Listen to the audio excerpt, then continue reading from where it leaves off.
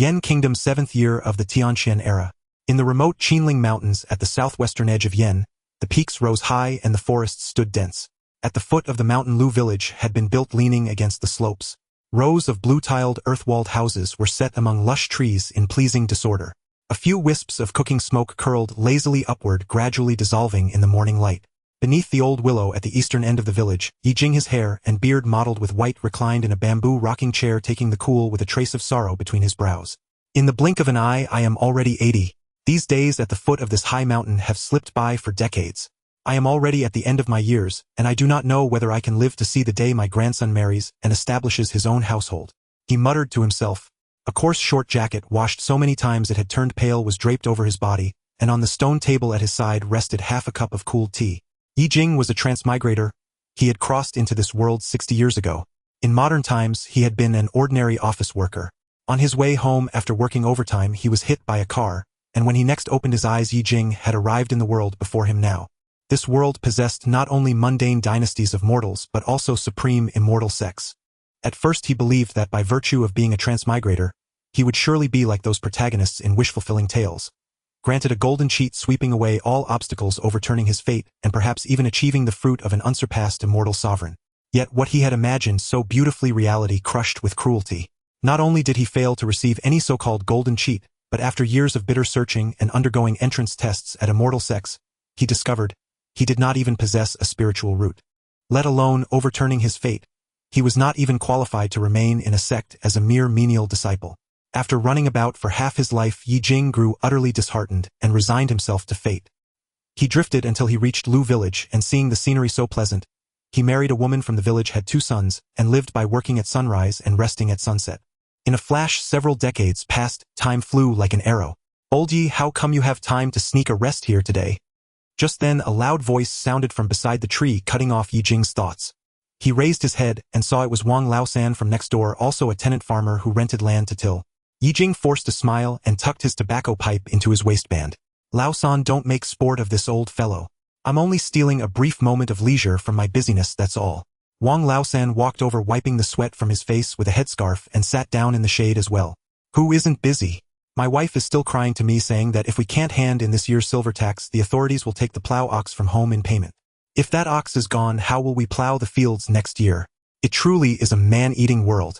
At these words, Ye Jing's eyes dimmed, his cloudy gaze filled with sorrow. His wife had passed away 2 years earlier, leaving behind 2 sons, both already married. His eldest son, Ye Xian, had married a woman from the neighboring Wu family village and had been blessed with a pair of dragon and phoenix twins. His second son, Yi, had taken as wife a woman of the Chun family from this very village who was now 9 months pregnant.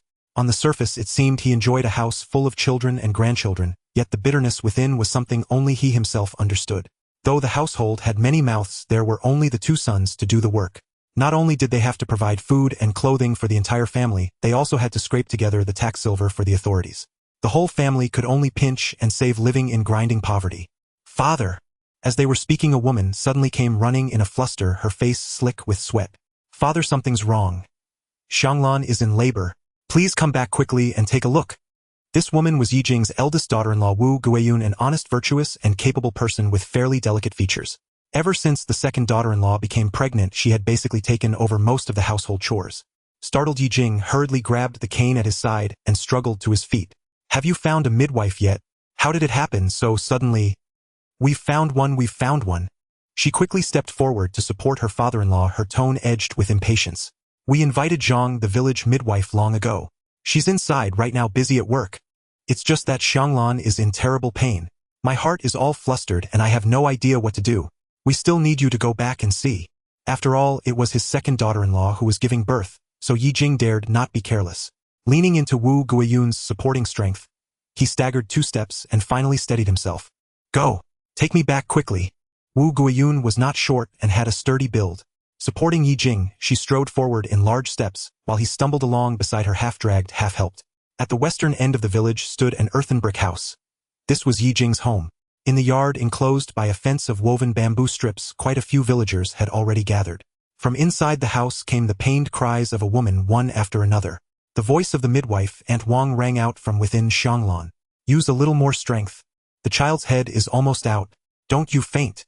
Ye Jing had only just reached the doorway when before he could even stand firm, he was already craning his neck anxiously toward the interior of the house. His 2 sons had gone into town to sell grain for silver and could not return for a while, leaving only this old man at home to make decisions. Father Xianglan is in such terrible pain. Will she? Wu Guiyun stamped her feet in agitation, her face beaded with sweat. But how could Ye Jing know such matters? He could only comfort her. Guiyun, don't panic. Xianglan has always been in good health. She will certainly be fine. Yet this birth was truly not going smoothly. The midwife bustled about inside in great anxiety, while Chan Xianglan's cries of pain never ceased tugging at everyone's hearts.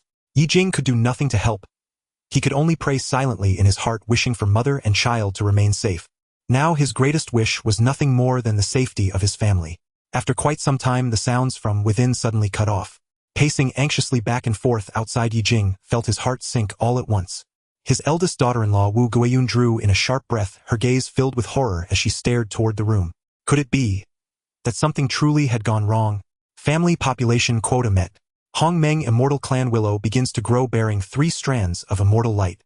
Just as Ye Jing's heart was sinking, a vague immortal voice suddenly exploded out of nowhere in his mind. What was that? Startled, Ye Jing was about to search for the source of the sound, when a loud infant's cry suddenly rang out from within the house. Wah! Wah! The cry was clear and forceful, penetrating the wooden window and echoing through the courtyard. Hot on its heels came the midwife Wang's delighted voice. It's born. It's a boy. She emerged cradling a swaddled bundle, smiling broadly at Ye Jing. Old Ye, congratulations. Another grandson for you, and both mother and child are safe. Overjoyed, Ye Jing forgot all about the strange voice from before and hurried forward to look. In the swaddling clothes lay a tiny boy, his whole body rosy and pink. Ah, Old Ye, you truly are blessed. The young daughter-in-law has given you another big sturdy grandson. The neighbors all crowded in to watch the excitement, offering their congratulations to Ye Jing and chattering away with auspicious words. Ye Jing repeatedly thanked them and saw the neighbors off. Then he drew a few copper coins from his sleeve and handed them to the midwife. Many thanks, Aunt Wang. It's just a small token. Please accept it. Oh, Old Ye, you're far too polite. We're all neighbors here. Though her words were modest, her hands were not. She took the money and then departed. Guiyun, the wind is strong outside. Take the child in first. Ye Jing called to Wu Guiyun, asking her to carry the baby back into the house. Gradually the courtyard grew quiet. The joy on Ye Jing's face slowly faded. Sitting at the doorway, puffing on his dry tobacco pipe, he felt the familiar weight of worry settle once more upon him. Adding a new member to the family was certainly a blessing, but with one more mouth, leaving aside food and clothing, the tax alone would increase by 3 taels of silver. The household was already so poor that the cupboards were bare. With this added burden, they would find it even harder to pay this year's tax. Ye Jing felt stifled. He thought that if only he were still young, he could still work and help shoulder some of the load for his 2 sons. Back when he was in his prime, he had wielded a bow with great skill. He had been a divine marksman renowned for miles around. After the busy farming seasons, he would go into the mountains to catch wild game, bringing it to the county town to sell in exchange for tax silver. It was by such means that he had raised his 2 sons. But now it was no longer possible. Let alone drawing a hard bow, he could not even walk without relying on a cane. Truly a man-eating world. He smacked his dry pipe and sighed again and again. Just as he was steeped in such worries, his expression suddenly froze. All at once, he recalled the voice that had sounded in his mind when his grandson was born. What was that? Hongmeng Immortal clan willow. Could it be that just as he was drawing near to the grave, his golden cheat had finally arrived? As his thoughts stirred, it felt as though Ye Jing's squatting soul were being tugged. In an instant, his spirit plunged into a chaotic abyss studded with countless tiny flickering stars. At the heart of this abyss lay a patch of verdant land, like a lone leafboat floating upon a boundless sea.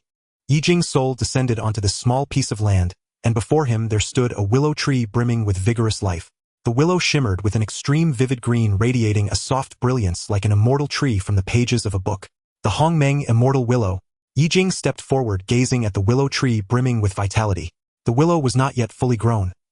It had only split into 2 main branches, one bearing 2 slender willow twigs, the other bearing a single tender sprout. As he drew near, ancient-looking golden patterns surfaced upon the willow's bark. A clan that endures for 3 generations may awaken the divine tree's spiritual vein, and has obtained 3 strands of immortal light for the family. Mortal Ye Jing, your body is frail and declining.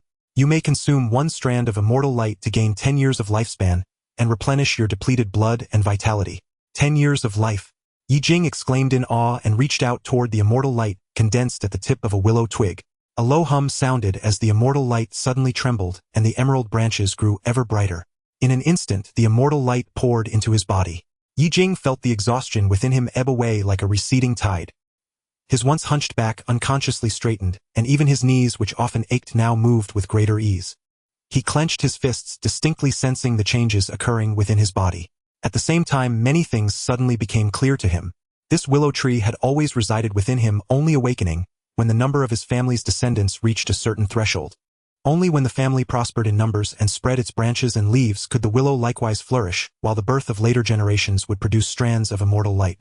If this immortal willow could ceaselessly give birth to immortal light, and he used that light again and again to nourish his blood and temper his flesh, not only could he reverse his aging and regain his youth once more, he might even set foot upon the legendary path of immortality. Ye Jing was overjoyed. Yet he also knew that speaking of cultivating immortality now was still far too early, since the immortal light had granted him 10 more years of life and replenished his vitality. It was just in time for his earlier wish. If he could become young again, he could enter the mountains to hunt and scrape together enough silver for the taxes. Now there was truly hope. To think that Ye Jing, with 1 foot already in the grave, could still encounter such a fortuitous chance. Heaven has not abandoned my Ye family. That night Ye Jing's heart was so full of joy that he could not sleep, and many things became clearer in his mind. At daybreak the next morning, Ye Jing rose at a very early hour. His body now somewhat sturdier, he went to his own room, opened a trapdoor in the floor, and revealed a leather chest hidden beneath. He wiped away the thick layer of dust covering it, then carefully opened it as though it were a treasured relic. Inside the leather chest lay a piece of gray beast hide. Lifting it aside, he revealed a hunting blade and a bow and arrows quiver and sharp shafts included. Reaching out, Ye Jing solemnly took the hunting knife into his hand, feeling as though a lifetime had passed. Unable to help himself, he murmured, "Old partner, it has been a long time." These were the tools he had used in his youth when he went into the mountains to hunt. They had lain and used for many years. He took out the long-sealed hunting knife and began sharpening it at the doorway. "Grandfather." At that moment, a 7-year-old girl in coarse clothes ran over. Despite her plain attire, she was as lovely and pure as carved jade. Behind her followed a boy who resembled her, his clear eyes shining brightly. Even though their garments were old and mended, they could not conceal the natural aura they carried. These siblings were the Dragonan Phoenix twins, born to his eldest daughter-in-law Wu Guiyun Yi Tianhao and Yi Tianyao. They had always been obedient and sensible, greatly cherished by Ye Jing. Tianyao ran to his side and tilted her round little face up, staring curiously at the hunting knife in his hand. "Grandfather, why are you suddenly sharpening a knife?" Tianhao also came over, brows slightly furrowed, as though pondering the purpose of this blade. Ye Jing patted Yaoer's head, then ruffled Haoer's hair, smiling with deep affection. Haoer, your grandfather is going into the mountains to find you something tasty to eat." "Something tasty?" Yi Tianyao's eyes lit up at once. Their family had not eaten meat for a long time, and she immediately began to drool. Although Yi Tianhao also looked forward to it, he still tugged at his sister's sleeve and asked earnestly, "Grandfather, there are wild boars and snakes in the mountains. If you go alone, won't it be dangerous?" "Don't worry, grandfather won't be going alone. I have Haifeng," Ye Jing answered with a reassuring smile. As he spoke, Ye Jing turned his gaze toward a small earthen hut in the corner of the courtyard. Inside lay a sturdy large black dog. Its ears drooped a little, but its eyes were bright and spirited. This was Haifeng, the powerful hunting dog that had once followed Ye Jing into the mountains. Now, however, it too had grown old and was kept at home to guard the house. As they were speaking, Wu Guiyun came out carrying a bowl of coarse grain porridge and called to Ye Jing, "Father, it's time to eat." Breakfast was simple. Only thin gruel cooked with brown rice. Looking at the porridge in his bowl, almost as clear as water, Ye Jing could not help but sigh inwardly. Once the tax silver was paid, he was determined to rely on the immortal willow's light within him to strengthen his body, then hunt more game to improve their living conditions.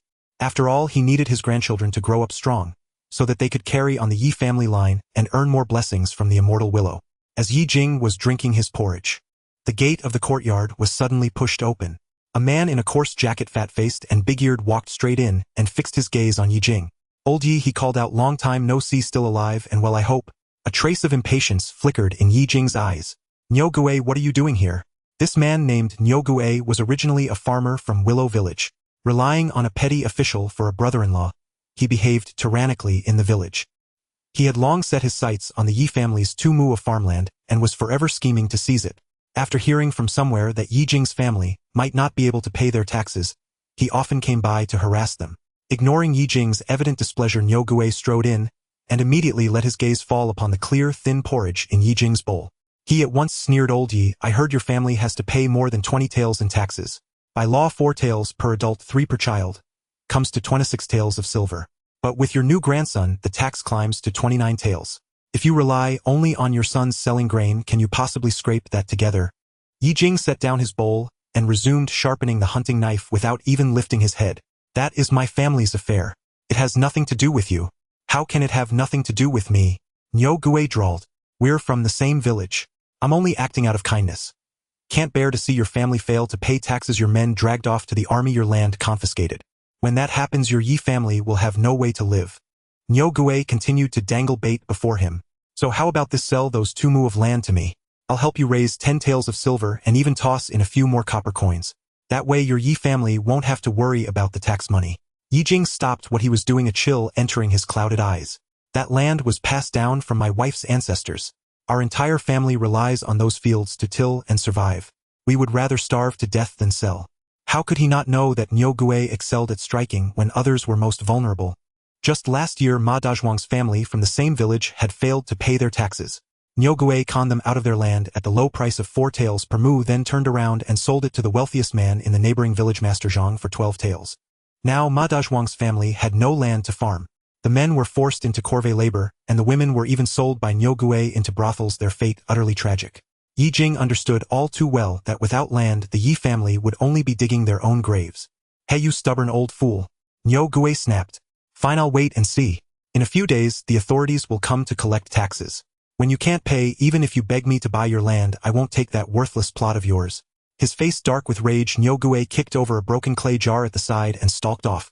Only after this troublemaker left did Wu Guiyun dare to come out. Holding her child in her arms, she looked at Ye Jing with worry. Father, are you all right? Ye Jing shook his head, then said, Guiyun, don't worry. I will never sell that land. Wu Guiyun nodded, though the worry on her face did not fade. We must keep the land, but what about the tax silver? After all, Yi Xin and Yi had already taken all the grain the family could spare to sell in Yang City. In good harvest years that grain could at best fetch 10 taels of silver. Now, however, the world was in turmoil, the government's tax rules ever more harsh and grain prices cruelly suppressed by grain merchants. That small amount of grain would likely not bring much money at all. What were they to do? Sensing Wu Guiyun's anxiety, Ye Jing glanced toward his second daughter-in-law Lu Xianglan, her skin sallow and thin inside the house. A plan was already forming in his heart. He patted Wu Guilan's shoulder and said, leave the matter of the taxes to this old man. I will find a way. You all just focus on managing things at home. Wu Guiyun could only sigh inwardly, taking his words as mere comfort, and went back to her chores. Ye Jing then put on his hide hunting clothes, slung the bow and quiver over his back, and fastened the hunting knife at his side. He strode into the backyard and whistled. At the sound, a black dog with slightly loose skin came running over, wagging its tail affectionately at him. Heifeng, you've grown old too. Ye Jing stroked its head. His gaze gradually hardened with resolve as he led Heifeng away toward the Qinling Mountains to hunt. In the scorching summer, the Qinling mountain range rolled endlessly upward, layer upon layer, reaching into the skies, resembling a serpent coiling across 800 miles of land. Ye Jing held a bow and arrow with an old dog named Black Wind closely following behind. It had been several years since he last visited the deep mountains. The familiar mountain path was now blocked by overgrown weeds and bushes, forcing Ye Jing to raise his hunting knife and hack away at the obstructing vegetation. Since absorbing the celestial light from the fairy willow, Ye Jing's body seemed to have strengthened. His once hunched back had straightened, and his eyesight had also become clearer. He walked steadily, no longer the stumbling figure of the past.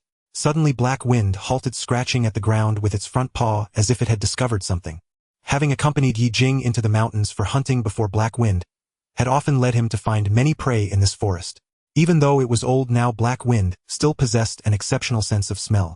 Ye Jing tightened his grip on the bow, an arrow slowing his pace as he moved toward the thicket. In the thicket he could faintly see a plump wild rabbit gnawing on some grass roots. The sight of its round body filled Ye Jing with delight. He held his breath, focusing intently. As the rabbit turned for a moment, he suddenly flicked his wrist, launching the arrow, which struck the rabbit's hind leg with perfect accuracy. The rabbit cried out in pain, attempting to leap away. Black Wind immediately sprang forward like a bolt of black lightning, firmly biting down on its neck. Good job, Black Wind. Ye Jing stepped forward to lift the wild rabbit, which weighed around 3 to 4 jin. Although it was fat, the rabbit was common in Qinling, and even its skin and meat could only fetch about 300 won. 1 tael of silver equaled 1,000 won, and the tax of nearly 30 taels still felt far from reach. But it was better than coming back empty-handed, so Ye Jing stuffed the rabbit into the leather pouch on his back. He wiped the sweat from his brow, feeling quite fatigued, yet being able to walk this long was something he once wouldn't have dared to imagine. Black Wind, seemingly unsatisfied, wagged its tail, leading the way while continuing to sniff at the ground. Ye Jing knew that Black Wind had found something else. Suddenly a figure darted through the forest. Ye Jing's eyes brightened instantly.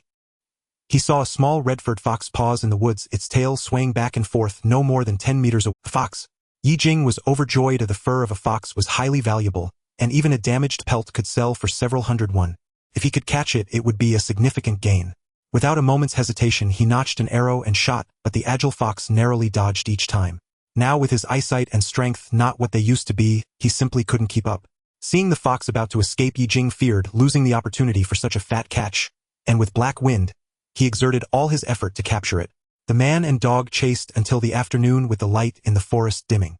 In the end, they watched the red fox dart into the dense woods, disappearing from sight. Black Wind emitted several low growls in frustration. Ye Jing, panting and exhausted, felt completely spent. Damn it! He raised his hand to thump his stiff leg, but the fatigue couldn't suppress the frustration bubbling within. After all, he was getting old. Filled with helplessness and resentment, he yearned to become younger and stronger. Suddenly Black Wind barked urgently, looking into the forest. Ye Jing followed the sound and saw two colorful wild chickens flapping their wings and foraging. Their glossy feathers shimmered in the light. Shoo! Ye Jing shook off his fatigue, gently patted Black Wind's neck, and steadied his hand, holding the bow and arrow. If he couldn't catch the fox, he could still try for the wild chickens. He set down the bow and switched to a slingshot, picking up a smooth stone from the ground, squinting as he aimed. The stone shot through the air, striking one of the wild chicken's wings with precision. The wild chicken let out a cry of distress, plummeting downward. The other one tried to flee, but Black Wind had already circled around to the back of a tree, leaping forward and pinning its wings down with its front paws. Ye Jing quickly approached, reaching out to capture both wild chickens. Looking at the sky, he noted that the sun was already sinking in the west and the mountain air was beginning to cool. Ye Jing squinted. It was getting late, and he needed to head back or his family would start to worry. Down the mountain, Wu Guilan was crouched by the stove, cooking rice porridge that bubbled and hissed in the pot. Dad, it's time to eat. Dad. Wu Guilan called into the house several times, and while her two children Yi Tianhao and Yi Tianyao came out, Ye Jing was nowhere to be seen. The two children fussed with their bowls and asked worriedly, "Why hasn't Grandpa returned yet?" Wu Guilan also felt something was amiss and hurriedly stepped outside to search. Usually Ye Jing would rest by the old willow tree at the east end of the village, but Wu Guiyun found no sign of him. With nightfall approaching, there was still no trace of Ye Jing. "He hasn't fallen in the mountains, has he?" The old man could barely straighten up from his cough just a few days ago. Wu Guilan's anxiety grew, prompting her to run to the village entrance to call for help. "Sister Wu, don't worry. We'll help you look for him." A few villagers, upon hearing her, followed Wu Guilan to search. Wu Guilan, with red-rimmed eyes from worry, jogged behind, muttering, "What if something happens to Dad? What should we do?" Just as they reached the foot of the Qinling Mountains, they saw Ye Jing leisurely walking out of the woods, leading Black Wind.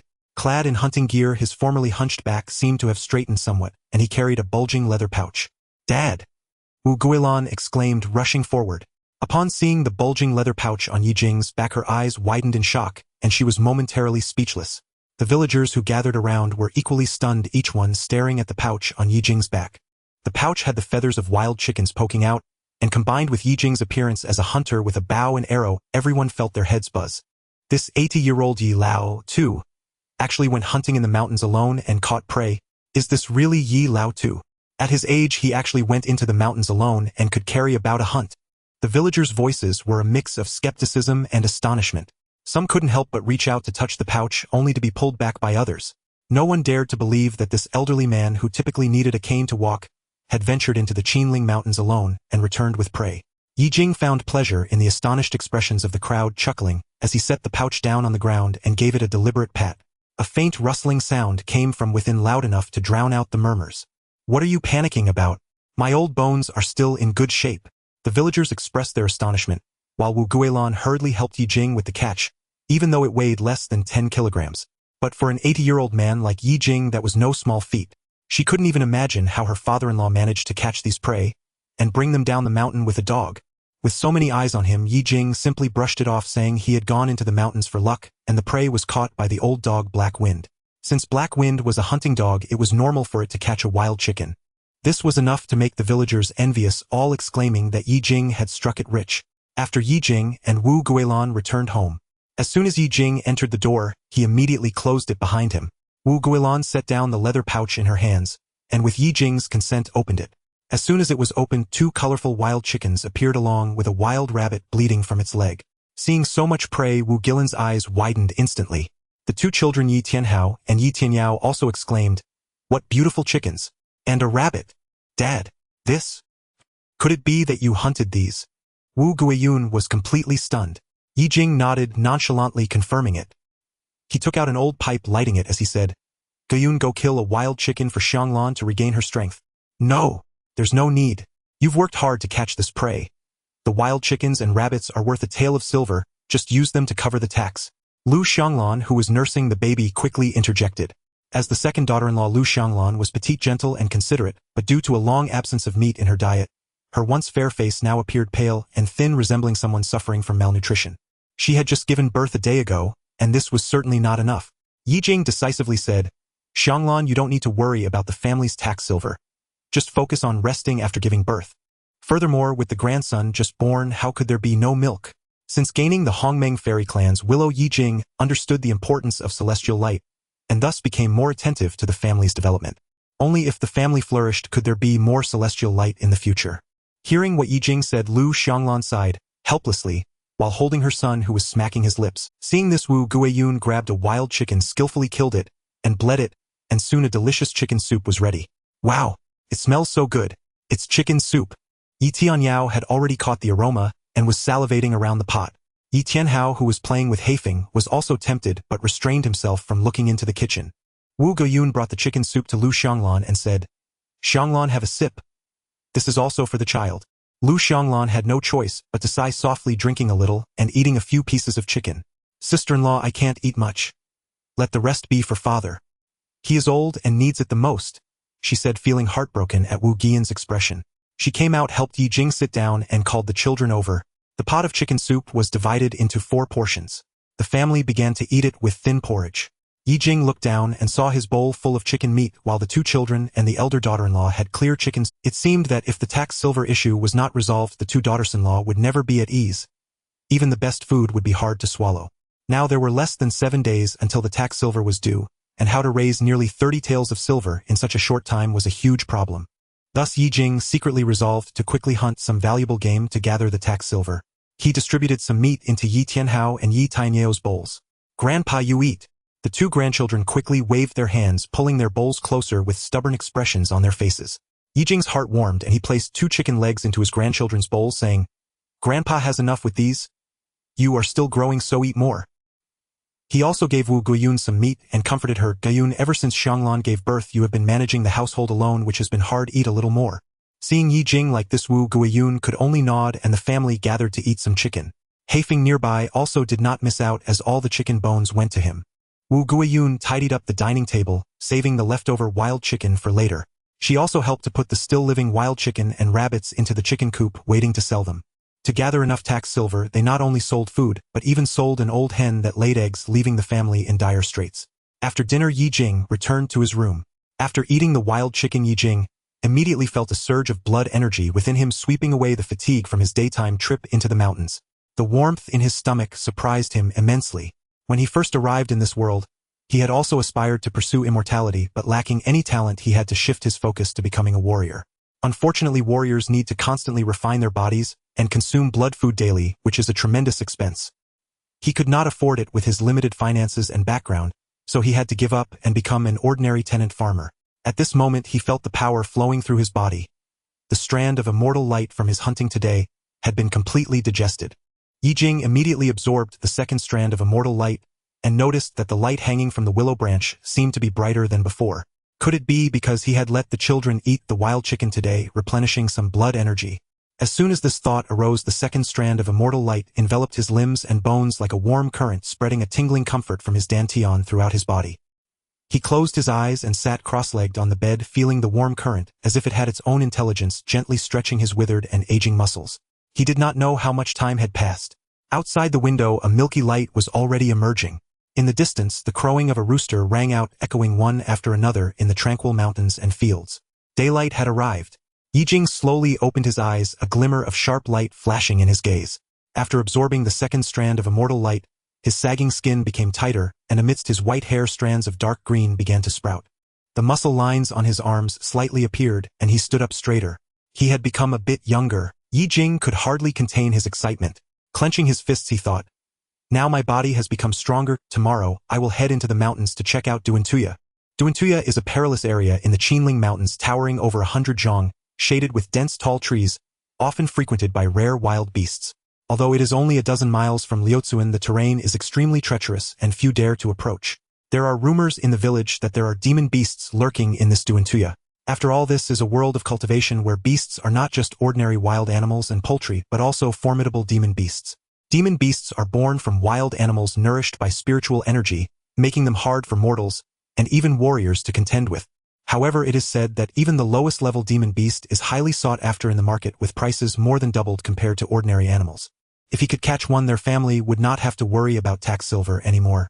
Thinking of this, Ye Jing immediately wanted to test how much strength the second strand of immortal light had given him. He stepped out of the door and into the yard, scanning around before finally setting his gaze on the grinding stone at the edge of the yard. That grinding stone weighed over 100 jin. He could still lift it with ease at 50, but now he wondered how much the immortal light had strengthened his body. Ye Jing approached, placed his palm on the cold, rough grinding stone, took a deep breath, and shouted, "Lift!" A surge of vigorous strength erupted, flowing through his arm. To his astonishment, the heavy grinding stone trembled slightly in his hand, slowly lifting half an inch off the ground. Ye Jing's eyes widened, and he couldn't hide his joy. He instinctively held his breath, unable to believe his senses. Ye Jing gasped, placing the grinding stone back on the ground. He quickly moved his arms, feeling a slight soreness and numbness in his muscles, yet the power inside him continued to surge, showing no signs of depletion. "I can actually lift this grinding stone," he murmured to himself, his voice tinged with uncontainable joy, and the wrinkles on his face smoothed out with this sudden surprise. The more Ye Jing thought about it, the more delighted he became. As long as he had strength, he had the confidence to hunt. The hope of gathering the tax silver was no longer an unattainable illusion. He immediately made up his mind to strike while the iron is hot, to venture deep into the mountains to catch some game, gathering silver to help his family through this difficult time. Ye Jing quickly turned back and entered the house. He pulled out a sharp hunting knife, took a thin flatbread, filled his water pouch, and tied it around his waist. Heifeng had already wagged its tail and squatted at the door. Seeing Ye Jing come out, it immediately stood up, rubbing its head against his leg, and whimpering, clearly wanting to follow him into the mountains. This old companion had been with him for many years, always inseparable during mountain trips, truly a rare bond. At this moment, Wu Guiyun, who had risen early, noticed the commotion outside. She came out and saw Ye Jing dressed in hunting gear, carrying a hunting knife, ready to head into the mountains. She was quite surprised. Unsure if it was her illusion, she noticed that Ye Jing seemed to have aged significantly less, and his body looked a bit sturdier. She hurriedly asked, "Father, where are you going?" Ye Jing smiled and waved his hand, saying, "I'm just going to take a stroll nearby. I won't be back until noon." Wu Guiyun nodded. "Father, be careful on the road and come back early." Ye Jing replied, "Okay."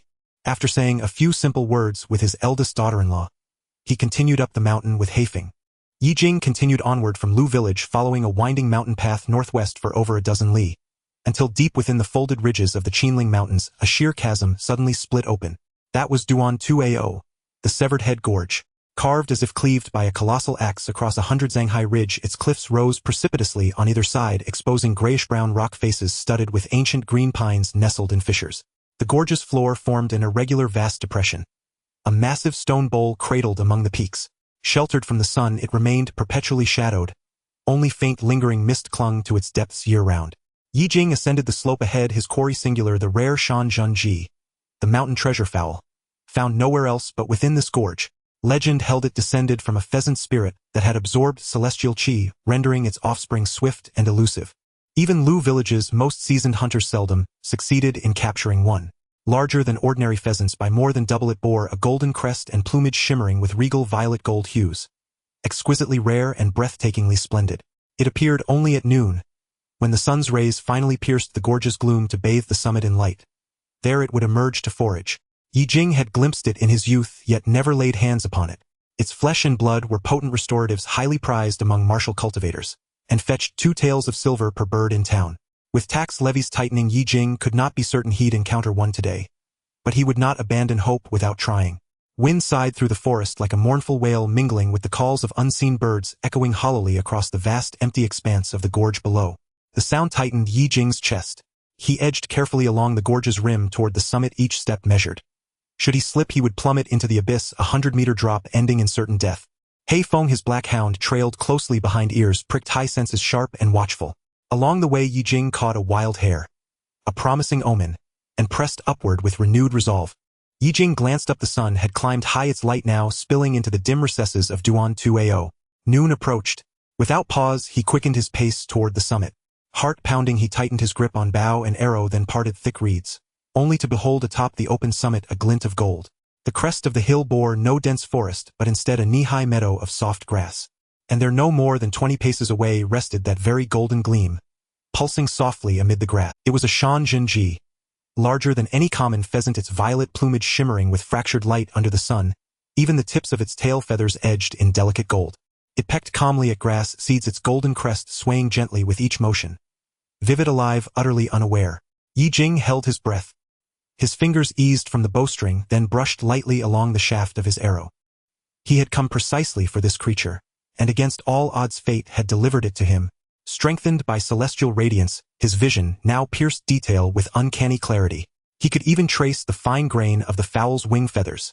A surge of heat rushed through him. Such creatures steeped in heaven and earth chi yielded medicinal plumes, and meat of unparalleled nourishment. In Ye Jing's eyes, the bird had already transformed into two tails of silver. He Feng too sensed its presence. Ye Jing whispered low, "He Feng, circle behind it. We'll flank it from both sides." He advanced with deliberate slowness, his enhanced body moved with silent, unwavering grace. Each footfall placed precisely in the narrow gaps between grass stems, leaving no sound. Suddenly, the Shan Jinji lifted its head as if sensing danger. Its golden eyes swept the clearing, alert and wary. Its crest stiffened upright. Ye Jing froze instantly, breathing so shallow it barely stirred the air. Sweat gathered unseen on his palms. This fowl was exquisitely sensitive. One misstep and it would vanish into the sky. After a long, taut silence, the bird relaxed, resuming its pecking. Seizing the moment, Ye Jing crept forward 2 more steps, closing the distance to mere meters. Then swiftly drew his slingshot and loosed a stone straight at its head. The Shan Jinji barely registered the attack before the stone struck its skull. With a shrill cry, it flapped wildly, desperate to take flight. In that instant, a black blur erupted from the grass. He Feng lunged, jaws locking onto the fowl's wing, then slammed it hard onto the earth. Ye Jing hurried over. The bird still thrashed, letting out a sharp, defiant cry. With practiced ease, he bound its wings and legs, then lifted it, inspecting it closely. A rooster. Substantial weight. Ye Jing's spirit soared. He stuffed the bird into his cloth sack, sealed it tightly, and even gathered every stray feather scattered on the ground. Nothing wasted. Woof! He Feng suddenly barked fiercely, tail rigid as steel. A chill seized Ye Jing's heart. He Feng, what is it? Calm yourself. The words had barely left his lips when a wave of icy, rancid dread surged up his spine. Not the coolness of morning dew, but the marrow-freezing aura of raw, murderous savagery. Roar! A thunderous, earth-shaking roar tore through the forest. Trees trembled, leaves shivered loose. He Feng's fur bristled upright like iron needles. He pressed himself tight against Ye Jing's leg, trembling. Ye Jing looked up, and there, deep within the timber, a pair of immense golden eyes locked onto him. Even a pine trunk as thick as a rice bowl had been violently bent aside by whatever had passed. In the next heartbeat, a massive yellow and black shape launched from the underbrush, landing with a deafening thud. It was a full-grown tiger, over 2 zhang in length, broader and heavier than any common beast. Its head dwarfed a water bucket. Its eyes burned with cold, bloodthirsty light. Ye Jing noted with sharp alarm an arrow jutting from the tiger's neck, blood streaming freely. Someone has been hunting here? Cornered and enraged, the tiger fixed its gaze on Ye Jing, then roared again and charged, jaws wide, intent on tearing him limb from limb. Danger! Ye Jing spun and fled. At that very moment, hoofbeats rang out sharp and rapid. Then a commanding voice boomed. Beast! Where do you think you're running? Ye Jing glanced back just in time to see an arrow flash forth, blazing like lightning, piercing the tiger's throat. The ferocious beast collapsed mid-roar, not even gasping once before falling still. Clatter, clatter, clatter. Hoofbeats multiplied, growing louder. From the forest emerged over 20 riders clad uniformly in dark, form-fitting martial attire. 2 bore crimson banners emblazoned with bold black characters, Tang. Ye Jing's breath caught. He recognized them instantly, the Tang family, the most powerful clan in the county. Wealthy beyond measure, every member trained in martial arts. Their patriarch was said to be a first-stage cultivator. His influence formidable. They monopolized nearly half the Qinling Mountains for private hunting grounds. reckless, unbounded in their sport, each armed with powerful bows and crossbows, accompanied by packs of hounds, leaving no living thing untouched in their wake. Local hunters found game ever scarcer. Last spring, peak breeding season for mountain beasts, the Tang patriarch slaughtered over 100 foxes to fashion a sable robe for his new concubine, leaving carcasses strewn across the hills, their stench rotting the air. The people of Lu village seethed inwardly, but dared not speak aloud. None dared provoke the Tangs. Ye Jing had chosen Duan 2Ao precisely because its treacherous terrain deterred large predators, and thus local hunters. The Tangs, arrogant and disdainful, considered this land barren and unworthy, never claiming it for their hunting reserve. Yet fate had brought them here today, into this very gorge. Young master, your valor knows no equal. This fierce tiger fell before you in less than a single exchange. The first to speak was a mustachioed retainer, his face wreathed in obsequious admiration. He shot Ye Jing a venomous glare. Old man, begone at once. Don't dare stain the young master's sight with your presence. Though fury burned in Ye Jing's chest, he knew better than to challenge the Tangs. Saying nothing, he urged He Feng forward, gripped his cane, and limped down the mountain. Unsteady but resolute. The retainer's praise, of course, belonged to the young master beside him, a proud, silk-clad figure whose gaze followed Ye Jing's retreat. Who was that old man? He asked. Merely a reckless, penniless wretch who dared trespass alone into Duan 2Ao. Had he not crossed paths with you, he'd already be this tiger's feast. Humph! The young master scoffed, dismissing Ye Jing entirely, then ordered his men to haul the Ye Jing descended the mountain, taking over half an hour to reach its foot, and wiped the sweat from his brow. Though today's journey into the mountains had been fraught with unexpected incidents, it had ultimately concluded without serious mishap. He carried a leather sack slung across his back. Within it, the mountain pheasant and wild rabbits stirred occasionally. It was now afternoon, and along the way he encountered several fellow villagers, who, seeing him once again descending the mountain with a bulging sack, could not resist greeting him. Old Master Yi, struck gold again.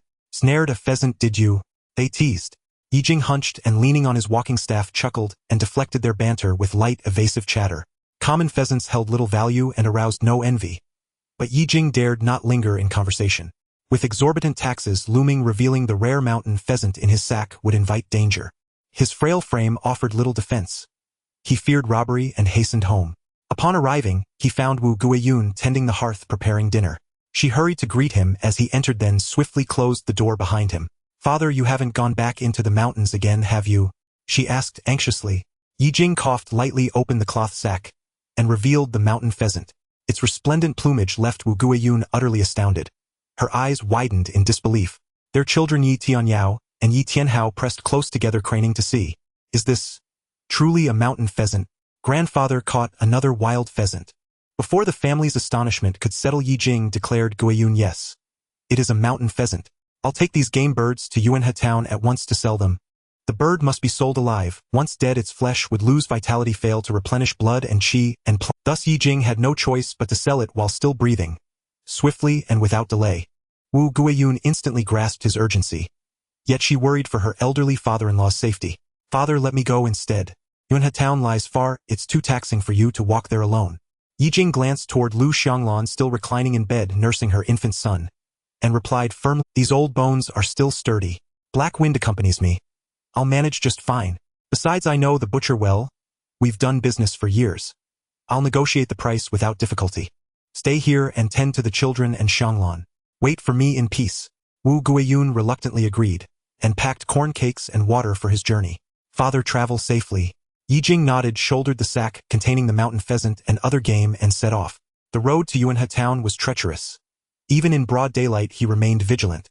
Though he walked the imperial highway, lawlessness plagued the land. Bandits thrived in the hills, and a single misstep could mean ambush. He arrived in Yuanhe town after roughly 2 hours. Unlike county seats, Yuanhe town was modest.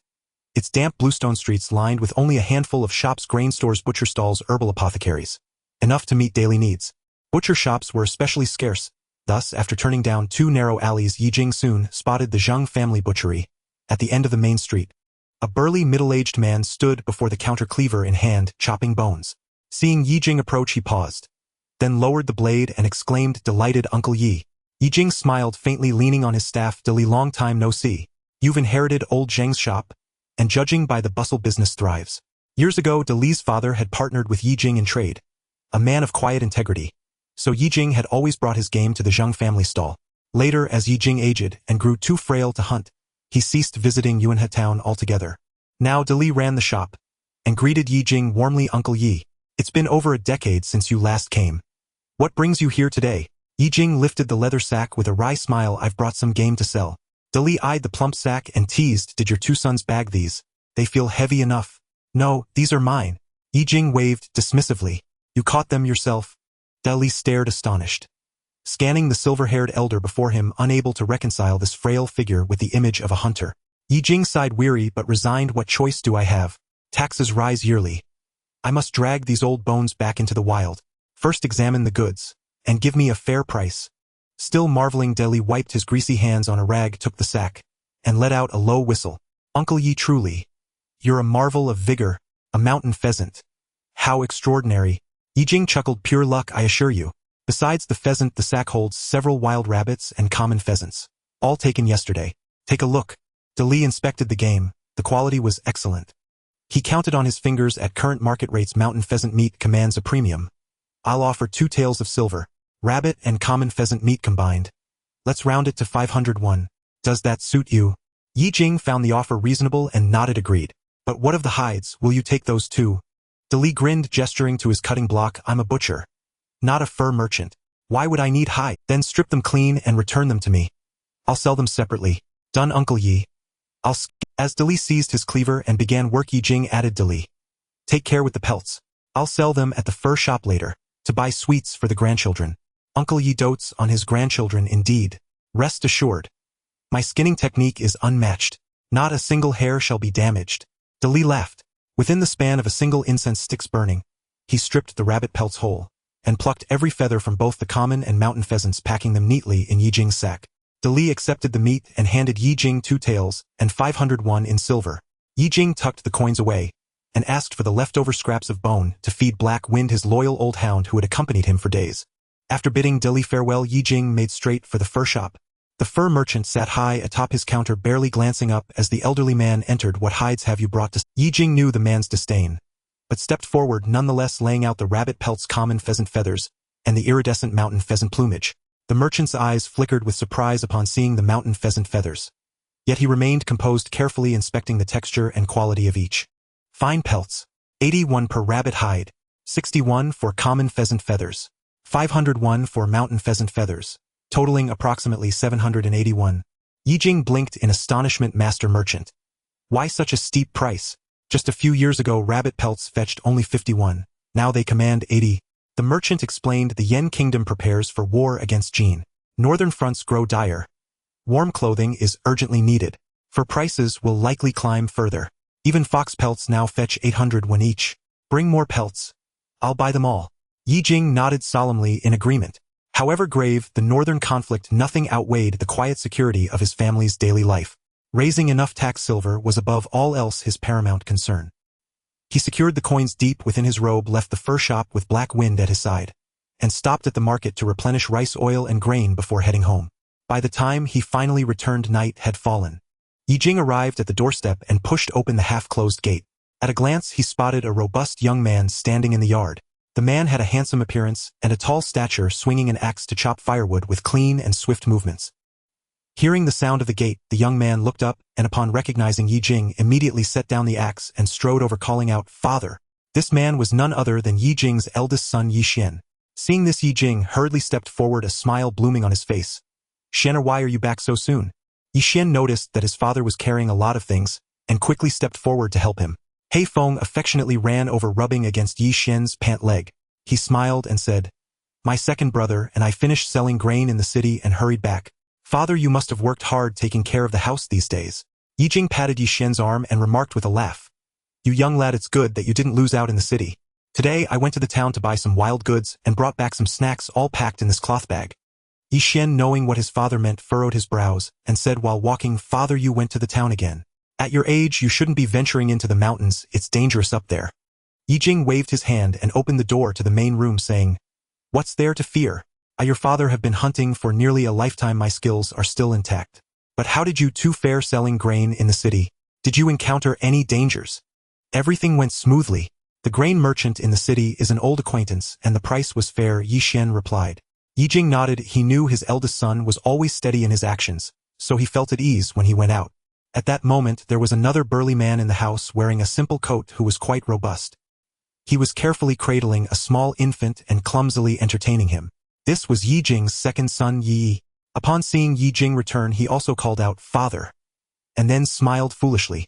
With the return of both sons, the once quiet home finally became lively again. Wu Guiyun came in carrying a steaming bowl of chicken soup and began setting the table while the two children behind her helped out. The whole family gathered together to eat. Yi marveled that his father could actually go hunting in the mountains. Ye Jing simply smiled and said that it was He Feng who helped catch the game. After finishing the meal, Ye Jing asked Yi Xian across the table, "Xianer, how much did you earn selling grain in the city this time?" At this question Yi Xian and Yi Yi's faces suddenly became serious. Yi Xian turned to Wu Guiyun and said, "Guiyun, you take the children outside first." Wu Guiyun nodded, her face showing helplessness, as she took the two children outside and closed the door. Once his wife had left, Yi Xian reluctantly said, "Father, during our time in the county town the grain prices dropped and Yi and I only made 8 taels of silver." Ye Jing listened, silently puffing on his pipe. 8 taels of silver were still far from the 29 taels needed for the tax. At this point Yi Xian seemed to ponder for a moment before saying firmly, "Father Yi, and I heard that many in our village cannot pay their taxes. They have formed a hunting team to bravely venture deep into the mountains to hunt valuable game to offset their taxes. We want to join." Ye Jing's heart skipped a beat. He looked at his two sons and asked, "A hunting team? Venturing deep into the mountains, do you know what dangers lie within?" "Father," we've inquired. "Although there are fierce beasts in the deep mountains, there are also a few experienced hunters in the team who have been hunting for years. They are skilled. Since we can't gather the tax silver, if we delay further the government will come to collect and our land might be confiscated. We can't just sit and wait for death," Yi Xian said in a serious tone. Yi nodded in agreement. "Yes, father, my elder brother, and I will keep an eye out while following the team. We can at least earn a meal, and if we can hunt valuable game we can make up a significant portion of the tax deficit." What the two sons said made sense. Ye Jing thought about how he could only catch small game during his recent hunts, which wouldn't fetch much money. With so many people going into the deep mountains, they might be able to catch something substantial. Thus he pursed his lips and stood up saying, "I will go too." The moment he said this, both Yi Xian and Yi were stunned, and Yi hurriedly exclaimed, "Father, what nonsense are you talking about? You're 80 years old, you get out of breath after a few steps. Going deep into the mountains, aren't you just courting death?" Facing his second son's blunt words, Ye Jing tapped Yi's head with his smoking pipe. "Court death? I, Ye Jing, have lived for 80 years, and when I was making a living in these mountains you two were still in your mother's womb. Besides, when I was young I could catch a wild boar on my own. Even now that I'm old, I still have the skills to find my way, track beasts, and set traps. I'm much better than you young lads." Yi Xian frowned, his tone filled with helplessness. "Father, you are old now. Your body isn't what it used to be. The paths in the deep mountains are difficult to navigate. You can't handle it. This is non-negotiable.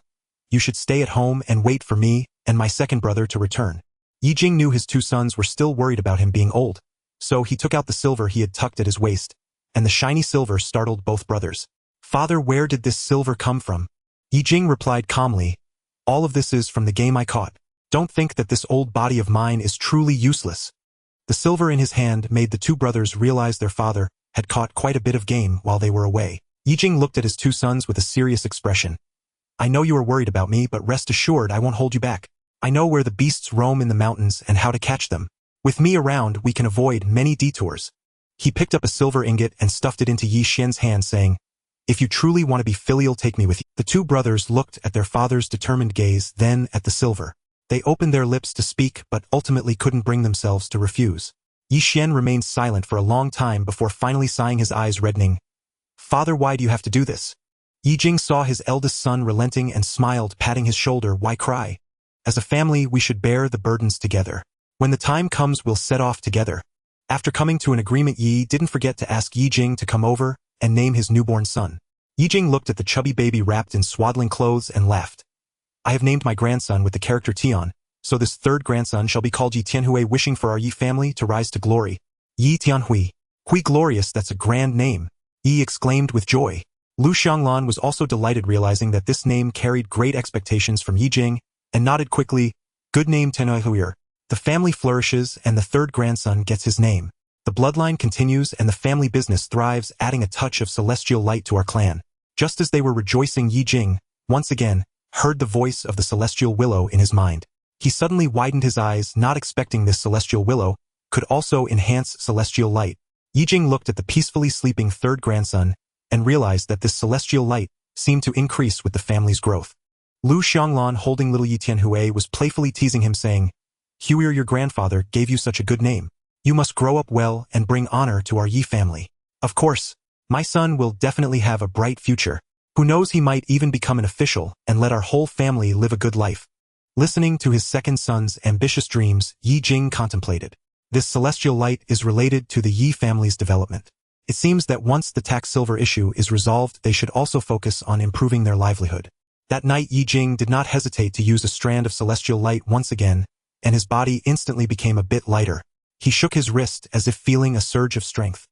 He tried to take a few steps, and his steps were much lighter, free from the previous heaviness that made it difficult for him. Thinking about the next day's venture into the deep mountains with the hunting team with this surge of strength, he felt confident whether it was navigating paths, setting traps, or facing minor troubles. He no longer had to let his two sons worry about him constantly, which made Ye Jing feel more at ease. After tidying up, Ye Jing went to bed to rest for the hunting trip the next day. He turned over and quickly fell asleep, his breathing much steadier than usual. The next day, as dawn, Ye Jing woke up early, casually drank some thin porridge, instructed Wu Guiyun to keep an eye on the house, and then followed his sons to the drying ground. Soon they arrived at the drying ground at the village entrance, which was spacious and flat, with remnants of grain husks on the ground, wooden poles with hanging grain ears at the edges surrounded by yellowing corn stalks. Over 20 people had gathered at the drying ground, each carrying bows and arrows, wielding machetes, and shouldering cloth bags filled with provisions and water. Ye Jing glanced around and noticed that most faces were unfamiliar. It seemed that not only Lu village but many nearby villages had come together, ready to venture into the deep mountains for a chance to hunt more. The crowd clustered around a tall, strong man with a face full of rough features and a scar across his cheek, exuding an intimidating aura. This man was Zhang Youqiang, a hunter from Qinjia village who had practiced martial arts in his youth, was experienced in the mountains, had good archery skills, and was adept at hunting. The people around were hoping that Zhang Youqiang would lead them into the mountains. The people from Lu village revealed their displeasure upon seeing a Qinjia village member at the forefront. The reason was that Lu village and Qinjia village had a long-standing feud. This was because Lu village and Qinjia village were located close to each other. Both villages relied on a river flowing down from the Qinling Mountains for irrigation, but Qinjia village had diverted the river, causing it to flow entirely into their village. Lu village had to take a longer route to irrigate their crops, which was quite inconvenient. The two villages often clashed over the river issue, harboring a good deal of resentment. Now, in order to meet the tax quota, both villages had to set aside their past grievances and cooperate in hunting together. Everyone was almost ready, and it seemed they were about to set off. Zhang Youqiang glanced at the people from Lu village and casually asked how many people from Lu village have come. Wang Laosan from Lu village stepped forward and replied a total of 10. Zhang Youqiang's gaze swept across the Lu village members, and he noticed a frail old man among the crowd of young and strong individuals, raising his eyebrows in disdain. With a hint of mockery, he said, "Oh, isn't this old Yi?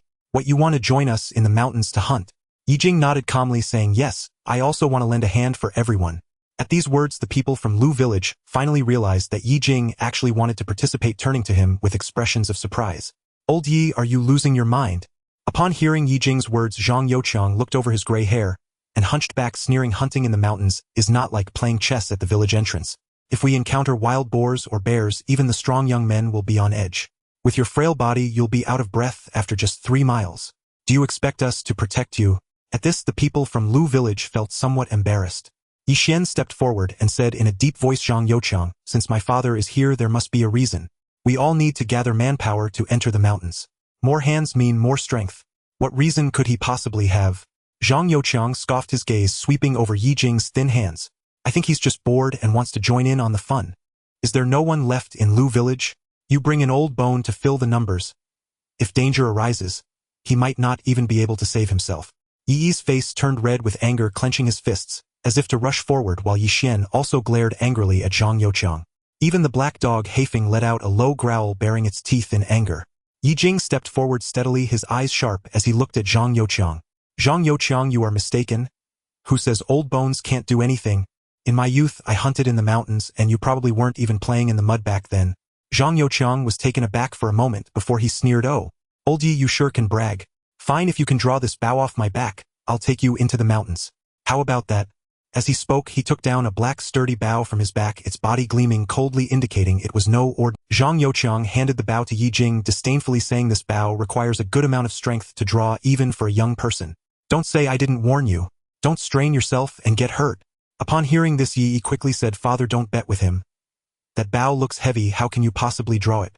Yi Xian also advised, "Father, he's just trying to make it difficult for you. We don't need to get into an argument with him."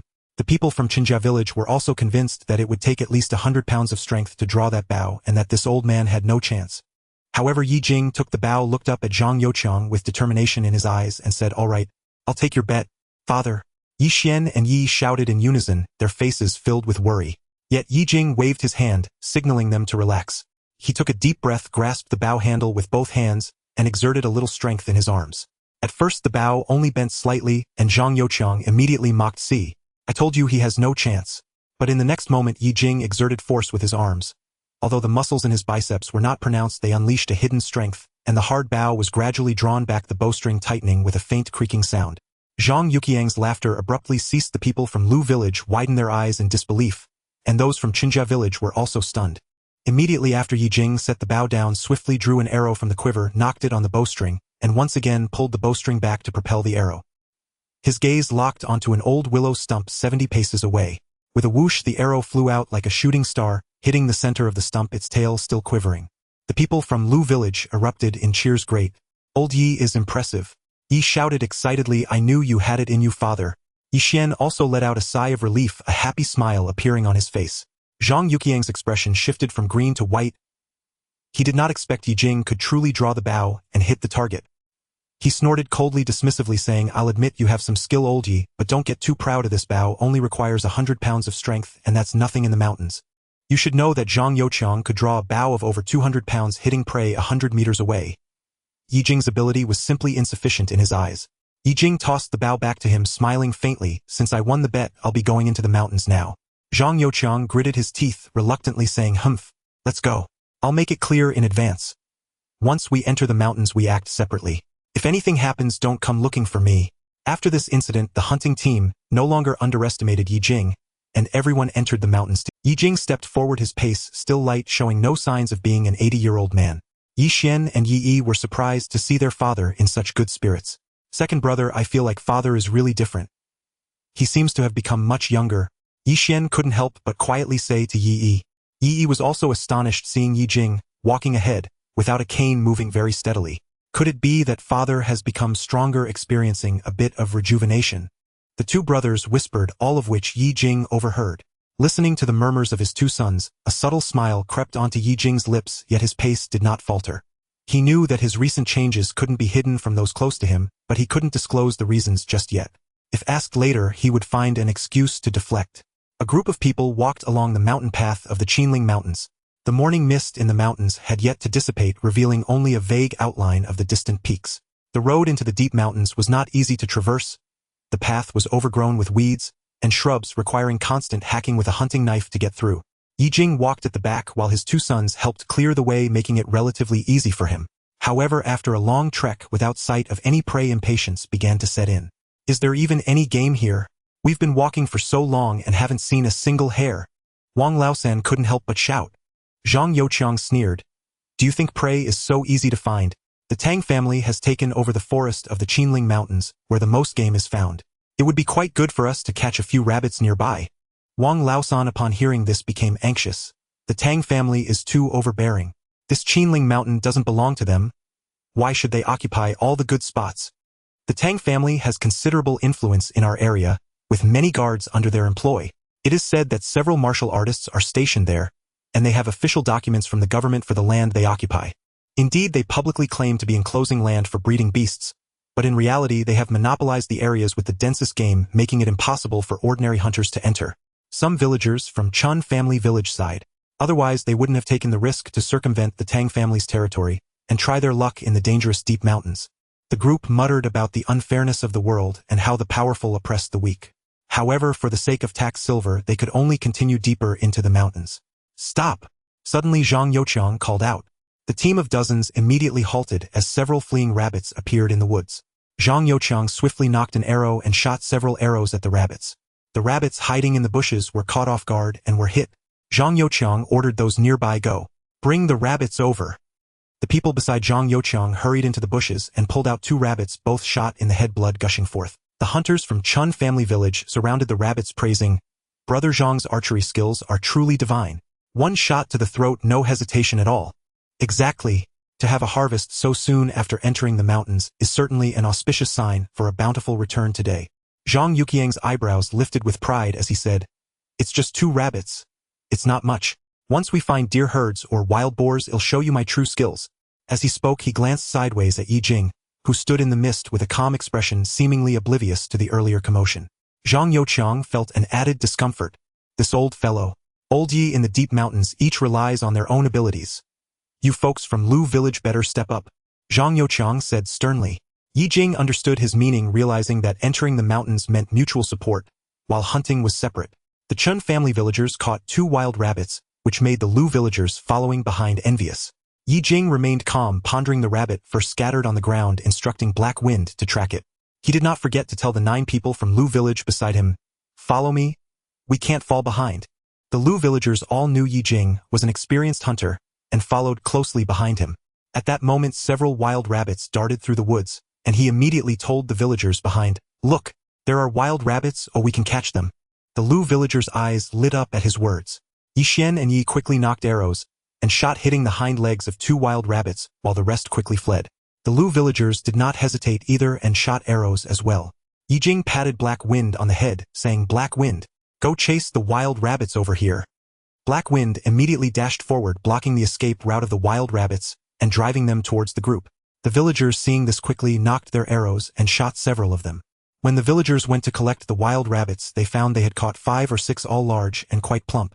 This was far more than the initial catch by Chun family village, and smiles of excitement spread across the faces of the Lu villagers. Wang Laosan couldn't help but give Ye Jing a thumbs up, saying, "Uncle Yi, you're still as skilled as ever. If it weren't for you spotting the wild rabbits, how could we have caught so many so quickly?" Yi Xian and Yi, holding the wild rabbits, glanced smugly at the Chun family villagers, just as they locked eyes with Zhang Youqiang. Zhang Yuqiang's expression darkened. He had thought the Lu villagers could only envy him, but to his surprise, with Ye Jing's intervention, they had managed to catch so many prey. It seemed he had truly underestimated this old fellow.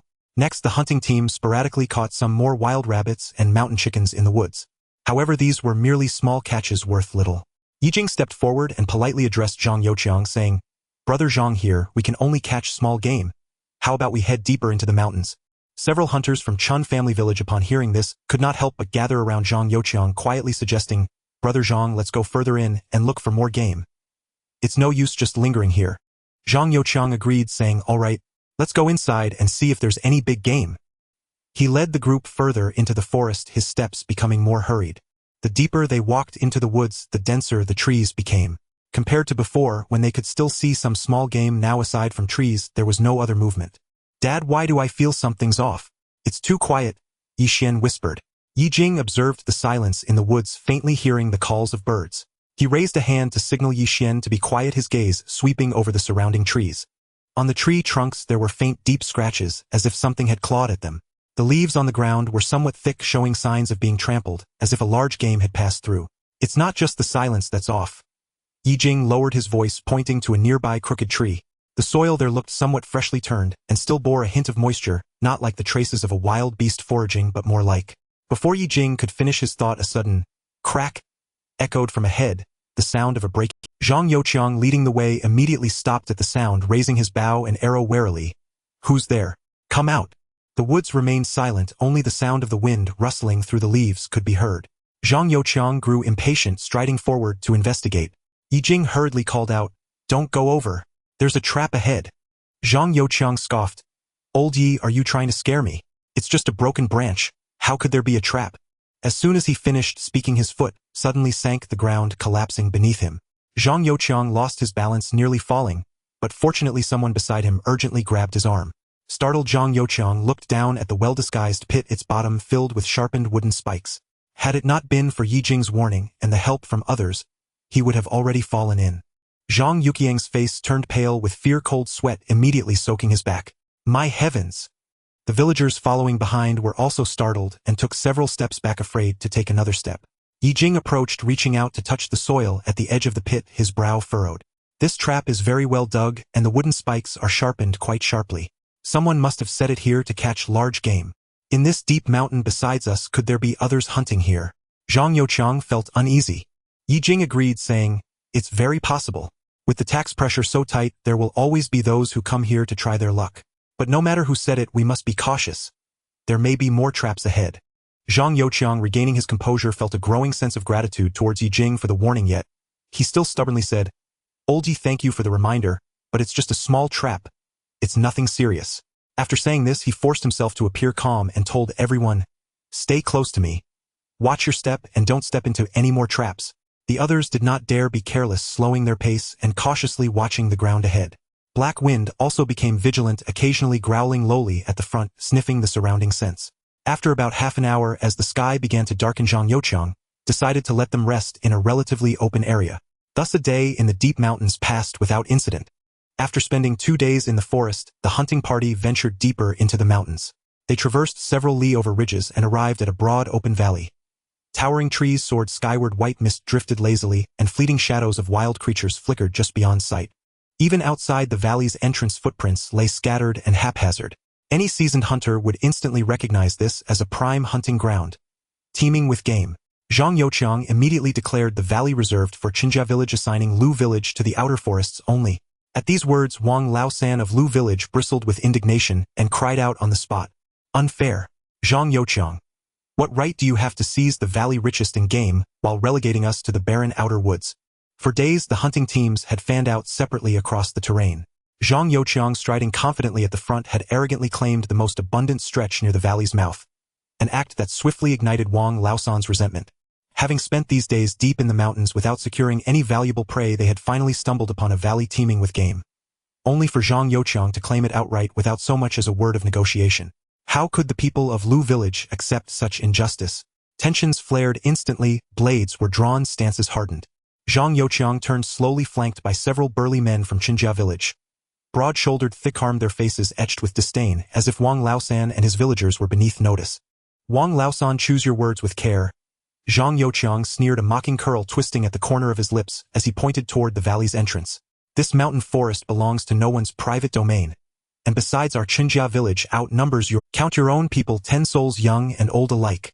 Even if we ceded the valley to you, how much game could you possibly take in a single day?" His voice rang sharp and unyielding. He gestured toward the group behind him. Over 20 strong came from Qinjia village. Elders and children waited home, counting on every pelt and carcass to pay their taxes. This bounty wouldn't even fill our teeth. And tell me, could you withstand a rampaging black bear or a charging wild boar? Wang Laosan's fingers trembled with rage. He longed to retort, but found himself speechless. For all his fury, Zhang Youqiang's logic held weight. Yet surrendering the valley meant Lu village would go empty-handed, deprived of every worthy prize. Wang Laosan, enough. Just as his anger threatened to boil over, Ye Jing stepped forward, placing a calming hand upon his shoulder. "Zhang Youqiang speaks truth. The valley holds abundance but also peril. With so few of us, prudence lies in hunting safely along the forest's outer edge." "Indeed, Elder Wang. Father is right. We're too few to contest such a dangerous valley." Yi Xian added gently beside him, while Yi chimed in, "Yes, Uncle Laosan. Please heed Father's counsel." Wang Laosan clenched his fists until his knuckles cracked, gazing helplessly at Zhang Youqiang's triumphant retreating figures before sighing in resignation. "Very well, Elder Yi. We'll follow your lead." Ye Jing studied the faint animal trails winding into the forest, then patted the broad head of Heifeng, the old hunting hound, offering him strips of dried meat. "Old friend, the hunt begins now, with you in command." Heifeng devoured the morsels hungrily, then let loose a piercing howl before vanishing into the undergrowth. Ye Jing called out to the villagers, "Follow Heifeng." The hound's sleek black coat gleamed like polished lacquer as he darted between ancient trunks. Dense woodland. This was his domain, where scent and instinct reigned supreme. Their success in the forest owed much to this loyal hound. After tracking nearly 2 kilometers, Heifeng halted abruptly and barked sharply toward Ye Jing and the others. Ye Jing stroked his head. "What is it? What have you found?" Even as the words left his lips, Heifeng bolted toward a nearby thicket, growling low and wary. Ye Jing signaled to his 2 sons and Wang Laosan's group, "Heifeng has scented prey. Shin'er, you come with me. The rest remain here and wait." Trusting Ye Jing implicitly, Wang Laosan and the others paused, obediently awaiting his next command. Mountain mist clung cool and damp to the air. Ye Jing watched as Heifeng crept low into a thicket not far off. Paws scraping softly at the earth, muscles coiled alert yet holding back from rushing in. Ye Jing moved forward slowly with his 2 sons. Though farmers by trade, both had learned the ways of the hunt from their father since boyhood. bowcraft stealth, and the silent art of taking game remained second nature to them. Peering through the leafy veil ahead, Ye Jing's pulse quickened. There upon a carpet of tender green grass grazed a golden-furred doe. 2 fawns nestled close beside her. Dear! A spark of triumph lit Ye Jing's eyes. He gave Heifeng a gentle pat. Yi Xian, and Yi beamed with shared delight.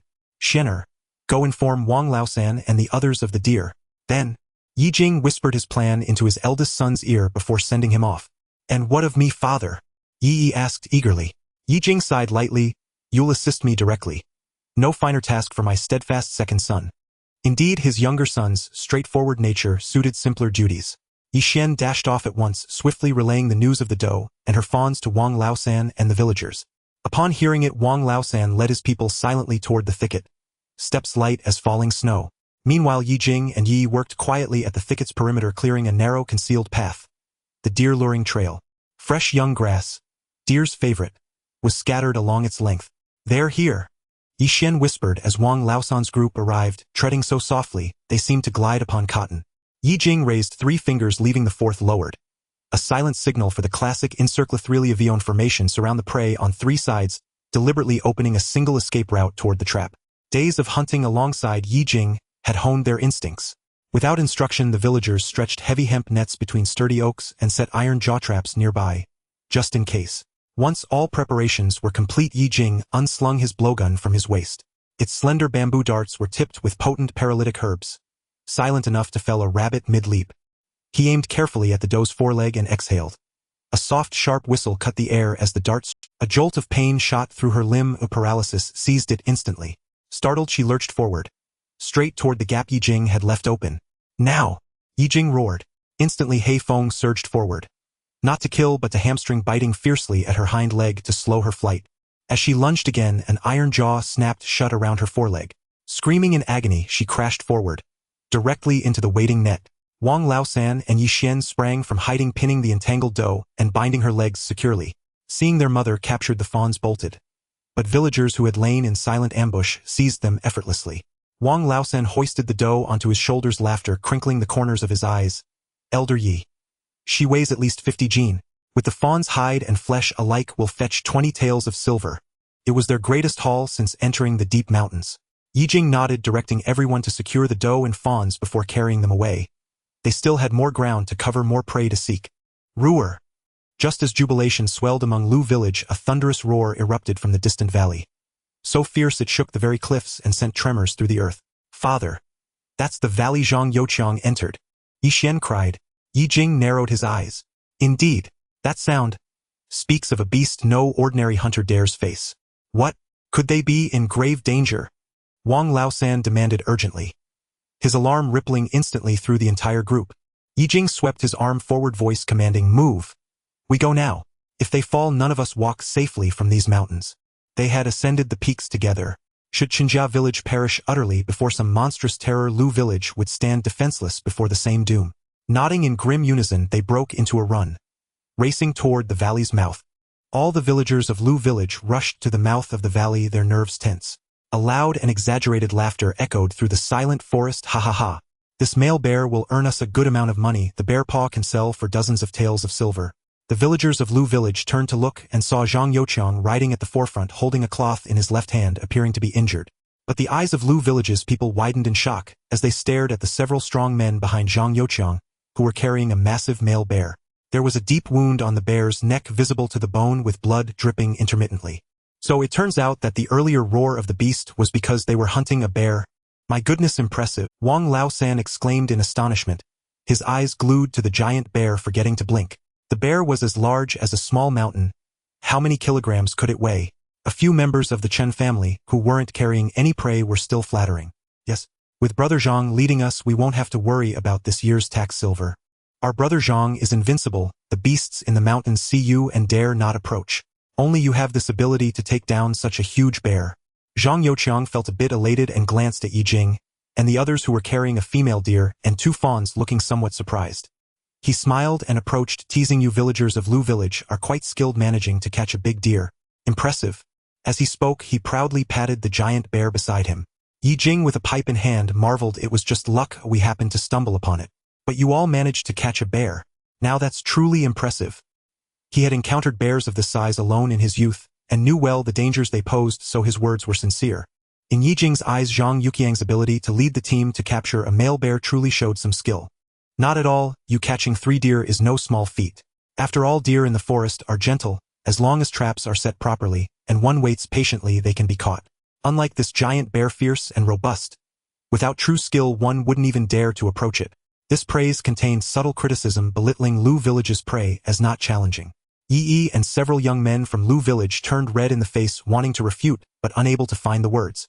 After all, a giant bear is indeed harder to catch than a deer, and they couldn't help but envy the Chun family's village for such a harvest. If only we could catch such a big bear too, Yi said enviously. Wang Laosen added, don't mention bears.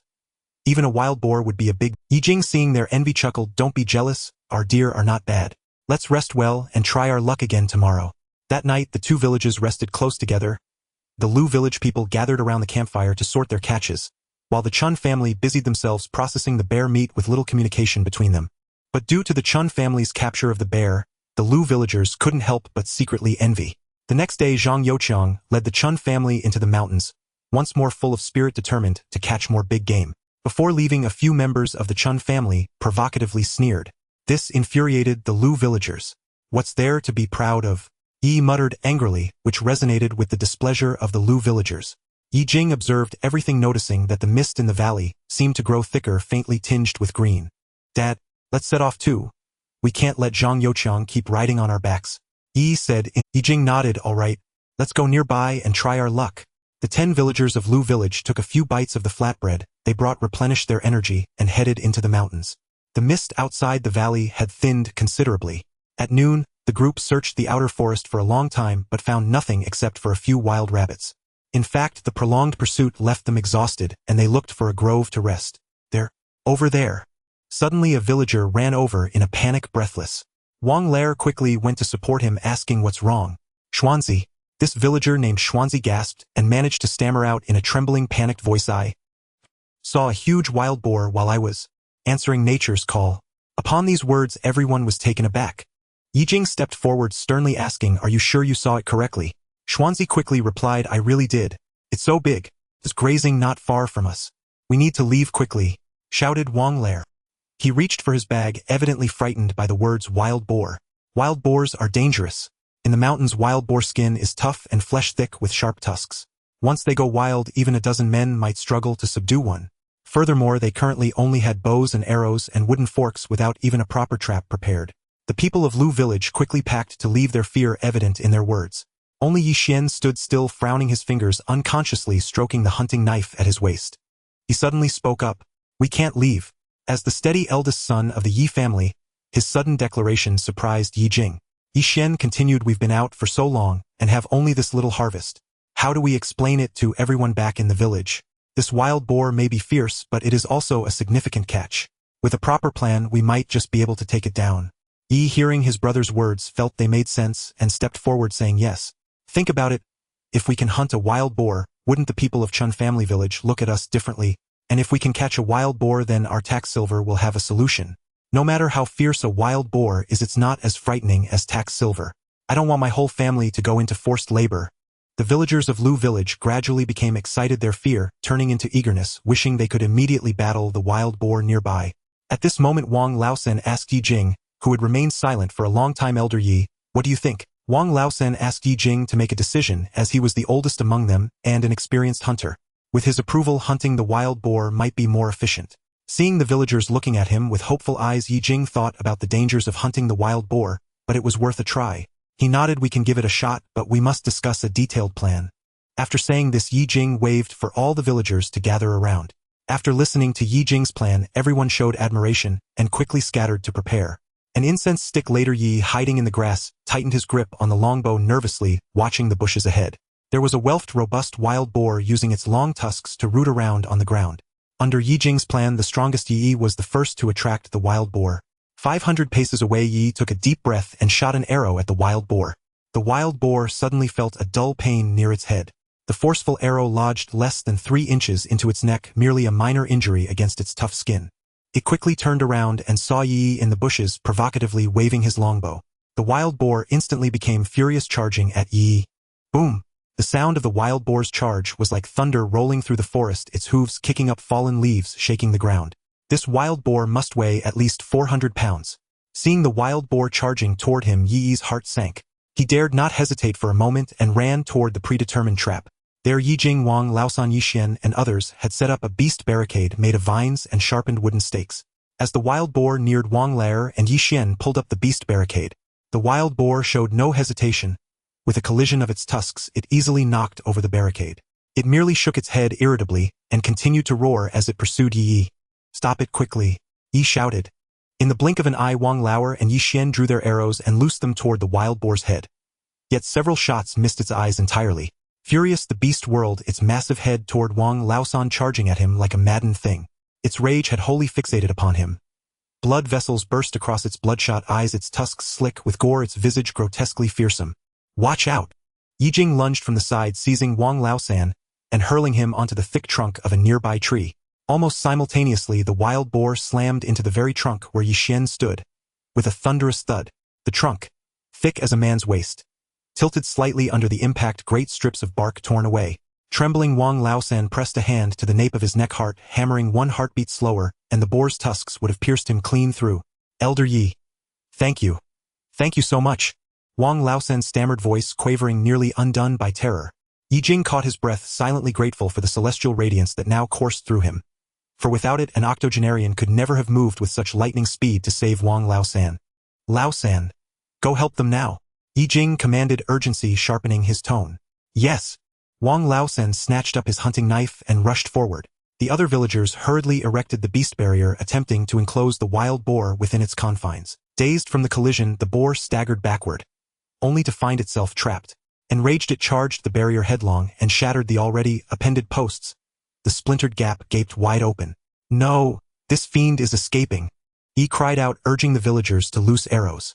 Ye Jing bellowed her. "Aim for its eyes. The rest, lasso its hind legs." Guided by Ye Jing's orders, the panicked villagers sprang into action. Yi knocked and loosed in one fluid motion. The arrow struck true, piercing the boar's left eye with brutal precision. "Roar!" The beast reared back, howling in agony. Several villagers darted forward, ropes in hand, to entangle its hind legs. But the boar's strength far exceeded their reckoning. With a savage kick, it tautened the coarse hemp rope until it shrieked with tension, yanking the men off balance, grinding their palms raw and bloody, yet none dared loosen their grip. Pain be damned. "Its legs are monstrous.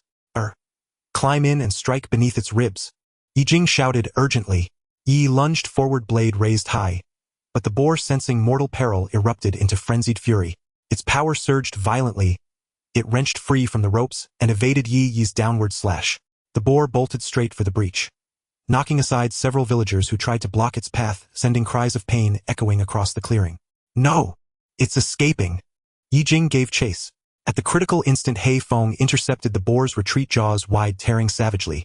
Wang Laosan and Yixian surged forward, hefting wooden spears and driving them deep into the boar's flanks. Blood gushed forth in torrents. The boar's hooves began to buckle. But still it fought, turning its wrath upon the nearest target, Yixian. "I'll die before I yield." Yixian gritted his teeth, driving the spear deeper into the beast's flesh. A final shuddering shriek tore from the boar's throat, and it lowered its head, ready to gore him once more. Then Ye Jing arrived, eyes blazing with primal ferocity. "Beast, meet your end." Before all their eyes, the old man's hunting blade flashed upward, then fell with lethal grace, cleaving deep into the boar's throat. Blood erupted in a crimson arc. The blade sank nearly to its hilt in sinew and bone. "Fall back now," Ye Jing roared. Stunned villagers scattered instantly at his command. Even Yixian and Yi stared, disbelief etched on their faces.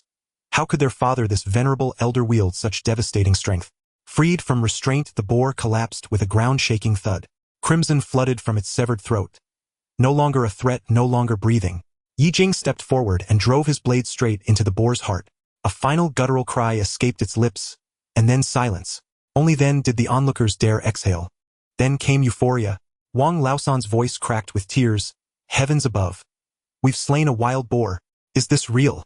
The wounded villagers cheered, oblivious to their own pain, eyes locked on the fallen beast, as if fearing it might vanish like a dream. "Now, strong men, step forward. Carry it back to camp," Ye Jing ordered.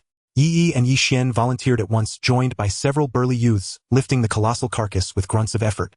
Wang Laosan joined them, straining alongside the others. Good heavens! Uncle Yi, this beast must weigh at least 500 jin. 500 jin. How much silver would that fetch?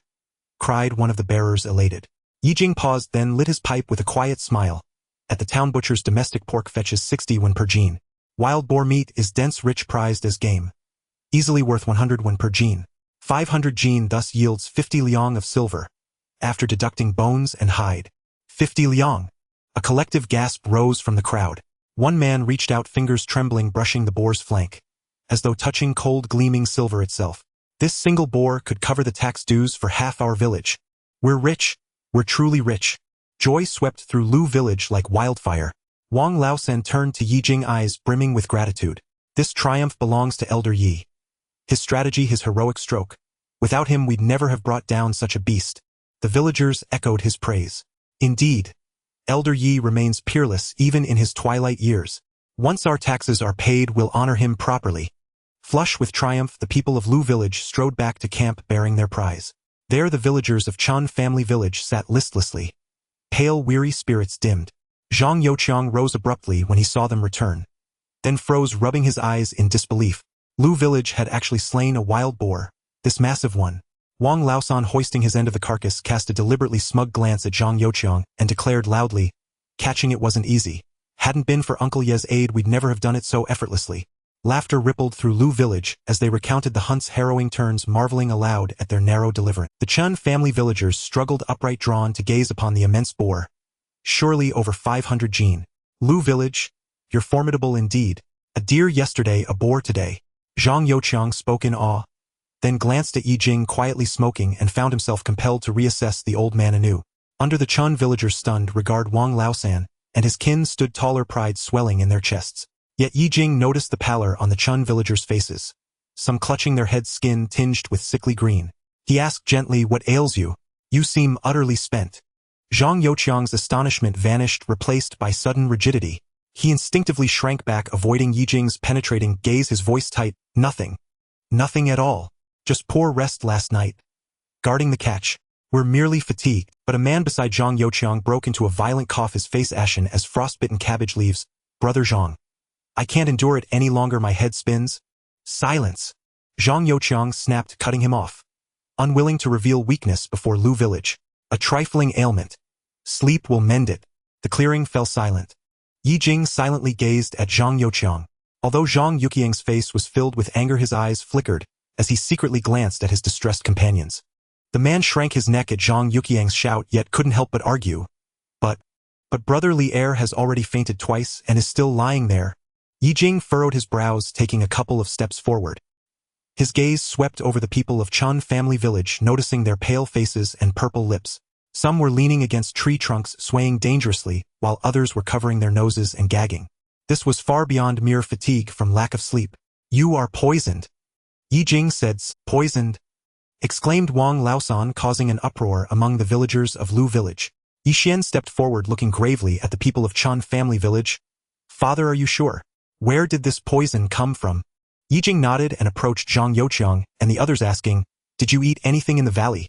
What else could we eat? We just ate the dry rations we brought after hunting, and even the water was boiled from stream water. Upon hearing about the poison, Zhang Youqiang couldn't help but break out in a cold sweat as he hurriedly replied. Everyone lived in the mountains and generally had some common sense to avoid risks. However, the people of Chun family village were experiencing unusual discomfort, and there were no visible injuries on them. Why were they poisoned, and where did this poison come from? Ye Jing pondered for a moment. He noticed that his own people from Lu village were largely unscathed, which meant there was something wrong in the valley that Chun family village had entered. Recalling the dense mist at the valley entrance, Ye Jing seemed to realize something and asked, did you feel unwell in the valley? The men of Chun family village nodded, saying, yes, we don't know why, we were fine inside, but then one by one people started feeling dizzy and nauseous, and we had no choice but to withdraw completely. Could it be that there are monsters in the mountains? Others nearby found it very strange and shuddered. Ye Jing looked towards the valley entrance, which was shrouded in darkness. He crouched down and lifted the eyelid of a fainted villager from Chun family village, seeing the eyelid dark and bruised. He pried open the man's mouth and a foul, rotten odor wafted out. Ye Jing stood up, his expression growing even graver. You have been poisoned by the miasma. The valley is damp. Over time, the decayed branches and leaves have fermented into toxic miasma. If inhaled too much, even immortals would be powerless to save you. This caused the people of Chun family village to panic completely. A short and stout man leaned against a tree and heaved a few times, tears and mucus mingling together. Brother Zhang, what the old gentleman Yi said is true. After entering the mountains during the day, when I saw the green mist in the mountains drifting over, I felt my chest tighten, and it became increasingly uncomfortable. Another man with a beard squatted on the ground, covering his stomach and trembling. I also feel unwell, as if countless insects are crawling in my head. At this moment, Wang Laosan couldn't help but ask Ye Jing. So the people of Chun family village became like this because they inhaled the toxic miasma in the mountains. Why haven't we been poisoned despite being so close to them? Ye Jing stroked his beard and smiled. That's because we are in the outer forest, which is relatively open. The sun can shine in, and any miasma dissipates, so we are not poisoned. However, they are in the valley, which is dark and damp, making it easy for them to be affected by the miasma. These villagers rarely ventured deep into the mountains and did not know much about miasma. Only Ye Jing, having hunted in his youth, had occasionally entered the deep mountains to try his luck. He then realized that the most terrifying thing in the deep mountains was not the ferocious beasts but this bloodless miasma that could kill. So that's how it is. The people of Lu village suddenly understood, their expressions becoming complex as they looked at the distressed villagers of Chun family village below. They felt fortunate that Chun family village occupied the valley, otherwise they would have been poisoned. However, they were also worried about the group from Chun family village who were poisoned, as everyone had come together to hunt in this dangerous valley for tax silver, and if something really happened it wouldn't sit well with anyone. Zhang Youqiang, hearing this, hurried over, suppressing his emotions and lowering his voice to plead with Ye Jing. Old man Yi, since you know the source of our poisoning, you must have an antidote, right? Please help us. Ye Jing did not respond, turning to look at the people of Lu village. Wang Laosan and the other villagers nodded, saying, Yes, old man Yi, we all look out for each other when hunting in the mountains. If you have any way to help, please try to save them. Ye Jing's two sons also nodded. Seeing that they all wanted to help the people of Chun family village, Ye Jing said no more and smiled. We are all from the same hometown. How can we stand by and do nothing? You all help them to a cool place, loosen their collars, and make sure the miasma doesn't accumulate in their chests. The people of Lu village complied, assisting the villagers of Chun family village to breathe easier. Ye Jing quietly instructed his two sons. You go nearby and pick some mugwort and hautuinia. These two herbs can counteract the poison. Understood, Father. Yi Xian and Yi quickly replied, and then hurried off to search for herbs. Ye Jing also instructed Wang Laosan and the others to boil a pot of hot water, so that when the two brothers returned with the herbs they could rinse them and then boil them. Each of the poisoned villagers from Chun family village was to drink a bowl. The herbal soup was difficult to swallow, but once it entered their bellies, after about the time it takes to burn 2 incense sticks, Zhang Youqiang felt a sweat break out all over his body, and the dizziness gradually receded, feeling much better than before. The other villagers from Chun family village also improved significantly. Even the previously fainted brother Li Er was able to stand up weakly. He hurriedly expressed his gratitude. Old man Yi, what a great kindness. If it weren't for you and the brothers from Lu village, I might have lost my life in this desolate mountain. Zhang Youqiang looked at the villagers from Lu village who were busy helping them and felt most of his previous arrogance dissipate. Old man Yi, thank you all from Lu village. After saying this, he clasped his fists and deeply bowed to the people of Lu village, while the other villagers from Chun family village followed suit, repeatedly expressing their thanks. Wang Laosan laughed, saying, Brother Zhang, you're being too formal. We are all from the same hometown, and regularly seeing each other, helping each other out is what we should do. Moreover, hunting in the mountains is full of risks. Who doesn't need a helping hand at times? Ye Jing also smiled, saying, Yes, if our villages can work together in hunting, looking out for each other, we can achieve more than if we each go it alone. Upon hearing this, Zhang Youqiang's eyes flickered.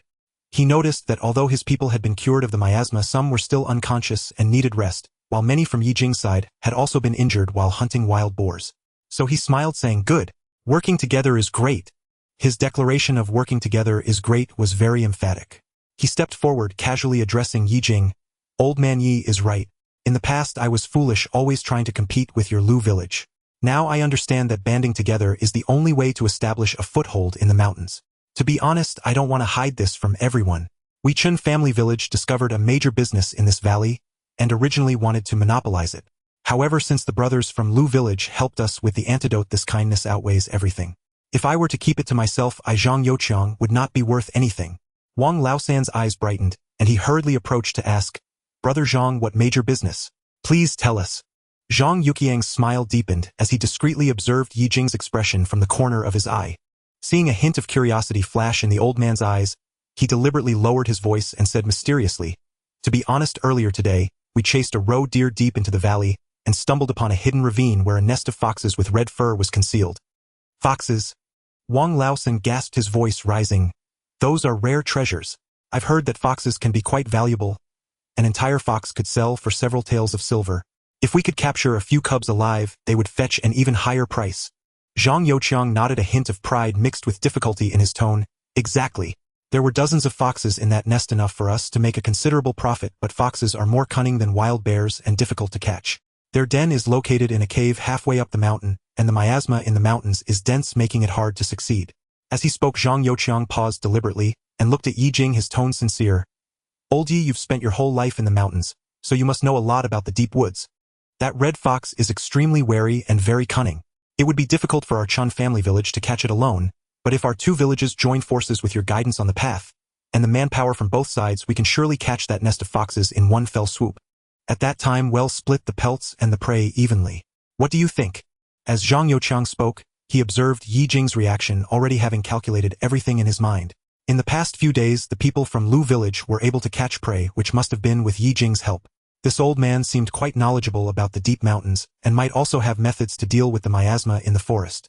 As long as Ye Jing agreed to help, the people from Chun family village could also enjoy the benefits, repaying the favor for the miasma rescue, while genuinely reaping rewards. As for the details of the partnership, once the foxes were caught, how to divide them would still be decided by Zhang Youqiang. The members of Chun family village also echoed in agreement, chattering, Old Ye has plenty of experience. Having you on board will surely succeed. Yes, splitting the benefits means neither side loses. Wang Laosan, also caught up in the excitement over the fox den, urged. Uncle Ye, this is a tremendous opportunity. Foxes are very valuable. If we can catch some, we will surely gather enough tax silver.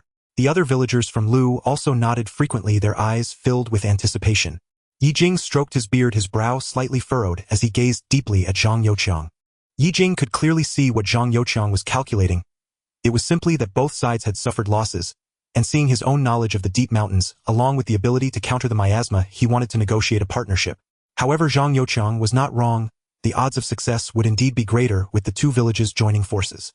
Moreover, the tax silver for Lu village wouldn't be enough relying solely on these prey, and if they could catch a few foxes, it might just alleviate their immediate crisis. Ye Jing was silent for a moment before slowly speaking. Since it's a nest of foxes living in the ravine's cave, it will indeed be difficult to catch them. If there are any spirits present, it could become dangerous. Not to worry. Zhang Youqiang immediately responded, patting his chest in assurance. With your guidance, we'll avoid risks.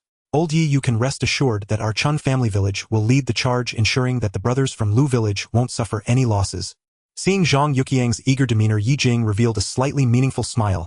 Since Hunter Zhang is so sincere, the collaboration between our two villages is indeed mutually beneficial. Then we from Lu village agree to this. Upon seeing Ye Jing agree, Zhang Youqiang was overjoyed and quickly clasped his fists. Naturally, Old Ye, with your rich experience, capturing the prey will be a piece of cake. Thus, the two villages agreed to rest for one night and set off for the valley early the next morning. The people from Chun family village were busy taking care of their unconscious companions, while those from Lu village prepared hunting tools and herbs to counter the miasma. The people from Chun family village led the way, followed closely by Lu village, as they made their way along the winding mountain path deeper into the valley. The further they went into the valley, the more profound the surrounding. The people from Chun family village led the way, followed closely by Lu village, as they made their way along the winding mountain path deeper into the valley. The further they went into the valley, the more profound the surroundings became. The cliffs on both sides were steep, as if cut by a knife, with dense ancient vines hanging down. The valley floor was somewhat dim, covered with thick decomposed soil, and the towering trees blocked out the sunlight, casting a dark green hue over the fallen branches and leaves. After walking for about half an hour, the mist ahead thickened, no longer the light morning fog, but a faint green miasma swirling like flowing gauze in the forest. The miasma looked gentle but carried a pungent, rotten odor. Prolonged exposure would cause dizziness, and it was precisely the toxic miasma that had afflicted the people from Chun family village yesterday. Everyone halt! Ye Jing immediately raised his hand to stop them. The miasma is getting thicker. If we go further, someone will surely be poisoned again. Everyone quickly stopped. Zhang Youqiang looked up at the swirling green miasma ahead with great trepidation. Old Ye, what should we do? Ye Jing turned to the people of Lu village and said, Take out the herbs I asked you to collect, and distribute them to the brothers from Chun family. Each person should burn them on the spot. The people from Lu village took out the bundled herbs, and ignited them with thin blue smoke rising and dispersing some of the toxic miasma around them. The sword herbs from Chun family village indeed proved useful, They were lit immediately and dozens of clusters of blue smoke ignited in the forest, gradually merging into a faint smoke curtain. Strangely, the green miasma encountered the smoke from the herbs, as if it had met its nemesis, slowly retreating in the forest and clearing a path. Zhang Youqiang watched the scene, his eyes filled with admiration. Indeed, bringing old Ye along was the right. The group moved forward through the blue smoke, the valley dark and mysterious. The miasma was held at bay by the smoke, and the air was no longer filled with the pungent rotten odor, replaced instead by the refreshing fragrance of the herbs, invigorating everyone. Ye Jing walked in the middle of the group, his sharp gaze sweeping the surroundings. Yi and Ye Xian cautiously forged ahead while Wang Laosan couldn't help but murmur. This valley is truly strange. If it weren't for Uncle Ye's methods, we might not have even taken the first step in here.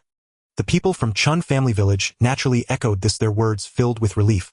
Suddenly Zhang Youqiang raised his hand, and the entire group came to an abrupt halt. At that moment everyone saw a red-furred fox darting out from the grass. Not far ahead was the towering cliff, and Zhang Youqiang instinctively lifted his bow to shoot. Ye Jing stopped him, saying, "Hunter Zhang, don't scare the fox." Zhang Youqiang had already drawn his bow taut, but was halted by Ye Jing, a flash of displeasure crossing his face. "Old Ye, the fox has come right to us. Wouldn't it be a shame not to shoot? This fox is likely testing whether we have any hostility. If you catch it and it cries out, the whole nest of foxes will flee." As soon as he finished speaking, the fox paused and turned to observe the group before running away. Ye Jing quietly instructed, "Move lightly and follow where that fox escaped to." Zhang Youqiang complied, and everyone crouched low, making their way into the bushes. When they reached the cliffs where the foxes were resting, Ye Jing saw a striking red color appear in the cave through the mist. Several foxes with fiery red fur were huddled at the cave entrance, carrying prey into their den. The people from Lu village all widened their eyes in disbelief. They had never seen a single fox, let alone so many. Red foxes in the valley shimmered through the mist like tiny burning embers. The party halted, holding their breaths and fixing their gaze on the cave mouth. The foxes' crimson pelts shone smooth and sleek. If caught, they would fetch a handsome price. Greed nearly overflowed from Zhang Youqiang's eyes. His hand had already found the fletching of an arrow poised to strike. Ye Jing, catching Zhang's movement from the corner of his eye, warned in a low voice, "Zhang the hunter, do not be impulsive. This cave leans into the mountain. Though the mouth looks narrow, it surely branches within. If we act rashly, we will only alarm them." Zhang Youqiang relaxed his bow. "Old Ye, do you have a plan?" Ye Jing's gaze swept the surroundings of the cave. The cliff face was uneven but held no other fissures. A few stones ringed the entrance, convenient for concealment. "All right. Wang Laosan, take 2 men and circle to the left of the cave, then hold the nets ready to support." Ye Jing spoke rapidly and methodically. "Shenner ear, take the tinder and burn the mugwort to produce smoke. Do not make it too thick, only force them toward the center. Zhang the hunter, you and the Qinjia village brothers stand at the front with bows strung, but do not fire, only to When do we strike?" Zhang Youqiang pressed, unable to contain himself. He only thought of driving the foxes out, or with so many from Qinjia village, they could surely seize a few and claim larger shares. When the smoke rises, that will be when their ranks break. Ye Jing's eyes were sharp. They followed his orders. Yi and Ye Xian quickly set the mugwort alight to the left, and thick green smoke drifted with the breeze toward the cave. The foxes seemed to smell the stinging odor and grew restless, pacing the burrow as several poked their heads out to observe where the smoke came from. "More smoke!" Ye Jing commanded. Ye Xian and Yi promptly added another bundle of herbs, and the smoke grew dense. An agony for red foxes with such keen noses. One male fox, unable to bear it, bolted from the cave into the smoke and was halted midair by a dark shape. Yi had prepared a large net and ensnared the male fox. The fox caught in the net released a shrill wailing cry.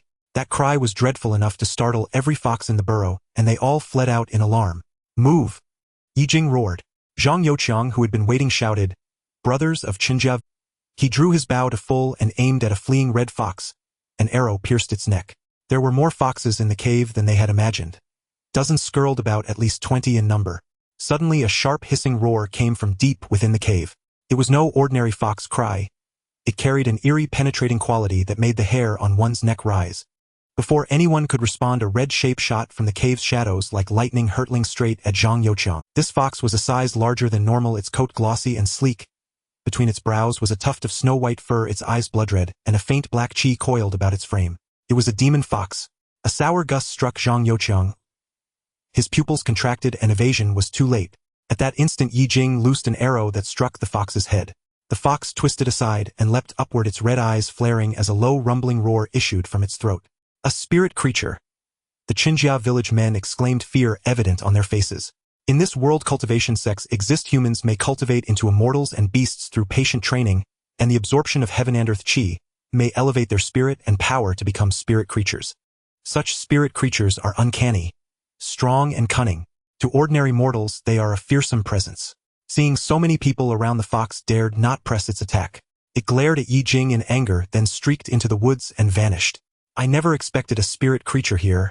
What a fright, Zhang Youqiang said, still uneasy. Ye Jing felt resigned. Having had its kin slain, the spirit fox seemed determined not to let it go. First secure these foxes. Zhang Youqiang, unwilling to pursue the fleeing spirit fox, snapped. Though spirit creatures were terrifying, the silver at stake was even more pressing. The Qinjia village men shot arrows to capture, while Lu village folk worked the perimeter with nets to catch any strike. With both sides cooperating, in less than half an hour, the fox den was cleared. Some even found several cubs inside the burrow.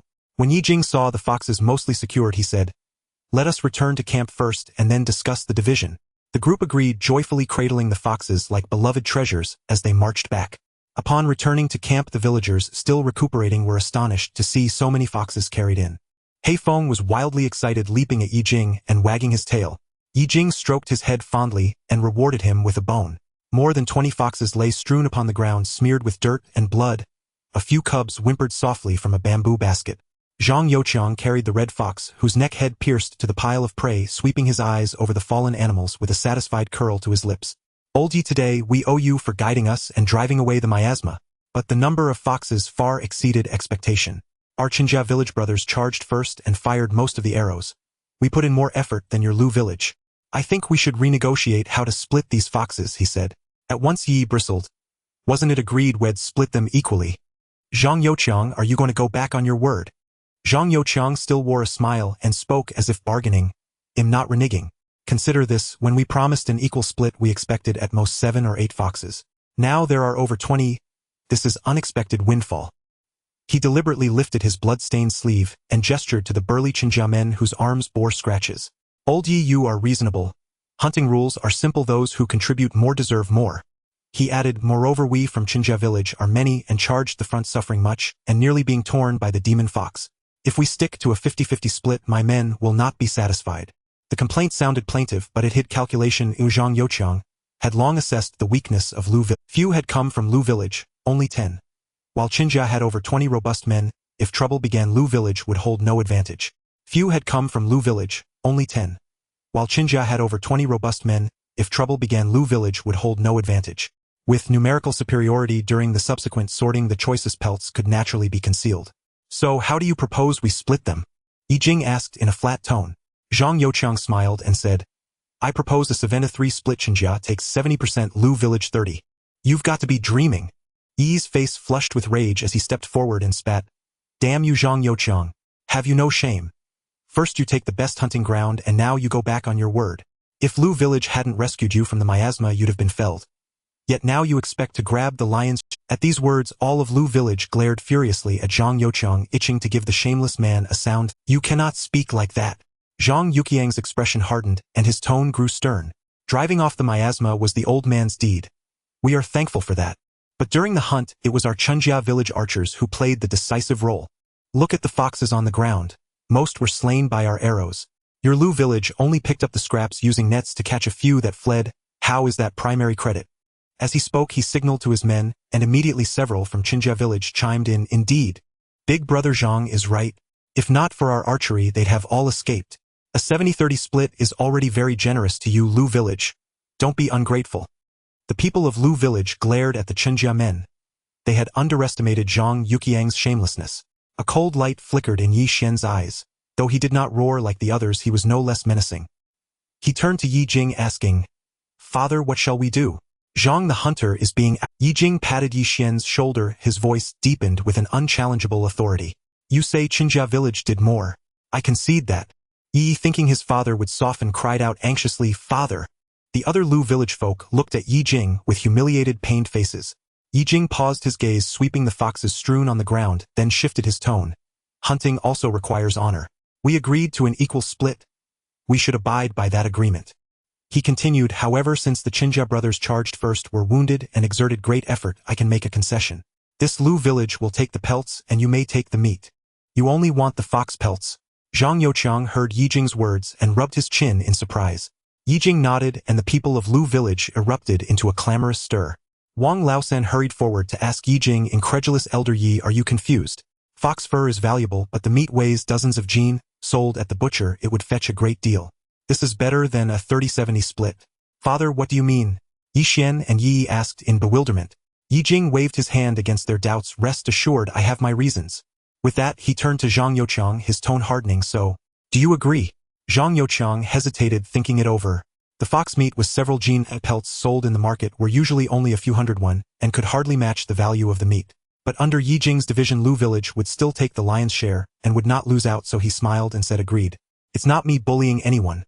Old Yi proposed this himself. Once everyone reached agreement, they set off at once. After detaching the pelts, they pressed on without delay, taking a shortcut. The forest was damp and prone to spoilage. They needed to sell the wild game quickly. Instead of returning to their villages, they headed straight for Yuanhe town. It was midday in Yuanhe town. The streets swarmed with people, cries of hawkers and bargaining rising and falling. The two villages bearing heavy trophies drew many curious looks as they entered. The rough cloth sacks on the Lu village men's backs bulged, while the Qinjia village folk carried bundles of skinned fox carcasses. The coppery stench trailed with their steps, prompting passers-by to give way. Go to the leather shop first. Ye Jing decided, leading the Lu village people straight to the leather goods stall. Zhang Youqiang, seeing this, steered his own people toward the tavern, inwardly pleased. That old man, you must be daft to leave pounds of fox meat and fuss over a few pelts. The leather shop keeper saw the dust-streaked group and was about to show impatience. Yi Yi and Yi Xian set a large sack of fox pelts upon the counter and opened it, revealing the bright red pelts. The shopkeeper's eyes immediately brightened. He stepped forward and examined them. My goodness, these are genuine firefox pelts. The fur is glossy, the hue even and unmarred. Truly first-rate. He ran his hand over the pelts with a delighted expression. Where did you hunt these? I haven't come by such firefox pelts in quite some time. Ye Jing smiled faintly and did not reveal where they had hunted them. He asked instead for a firm price. The shopkeeper counted the pelts carefully and tapped his abacus with a sharp clack. Firefox pelts. Each full-grown pelt 800 won, small pelt 300 won. You have 23 full pelts and 4 small ones. That comes to 19 liang and 600 won of silver. But these pelts are so neat and complete, ill rounded up for you. 20 liang of silver. How does that? 20 liang of silver. Wang Laosan burst out, and even Yi Xian and Yi stared wide-eyed in disbelief. 20 liang could sustain a peasant household for 3 years. A few fox pelts were worth so much. Ye Jing's mouth corked in a small smile. He had heard the shopkeeper earlier mention that because Yen's state was at war, pelts had become scarce and prices had risen. Skins could fetch a handsome sum. Dividing the sum equally, each man would walk away with 2 liang of silver, a sure gain. Meanwhile, the Qinjia people brought their fox meat to a small tavern on the west side of town. The tavern owner inspected the fox meat and frowned. I'll give you 1 liang of silver per fox, he said. 1 liang. Zhang Youqiang felt something was amiss. Pork sells for over 60 won a jin. This is wild game. Why would it be worth so little? The tavern owner waved a hand toward the meat. Fox meat has a strong gamey odor and is tough. It can't compare to pork or mutton. Few are willing to eat it raw. I have to cure it into jerky before I can sell it. Sensing trouble, Zhang Youqiang hurriedly asked, how much are fox pelts selling for in the market now? The tavern owner thought a moment. With the war, pelts have gone up. Seems a single pelt can fetch around 800 won. 800 won. Zhang Youqiang felt his head spin. At last, he understood why Ye Jing insisted on the pelts. He had been outmaneuvered by that old Yi. Fox meat and pelts commanded very different prices, and Lu village numbered only 10 while Qinjia village had more than 20. The 20-some liang earned from the meat divided among them would amount to barely over a liang each. Far less than Lu village's share. Zhang Youqiang felt a tightness in his chest, but could not vent his anger. His face went ashen as he told the Qinjia people, go. Sell the rest of the game. He fumed inwardly, determined not to let the matter stand. Meanwhile, those who had sold the pelts were buoyant with pleasure. Ye Jing also arranged for the Lu village people to sell the remainder of their mountain game to Zhang Dali's butcher shop. Zhang Dali, delighted at so many trophies, eagerly took them all in. Zhang Dali exclaimed in surprise, you are remarkable, Uncle Yi. You actually bagged so much game. Ye Jing smiled and asked him to name his price. Zhang Dali calculated and offered Uncle Yi, I'll take the wild boar with skin, meat and bones for 55 liang of silver. How about that? 55 liang? The other villagers were stunned. Ye Jing pondered. The price seemed fair, so he asked about the rest of the game. A doe weighing over 20 kilograms with her fawn would fetch 25 liang, and the remaining pheasants and rabbits sold by weight brought the total for all the game to 100 liang. Ye Jing found no fault with the offer and agreed. Sold. Zhang Dali smiled and handed over a pouch of money. Count it. See whether it is 100 liang. Ye Jing took the heavy pouch into his hands, glanced at the villagers' wide-eyed faces, and passed the sack to them with a smile. Count it. See whether it is enough. The villagers touched the warm silver, their hands trembling, as if afraid the surprise were but a dream.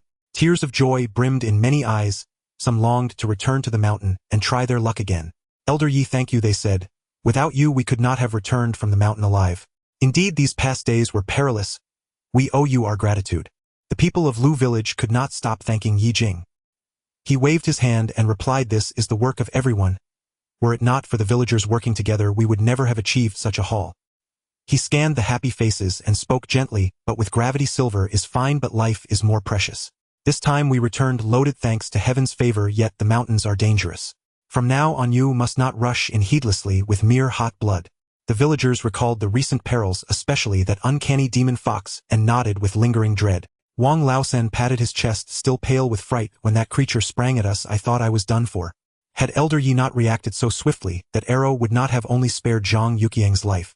Another villager took up the praise. It was Elder Ye's skill that led us into the mountain, and found the boar, cured the miasma, and even set traps to catch the foxes.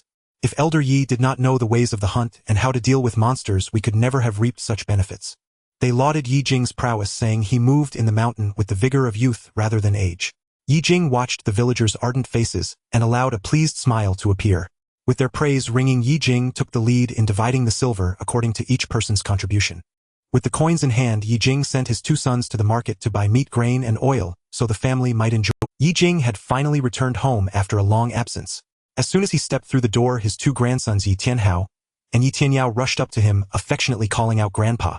Wu Guiyun looked at her husband and father-in-law returning safely, tears of joy streaming down her face, as she exclaimed, Father Xian Guyu are finally back. For the past few days she and Lu Xianglan had been anxiously waiting at home. Yi Xian hurried forward to support his weeping wife, saying, Guilan, why are you crying? Didn't we return safely? We caught quite a few game in the mountains and sold them for a good sum. We no longer need to worry about the tax. Lu Xianglan, who had just finished her confinement, and was able to get up, brought over some water, her gentle face adorned with a smile as she said, Father, please sit and rest. Big sister has been so distracted these past few days, always getting up at night to look towards the village entrance, fearing something might go wrong in the mountains. Meanwhile, Ye Tianyao tugged at Ye Jing's sleeve, looking up with curiosity, and asking Grandpa, are there really many big tigers in the mountains? Mom said you had to deal with a big black bear. Is it stronger than the old yellow cow in the village? Ye Tianhao chimed in, a look of admiration on his face. Grandpa, can you really shoot a wild boar in the head with one arrow like the old man next door says? Ye Jing couldn't help but laugh heartily at the children's antics.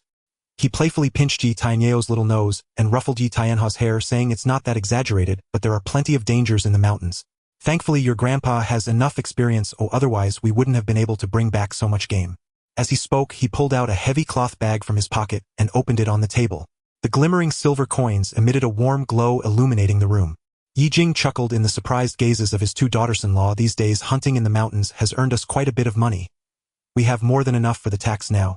Upon hearing that the tax could be settled, Wu Guiyun and Lu Xianglan were filled with joy. Seeing his family so happy, Ye Jing felt a wave of relief. Recently, due to the pressure of the tax, life had been tight, leaving everyone in the household restless. Now, with the money they had earned from hunting in the mountains combined with the more than 8 taels earned by his 2 sons selling grain in the city, they could not only settle the tax but also have some left over.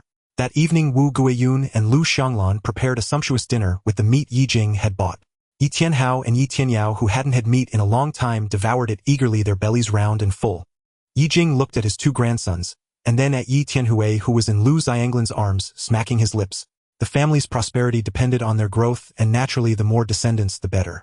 It seemed that, in order for the family to thrive, wealth was indispensable. They would need to earn more money. In the following days, since the tax had been settled, Ye Jing no longer needed to rush around, and could rest at home. 3 days later, with clear skies, Ye Jing sat on the doorstep enjoying a pipe. The Yi brothers had just left to repair their farming tools, while Wu Guiyun and Lu Xianglan were busy in the kitchen preparing breakfast. Thin wisps of smoke rose from the chimney, carrying a warm, homey scent. Ye Tianhao and Ye Tianyao, dressed in clean, coarse cloth garments, chased butterflies in the yard, their cheerful laughter making the little infant in the house coo in response. Suddenly, a stout, big-eared Niu Gui swaggered into the yard, followed closely by an official who was whispering something ingratiatingly. The official, named Duan Peng, was sent by the local government to collect taxes. He was notorious for his greed, often using tax collection as an opportunity for extortion, leaving ordinary folk with no choice but to swallow their anger. Moreover, Duan Peng happened to be Niu Gui's brother-in-law, and Niu Gui had married his sister. Unfortunately, Nyo Gui's wife had passed away early, but this did not affect their camaraderie. Now that Nyo Gui had come along, it was clear that their intentions were not good. Nyo Gui sneered at Ye Jing, saying, "Old Ye, have you gathered enough tax money? You need to pay the taxes today." He wore a smug smile, his eyes full of scheming, confident that Ye Jing would not be able to produce the tax money. He had come specifically to watch how this stubborn old man would cope. If he couldn't pay the tax, then old Ye's 2 acres of land would belong to him. Nyo Gui's tone held a hint of threat, as he warned Ye Jing, tax collection by the government is no joke. If you can't pay the taxes today, according to the law, they may take you away. At this, Duan Peng cast a cold glance at Ye Jing's family, a silent pressure emanating from his gaze. Wu Guiyun and Lu Xianglan, hearing this, paled slightly. In these times, common folk feared officials, worried that one misstep could lead to immediate arrest. Ye Jing observed Nyo Gui's smug demeanor, and a faint smile curled at the corners of his mouth. He turned to Wu Guilan, saying, "Guilan, fetch the silver." Wu Guilan hurriedly responded and went inside. As soon as Ye Jing spoke, Nyo Gui's smug smile froze. Could it be that this old Ye really managed to gather the 29 taels for the tax? Duan Peng also stood a bit straighter, his eyes showing a hint of interest. Wu Guilan emerged holding a heavy bag of coins, which she handed to Ye Jing. Ye Jing weighed it in his hand and smiled at Duan Peng, saying, "Sir, could you please count these coins? Is it a total of 29 taels?" Duan Peng stepped forward, opened the bag, and was greeted by the sight of gleaming silver coins, momentarily dazzling even this well-experienced official. Nyo Gui leaned closer, exclaiming, "Wow, so much silver." His eyes nearly popped out, unable to believe it. The Ye family, who had barely managed to make ends meet before, could actually produce this much silver. Even his gaze towards Ye Jing was filled with suspicion. Duan Peng's reaction was no better than Nyo Gui's. Seeing the silver was real, the gloominess on his face could have dripped water. Nyo Gui's heart raced. He had told Duan Peng all the way that Ye Jing's family would definitely not be able to produce the silver, and that they could force this old man to sell his land cheaply, seizing the opportunity to swallow the Ye family's property and land. He had calculated everything, yet he never expected Ye Jing would actually pay the tax, and now he would get not a single benefit from it. Duan Peng took the silver and weighed it. With the tax settled, Duan Peng felt displeased but couldn't say much. He simply marked a red circle next to Ye Jing's name in the ledger, indicating that it had been paid. After the official left, a line of ancient text appeared in Ye Jing's mind. Submit tax and relieve the family crisis, gain 8 points of celestial light. The family's celestial light had reached the required amount, granting the ability to enlighten plants. Ye Jing was astonished. He had previously named his grandson Ye Tianhui, and the celestial willow had provided a bit of celestial light. Now, after paying the tax, it had increased by 8 points, and he could use the celestial light on plants to enlighten them. In other words, if the family prospered and accumulated more celestial light, would the celestial willow awaken different abilities accordingly? After pondering for a moment, he felt it made sense. Once the tax was settled, the whole family could live securely, which was a crisis averted for everyone. As for this ability to enlighten plants, what could it be? Ye Jing couldn't figure it out, and instinctively looked towards the pile of rice drying outside the yard. On the pile of rice, ancient characters emerged. Common rice, full grains, can consume 5 points of celestial light to evolve into spirit plants. Evolution direction, high yield. Ye Jing was taken aback. He hadn't expected the celestial light from the willow could act on plants. However, using 5 points of celestial light all at once was considerable. A single thread of celestial light could make Ye Jing 10 years younger. If used on plants, it might yield even more powerful effects. High yield. Ye Jing silently repeated the words. This was precisely what farmers hoped for. If the rice produced abundantly, they could earn quite a bit of money and ensure the family's sustenance. After thinking for a moment, Ye Jing decided to use the 5 points of celestial light on the rice to see what miraculous reactions would occur. He chose to enlighten without hesitation. Upon reaching the rice, he found nothing unusual. It seemed he needed to plant it for any reaction to occur. Ye Jing began to anticipate what remarkable outcome the rice, which had cost him 5 points of celestial light, would produce. Nyo Gui, what is the meaning of this? Did you not say old Ye's family was so destitute they could barely keep the pot boiling? Duan Peng demanded coldly after leaving Ye Jing's home. Nyo Gui wore an equally bewildered expression as he shook his head. Brother-in-law, I have no idea either. Old Ye must have stepped in dog dung. He suddenly paid his tax silver in full. Duan Peng sneered dismissively and waved his hand. Enough. I have official business. I've no time to waste here with you. With that, he strode off. Nyo Gui did not depart. Instead, he stood at a distance from Ye Jing's house and spat out an angry curse. Damn it all. Where on earth did that old wretch get so much silver? Nyo Gui had planned to leverage his brother-in-law's official authority to pressure Ye Jing into selling his land. But now, to his shock, Ye Jing had already settled his tax dues. Duan Peng, seeing the silver secured, had slipped away like oil on ice. But Niu Gui would never let his scheme collapse so easily. Niu Gui's curiosity burned fiercely. Ye Jing's family had long been destitute. Yet now suddenly flush enough to pay taxes, it could only mean one thing: that plot of land had yielded an extraordinary harvest. Though Niu Gui had heard rumors that Ye Jing had earned a tidy sum hunting in the mountains, he dismissed the notion. What could mere hunting possibly yield? Grain remained the true measure of wealth. He had already negotiated with Zhang, the wealthy landowner. Ye Jing's land was highly valuable, worth no less than 15 taels of silver. Securing it was non-negotiable. As Niu Gui fretted over his plan, an elderly man in tattered rags staggered toward him from afar. His face ashen, eyes bloodshot, and his bald scalp marred by an old scar. Well, if it isn't Huang Xiliang. How's your luck at the tables these days? Niu Gui stepped forward, blocking the old man's path and feigning warmth. This was Huang Xiliang, the younger brother of Ye Jing's wife Huang Taohua, and thus Ye Jing's brother-in-law. Though over 60, he lived in even greater poverty than Ye Jing's household. Huang Xiliang had once owned land, a wife, and 2 sons. But years earlier gambling addiction consumed him. To repay his debts, his wife perished from exhaustion, and his 2 sons were sold into indentured labor. Every last coin had vanished into the gambling den.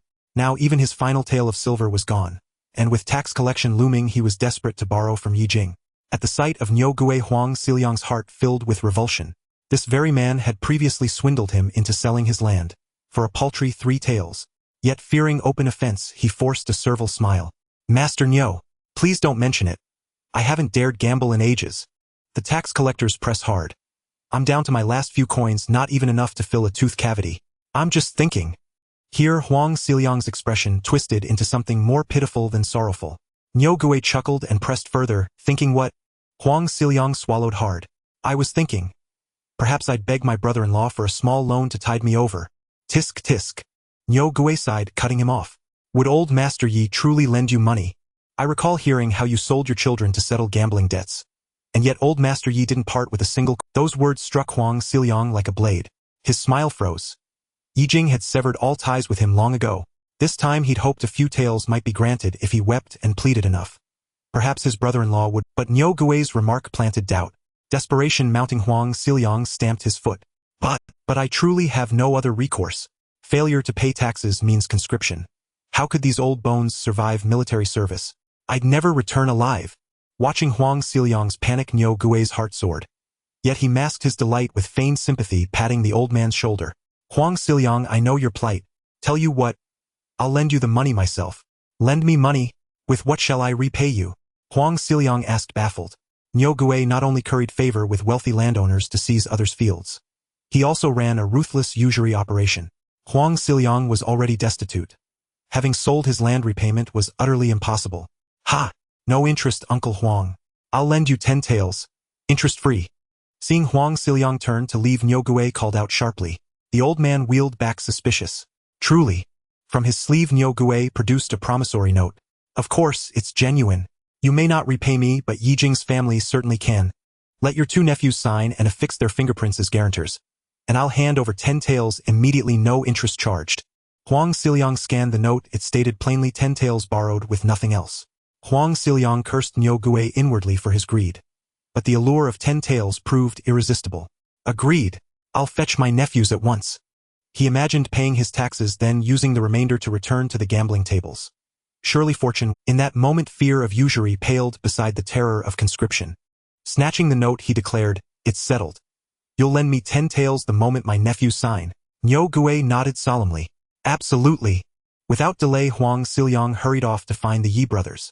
Watching Huang Xiliang's retreating figure, Niu Gui's lips curled in triumph. Once those names appeared on the note, Ye Jing's land would be his for the taking. Meanwhile, Huang Xiliang clutched the note as he hurried along the main road, only to spot the 2 brothers at the village entrance, faces alight with joy, arms laden with goods. Yixian carried a bamboo chicken coop inside which an old hen clucked softly, making Huang Xiliang's eyes narrow with envy. He thought bitterly of his own predicament, driven by tax pressure to accept Niu Gui's predatory loan. A flicker of guilt hardened into jealousy. Smiling broadly, he rushed forward and called out, Nephew! Yixian and Yi turned. Seeing Huang Xiliang, their smiles faded. Yixian shifted the coop behind his back and replied politely, Uncle Huang. Huang Xiliang hastened with ingratiating laughter, Nephews, have you been to town? Oh, a hen. What a beauty. Surely she'll lay many eggs. As he spoke, he reached eagerly toward the coop.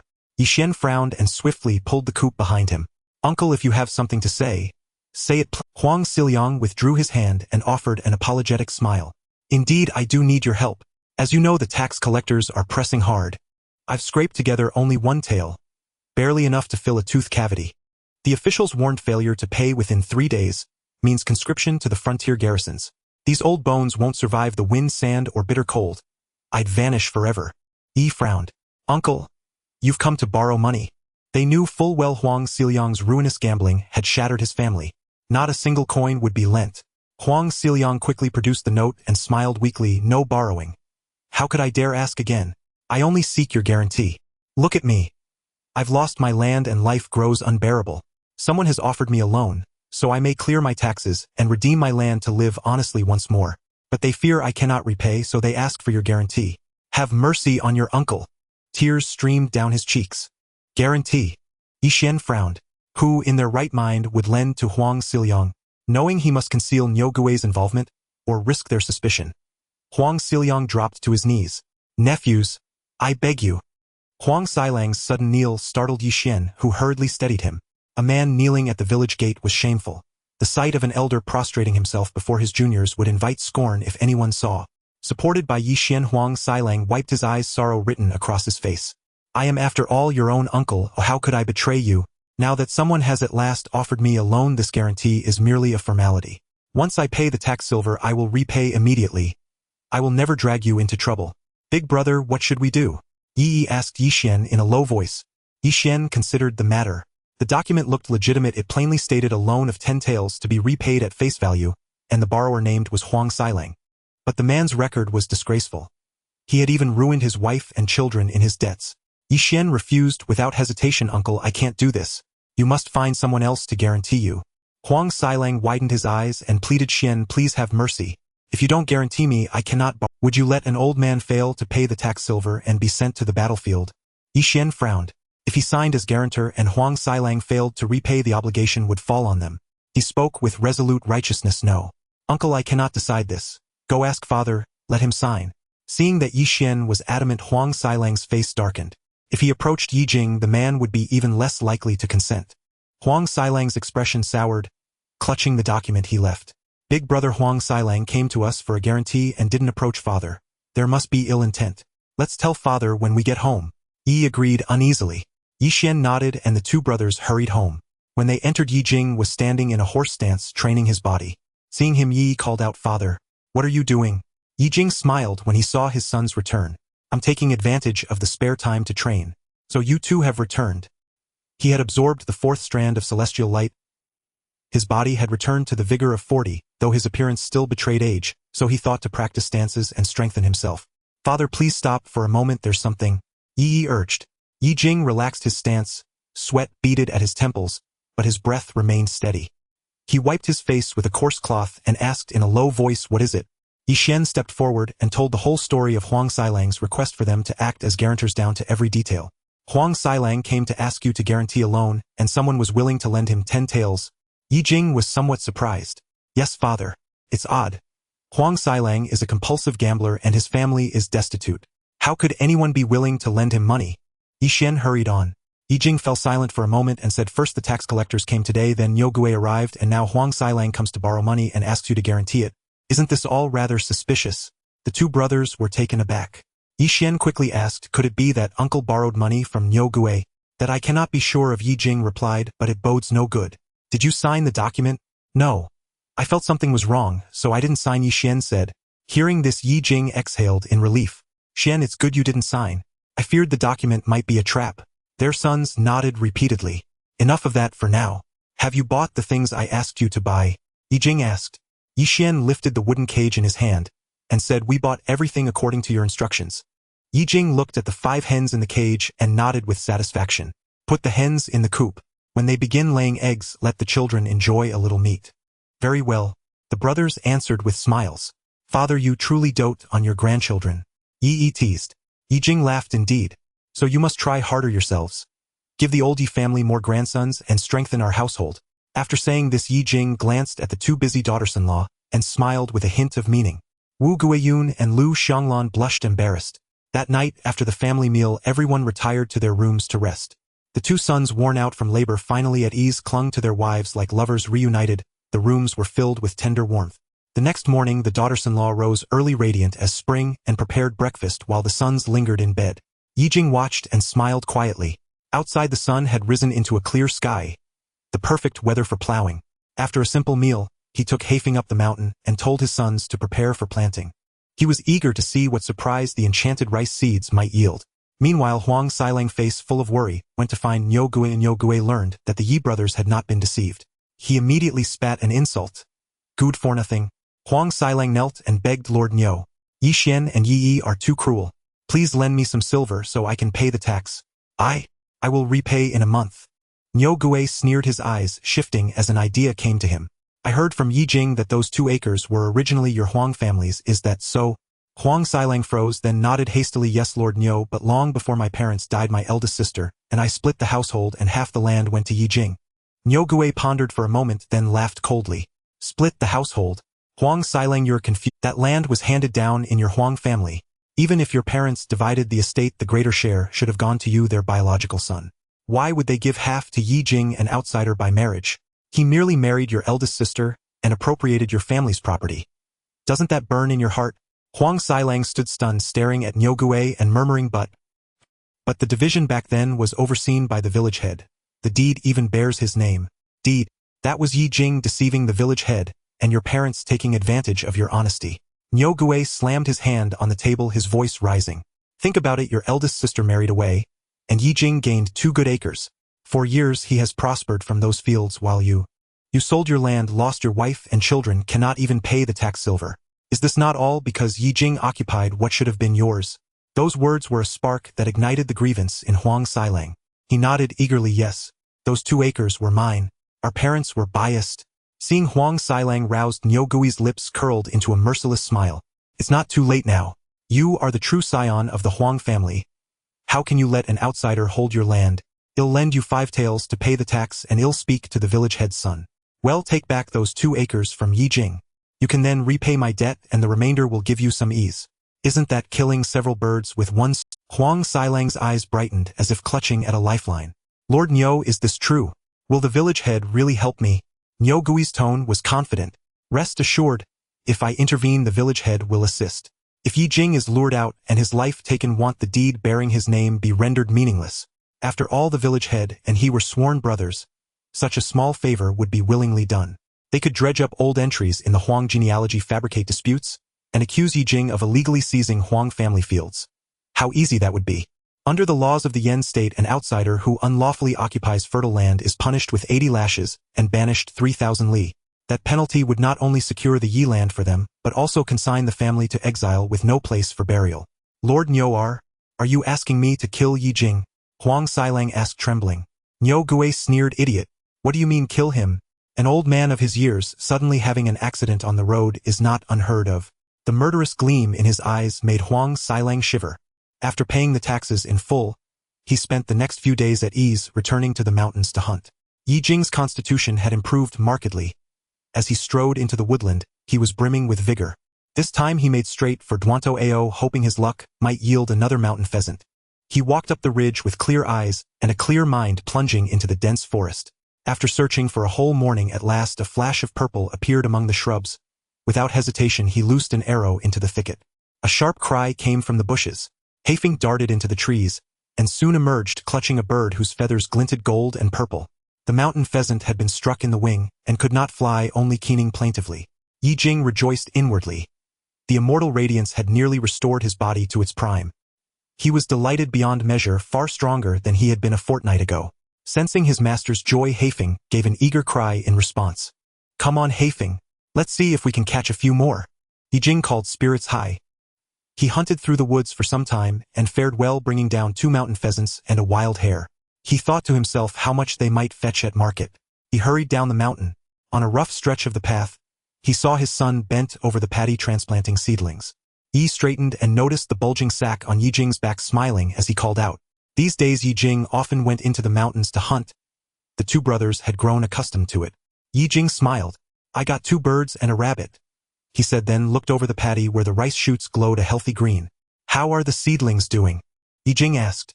Ye Xian wiped the sweat from his brow and grinned. They're doing wonderfully, father. These shoots are growing fast and strong. It will be a good harvest. Ever since Ye Jing had somehow touched those grains, they had sprouted with astonishing speed. Ordinary seed might take 5 or 6 days to appear, but these had broken ground within a day or two. The two brothers hurried to transplant the seedlings. Ye Jing nodded, exchanged some light talk with them, and then they set off home together. From afar, Huang Xilang watched the Yi family at their cheerful work.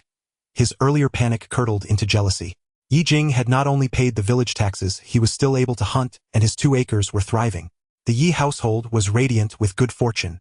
By contrast, Huang Xilang had borrowed 5 taels of silver from Niugue to cover his tax, spent the meager remainder at the gambling den, and still owed steep interest.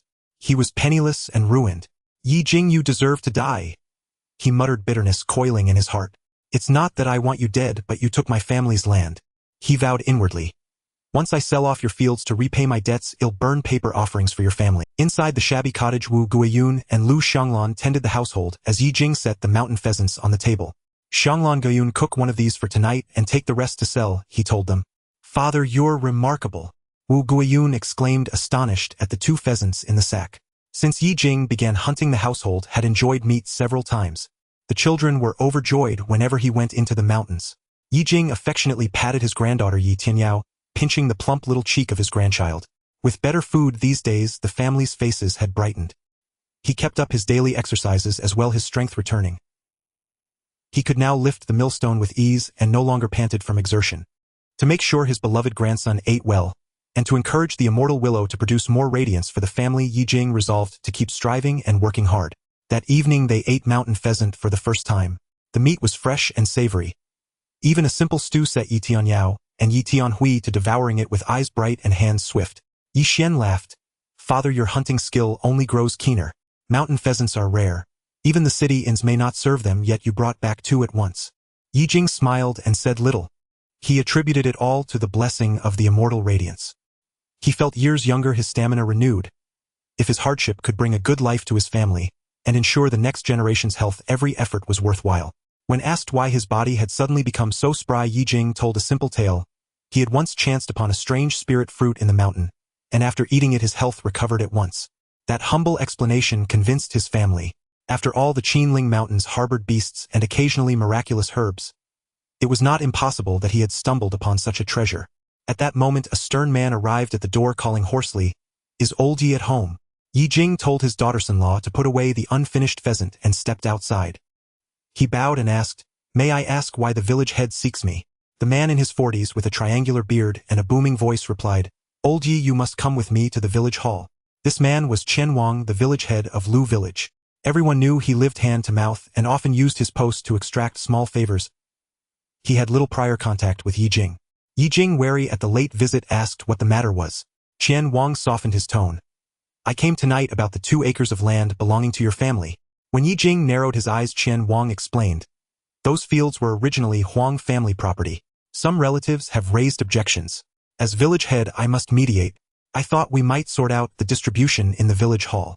Father, what's the matter? Yi Xian and Yi, drawn by the commotion, hurried out and stared at Chen Wang with puzzled faces. Ye Jing replied calmly, Those 2 acres were given to me by my father-in-law Huang Laosher. There is a written contract and villagers to vouch for it. Everything is in order. Chen Wang smiled and said, Having proof is one thing, yet we must still consider the Huang family's customs. These are neighbors after all. It would be ugly if relations soured. The village hall sits in the center of the village and is quiet and private. Let us go there to speak plainly and clear this up, he added. Yi Xian felt uneasy and stepped forward. If the village head has matters to discuss, he can say them here. My father is old, and it is inconvenient to travel at night. If need be, we brothers will accompany and listen and offer our opinion. Chen Wang persisted. This concerns the allocation of land, and should be handled by the elders. It would be best for just the 2 of us to go, and a few words in the hall will settle it. Yi Delong and Yi Erlang, you need not worry yourselves. Ye Jing heard Chen Wang's insistence and his doubts deepened. The Huang family had hardly any relatives left since Huang Lao's, his passing. The only one with any presence was the gambler Huang Xilang.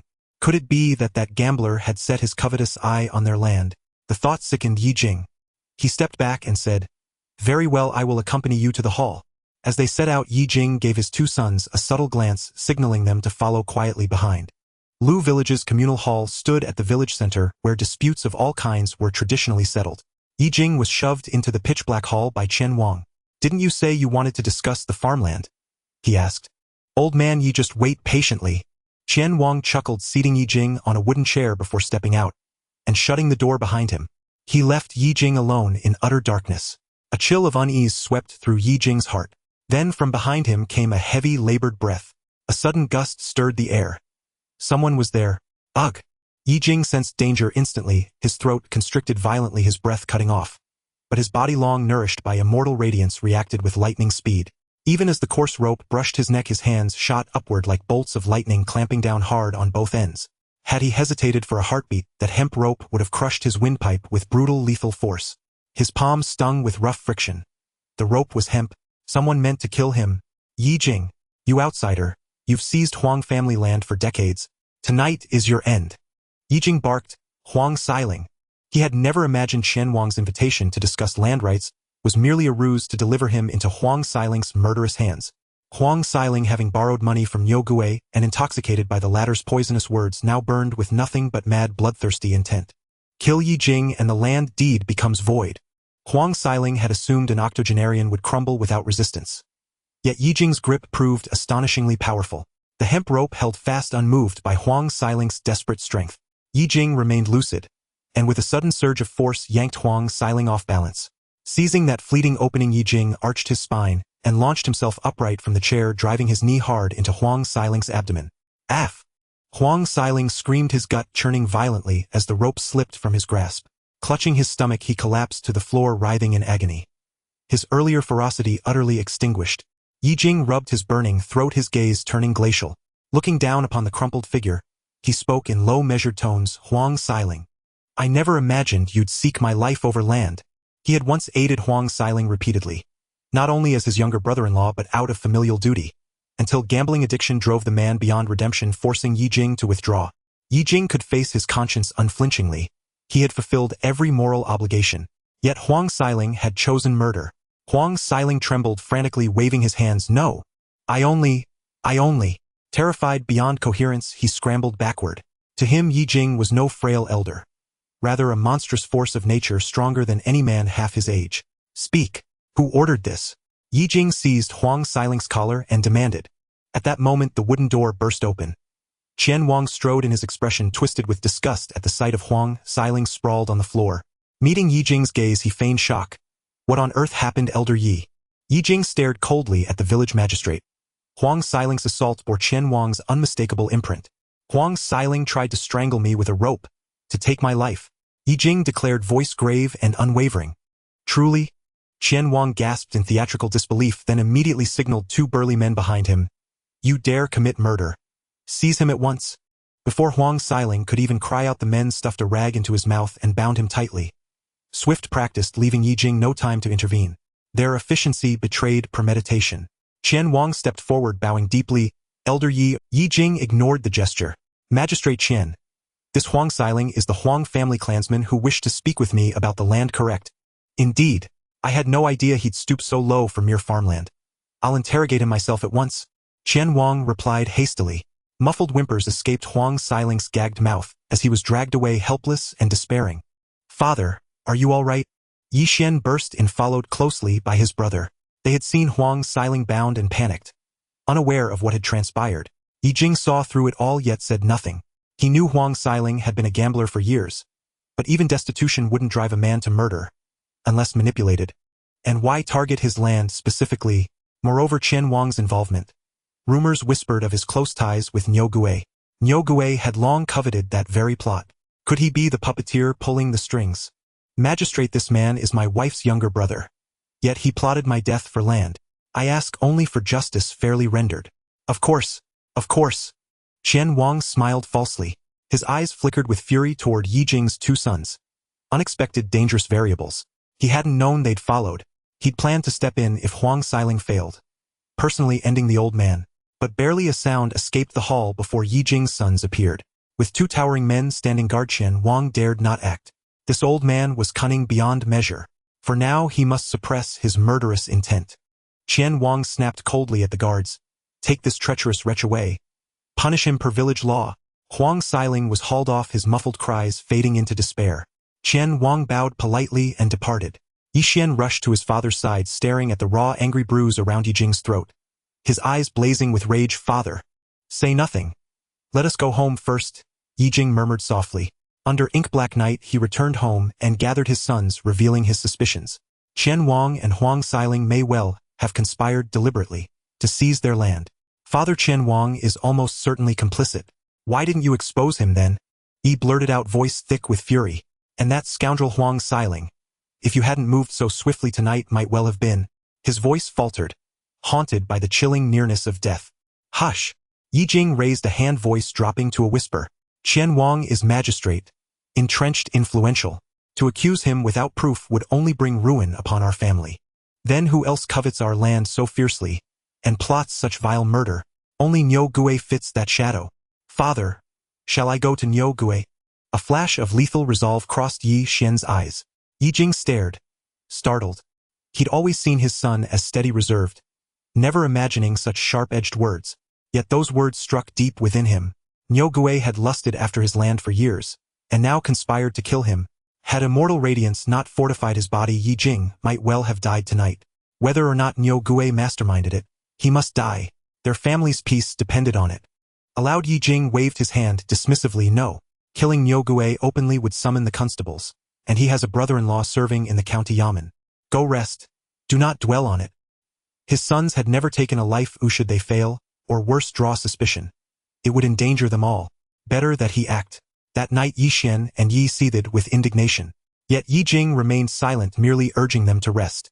When midnight arrived and all sounds of the world had stilled, inside his chamber Ye Jing retrieved his hunting knife. Having long hunted in the mountains, he knew well how to take a life. He donned dark clothing and wrapped his head and face, leaving only his eyes exposed. He slipped soundlessly out the window. Above him hung the full moon, brilliant and unblinking. With feline grace, he darted through the shadows, his steps light and unwavering, until he reached the vicinity of Niu Gui's residence. Niu Gui's home was one of the sturdier rammed-earth brick houses in Lu village. Its paper windows stood slightly ajar, glowing with lamplight. A silhouettes moved within, and the rich aroma of wine and roasted meat drifted into the night air. Niu Gui had not yet retired. Ye Jing sheathed his knife and crouched beside the window, peering cautiously into the room.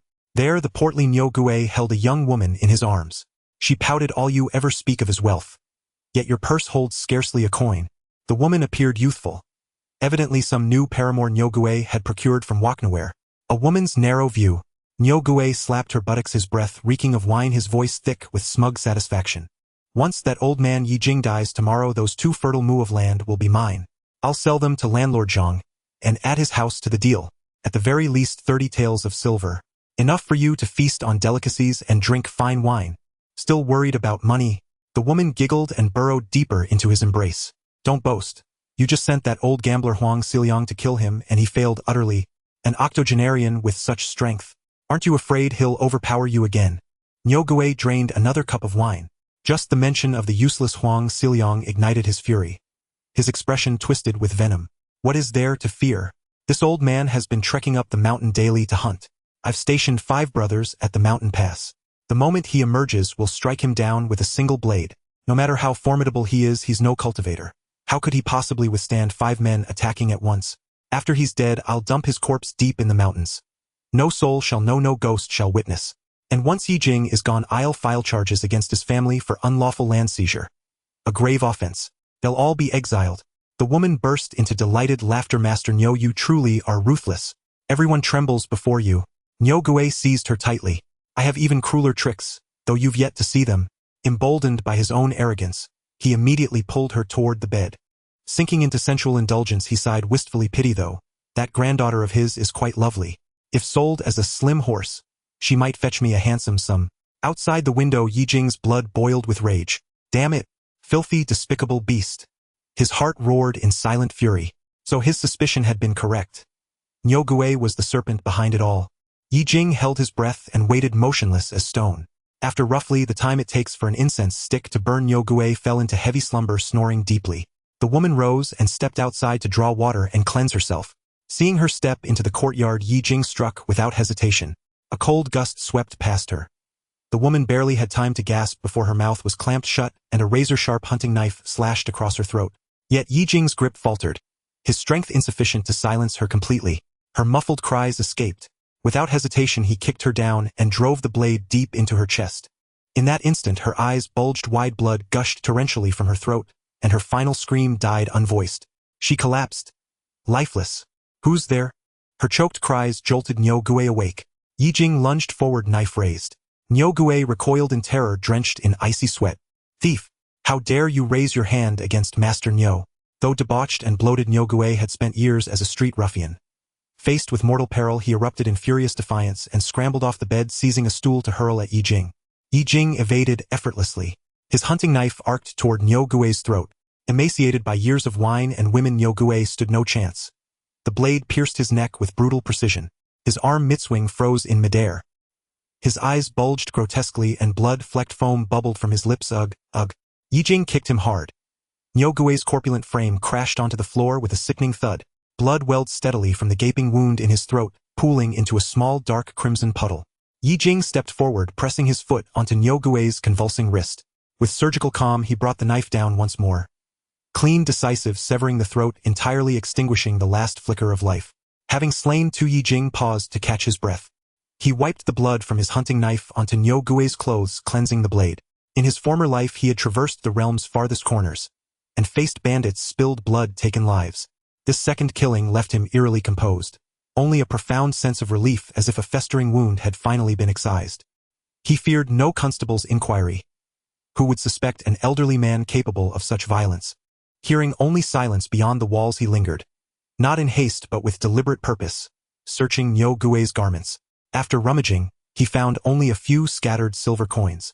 Ye Jing scoffed inwardly. After years trafficking land and lending usurious loans, Niu Gui surely possessed far more than this paltry sum. He began searching the room.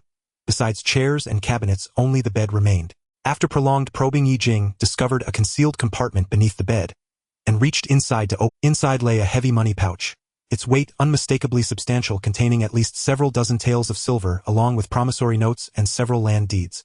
One note bore clear script: borrowed 5 taels. Monthly interest 301. Signed Huang Xiliang. Ye Jing's understanding crystallized instantly. Without hesitation he took the notes and silver, but left the land deeds behind. Deeds were dangerous artifacts. Carrying them would betray his involvement the moment villagers discovered them, linking him irrevocably to Niu Gui's death. After retrieving the valuables, he closed the hidden compartment and deliberately overturned furniture and scattered belongings, fabricating the appearance of a robbery murder. Only then did he slip away swiftly. Back home he burned the blood-stained clothes and climbed into bed to rest. The next morning, murder. Terrible murder. A shrill cry shattered Lu village's dawn stillness. A woman collapsed in terror, shrieking uncontrollably. Her cry drew every villager just risen from sleep. What they beheld stole their breath, chilling, ghastly beyond belief. In the courtyard lay a woman, throat slit and chest pierced, dead where she fell. Inside the house a man lay lifeless. 2 corpses, side by side. Upon hearing of the deaths, village head Qian Wang rushed over, only to freeze in horror upon recognizing the slain man, Niu Gui. Heavens above, murder! This is Niu Gui's home. What enemy could he have angered? Who cares whom he angered? Good riddance. Though fearful, many villagers felt no sorrow, only scorn. He lent at ruinous rates, swindled land from widows and orphans. Such scum deserved no mercy. His death purifies the village. Qian Wang's face darkened. Niu Gui's death meant 3 taels owed to him would vanish, and worse, the magistrate would hold him accountable for the homicide. Worse still, Niu Gui's brother-in-law was a constable. That man would certainly make Qian Wang. What on earth has happened? A voice cut through the crowd. Ye Jing's. Qian Wang hurried over, forcing a smile. Elder Yi, what brings you here? Ye Jing sighed deeply. I heard someone shouting murder at dawn. I came to see this. As he spoke, his gaze fell upon Niu Gui's corpse inside, and he cried out in genuine shock, why? It's Niu Gui. Qian Wang's irritation flared. Elder Yi, the blood taint here is strong. Best you return home. Ye Jing trembled violently. His pallor and visible dread prompted villagers to rush forward, supporting him lest he collapse from fright. At that moment, one of the men Qian Wang had dispatched to inspect Niu Gui's house approached and quietly handed him a promissory note. Qian Wang's eyes narrowed instantly upon seeing the name Huang Xiliang inscribed upon it. Then he glanced at Ye Jing, shaking pale, utterly terrified, and a plan coalesced in his mind. A murder had occurred in Lu village, necessitating immediate reporting to the county yamen and the dispatch of constables for investigation. Upon hearing of Niu Gui's death, Constable Duanpeng was stunned. with the magistrate's approval, he galloped urgently to Lu village without pause. In the village's main hall, all villagers had gathered. Ye Jing stood quietly among them, observing how Duan Peng would conduct the investigation. His presence also served to alleviate suspicion from his own household. When Qian Wang saw Duan Peng arrive, he hurried forward and recounted the discovery of Niu Gui's. Duan Peng strode into the hall where two bodies lay wrapped in straw. Lifting the straw, he beheld Niu Gui, his throat pierced clean through, and instantly roared, "Daredevil! Scoundrel! To commit murder brazenly in Lu village! Do you hold the imperial law in such contempt?" His gaze swept over the cowering villagers, as he demanded, "Who among you saw Niu Gui yesterday?" Duan Peng's fierce entrance sent a shiver through the crowd. None dared speak freely. Qian Wang stepped forward, handed Duan Peng a promissory note, and murmured something quietly in his ear. Duan Peng immediately bellowed, "Where is Huang Xiliang?" A frail elder emerged trembling from the crowd and collapsed to his knees. "Your honor, what command do you have for this humble servant?" "You owe Niu Gui 5 taels of silver, true or false?" Duan Peng thundered. Huang Xiliang had no idea why he'd been singled out. Secretly, he'd even rejoiced at Niu Gui's death, believing his debt now void. Yet the constable's eyes burned with lethal intent, sending tremors through his gut. Still, he dared not refuse to answer. With a quivering nod, he affirmed it. Duan Peng roared, "So, you murdered him for 5 taels, you sought wealth through blood. What punishment do you deserve?" Huang Xiliang's face drained of color. He dropped flat to the ground and began kowtowing frantically. "Sir, official, this is unjust. I could never have killed Niu Gui. I swear it. It's a miscarriage of justice." In that moment, an accusation from a constable was tantamount to a death sentence. Murmurs erupted instantly across the hall. Could it truly be Huang Xiliang? How on earth did he manage it? Might the verdict be mistaken? They say Niu Gui lent money at exorbitant interest, and Huang Xiliang is a notorious gambler. Ye Jing too was taken aback. He hadn't expected Duan Peng to so hastily brand Huang Xiliang as the clearly pressured to deliver swift accountability for such a grave crime. Duan Peng had seized upon Huang Xiliang, the village gambler, as a convenient scapegoat. A cold sardonic smile flickered across Qian Wang's lips. Though he knew not the true murderer, sacrificing Huang Xiliang granted him legal pretext to seize Niu Gui's land deeds. Moreover, the previous night Huang Xiliang and Niu Gui had conspired with him to harm Ye Jing. He feared Huang Xiliang might betray that secret and imperil him. Thus Huang Xiliang had to die. "Spit on that lie," Qian Wang sneered. "Who doesn't know you're a lifelong gambler? Selling children and kin to feed your vice. You couldn't repay Niu Gui, so you murdered him for profit. Your honor, arrest him at once." Qian Wang spat contemptuously at Huang Xiliang. Duan Peng lunged forward with iron shackles. Huang Xiliang stared soul-struck with terror. He knew escape was impossible. At the last moment, his eyes darted wildly through the crowd, locking onto Ye Jing. Before he shrieked, "It wasn't me. It was Ye Jing who killed Niu Gui." His cry froze the onlookers, then ignited scornful laughter. Has Huang Xiliang lost his wits? Accusing Elder Yi. The man is ancient, reserved, silent, bearing no grudges. How could he possibly slay Niu Gui? Duan Peng frowned, studying Ye Jing. Though Niu Gui had often spoken of coveting the Yi family's fields, Ye Jing stood stooped and serene, utterly unconvincing as a killer. Besides, Qian Wang had whispered that Huang Xiliang knew things he ought not, and that arresting him promptly would expedite closure. Duan Peng was desperate to file his report. He barked, "Huang Xiliang, you persist in denial. You'll be taken to the yamen to confess fully." Ye Jing remained impassive, merely watching the proceedings unfold. He mused Duan Peng bore no sign of deep camaraderie with Niu Gui, as rumor had claimed. Only the impatience of an official eager for quick results and shallow resolution. And that suited Ye Jing perfectly. The less scrutiny Duan Peng applied, the less he needed to conceal, and the safer Ye Jing would remain. Seeing Huang Xiliang attempt to flee, Duan Peng sprang forward like an arrow loosed from its bow, driving a crushing fist into his ribs. The blow landed with full force, square upon Huang Xiliang's skull. A guttural cry tore from his throat, before he crumpled unconscious to the floor. Ye Jing's eyes widened.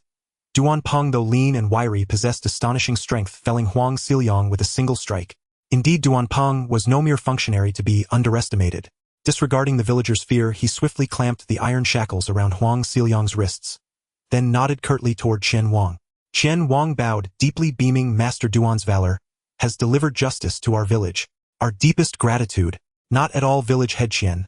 I must return to the yamen to complete my report." With polite farewells, Duan Peng dragged the unconscious man away. Once he departed, Qian Wang raised his hand. "Disperse. The culprit is apprehended. Nothing more to see. Return home. Secure your doors and windows."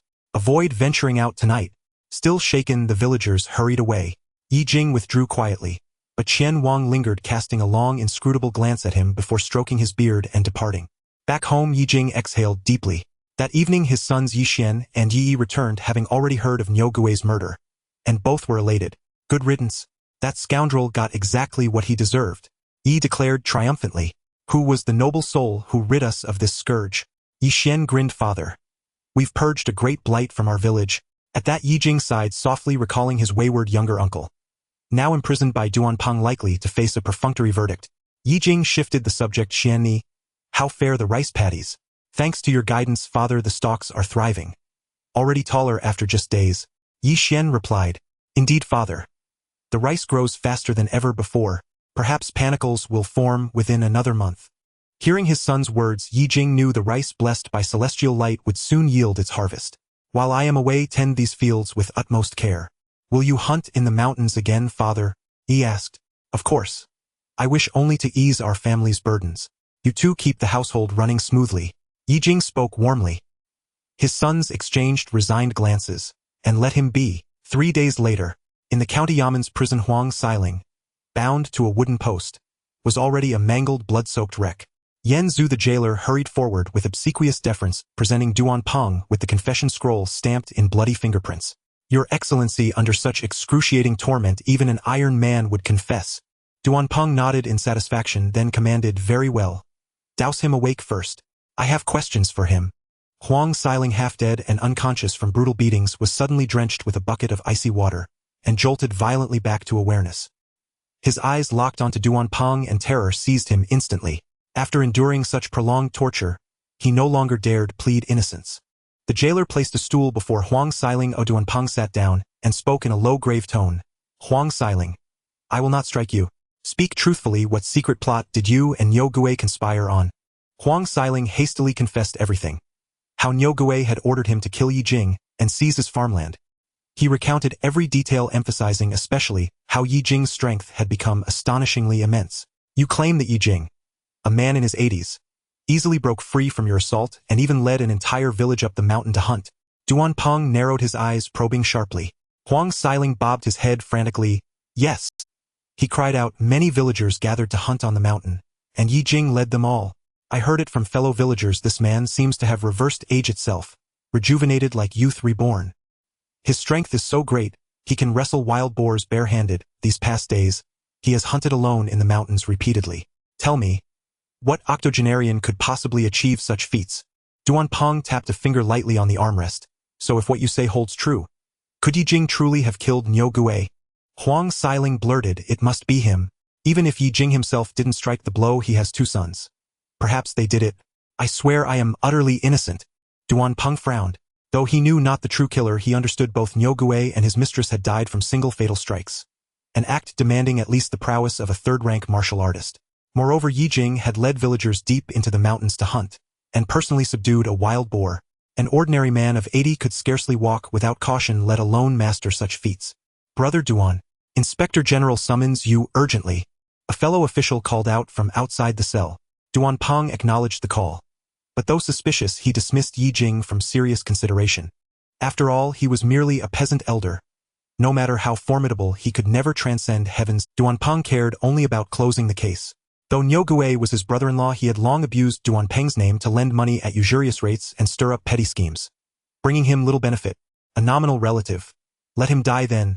It was only a pity to lose yet another source of profit. Huang Xiling, seeing Duanping turn to leave, cried desperately, Your Excellency, Your Excellency, I've told you everything you asked. Can you spare my life? Duanping sneered coldly, mercy. You have already confessed. Justice must follow. Huang Xiling's face drained of all color. He collapsed limply against the wooden post, utterly broken. Ultimately, the case concluded with Huang Xiling convicted of murdering Niu Gui to evade debt and seize wealth. At the marketplace, Huang Xiling was beheaded in public, blood spraying 3 chi high, while the crowd cheered wildly. Ye Jing watched his younger brother-in-law die, sighed deeply, and quietly departed through the throng carrying a heavy sack of game. These past days Ye Jing had bagged abundant game in the mountains, and now brought it all to Yunhe town to sell to Zhengdali. At Zheng's butcher shop, Zhengdali greeted him warmly the moment he appeared. Uncle Yi, what rare treasures have you brought today? After brief pleasantries, Ye Jing opened his cloth sack and pulled out a plump civet, so large and robust that Zhang Dali gasped in genuine, "Remarkable, Uncle Yi. This is a true mountain delicacy," Zhang Dali exclaimed admiringly. Ye Jing smiled. "Name your price." Zhang Dali wiped his greasy hands clean, hoisted the civet, and declared, 24 jin. "Shall we settle at 100 won per jin?" Ye Jing nodded assent. Zhang Dali immediately took up his knife to skin and butcher the animal, saying as he worked, "Uncle Yi, your civet arrives perfectly. Just days ago, a newly opened martial arts academy sought exotic game. With this, I'll fulfill my promise." A martial arts academy in Yuanhe town. Ye Jing sounded genuinely surprised. To his knowledge, only accomplished martial artists, capable of wielding over 1,000 jin of force, were esteemed enough to open such academies. Yet academies were typically established in county seats, not in remote, impoverished hamlets like this. Zhang Dali chuckled. Indeed, it's set up in the Old Bu family fabric shop on West Street. The signboard went up just the other day, Jinwei Martial Arts Academy. Its master possesses extraordinary skill. On opening day, he shattered a grinding stone, the size of a millstone, with a single punch. Dozens of youths gathered to watch, many clamoring to become his disciples. "Who is this master?" Ye Jing asked. Zhang Dali scoffed, tossing aside the cleaned pelt and wiping blood from his forearm with a rag. "Who knows? Rumors say he's from the north. Surnamed Guital and broad-shouldered, intimidating just to behold. Yet he spends generously. Last time he ordered meat here, he paid 10 taels of silver outright for his inauguration banquet, and now requests rare game to supplement his disciples' vital energy with medicinal nourishment." Ye Jing nodded. He well understood why the academy required such quantities of meat. Martial cultivation demanded not only rigorous physical training, but also potent tonics to fortify one's vital essence. Yet such tonics were prohibitively expensive and scarce. Many lower-tier martial artists resorted instead to consuming copious amounts of meat to replenish their vital energy. Besides Master Gua, does Jinwei Academy employ other instructors? Ye Jing asked. As far as I know, he's the only one visible, Zhang Dali mused, though rumor says he's already taken several apprentices and teaches them boxing with earnest discipline. Ye Jing filed this away silently. After selling all his game, he resolved to visit the academy someday, if opportunity arose. For now, his thoughts returned to the rice paddies, those grains transformed by 5 points of immortal radiance. After the sale, Ye Jing purchased additional meat in town to replenish his household stores. He earned 5 taels, no small sum, and felt the arduous days of hunting well rewarded. For 3 when he rode home in an ox cart. Placing the heavy parcel of meat upon the table, Yi Tianyao leapt up cheering. Meat again. Wu Guiyun and Lu Xianglan quickly prepared a steaming pot of braised pork and a fragrant batch of rice. Yi Xian and Yi Yi returned home weary from a full day's labor and devoured the meal ravenously. As Ye Jing ate, a warm current stirred within his body. He flexed his arms, feeling as though each bore the weight of 1,000 jin. After dinner, Ye Jing retired to his room. Clenching his fist, he sensed that warmth flowing slowly along his meridians. A sensation of unprecedented power igniting a fierce heat in his chest. Could this be vital energy? Though faint, this inner current thrilled him profoundly. Recalling tales from his youth, he remembered that martial cultivation began with awakening vital energy, followed by condensing internal force, to ascend into the ranks of third-rank martial artists. Was he then standing on the threshold of martial mastery? This vital energy surely stemmed from the immortal radiance, his daily morning exercises, and the rich meat-laden diet. Though a lifelong villager, he knew well Yen Kingdom's reverence for martial artists, where rank and power were synonymous. Should a humble farming family produce even a third-rank martial artist, they would be summoned into official service, with state stipends. Why? Because even the lowest-ranked martial artist commands 1,000 jin of force. In any town's academy, such a master would serve as chief instructor, commanding universal respect. Second- and first-rank masters, meanwhile, were pillars of the realm. Ye Jing gazed at his own arms, muscles swelling lean yet coiled with raw power, no longer those of a frail, aged man. If he now trained deliberately, channeling this vital energy, he might unlock unforeseen breakthroughs. The thought left him too exhilarated to sleep. At dawn he rose and began stance training, commencing his cultivation anew. 1 month later, it was already late autumn. The leaves across the mountains and fields had turned yellow from the autumn frost. The rice in the fields was ripe, the heavy ears of grain bending the stalks carrying a faint fragrance of grain stirring up golden rice. After paying the tax silver, the heavy stone weighing on the hearts of the villagers of Lu village finally fell to the ground. Faced with this year's bountiful harvest, the villagers finally showed signs of joy. Everywhere in the fields one could see their busy figures and occasionally hear lively laughter. Under the setting sun, an old man with white hair was walking down the mountain path dragging 3 mountain chickens. His face was lined with wrinkles, yet his complexion was rosy. Wearing coarse cloth clothes, he stood upright with steady footsteps showing no signs of old age. The black hunting dog beside him happily ran around. This old man was Ye Jing. With the assistance of celestial light and daily consumption of meat, he was in excellent spirits, his body feeling no different from that of a young man in his 20s. Several villagers at the mountain's mouth saw Ye Jing coming down with his catch feeling an immense envy, and they began to express their admiration in a flurry of voices. Old Ye, impressive. You've caught something good again. Look at these rabbits, they're so fat. Those people were truly envious of how Ye Jing could always catch game whenever he entered the mountain. Some villagers even wanted to learn from him and hunt, but they always returned empty-handed. Naturally, they thought Ye Jing was exceptional. Ye Jing thanked them with a smile, and ever since he felt a slight surge of blood energy within him, he not only became nimble, but his vision and hearing had also improved significantly. He could hear the sounds of any game in the mountains clearly from dozens of steps away. Now, with daily supplementation of meat, he had ample strength, making it effortless to catch these small game. However, Ye Jing would not mention the celestial light nourishing his body. He only chuckled and said, "There's no secret. It's just that I'm older now, able to be patient, and I stroll slowly in the mountains, eventually stumbling upon something." Everyone listened in amazement. Upon returning home, his 2 grandsons rushed over calling out Grandpa. Ye Jing was delighted to see his 2 cute grandsons and patted their heads. Wu Guiyun skillfully helped Ye Jing place the caught game into a chicken coop. Lu Xianglan was cooking in the house, and the atmosphere was warm and cheerful. Even little Yi Tianhui had become plump and white, particularly endearing to look at. At this moment, Yi Xian and Ye Jing also walked in, exclaiming, "Dad, come quickly and take a look."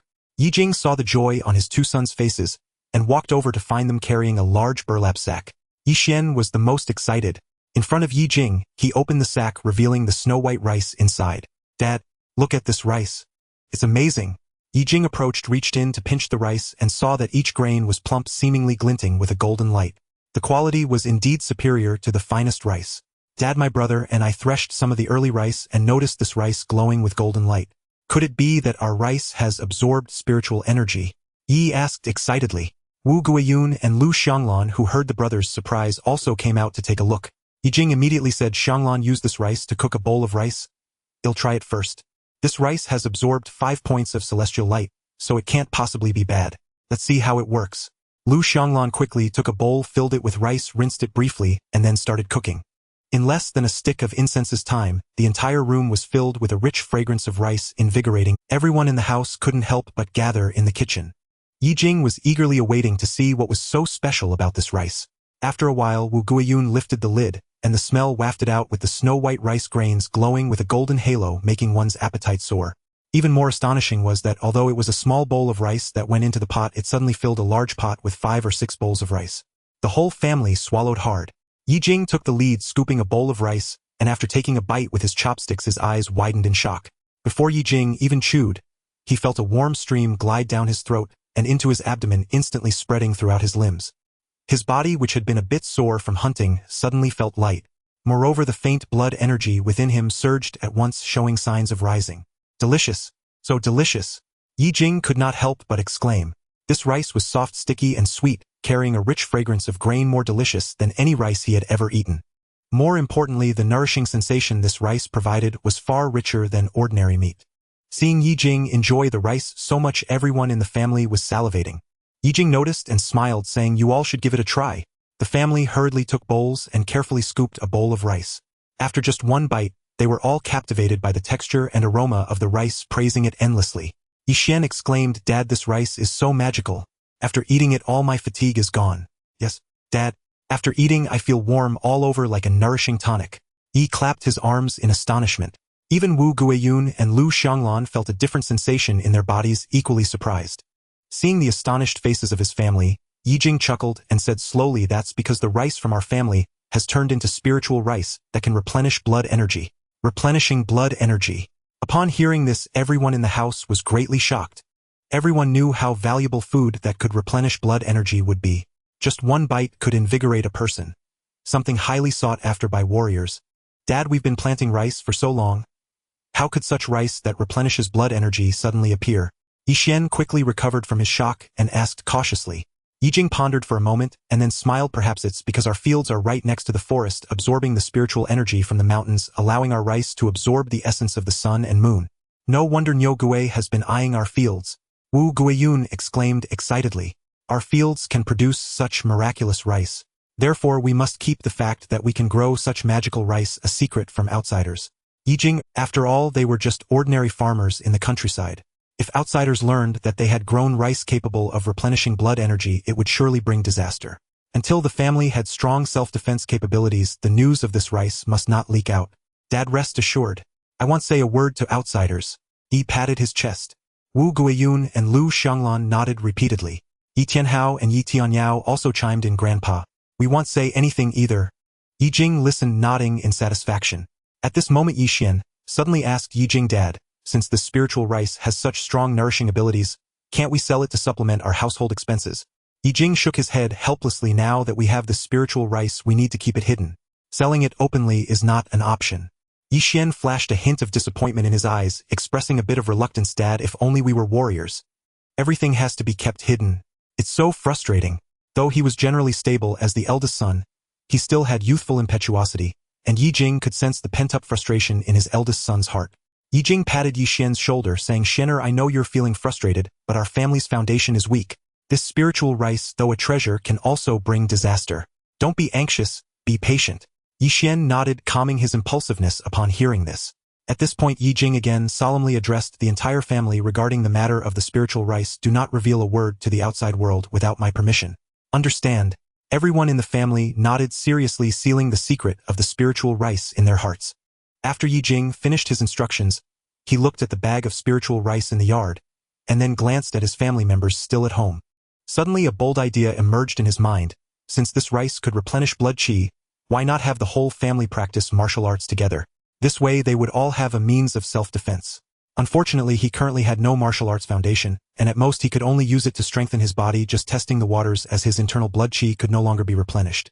He could only focus on training the strength of his family members first. With that thought, Ye Jing immediately stood up and asked Yi Xian and Yi, how do you feel after eating this spiritual rice? Yi Xian and Yi pondered for a moment, and Yi Xian replied, Father, after eating this rice, I feel completely refreshed. All my fatigue has vanished, as if I have boundless strength. Ye Jing smiled and said, very good. From today on, our family will eat this rice every day and train our bodies together with me. Everyone in the family was surprised. Ye Jing did not forget to look at his two daughters-in-law and added, Guyun Xianglan, you two are the same. Since this rice is beneficial, we must make use of it. Tomorrow you will also train. The next day Ye Jing did not go hunting in the mountains, but instead accompanied his sons to the 2 acres of land where a sea of golden yellow with morning light filtering through the mist illuminating the fields. The rice plants were taller than usual, with narrow leaves that glimmered with an imperceptible golden hue. The mature rice ears hung heavily, their husks as thin as cicada wings, and the grains inside were plump and translucent, resembling lustrous white jade. This was rice cultivated from the 5 points of celestial light. If one did not look at the grains, the appearance seemed no different from ordinary rice plants. Ye Jing felt a bit relieved. After his 2 sons irrigated the fields, he instructed them on a few matters and then left.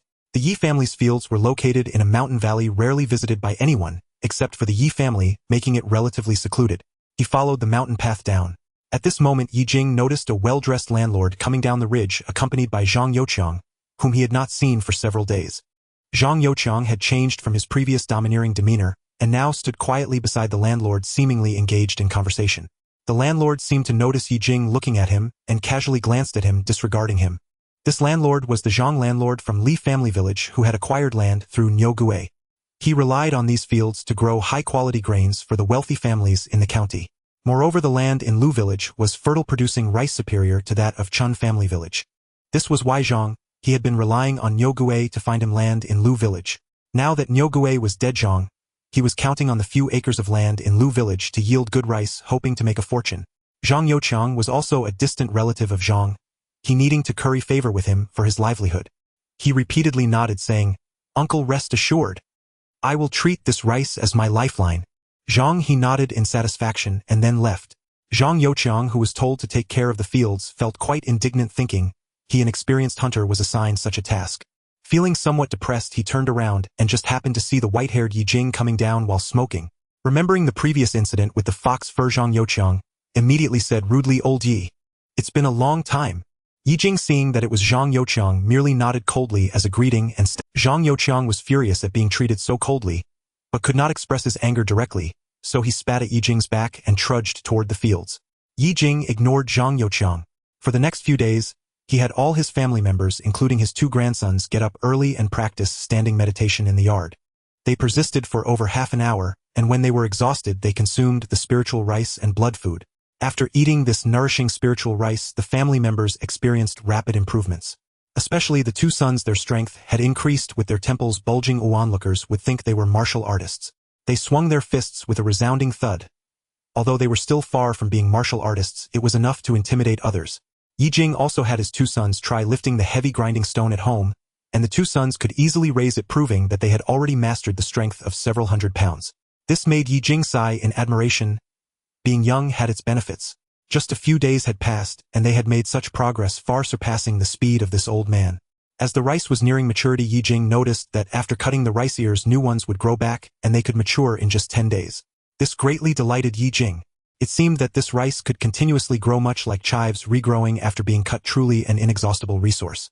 This was the ability bestowed by celestial light abundance. Truly impressive.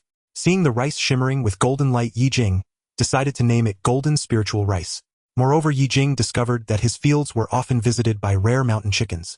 Such animals, usually wary of spiritual energy, were unexpectedly drawn to this golden spiritual rice, regularly sneaking in to steal the grains. Yi Xian and Yi caught several of them. Ye Jing was somewhat surprised. He suddenly had the idea of using golden spiritual rice to feed these mountain chickens. If he could raise a large number of mountain chickens, it would be a significant benefit for the Yi family. However, the golden spiritual rice at home was already in excess, and they couldn't finish it all, so it seemed he needed to find a way to sell it. With this in mind, Ye Jing discussed with his family. This spiritual rice had excellent effects, and they needed to find a reliable person. Conveniently, Ye Jing had heard from Zhang Dali that a martial arts master had come to the town collecting food that could provide blood qi. Ye Jing wanted to ask Zhang Dali more about this, intending to use this connection to sell his golden spiritual rice. However, to be safe, he still needed to go to the town and discuss it with Zhang Dali. His 2 sons had no objections. After all, since the golden spiritual rice was so special, it was best left to the experienced Ye Jing to handle. Ye Jing immediately set off for Yuanhe town. At noon, in Yuanhe town, Ye Jing arrived at Zhang Dali's butcher shop and greeted him. Dali. Zhang Dali was busy skinning a piece of pork belly. Hearing the familiar call, he paused with his knife, looked up to see Ye Jing, and immediately put down the cleaver with a grin, saying, "Uncle Yi, what big goods do you have this time?" In the past few days, whenever Ye Jing had game from the mountains, he would send it to Zhang Dali, allowing Zhang Dali to make quite a bit of money. Thus he regarded Ye Jing like a god of wealth. Seeing that there weren't many people around, Ye Jing mysteriously said, "Dali, I have a big deal to discuss with you. Let's talk privately." Zhang Dali understood immediately and said, "Uncle Yi, come sit inside. I'll get you a cup of cold tea." His butcher shop had a simple cool shelter in the back, furnished with a wooden table and several long benches. Zhang Dali quickly poured Ye Jing a cup of cold tea. Ye Jing drank it down, feeling refreshed and instantly dispelling the heat from his journey. He set down the cup and got straight to the point, saying, "Dali, I'm here today to sell some good stuff to the martial arts master, but I can't go myself, so I thought of asking you to be the middleman." "What good stuff?" Zhang Dali asked, puzzled. Ye Jing took out an oil paper package from the cloth bag he carried and carefully opened it. Inside were glistening plump grains of white rice. Sunlight streamed through the gaps in the cool shelter, casting a faint golden glow on the rice. At first glance, it was clear that this was nothing like ordinary rough or polished rice. "This is..." Zhang Dali exclaimed in surprise, reaching out to touch it, but hesitating. "Uncle Yi, this rice looks extraordinary. Where did you get it?" Ye Jing smiled mysteriously and said, "To be honest, this rice is golden spiritual rice grown in my family's fields, nourished by the heavens. It's quite abundant. I heard the martial arts master is looking for food that provides blood qi, so I want to sell this rice to him." Zhang Dali looked left and right. Having been in the town for many years, he had heard many rumors about the martial world, and knew that some precious grains could help martial artists nourish their qi and blood, aiding in cultivation, but he had never seen the real thing. He picked up the rice, sniffed it, and a refreshing aroma wafted over, making him feel a little lighter all over. This rice's effects were definitely not simple. He eagerly asked Ye Jing, "Uncle Yi, does this golden spiritual rice really replenish blood qi? How effective is it?" Ye Jing smiled and said, "My family has been eating this golden spiritual rice. Look at me. I used to be weak and unhealthy, but now I am full of energy, something I never even dared to imagine before." Ye Jing's words bore no trace of falsehood. Just months ago, he had been a feeble old man struggling to walk, whereas now his face glowed with vitality, and his steps were brisk and assured, living proof of the miraculous rice's efficacy. Zhang Dali's eyes gleamed with excitement. Having spent years slaughtering pigs and selling meat, He understood better than most the vital importance of physical strength and robust qi circulation. If this rice truly delivered such extraordinary results, not even martial arts academies, but noble families across the city, would vie fiercely to acquire it. Uncle Yi, how much of this golden spirit rice can you supply? Zhang Dali asked. Ye Jing smiled faintly and replied, I'll sell you 100 jin first, to test the waters. Should the academy master be satisfied, I'll supply it regularly. Hearing this, Zhang Dali immediately brightened. He now knew Ye Jing possessed a substantial reserve of the golden spirit rice. He promptly declared, Uncle Yi, please wait just a moment. I'll consult the academy master on pricing and place my order with you directly. Ye Jing nodded in approval and said, very well. But under no circumstances must you reveal my identity. He had no prior connection with Guojingning, the master of Jinwei Martial Academy, nor any knowledge of the man's character. Our discretion was therefore essential. Of course. Zhang Dali fully grasped Ye Jing's concern and readily agreed. After bidding Ye Jing farewell, he hurried straight to Jinwei Martial Academy in town. The academy was easy to locate, just a short distance inside the town gate. Above its tall entrance hung a plaque inscribed with the bold, vigorous characters, Jinwei Martial Academy, clearly the work of a seasoned martial artist. Several apprentices trained at the gate, boys no older than 14. Their rhythmic shouts echoing with fierce energy and unwavering spirit.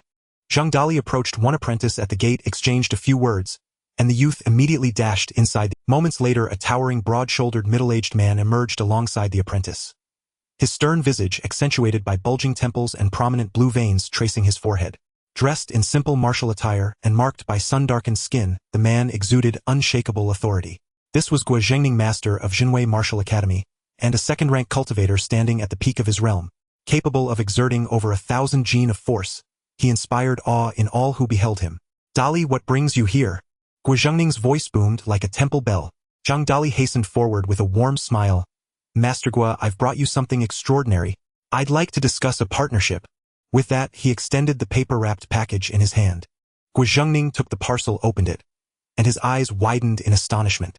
Swiftly closing it again, he addressed Zhang Dali with unprecedented courtesy. Brother Zhang, please come inside for a proper discussion. Within a single day, Zhang Dali arrived breathlessly at Ye Jing's home and requested 100 jin of rice, leaving the price entirely to Ye Jing's discretion. Ye Jing was taken aback. He hadn't expected the academy master to dispatch an emissary so swiftly to negotiate the golden spirit rice. After brief contemplation, Ye Jing said, My current yield of golden spirit rice remains stable, at around 100 jin per month.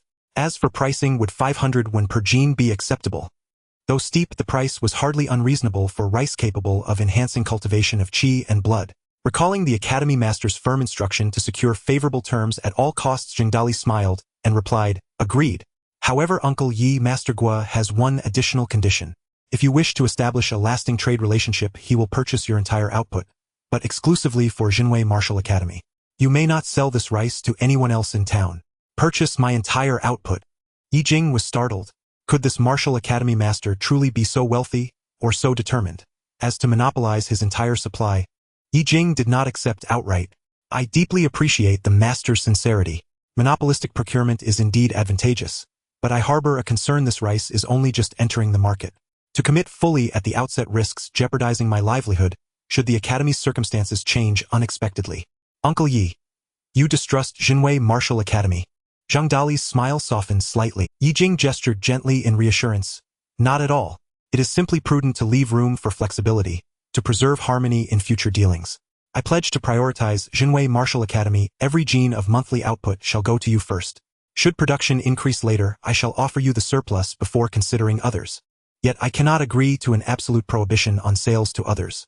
Zhang Dali furrowed his brow, weighing Ye Jing's reasoning. After a thoughtful pause, he nodded. Uncle Yi, your caution is sound. I'll convey your position to Master Guo and consult him accordingly. Still, let me speak plainly. The master seeks exclusivity precisely to prevent this golden spirit rice from falling into rival academies' hands, and thereby strengthening their competitors. Ye Jing nodded. Clearly, Master Guo fully grasped the rice's formidable potential, hence his urgency. After all, with numerous martial academies scattered across the region, rivalry was inevitable. Once terms were settled, Ye Jing immediately instructed Yi Xian and Yi to weigh out over 200 jin of golden spirit rice. The harvest had been bountiful, so abundant that the storage shed overflowed. Yet only 100 jin were presented publicly. Zhang Dali paid 50 taels of silver without hesitation, the gleaming ingots instantly stirring exhilaration in Yi Xian and Yi. Ye Jing accepted the silver calmly and added, By the way, Dali, Henceforth let us conduct transactions in discreet locations unseen by others. Given the rice's extraordinary profitability, vigilance was imperative. With such a substantial influx of silver, Ye Jing's fortunes had decisively shifted. Gazing at his dilapidated home, Ye Jing handed the 50 taels to Yi Xian and said, "Xianer, tomorrow engage a craftsman to repair our dwelling and construct an additional chamber to serve as a dedicated granary for the golden spirit rice." "Yes, father."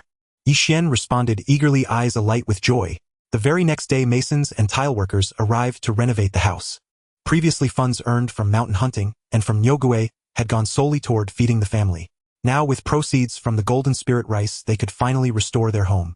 Standing outside the weathered thatched cottage, Ye Jing reflected that once his wealth grew further, he would seek a fine residence. His family ought not remain cramped within these narrow, humble walls. At that thought, his mind drifted to his late wife. Had she lived, would she not have rejoiced to witness him building this home, nurturing their lineage? His heart softened as he recalled arriving destitute in this village, meeting that vivacious young woman, marrying her, raising children, and walking beside her until their hair turned white, fulfilling a quiet, lifelong vow. Now, with the celestial willow's aid, hope had bloomed, not only for himself but for his entire household, granting him quiet solace as though honoring his beloved wife's spirit in heaven. A faint, tender smile touched his lips, his spirit lifting just a little. That night, as Ye Jing playfully teased his grandson indoors, Wang Laosan burst in, shouting, "Uncle Yi! Terrible news! The constabulary has arrived." At Ye Jing's words, everyone in the house froze in alarm. "Wang Laosan, what's happened?" Wang Laosan shook his head frantically. "I don't know for certain, but apparently a thief has infiltrated our area. The authorities are hunting him down and have begun searching our village. They've sent many officers and are ordering all villagers to gather at the village chief's hall for inspection." Inside the house, when Ye Jing heard the word bandit, a chill ran through him. He hurried to his sons. "Take the grandson. We must go to the village hall at once." Flames leapt through Lu village as black-clad constables, torches in hand, surrounded the great village hall. The villagers stood bewildered and uneasy. Duanpeng, a broad blade at his waist, shouted, "We are here by order to arrest bandits. Do not begrudge us. After the search we shall depart." Having spoken, he sneered at the villagers. The constables at his side fanned out to search every house. Ye Jing noticed Duanpeng's grave expression, so different from the careless manner he displayed in the Nyogue case, and his heart grew uneasy. What sort of bandit could make the authorities so solemn? Every villager's registration was checked. There was not a single suspicious person, and even the outskirts of the settlement were scoured. Such measures only deepened the villagers' fear. Lu village lay against the Qinling, remote and sparsely populated. If a bandit had indeed come here, could they ever expect peace again? Frightened, Qian Wang stepped forward and asked Duanpeng, "Sir Duan, has the bandit already passed through? We've been searched top to bottom. These are honest folk who have lived here for generations. None would hide a criminal." His voice trembled as he spoke, his hands clutched at his garment in pleading. Duanpeng's brow tightened, scanning the frightened faces, and the constable bowing to him, he said in a low voice, "Gone. Not necessarily. This man is no common thief," he continued, striking his sword lightly in his palm. "He is a wanted criminal of the court, murderous adept at concealing his trail. Though Lu village is remote, its proximity to the Qinling passes makes it an ideal hiding place." At this proclamation, the villagers erupted. "Why would such a criminal come to our poor hamlet? Have they mistaken the direction? We don't even have a decent inn. For heaven's sake, do not involve us." Ye Jing felt his unease deepen. Seeing the official solemnity, it was clear this bandit was no ordinary villain. Duanpeng raised a hand and the village fell silent. "The authorities must handle this matter. I suspect the bandit may flee into the Qinling. Tomorrow I will need several men familiar with those mountains to guide us in searching the passes." Volunteers stepped forward. At once fear showed on every face, no one dared move. Previously, villagers had formed parties to hunt in the Qinling to raise taxes, and they had met with many dangers. Searching for a murderous, bloodless killer was an even greater risk. "What, no one dares go?" Duanpeng's voice darkened with impatience. He swept his gaze over the villagers and finally fixed it upon the white-haired Ye Jing. Ye Jing shivered under Duanpeng's stare. A moment later, Duanpeng sneered, "I heard you, and the people of Qinjia village once teamed up to hunt in the Qinling and brought back many beasts.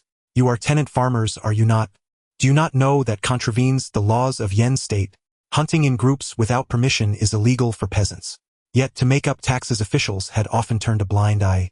Otherwise, Lu villagers could not so casually head into the mountains to hunt." Duanpeng, who had collected taxes, knew well they had gone in to make up the shortfall. He had ignored it before. Raising it now was a way to browbeat the villagers. If he declared them guilty, that was as good as verdict. At these words the villagers went deathly pale, some knees buckled. They remembered how after Zheng Xilang was taken by Duanpeng, he was beheaded within days. The village was seized with terror. Have mercy, official. We had no choice. Taxes are crushing. If we did not hunt in the mountains we could not survive. A villager burst into tears, his voice full of despair. Duanpeng remained unmoved, staring coldly at the crying man, then turning once more to Ye Jing. Old Ye, I have investigated. On that hunting party you led the villagers and bagged many beasts, did you not? Ye Jing felt a cold weight settle in his chest. Looking Duanpeng squarely in the eye, he wondered if the man were singling him out. Well, got nothing to say. Duanpeng raised an eyebrow, mocking. Yet I am not wholly heartless. I will give you a chance to redeem yourselves. Come with me into the mountains tomorrow to search for the bandit. If you help capture him, I will overlook the past. Hearing this, Ye Jing realized they were being forced to choose. The villagers' faces turned complicated. Especially those who had joined Ye Jing on the hunt, who now fixed their eyes on him. Hurry, my patience is limited, Duanpeng urged. Ye Jing took a deep breath and straightened. Lord Duan, I will go. His old yet firm voice rang out, and many in the village turned to him. Seeing this, Ye Xian cried, "It's too dangerous. There are bandits in those woods." Duanpeng sneered when Ye Jing stepped forward. Old Ye, this is not hunting. If you die, I will not be held responsible. Ye Jing stepped forward with steady steps and gave Duanpeng a wry smile. These old bones can still endure a trial. Let me come along. He knew if Duanpeng pressed the hunting issue, it would be him first in the dock. So he chose to step forward. Seeing this, Ye Xian and Ye Yi likewise stepped forward. Lord Duan, we will go too. Duanpeng, of course, delighted, nodded. Very well. Then be here at the second watch tomorrow morning. Do not forget to bring your hunting dogs. With that, he spared them no further glance, and with his officers departed the village. After the officials left, expressions varied among the villagers, though many harbored secret relief. With Ye Jing having volunteered, they would no longer be the immediate targets of Duanpeng. They offered words of consolation and dispersed. Ye Jing paid little heed to their attitudes, and with his two sons returned home. No sooner had they reached home than Wu Guiyun grew frantic. Father, why did you agree to go with Duanpeng into the mountains to search for the bandit? He is not to be trifled with. What if something happens? Ye Jing was silent a moment, then sighed. Guiyun, you do not know. Duanpeng has set his mind on having me lead the search. If I refused, would he not resort to coercion? It is better I agree now. But? Wu Guiyun looked as if she had more to say. Ye Xian patted her shoulder reassuringly, and then asked Ye Jing, Father, what preparations must we make before entering the mountain? Thinking of the dangers ahead, Ye Jing said, Xian, have your blades sharpened. Keen edges. Tomorrow you will go with me into the mountains. You remain at home to look after the others. But father, should I not go with you into the mountains? Yi, still eager to volunteer, questioned Ye Jing's decision with confusion. Ye Jing said sternly, a bandit has appeared in Lu village. If all the men leave, the household will be unsafe. You stay and care for the grandson Guiyun Xianglan and the others, just in case. Yi nodded in agreement, worry in his eyes. Father, eldest brother, be careful when you go into the mountain. Ye Jing and Ye Xian both nodded. The family spent a night heavy with worry. The next day, Ye Jing took Ye Xian and the black hound Black Wind to the village entrance. Black Wind, who had been well fed these past few days, was now robust and powerfully built.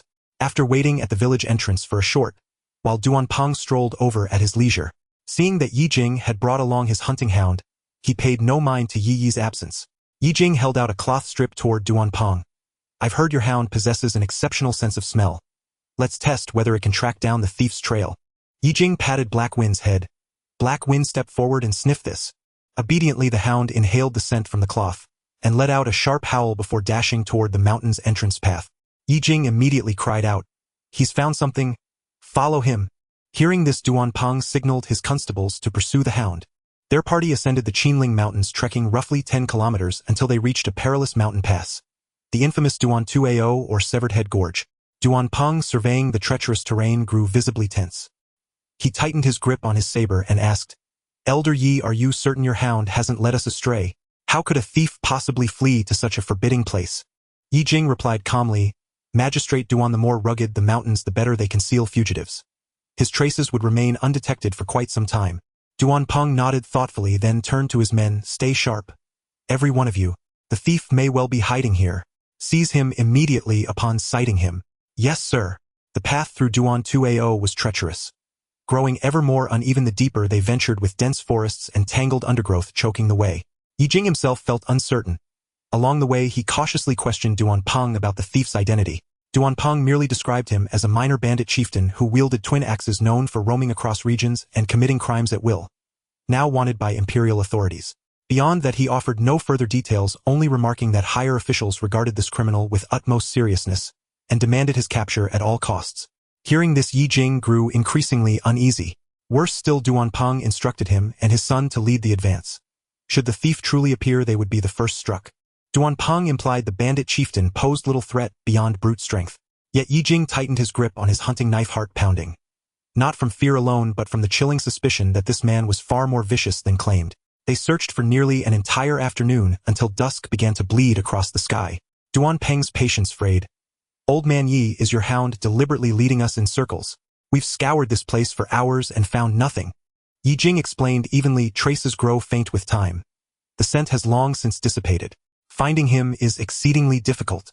Please, Magistrate Duan, remain calm. TCH, Old man Yi. Don't say I didn't warn you. If this thief escapes, you'll be the first held accountable." Duanpeng snapped. Ye Jing seethed inwardly. Duanpeng was insufferable. Just then Black Wind halted abruptly. Ye Jing glanced ahead and spotted a low, narrow cave nestled among scattered boulders not far away. Duanpeng instantly raised his hand, halting his constables. Ye Jing swiftly pulled Yi Xian aside into concealment. Had they found the thief? Duanpeng barked orders, "Move in. Seize the thief and reward shall be great." "Yes, sir." The constables surged forward toward the stone cave. "Who goes there?" A thunderous voice boomed from within the cave. Then a burly man burst forth brandishing twin axes. His face was thick with stubble. He wore only a coarse tunic, his massive frame rippling with muscle. Staring in stunned disbelief at Duanpeng and his men, he couldn't fathom how anyone had tracked him to this remote, desolate gorge. Enraged, he roared, "Dog official, die!" Before the foremost constable could even raise his club, a brutal axe stroke cleaved through him. Blood spraying across the ground. The wounded constable writhed in agony, screaming. The bandit was terrifyingly ruthless. Each swing of his broadaxe delivered without mercy. His remaining foes hesitated, gripping their long clubs in wary standoff. "Dog official, you've chased me this far with so few men. Do you take me for a fool?" The bandit sneered. Duanpeng drew his saber and snarled, "Thief, cease your arrogance." He launched himself forward, his saber carving a whirlwind of force straight toward the bandit's face. The bandit's eyes blazed with ferocity. He flinched not, instead tensing his left arm hard across his chest as a shield. His right axe rose in a swift upward arc. Clang. Metal shrieked against metal, sparks flying. Duanpeng's arm trembled with shock. His momentum stalled midair, forcing him to recoil and sidestep hastily. He stared, startled. This bandit possessed remarkable strength. Duanpeng bellowed, "All of you, attack now." Raising his saber once more, he lunged again, while constables rushed in from both sides, swinging their clubs. Surrounded by 5 or 6 men, the bandit faltered. Yet with a guttural roar, he spun his body and swung his axe, shattering Duanpeng's saber strike with sheer force. Several constables' wooden clubs splintered under the impact. His axe blade carved a vortex of black wind, its edge shrieking like a banshee as it sliced the air, sealing off a 3-foot radius around him with impenetrable fury. 2 frontline constables attempted to close in, but a sweeping horizontal strike sent them staggering backward. As they stumbled, a razor-sharp gust of axe wind slashed across their waists, opening deep, bleeding gashes. "Fall back," Duanpeng shouted. Meanwhile, Ye Jing watched the bandit's axe technique intently. Clearly a formidable combat art. Its execution rendered opponents utterly unable to close distance. Yet Ye Jing noticed something subtle, though powerful. The technique carried an underlying strain, as if the bandit could not sustain it for long. Soon Duanpeng exploited that weakness. Sensing the bandit's axe strikes slowing, Duanpeng pressed forward, driving his saber once more into the bandit's arm. That final maneuver had already drained the bandit's strength to its limit. Faced with Duanpeng's renewed assault, the bandit could no longer evade. With a piercing cry, his arm split open, blood gushing forth, and his axe clattered from his grasp. Constables swarmed him, raining heavy blows with their clubs. Clubs closed in from every side, pinning him motionless. Yet the bandit was savage, his axes aimed solely to kill. Once blood stained the earth, his frenzy intensified, his strength swelled unnaturally, his eyes blazing crimson. With a deafening roar, he hurled his attackers aside like rag dolls. Swinging his axe with murderous intent, he cleaved through those who barred his path, blood erupting in violent arcs with each strike. He charged straight for Duanpeng. Duanpeng recoiled in horror, but too late. The axe descended, slamming into his skull. Ye Jing witnessing this knew instantly Duanpeng was doomed. He seized Yi Xian's arm, Shenrun, With a sharp slap to Black Wind's flank, he urged the hound onward. Father and son fled downhill at breakneck speed. Duan Peng staggered, eyes wide with disbelief, blood bubbling from his mouth. The axe had driven 3 inches deep into his skull. In his final trembling gasp he choked out, You're a third-rank martial artist." The words barely left his lips before the bandit kicked him to the ground. Bathed in blood, he threw back his head and laughed. A wild, triumphant roar. "Had I revealed my true strength, would you dogs have sent only trash like you to apprehend me?" Still roaring with laughter, he turned his gaze toward the fleeing figures in the distance. Spitting a glob of bloody phlegm, he bellowed, "Think you can run? Did you ask my axe for permission?" Without hesitation he sprinted after the 2 villagers escaping down the mountain. The burly man moved with astonishing speed, closing the distance on Ye Jing and Yi Xian in mere strides. Ye Jing, fleeing in panic, heard a sharp whistling cleave the air beside his ear. Then barked, "Xianer, duck now!" Yi Xian instantly leapt sideways. The axe grazed his cheek and slammed into the earth with a thunderous thud. In an instant the brute loomed before them, blocking their path. "Still quite the runner, aren't you?" The man panted, gripping his broadaxe. "Today's your ill fortune. You've run straight into Brother Luo." Ye Jing studied the man. His face was ashen, his breath ragged. Clearly he'd expended great strength battling Duan Peng. But Ye Jing still had no desire to confront him. After all, Duan Peng's dying cry, "third-rank martial artist," had struck deep fear into Ye Jing's heart. Though both Ye Jing and Yi Xian had fortified their bodies with golden spirit rice, gaining modest reserves of vital qi and vigor, that did not mean they could stand against a third-rank warrior. The brute swung his axe at Yi Xian, convinced slay the youth first, and the elder would surely be trapped. Yi Xian saw the broadaxe descend, instinctively raised his hunting blade. Steel clashed against steel, and a crushing force surged up his arms, threatening to buckle his entire frame. With a muffled thud, he dropped to one knee. The hilt of his blade bit deep into his palm. Searing agony tore across his torn palm and split his tiger's mouth. He felt the brute's raw, savage power with chilling clarity. If not for years of relentless training under his father's stern gaze and the fortifying effects of golden spirit rice, this blow would have cleaved him in two, just as it had Duan Peng. A mere villager possesses such strength? The brute recoiled in shock. He'd assumed an ordinary peasant. Yet this youth had not only parried his full-force strike but held firm beneath its weight. Ye Jing, watching from the side, pupils contracted sharply. His heart hammered. No time for hesitation. He drew his hunting blade and roared, "Wretch! Lay not a finger on my son." That commanding cry jolted the brute's spirit. Startled, he instinctively loosened his grip, his focus fractured. Ye Jing launched himself forward, blade clenched tight, driving it with every ounce of strength toward the brute's exposed back. The brute had never imagined the white-haired elder he'd dismissed as feeble would leap up to strike him. The blade pierced his chest with brutal surprise. Agony ripped through him. He screamed, teeth gritted, already swinging to retaliate against Ye Jing. Ye Jing gave him no respite. With the blade already sunk an inch into flesh, he bellowed and drove it deeper, straight into the brute's heart. The brute strained to break free, but behind him Yi Xian raised his blade, poised to strike. Trapped between two blades, the brute shrieked, "If you kill me, the Mountain Tiger Gang will never let you live." Before the threat could finish, Ye Jing thrust with lethal precision, piercing the brute's heart. Seeing his father pin the foe, Yi Xian brought his blade down, without hesitation, cleaving deep into the brute's nape. A sickening crunch echoed. The brute's scream cut off midair. His head tumbled to the ground, eyes wide and unblinking, frozen in final disbelief. Ye Jing slowly withdrew his blade. Blood spattered half his face, lending him a grim, battle-worn ferocity. The bandit was slain. At last he dared exhale. His legs trembled, nearly buckling. Yi Xian rushed to steady him. "Father, are you well?" "Fine," Ye Jing waved weakly, his gaze fixed on the corpse, brow furrowed in deep concern. What now? They had killed the bandit, and the constables lay dead here too. When the authorities arrived, how would they explain themselves? Would they be branded murderers? Yi Xian stared at the carnage, then at his silent father. Uncertainty flickered in his eyes. Ye Jing, head of the household, steadied his voice, "Xianer, do not panic. First search the bandit's body. See what he carries." Yi Xian nodded, knelt and rummaged, finding a cloth pouch tightly bound to the brute's chest. Inside lay 2 manuals and several silver coins. One was titled Body Forging Method, the other Black Whirlwind Axe Art. Ye Jing examined the former. It detailed foundational physical cultivation postures and drills to temper the flesh, refine qi, and augment vital blood. A cornerstone practice for martial aspirants. The latter described a dual-axe technique. Practitioners wielded twin axes whose spinning arcs generated gales of black wind. Unstoppable, overwhelming, hence its name. The brute must have mastered this art. His earlier strike had shattered defenses effortlessly, keeping Duan Pong and the constables at bay. Its entry threshold was low. Strength and dexterity with heavy axes were all that mattered. Both manuals were priceless treasures. Ye Jing immediately tucked them inside his robe. They checked each constable. Their pulses had ceased. The brute's axe had shown no mercy, all were slaughtered outright. Ye Jing stared at the sprawled corpses. His temples throbbed. The constables sent to apprehend the bandit were dead. Yet he and his son, mere villagers, stood unharmed.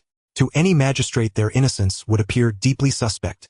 If pressed, their secret martial training, and even the golden spirit rice, would inevitably surface. Powerless, obscure, yet suddenly in possession of rare artifacts and forbidden arts. Under the current judicial system, the first step would be house arrest, followed by torture to extract confessions. Then a swift verdict: treasonous collusion with bandits. Their entire family would vanish into prison darkness. Ye Jing's mind raced. How to break this deadly impasse? His gaze swept the fallen constables. He secured the manuals inside his robe, then turned to Yi Xian. Run to the village. Shout that the constables were overpowered. Say Duan Pong sent you for aid. Make everyone know this bandit is fearsome beyond measure. Summon official reinforcements immediately. Father, what of you? Yi Xian blurted. Ye Jing's voice lowered, grave and resolute. I'll remain in the mountains, to dispose of these bodies. I'll stage it: no trace of life, no sign of death. Just disappearance. Are there not mountain spirits and Yao beasts in Qinling Mountains? Blame them for the bandits' end. Father, is it safe for you to stay alone in these mountains? Yi Xian cried. Ye Jing wiped blood from his blade. We cannot descend together. Our joint presence would deepen suspicion. Tell them I too was ambushed. My fate unknown. A performance must be flawless. Even our own kin must believe the ruse. Yi Xian paused, then bowed deeply. Father, I understand. Stay safe in the mountains. And with that, he sprinted down the slope. Watching his son vanish into the night, Ye Jing pressed his aching arm, then gazed into the dark narrow pass ahead, and patted the flank of Haifeng. Haifeng understood. He seized a constable's corpse in his jaws and dragged it to the cliff's edge, then hurled it into the abyss. From the ravine rose bestial roars. Ye Jing's lips curled. Not in mirth but cold calculation. A corpse left in the valley would vanish within 3 days, devoured utterly by feral beasts. Now he prayed only that the officials delayed their arrival. Long enough for the beasts to erase every trace so none would doubt Duan Pong and his men had perished in the wilds. Meanwhile, Yi Xian raced down the mountain path, wind biting his throat like shards of ice. Night had swallowed the village whole. Silence reigned. He entered the village, deliberately slowing, then shouted toward his home as he ran, disaster, murder. A killer stalks the mountains. His cry cracked the stillness like thunder. Doors burst open. Families poured into the lanes. At the sight of Yi Xian, drenched in blood, clothes torn, and ragged, many nearly lost consciousness from terror. The Yi household heard the commotion. Yi rushed out, and froze upon seeing his elder brother blood-soaked and battered. His eyes flared crimson. Where is father? Did he return with you? Yi Xian collapsed to his knees, sobbing. Father and the constables were ambushed. I watched. I saw it. That fiend wields a broadaxe. Brutal, merciless. Duan Sir ordered me to flee and seek help. Silence fell upon the Yi family, like lightning striking stone, leaving them stunned, breathless, and hollow. Has father met with trouble? Nai Yi rushed forward and seized Yi Xian's collar with both hands, his eyes blazing with crimson fury. Enwu Guiyun and Lu Xianglan stared at Yi Xian in panic, tears welling at the corners of their eyes. Yi Xian felt silent sorrow pooling deep within his gaze. An elder brother? Speak up. And seeing his silence, Yi grew increasingly frantic. The grip of his hands tightened further. Has father truly fallen into peril? I must enter the mountains to search for him. From childhood, Yi had relied upon Ye Jing above all others. The thought of losing his father was his greatest dread. No sooner had the words left his lips than he shoved Yi Xian aside and whirled toward the mountain path. Driven by raw, unthinking urgency, Yi Xian lunged forward and seized Yi's wrist, yanking him back sharply. Second brother, you must not go. The bandits in those mountains are fierce and ruthless. Let the magistrate's constables come to our aid instead. And he then turned sharply toward Qian Wang, who stood frozen in place, and bellowed, Village head, hurry. Report this to the authorities. If Magistrate Duan suffers harm, all is lost. And startled from his stupor by Yi Xian's shout, Qian Wang snapped awake, his lips trembling as he cried out, Quickly, ride to the town and summon the patrol inspector. The villagers who followed Qian Wang fled trembling toward the village gate. So desperate, they even lost their shoes mid-run. Panic swept across the village, and the Yi household erupted into chaos. Elder brother, don't hold me back. I must rush into the mountains to save father. Yi struggled and shouted. Enwu Guiyun and Lu Xianglan stood firm. Indeed. We cannot leave father alone in those wild forests. And we don't want grandfather to be harmed. Yi Tianyao and Yi Tianhao lifted their tear-streaked faces and sobbed. Yi Xian watched his family unravel in terror, and quietly observed how even the villagers shrank back in fearful awe. And he nodded gravely, second brother. Do not rush ahead just yet. Magistrate Duan still possesses the strength to fight these brigands. Let us wait patiently for the constable's arrival. Impulsiveness will serve no one. Nai clenched his fists, his gaze fixed fiercely on the distant Qinling Mountains. Just as he opened his mouth to protest, Yi Xian placed a firm hand upon his shoulder. In a low, steady voice he murmured, second brother, trust father. And those words struck Yi like lightning. He stared wide-eyed at Yi Xian, stunned by his elder brother's calm composure. Could it be true? Was father truly unharmed? Yi ground his teeth, swallowing his anguish and obeying Yi Xian's command. For now. And Guiyun, take the children and your sister-in-law home. I'll remain here. Yi Xian spoke with quiet authority. Enwu Guiyun and Lu Xianglan exchanged uncertain glances. Then, seeing Yi Xian's unwavering resolve, reluctantly turned to head home. Lu village lay several hours' journey from Yuanhe town.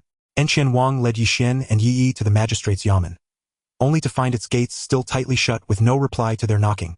They waited motionless before the entrance until broad daylight, when at last the towering black gate creaked slowly open, and a gatekeeper clad in official robes stepped forth. After such a long vigil, Qian Wang seized the moment. Sir, may I speak with the patrol inspector? This is a matter of utmost urgency. The gatekeeper glanced disdainfully at the rough-clad villager. What uncouth rustic are you? Do you even know where you stand? Do you imagine the patrol inspector receives just anyone? Be gone. Don't sully this place with your presence. And he waved dismissively as though shooing. Yi, drenched in sweat, stepped forward urgently. Honorable sir, we are from Lu village. A constable named Duan Peng came to apprehend a dangerous criminal, and now requires urgent reinforcements. Hearing this, the gatekeeper's eyes widened. This villager bore visible wounds and spoke of an active manhunt. He straightened abruptly. A criminal? What sort of criminal? Enqian Wang's face crumpled in despair. We know not his identity, but Magistrate Duan led his men into Lu village yesterday to capture him. They now urgently require aid. The gatekeeper went deathly pale and cursed aloud. Damn it! Why did you delay so long?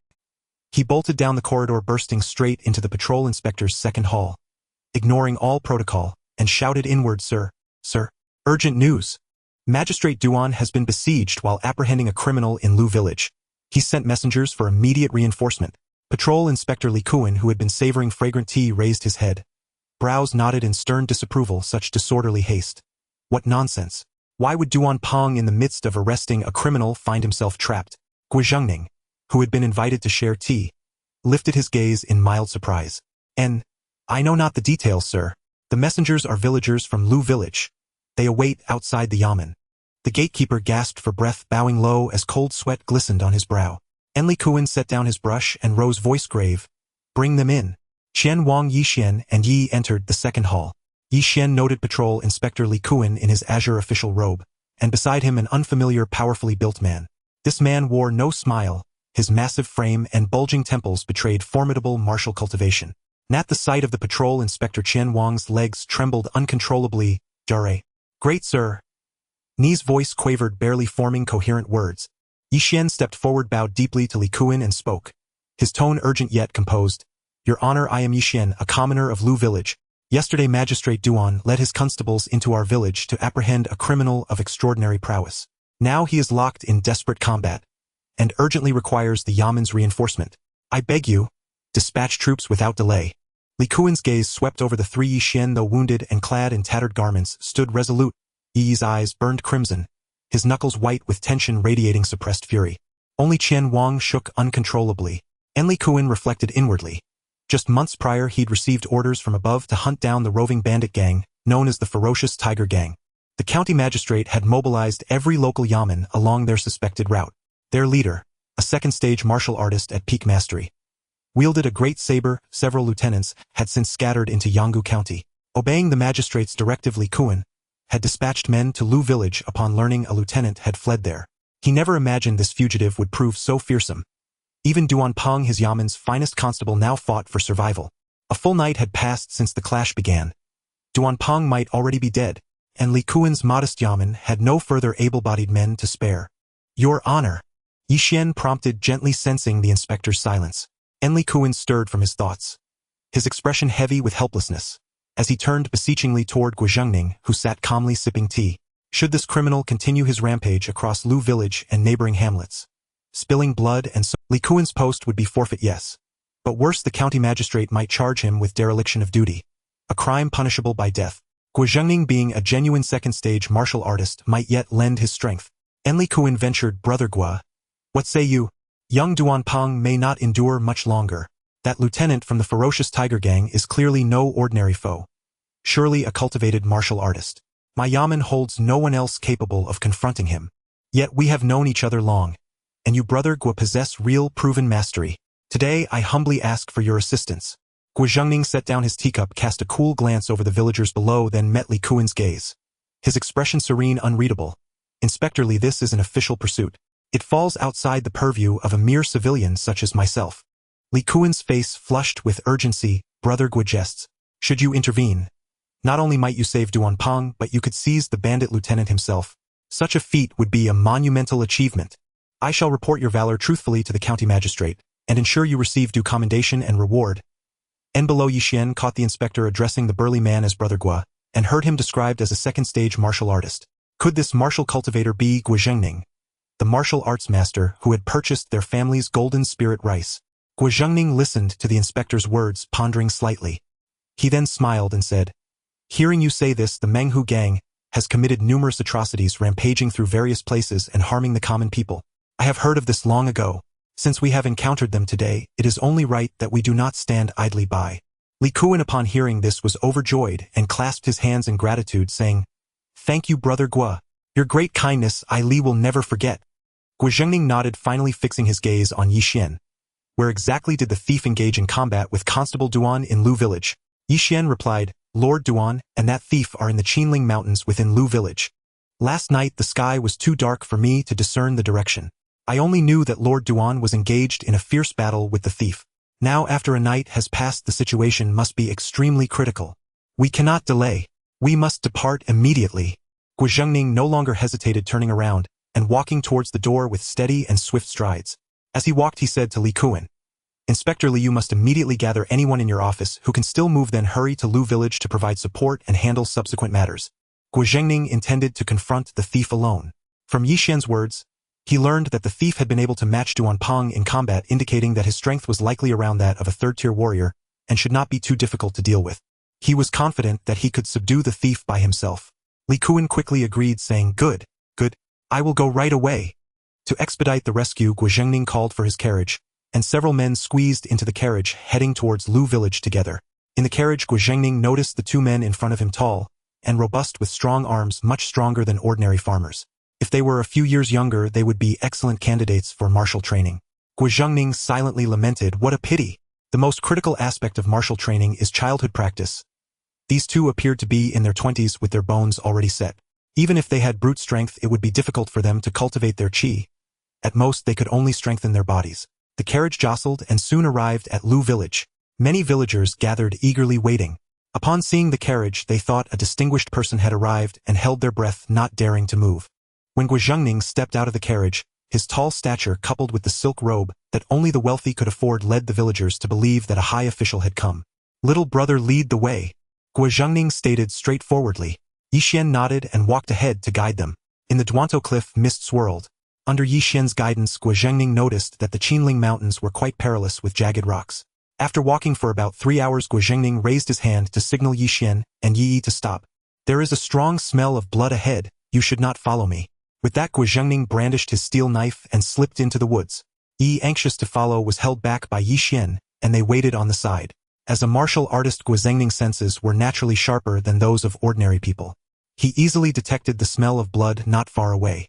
Arriving at the source of the smell, Guozhengning's eyes widened as he saw the ground covered in dried blood with flies buzzing around. The stench of decay was already evident. However, he only saw bloodstains and some torn clothing with no sign of any person.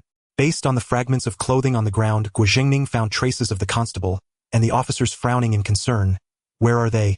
Cough, cough, cough. Just as Guozhengning was puzzled, an unexpected sound of an old cough came from the bushes not far away. Guozhengning tightened his grip on the large knife and shouted, Who is it? Yi beside him called out eagerly, Is that you, father? From the thicket came the sound of barking, and a large black dog rushed out. From the bushes emerged an old man with white hair, half closing his eyes in pain, his clothes tattered. Ye was on the verge of tears, saying, "Father, what happened to you?" Ye Jing weakly raised his head and looked at the tall man appearing in the mountains, quickly saying in fear, "Is that you, Ear?" "Yes, it's me. Father, are you all right? We have called for martial artists to rescue you." Yi reached out to support Ye Jing. Ye Jing trembled as he followed his son's hand to stand up. His complexion was pale, seemingly greatly frightened. Guizhengning, seeing this, asked, "Old man, are you Ye Jing?" "Yes, my lord." Ye Jing nodded. Guizhengning immediately asked, "Old man, where are the officers who accompanied you up the mountain?" Upon hearing this, a pained expression suddenly appeared on Ye Jing's face, and he spoke with fear. They encountered wild beasts. Guizhengning was shocked, staring at Ye Jing. "Old man, is what you said true?" Ye Jing nodded, trembling in fear, saying, "This warrior you do not know. At that time Lord Gua was fighting with a group of men against the thief, when suddenly a splendid white tiger leaped out from the forest, attacked, and bit off the thief's head. Then I was so frightened that I hid in the woods and fainted. I do not know what happened to them after that." Guizhengning looked at the dried bloodstains on the grass and a few pieces of flesh. Given how treacherous this mountain was, it was indeed possible that they encountered wild beasts. Thinking of this, Guizhengning saw that the old man also appeared to be overly frightened, which gave him a headache. This situation of finding neither people nor corpses made things difficult for him. He had initially thought there would be a fierce battle, but it now seemed he had come for nothing. He waved his hand and said, "All right, let's head down the mountain first. Later we will call the authorities to help with the search." After a trip to the mountain, they returned empty-handed. The constables along with the officers searched for a long time in Duantou Cliff before they found the mangled corpses of Duanpeng and others which had been devoured, as well as the body of an unfamiliar strong man. According to the wanted poster issued by the authorities, the strong man was the thief they had been trying to capture for a long time. Now that the thief had been captured, Li Kuan nodded slightly upon learning of this. He gave some money to the families of the suffering officers to help them settle down, and hurriedly took the thief's corpse to present to the county magistrate for credit. As for the matter of the giant tiger injuring people in the Qinling Mountains, it was resolved with a public notice. Ye Jing, hearing about the authorities' handling of the thief, and the officers, breathed a sigh of relief. It seemed that they did not suspect him of the thief's death. Ye Jing shared his plan with his family, and upon learning that he and Yi Xian had killed the thief, the entire family was taken aback. They had not expected that just a few months later Ye Jing would have such strength. Ye Jing did not hold back, taking out the body refinement method and the black whirlwind axe method he obtained from the thief, allowing the family to try practicing according to the body refinement method to cultivate their qi. As for the black whirlwind axe method, he decided to wait until they cultivated their qi and advanced to third-tier warriors before attempting it. At this time, Ye Jing was trying to practice the body refinement method at home, striving to refine some qi and blood. Ye Jing calmed his mind, standing in place with clenched fists until his veins bulged, then relaxing and tightening again, repeating the cycle. The aim was to allow the dispersed qi and blood to flow into his body, refining every part of his physique. This is the essence of the body refinement method. Through countless forges and trials, one can strengthen the body to become more resilient and gradually enhance qi and blood during the breathing process. After training for over an hour, Ye Jing was exhausted. He gasped for breath and finished his practice, feeling a sense of comfort throughout his body. It seemed his strength had increased significantly. "Father, it's time for dinner." At this moment, Wu Guiyun knocked on the door and called out.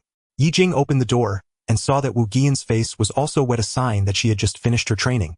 Now the whole family, including the 5-year-old Yi Tianyao and Yi Tianhao, were also practicing their stances. The family not only looked healthier but also appeared more spirited. In just over a month, both sons had become impressively strong. Especially the second son, Yi, who seemed to be a natural talent for martial arts. After days of hard training, his qi and blood surged, and he was progressing faster than usual, soon approaching a breakthrough in his warrior level. Wu Guiyun and Lu Xianglan brought a large basin of braised meat to the table, paired with the golden fragrant Jinling rice, which was mouth-watering and greatly increased their appetite. After dinner, Ye Jing pondered on how to further strengthen the growth of the golden spirit rice. He said to his two sons, "In that case, I will first discuss with Chen Wang and buy some land to plant more golden spirit rice." "Great, Dad. This way we can supply a lot of golden spirit rice at once and earn quite a bit of money." He wholeheartedly agreed. Their family had a monthly income of at least 50 taels, far exceeding that of the wealthiest landlord in the area, Zhang. Their golden spirit rice sold exceptionally well, and as soon as it was handed over to Zhang Dali, it was immediately marketed. However, if this continued, they would soon face a shortage in supplies. Moreover, the whole family was practicing their stance techniques, requiring a large amount of blood food to supplement their needs. Their income of several dozen taels per month was far from sufficient. They needed to expand production and earn more. Ye Jing nodded and said, I will go find Qian Wang this afternoon. Without delay, Ye Jing set out in the afternoon, heading to Qian Wang's house, located deep within the village. After about a stick of incense's time, he arrived. Ahead was a dilapidated old wooden house which stood out severely among the other thatched cottages. As the village chief, Qian Wang's family should have been the richest and most prestigious, but unfortunately, he was also a spendthrift. If it weren't for his father's remaining prestige, he wouldn't have qualified to be the village chief with his current behavior. Qian Wang lay on a rocking chair in the yard, leisurely enjoying the sun. Qian, village chief. Ye Jing's call shattered Qian Wang's pleasant daydream. He jolted awake, quickly sitting up. Just as he was about to curse, he looked up to see Ye Jing, and immediately put on a beaming smile. Oh, isn't this Ye Lei Oi? How come you have the time to come to this shabby place? Please have a seat. Perhaps knowing that the troublemakers Niu Gui and Duan Peng had both died, Qian Wang was now quite afraid of Ye Jing, and hurriedly invited this old scourge inside. He even shouted into the house, Old lady, bring a bowl of water for Ye Lei Oi. Ye Jing was not one to stand on ceremony. He found a clean bench to sit on, and got straight to the point. Qian, village chief, I came today to ask for a document to secure a few acres of land. Upon hearing this, Qian Wang jumped up in surprise. You want to buy land? Ye Jing nodded. I hope the village chief can facilitate this. Qian Wang's eyes scrutinized Ye Jing, intensely fearing that he was dreaming. It should be known that Ye Jing's family was poor, notorious in the village, previously unable to pay taxes and forced to sell land by Niu Gui. Now just a few months later, he wished to purchase land. Are you joking, Ye Lei Oi? Qian Wang asked, although he knew Ye Jing often hunted in the mountains and had good harvests, but how much could the game be worth? It was far from enough to purchase land. Moreover, acquiring more land meant paying more taxes. Was this old man just lucky? Ye Jing calmly accepted the tea from Qian Wang's wife, took a sip, and said, Qian, village chief, do I look like I'm joking? Seeing this, Qian Wang had no choice but to fetch the document and hand it to Ye Jing. Though a hint of suspicion flashed in his eyes, he discreetly waved to dismiss him. After receiving the document, Ye Jing quickly went to the government office and submitted the paperwork. 1 acre of land cost 6 taels of silver, so 5 acres amounted to 36 taels. Once the silver was paid, the government immediately allocated 5 acres of fertile land to Ye Jing, all adjacent to the Qinling Mountains, with a stream for irrigation perfectly suited for growing rice. With the land secured, the aura of the immortal willow increased by 5 strands, aiding the family's development. Ye Jing was delighted by this sight. Upon returning home, he immediately summoned the whole family. The new 5 acres of land are secured. With the good weather these days, we should hurry to cultivate the land. We need to be ready for sowing next year. Great! The family responded in unison, their eyes filled with determination. The 3 of them carried hoes and pushed a plow straight to the new fields. There were quite a few weeds and stones in the fields, but the family felt no fatigue. After practicing the body refinement technique, their vitality surged and ordinary labor became an aid to strengthen their bodies. The family worked together, clearing and turning the soil ready to sow new seeds come spring. Meanwhile, Ye Jing enjoyed peaceful days, fully focused on the fields and cultivation. However, in the county town, the commotion over the golden spirit rice had long since erupted. As a butcher, Zhang Dali lacked strength and had no martial prowess, making it hard for him to sell this rice. Fearing trouble, he discussed with Ye Jing to sell the golden spirit rice in bulk to the Jinxing Martial Arts Hall. Thanks to this golden spirit rice, Guizhengning's martial arts hall quickly gained strength, defeating his previous adversaries in the city. Having moved back to the county town, he also helped Zhang Dali sell this miraculous golden spirit rice everywhere, quickly sweeping the market with this rice that supplemented energy better than meat. It was said that this rice had a mysterious origin, and not only was it exceptionally delicious, but it also provided a significant boost to one's vitality. Before long, it attracted numerous martial artists from the city. Guizhengning also took the opportunity to open a grain shop in the city, primarily selling golden spirit rice. And as soon as it was on the shelves, it sold out immediately. Many people even rushed from surrounding towns to buy it, some for their younger relatives practicing at home to replenish their vitality, while others for their weak family members to improve their health. Others who were martial practitioners found that their energy flowed much smoother during cultivation after eating it, becoming repeat customers. Everyone was discussing the mysterious golden spirit rice, speculating about its origins. After all, if a food could replenish energy like this, monopolizing the supply would certainly be a lucrative business. At this time, winter had arrived, and the streets of the county town saw fewer visitors, yet speculation about the golden spirit rice remained rampant. On the contrary, due to the winter's tendency to sap vitality, the demand for golden spirit rice surged, and prices quietly rose by 20%.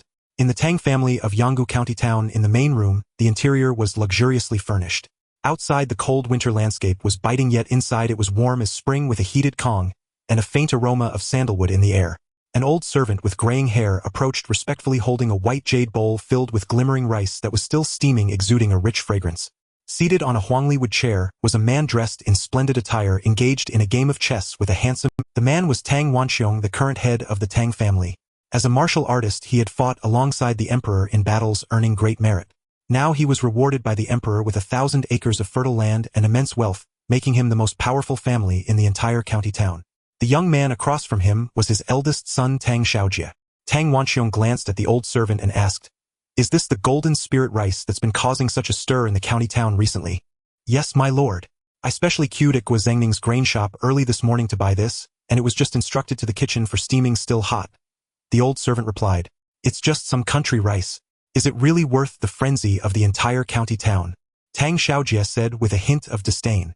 "I think Guo Zhengning is just trying to make a fortune by promoting it." Tang Wanxiong did not respond but gestured for the old servant to present the rice to Tang Xiaojie. "Xiaojie, try it before you speak." Though reluctant, Tang Xiaojie dared not defy his father. He picked up the jade spoon beside the bowl and scooped a spoonful of rice porridge into his mouth. The moment it entered, his expression changed dramatically. As soon as the rice entered his mouth, the rich fragrance spread across his tongue, and warmth flowed down his throat into his abdomen, transforming into a gentle surge of vitality that slowly coursed through his limbs. Even his stagnated meridians from sitting for a long time became smoother. "This?" Tang Xiaojie was astonished, quickly scooping another large spoonful into his mouth, feeling the rush of energy. His tone was filled with disbelief. "It really can replenish vitality, and it's gentler than regular ginseng soup with quicker results." Only then did Tang Wanxiong stop playing, taking the towel handed to him by the old servant to wipe his hands, his gaze deep. "This rice has increased the strength of Guo Zhengning's martial arts hall, and has caused a frenzy in the entire city, clearly not ordinary food. Find out where this golden spirit rice comes from and who is growing it." "Yes." The old servant bowed and was about to exit. "Wait," Tang Wanxiong called out to him, adding, "Investigate thoroughly, especially the grower's background, the yield, and whether they have any connections. Also do not alert Guo Zhengning or the supplier behind the scenes." In the main room, the game continued. Tang Xiaojie was no longer as indifferent as before. Furrowing his brows, he said, "Father, this golden spiritual rice is so extraordinary. If we can monopolize the resources, not only will we profit immensely, but we can also cultivate warriors for our family. At that time, our Tang family's status in Yen country will surely rise to another level." Tang Wanxiong slowly nodded, tapping his fingertips on the edge of the chessboard. He said in a deep voice, "We cannot rush this matter. We must first investigate the details. If the cultivator is indeed just a rural farmer without any backing, then the source will naturally be within our grasp. But if there is a powerful backer behind them, we will have to think of another way." Finally, Tang Wanxiong gazed at the golden glimmering rice on the table, a cold gleam flashing in his eyes. "Regardless, we must secure this golden spiritual rice for our Tang family." Xiaojie, hearing his father call him Tang Xiaojie, immediately stood up, bowing. "What orders do you have, father?" Tang Wanxiong said, "Xiaojie, this matter regarding the golden spiritual rice is entrusted to you. Do not let me down." Seeing his father's seriousness, Tang Xiaojie trembled slightly, quickly lowered his head in response, and then strode out. Once only Tang Wanxiong remained in the room. He looked at the rice that shimmered with golden light, revealing a smile that indicated determination. At the foot of the Qinling Mountains, Ye Jing's family was busy coping with the harsh winter, the newly cultivated 5 acres of land already covered in white snow. Inside the house, the family sat around the fire pit roasting sweet potatoes while practicing their qi and blood training. After waiting for several hours, once their qi and blood had merged within their bodies, they finally ceased their training, stretched, and took a break. "Father, recently we've heard from Zheng Dali that the golden spiritual rice is selling even better. He asked if we could supply more." Yi Xian rubbed his hands and inquired. Ye Jing, sitting by the fire, replied while smoking, "It's midwinter now. We can't plant anything. We can only wait until spring. Xianer, tell him that I won't be selling the golden spiritual rice for now." He had already anticipated that the golden spiritual rice would be in high demand, but he did not have enough for himself, as he needed to supply his family for their cultivation. "All right, father," Yi nodded. Yi Jing's eyes glinted with thought. "But now that it's cold, we should take this opportunity to train our bodies well, striving for at least one warrior to emerge from our family." "You're right, father. I feel that since consuming the golden spiritual rice recently, my blood energy has been increasingly abundant, and am close to breaking through the bottleneck of my training. Perhaps before spring I will succeed." "Impressive, second brother. At this rate, you might become the first warrior in our family, surpassing me, your older brother." Yi Xian clapped Yi on the arm joyfully. Yi, feeling shy, replied, "Not at all, it's all thanks to father's teachings. And you're not any worse than me, big brother." The two brothers joked with each other, creating a warm atmosphere. Ye Jing happily puffed on his pipe, casting a glance at his two daughters-in-law busy with household chores. He put down his pipe and tapped their heads, saying, "It's not just the two of you. You must also supervise the daughters-in-law and the children. Our whole family must become warriors." "Yes, father." Yi Yi and Yi Xian responded in unison, their voices filled with enthusiasm. They understood that their father was not joking. Only by strengthening the whole family could they establish a foothold in these chaotic times and protect their land and assets. The busy eldest daughter-in-law Wu Guiyun and daughter-in-law Lu Xianglan paused at these words, exchanging glances, both seeing determination in each other's eyes. Wu Guiyun wiped her hands and stepped forward, saying, "Father, rest assured we will practice alongside you and won't lag behind." Lu Xianglan nodded in agreement. "Father, we will work hard to enter the training soon." Ye Jing nodded in satisfaction, a smile of appreciation spreading across his face. "Good. This is what I expect from my daughters-in-law. We do not seek for everyone to become top experts, but at least they should possess the ability to protect themselves. Sooner or later, the whole family will practice together, and I will personally guide you all." The family responded in unison, the flames in the fire pit dancing, casting a rosy glow on each face. The Yi family in their small courtyard exercised daily, not even skipping evening training. Ye Jing stood in the center guiding them. His two sons and two daughters-in-law surrounded him, practicing their stances, their qi and blood circulating slowly within their bodies, the abundant energy nourished by the golden spiritual rice continuously refining during their training. His two grandsons Yi Tianhao and Yi Tianyao also trained alongside them. The toddler Yi Tianhui, barely able to walk, sat on a small stool, mimicking the adults' movements with childish babble. In the blink of an eye, the harsh winter had passed. All things revived, and the people had endured another bitter cold. Everywhere was thriving. In the Qinling Mountains, several mountain chickens were pecking at grass seeds, when they suddenly looked up to see some scattered golden rice grains not far away, instantly raising their heads. Their eyes sparkled with desire. Food rich in spiritual energy was irresistibly alluring to the mountain chickens. They flapped their wings and flew over, wanting to peck at the rice grains. Just as they landed, a bamboo basket suddenly flew down from above.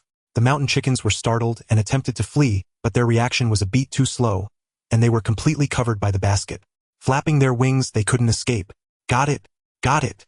A child's jubilant voice came. A cute little girl resembling Jade in Snow hopped over to the bamboo basket, filled with joy. She was only 8 years old, but already looked exquisite. "Tianyao, don't scare the mountain chickens." A similarly youthful boy ran out helplessly, his face bearing a touch of maturity. "Brother, no way. I'm very gentle." Yi Tianyao playfully stuck out her tongue. These two children were Yi Tianyao and Yi Tianhui. Ye Jing, smiling, walked out. It was now spring, and both his sons and daughters-in-law had gone out to farm. The good news was that, over the winter, his second son quickly became a third-tier warrior, making remarkable progress. Yi had become a warrior, and the immortal willow rewarded him with 10 strands of immortal light. Ye Jing now had quite a bit of immortal light. Unfortunately, Ye Jing could not absorb it, and he did not want to waste the immortal light on ordinary crops. Therefore, he thought it best to further develop the family business, hoping that the immortal willow could awaken even more powerful transformative abilities. Thus, Ye Jing naturally did not forget to go into the mountains to tame the mountain chickens, often venturing into the woods. The meat of the mountain chickens, rich in spiritual power, would be even more valuable than the golden spiritual rice. One day, as Ye Jing was leaving, his two grandsons curiously wanted to follow him up the mountain, and Ye Jing had no choice but to agree. He patted their heads, saying, "Hower yower, let the spiritual chickens go." "Why, Grandpa?" Yi Tianyao asked in confusion. Ye Jing smiled and said, "Don't forget, we're not going up the mountain to capture them, but to tame them." "Tame them?" Yi Tianyao repeated this strange phrase, bewildered. Yi Tianhao also looked curiously at Ye Jing, unsure of what he intended to do. Ye Jing smiled and said, "Come, Grandpa will teach you." After saying this, Ye Jing lifted the bamboo basket covering the mountain chickens, causing them to be startled and quickly fly away. Ye Jing was not in a hurry. He took a handful of golden spiritual rice from his pocket and squatted down. The mountain chickens did not fly far. Seeing Ye Jing again and the golden glimmering rice in his palm, they spread their wings and flew over. Since the snow had melted, Ye Jing often went up the mountain, feeding the mountain chickens with golden spiritual rice. Over time, these mountain chickens gradually became familiar with him. Thus, they were not afraid of Ye Jing's approach, landing at his feet and pecking at the golden spiritual rice in his hand. Yi Tianhao and Yi Tianyao instinctively held their breath upon witnessing the scene. They feared disturbing the brilliantly feathered mountain delicacy chickens, whose pecking at the rice in Ye Jing's palm was both light and swift, occasionally glancing up at him with no trace of the previous fear in their eyes. With a smile, Ye Jing explained to his two grandsons, "This is the first step in taming, getting the beasts to lower their guard, and then we can raise a good number of these mountain delicacy chickens." Yi Tianyao was astonished. "Grandpa, does that mean we can eat these mountain delicacy chickens every day in the future?" Ye Jing sighed helplessly at her excitement. At that moment Ye Tianhao curiously furrowed his brows and asked, "Grandpa, what if we encounter some ferocious beasts that can't be tamed no matter what?" Suddenly Ye Tianhao jumped up and innocently suggested, "If they don't listen, we just kill them." At her words Ye Jing gasped in shock, and even Ye Tianhao looked at his sister in disbelief. As Ye Tianhao's cheerful remark hung in the air, the wind in the forest seemed to pause for a moment, startling the mountain delicacy chickens in Ye Jing's palm. They flapped their wings twice before calming down again to continue pecking at the ground. That decisive attitude reminded Ye Jing of his eldest son Ye Xian, leaving him feeling helpless. Once the golden spirit rice was consumed, the mountain delicacy chickens spread their wings and took off. This left Ye Jing quite displeased. These chickens had consumed a significant amount of his golden spirit rice, yet they only came when there was food and left when it was gone. If they truly cannot be tamed as Yaoer suggested, we might as well catch them and sell them after killing them. After descending the mountain with his two grandsons, Ye Jing noticed Zhang Youqi, sitting by the edge of the field, his chin resting in his hands, looking troubled and casting a disdainful glance at Ye Jing. At that moment Zhang Youqi sighed, muttering to himself, "Who on earth is selling golden spirit rice? It's making me get scolded." Since the appearance of golden spirit rice, the local gentry had been clamoring for it, drawing the attention of the Tang family, who ordered Zhang and others to find its source. But how could Zhang, an ordinary landowner, know where to find such rice? Frustrated, he lashed out at Zhang. He felt miserable, thinking, "I can't grow golden spirit rice, what's the use of being anxious about it?" Zhang Youqi angrily retorted, "What's so great about Zhang? He just ingratiated himself with the Tang family. Hey, did you hear? The Yi family actually bought new land 5 acres at once, and they're farming it now. No way has the Yi family really become that wealthy. Old Yi is impressive." The words of several villagers from Lu village caught Zhang Youqi's attention. With wide eyes in disbelief, he approached the villagers and sternly questioned, "Ye Jing bought land. Is that true?" The two villagers were startled by Zhang Youqi's fierce demeanor, and one of them stammered, "Yes, it is true. At first we didn't believe it either, but I saw the Yi family's people farming." "Impossible. The Yi family is so poor, how could they afford land?" Zhang Youqi doubted. "We don't know about that. Maybe he earned a lot from hunting in the mountains." The villagers were uncertain. Zhang Youqi found it absurd. As a hunter himself, he thought if hunting was so profitable, wouldn't everyone be a hunter instead of farming? Though he felt somewhat puzzled, he had no leads, so he let the two villagers go, cursing under his breath as he returned to tending his few acres of land. Back home, Ye Jing saw several children with bags slung over their shoulders passing by the courtyard, chatting and laughing. Ye Jing noticed these children seemed to be heading to the private school. Generally, village children could attend once they turned 6. There was a scholar in the village, originally a failed candidate in the imperial examination, who had become disheartened and settled in the village as a teacher. As long as one paid the tuition fee, they could enroll. Previously, Ye Jing's family was poor and couldn't afford such fees, so his two sons had to farm from a young age and were illiterate. Now that their situation had improved, it was the perfect opportunity to let his grandsons receive an education, so the Yi family could gain some knowledge. Thus Ye Jing walked home and saw Ye Tianhao practicing with a small wooden sword, pretending to strike as he approached, and asked, "How do you want to go to school?" Ye Tianhao was surprised and replied, "Grandpa, can I really go to school?" Ye Jing nodded, saying, "You're not a child anymore, it's time for you to learn some characters with the other village children." "Grandpa, I want to go too." Ye Tianhao quickly ran over to join the conversation. Ye Jing laughed. "You want to study too, little girl?" "Yes. If my brother goes to study, I won't have anyone to play with."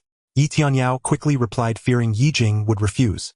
She was quite attached to her brother Ye Tianhao and didn't want to be separated from him. Seeing this, Ye Jing had no objections. Since the family was now financially stable, he certainly wouldn't neglect the education of the next generation. The village's private school accepted female students, as long as they studied diligently, they wouldn't end up blind to knowledge. What about you?" Ye Jing asked, looking at the silent Ye Tianhao. Ye Tianhao raised his head and said, "If Grandpa wants me to go, then I will." You shouldn't say it like that. Studying is beneficial for you, so you must study hard." Ye Jing smiled. Seeing that both grandsons had agreed, he said, "All right, tonight I'll discuss it with your father, and we'll send you to the private school." That evening Ye Jing mentioned his desire to send his two grandsons to study, and the family naturally agreed. The next day Ye Jing prepared the tuition gift, which consisted of a few pieces of cured meat. However, since they were his grandsons, Ye Jing valued their education highly, and sent 5 pounds of cured meat and 2 dried mountain chickens to the old scholar. This was certainly not a small sum in the countryside. He also instructed the old scholar to take good care of his 2 grandsons. Ye Jing entered his room and took out the book, Black Whirlwind Axe Technique. He headed straight to the back, holding the black whirlwind axe technique. Ye Jing had been focusing on enhancing his vitality since practicing the body refinement technique at home. He had not touched any related offensive techniques. Ye Jing also had never practiced the black whirlwind axe technique. He took the axe used for chopping firewood at home and attempted to wield both axes. If he could master the black whirlwind axe technique, he would be able to confidently teach his family, providing them with a means to defend themselves. With the heavy axe in hand, Ye Jing felt at ease. He swung the axe repeatedly according to the techniques. He recalled the bandit he had killed. Although his axe techniques looked impressive, he appeared to be merely a beginner who had not grasped the essence. Moreover, his strength was insufficient. He likely had not yet fully reached the level of a third-stage warrior, or else Ye Jing and Yi Xian would not have been able to easily slay him. This axe technique emphasized ferocity and speed, requiring a stable center of gravity. The key was to strike quickly and exert great force against the enemy. At first, Ye Jing's moves were somewhat clumsy, with the axe blade swinging awkwardly. After less than an hour of practice, his arms ached so much he could barely lift them. Yet Ye Jing gritted his teeth and persevered, sweat streaming down his cheeks, soaking his clothes, and soon wearing down the skin on his palms. In the following days, Ye Jing's martial arts became increasingly solid, his horse stance was steady, and his axe swings were powerful, with clear patterns starting to emerge. One day, just as Ye Jing was deeply engrossed in his practice, he suddenly felt a surge of vitality within him, and his arm strength increased remarkably. Ye Jing puffed up his chest and continued to swing and practice, pushing his body to the limit until ancient words appeared in his mind. The head of the household's vitality surges, having become a warrior, gaining 10 points of celestial light. Upon hearing this voice, Ye Jing's eyes widened in surprise. He felt no fatigue as he clenched his fists, filled with excitement. He had finally broken through and officially become a warrior. Ye Jing joyfully gripped the axe handle, realizing that their family now had a second warrior. That night, after announcing his achievement, the whole family celebrated Ye Jing's success. His 2 daughters-in-law immediately killed 2 mountain chickens to celebrate. However, before the Yi family could enjoy their joy, long trouble arose with Zhang Dali. While secretly trading with Guo Zhengning, he encountered a group of third-stage warriors, tracking him, nearly exposing his identity. If not for Guo Zhengning's quick reaction, slaying those third-stage warriors, the matter of the golden spirit rice might have been revealed. Zhang Dali hurriedly ran to the Yi family under the cover of night. That night, Zhang Dali, bleeding from his arm, sat in a chair drenched in cold sweat, his face pale. Ye Jing slowly smoked, his expression grave. "Are you saying someone has set their sights on the golden spirit rice?" Zhang Dali nodded, still shaken from fear. He hurriedly said, "Uncle Yi, you don't know. Those people are terrifying, approaching us silently. I had no idea. If Guoguan Master hadn't reacted, I might have been tracked too." Yi Xian, who was bandaging Zhang Dali's wounds, asked, "Uncle Dali, what do you know about those third-stage warriors?" Zhang Dali shook his head. They were all dressed in black, covered tightly, holding large knives. I couldn't tell which family they belonged to. However, I remember, the leader warned us that the golden spirit rice must be supplied to the Tang family in the future, otherwise its supply would be cut off. Tang family. Ye Jing narrowed his eyes, recalling the group of Tang family members he encountered while hunting mountain chickens. It seemed the large sale of golden spirit rice had drawn their attention. The Tang family is too overbearing to use such despicable means. We must supply the Tang family. Isn't that clearly an act of robbery? Ye Jing said with a serious expression. The Tang family had already taken a large portion of their Qilin territory as a hunting ground. Now, they were sending people to track the golden spirit rice, trying to threaten them with force. It was evident that the Tang family was not to be trifled with. Currently, the Yi family was not strong enough to confront them directly. It was better to avoid trouble. Upon hearing this, Zhang Dali hurriedly said, "But the golden spirit rice is so popular. It would be too much of a loss to just stop selling it." Ye Jing also looked troubled. "There's no way around it. The Tang family is powerful, and we currently lack the strength to confront them head-on. We should wait for a while until this storm passes." Zhang Dali nodded in agreement, feeling helpless. Although he was reluctant to give up such a profitable route, as the saying goes, money earned without life is all for naught. "All right, Uncle Yi, I will convey your words to Guoguan Master." After nearly losing his life, Zhang Dali even began to hesitate about helping Ye Jing with deliveries. Ye Jing noticed his thoughts and offered a few words of comfort. After a moment, Zhang Dali took a rest and hurriedly left the Yi family. Inside the house, the Yi family members wore worried expressions. Yi said with reluctance, "Father, are you really going to give up? We finally had a chance to make money." Ye Jing calmly interrupted. At this, everyone in the family was stunned. Ye Jing tapped his smoking rod and looked at Yi.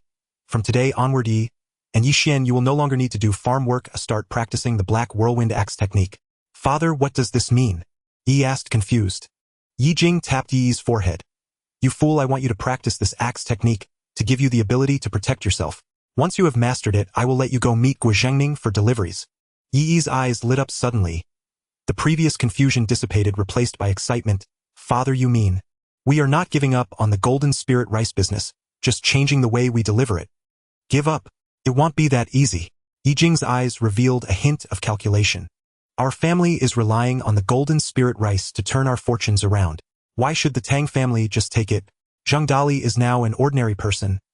If he gets targeted, it means death for him. If he dies, our collaboration with Guizhengning will be severed. So I need you to replace Zhang Dali and continue the cooperation with Guizhengning. After saying this, Ye Jing looked at Yi Xian and said, Xianer, you also need to work hard. Whether our family can produce a third warrior depends on you. Yi Xian stiffened and nodded.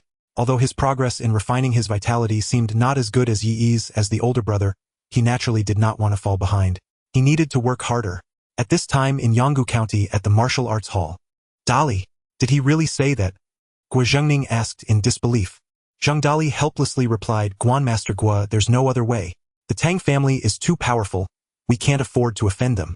Guizhengning, dissatisfied, stood with his hands behind his back saying, the golden spirit rice business is booming, yet it can be stopped just like that. Zhang Dali saw Guizhengning's displeasure and comforted him. Guan Master Gua, the supplier didn't say he would stop providing. He just said to wait until the storm passes before discussing it further. Guizhengning could only sigh in resignation. All right, if he still wants to cooperate, tell him, I will welcome him. In an instant, the Gua family grain store temporarily suspended the sale of golden spirit rice, causing lamentations among the townspeople. Damn it, there was already a shortage of golden spirit rice, and now it has been discontinued. I had saved my money with great difficulty. Exactly. My son just started practicing, and is relying on this golden spirit rice to replenish his vitality. With this suspension, will he be forced to give up halfway? What happened? Why has it suddenly disappeared? Will there be no more golden spirit rice in the future? The entire city mourned the disappearance of the golden spirit rice. Meanwhile, the Yi family was training in the black whirlwind axe technique, a method that is easy to grasp as long as one possesses brute strength. Fortunately, after a month of intense training, the eldest son Yi Xian successfully became a third-tier warrior, advancing in the ranks of martial artists. The whole family was filled with joy, and the usually serious Yi Xian finally broke into a smile. At the moment Yi Xian became a warrior, the Xian Lu spoke again. Both of your sons have become warriors, breaking new ground for the family, awakening the ability to tame beasts, reward of 20 strands of celestial light. Upon hearing this, Ye Jing's eyes lit up. Could it be that he could tame animals now? He was overjoyed at the awakening of the Xian Lu tree's abilities. He learned that this ability allowed him to tame animals and then grant them celestial light for the taming process. It could even consume celestial light to make the tamed animals evolve into something stronger. Previously, he could only inspire plants using them for sale as crops, but taming animals was a whole different level. Not only could it make animals completely obey their owner's commands, but it could also enhance them through the consumption of celestial light, transforming them into magical creatures capable of combat. This could potentially serve as a great asset for the Yi family in the future. Taking advantage of the family resting in their rooms, Ye Jing felt a surge of excitement at this newfound ability, eager to find an animal to experiment on. Just as he was pondering, his gaze fell upon Hei Feng, who was basking in the sun in the corner. At that moment, a line of text appeared over Hei Feng. Aged ordinary black dog, already tamed, can digest 3 strands of celestial light for further taming. Ye Jing immediately used the 3 strands of celestial light on Hei Feng. The old dog seemed to sense something was off. It stood up, looked at Ye Jing, and affectionately ran over. Ye Jing looked around but couldn't see any changes in Hei Feng. He rubbed his chin. After taming Hei Feng, a line of text appeared above its head. Tamed. Can consume 100 strands of celestial light for bloodline awakening, evolving into a magical creature. 100 strands of celestial light? That's a lot. Ye Jing was shocked. He had just managed to accumulate a few dozen strands, and now he needed to expend 100. However, the opportunity to evolve into a magical creature was something Ye Jing truly desired. After all, magical creatures were far more powerful than ordinary animals. Not only did they possess intelligence, but they could also master formidable techniques as their cultivation progressed. Moreover, the Xian Lu could awaken bloodlines, surely indicating an incredibly powerful existence. The potential for future achievements was limitless. Having such a magical creature as a companion would be vastly superior to fighting alone. Unfortunately, needing 100 strands of celestial light made Ye Jing sigh. Well, I guess he'll have to wait for later. There was no need to rush, he had to take it step by step. Amid his musings, Ye Jing quickly thought of the mountain delicacies that were notoriously difficult to tame. Perhaps this animal taming skill would also be effective on the mountain delicacies. However, most of the ones caught at home had already been eaten, so he would need to go back up the mountain to catch more. So he shouted to his family, "You all continue training or I'm heading to the mountains." With that, Ye Jing immediately patted Heifeng and said, "Heifeng, come with me up the mountain." Heifeng obediently followed Ye Jing, its steps seeming much lighter as it leaped ahead of him. The entrance to the mountain path was overgrown with weeds, and sunlight filtered through the gaps in the leaves, casting mottled shadows on the ground. Once again entering the mountain, Ye Jing immediately instructed Heifeng to track the mountain delicacies. Heifeng, receiving the command, dashed off like a bolt of lightning, which left Ye Jing greatly astonished. At this speed, it would not be an exaggeration to say it was a strong black dog. After running over 100 meters, Heifeng stopped and turned back to look at Ye Jing, seemingly waiting for him. Ye Jing saw this and said, "Heifeng, keep running. I'll keep up." Upon hearing this, Heifeng excitedly howled and quickly ran forward, as if it had sensed the changes in its body, feeling spry and youthful. The man and dog chased each other through the woods, the rugged mountain path, feeling as easy as walking on flat ground. Ye Jing realized that with the boost from celestial light, Heifeng's physical abilities had greatly surpassed what they once were. Previously, it could only run a few kilometers before panting, but now it could run dozens of kilometers without stopping. It was certainly worth using 3 strands of celestial light. At that moment, Heifeng stopped its paws, digging into the ground. Ye Jing knew it had made a discovery. He slowed his pace and approached Heifeng, seeing through the bushes that several mountain delicacies were pecking at seeds. It was the height of midday. Ye Jing walked out directly, and the mountain delicacies, sensing someone was approaching, quickly flapped their wings to take flight. But as soon as they caught a whiff of a familiar grain scent, they shamefully landed back in front of Ye Jing. Looking at these mountain delicacies that had devoured so much of his golden spirit rice, Ye Jing couldn't help but smirk. This time they wouldn't escape. Above the mountain delicacies' heads appeared golden text: "Mountain wild spirit chickens, possessing pheasant bloodlines already tamed, can be tamed using 1 strand of celestial light." Ye Jing was somewhat surprised. Why did these wild spirit chickens, with a hint of spirituality, only require 1 strand of celestial light for taming? Moreover, there was no indication that they could evolve into magical creatures. Could it be that their innate talents were limited, requiring little celestial light for taming, and their pheasant bloodline was not strong enough, merely allowing them to be tamed into ordinary poultry? I didn't expect these rare mountain delicacies to only be good for 1 dish, Ye Jing sighed. With that, he generously decided to tame all 3 of the mountain delicacies surrounding him. The mountain delicacies trembled, and then lifted their heads to continue pecking at the golden spirit rice in Ye Jing's palm. With the celestial light, these mountain delicacies would automatically follow Ye Jing, after finishing the rice, clearly recognizing him as their master. It seemed that the taming effect was quite good. Seeing this, Ye Jing placed the mountain delicacies, 1 by 1, into a bag. Since he had some time on his hands, he thought he might as well head further into the mountains to see if he could find some good prey. Woof! Suddenly Heifeng barked, and Ye Jing looked in the direction of its bark, immediately spotting a large roe deer. The deer hurriedly took flight in fright, running ahead. "Heifeng, catch it!" Ye Jing immediately patted Heifeng's head. Heifeng instantly understood, roaring as it charged forward. Ye Jing, shouldering the bag, quickly ran towards Heifeng. The roe deer scattered in the woods, and Ye Jing followed closely behind, but Heifeng's speed was so fast that he struggled to keep up. As they reached a wider area, Ye Jing noticed a small red flag appearing in the direction where Heifeng was chasing. Ye Jing hurriedly whistled to signal Heifeng to stop, shouting, "Heifeng, stop! Don't chase anymore." Upon hearing its master's call, Heifeng instinctively halted, its paws barely stopping at the edge of the red flag. The red flag had black letters that read Tang. Ye Jing felt a bit anxious. He hadn't expected that this prey would lead him to the Tang family's territory. While no one was watching, he should sneak away. Just then an arrow whizzed past, grazing Ye Jing's right cheek and sharply embedding itself into the ground. "Ouch! How did you miss? You almost shot this old man. Who told you to stand here and mess up my aim?" Ye Jing turned to see 2 young boys not far off, laughing as they raised their bows, clad in fine clothing with mischief. This arrow was intentional. The Tang family's young boys were using him as a living target for their amusement. Ye Jing's eyes filled with murderous intent, and Heifeng, sensing its master's displeasure, began to growl quietly. But Ye Jing only gently patted its head and said, "Heifeng, let's go." He appeared calm and unbothered, yet in his heart he had already marked the Tang family. Ye Jing returned home with the mountain delicacy chickens. After placing them in the yard, these chickens did not escape, but instead contentedly huddled together in the small chicken coop. "Guiyun Xianglan, these 3 mountain delicacy chickens are entrusted to you for care," Ye Jing said with a smile. Wu Guiyun and Lu Xianglan were surprised to see the 3 chickens obediently staying in the coop. Did Ye Jing really tame the spirit delicacy chickens? That night, Ye Jing did not mention what happened in the mountains. At the dinner table, he asked, "Shen'er Ear, how has your training been recently?" Yi quickly replied, "Father, our black whirlwind axe technique has been practiced to perfection." "Very good. After more than a month of hard training, your strength has increased significantly, and you can replace Zhang Dali in transporting the golden spirit rice. Ye Jing nodded with satisfaction. The 5 acres of golden spirit rice at home had matured and could be harvested, yielding several times more than before, almost filling the granary. Upon hearing this, everyone at home wore expressions of joy. Being able to sell the golden spirit rice meant that the family business was back on track. Ye Jing also added, "There's one more thing. I tamed 3 mountain delicacy chickens from the forest, and they will need care.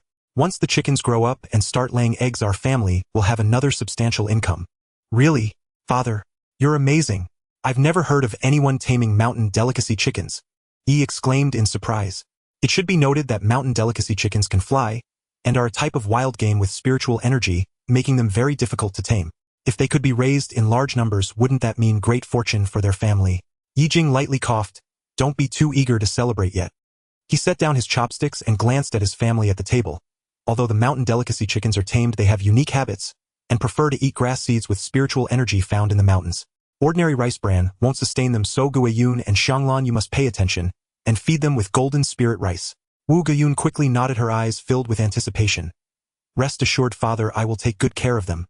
Lu Xianglan echoed, "Yes, Father, you can count on us." Ye Jing nodded again and turned to his 2 sons.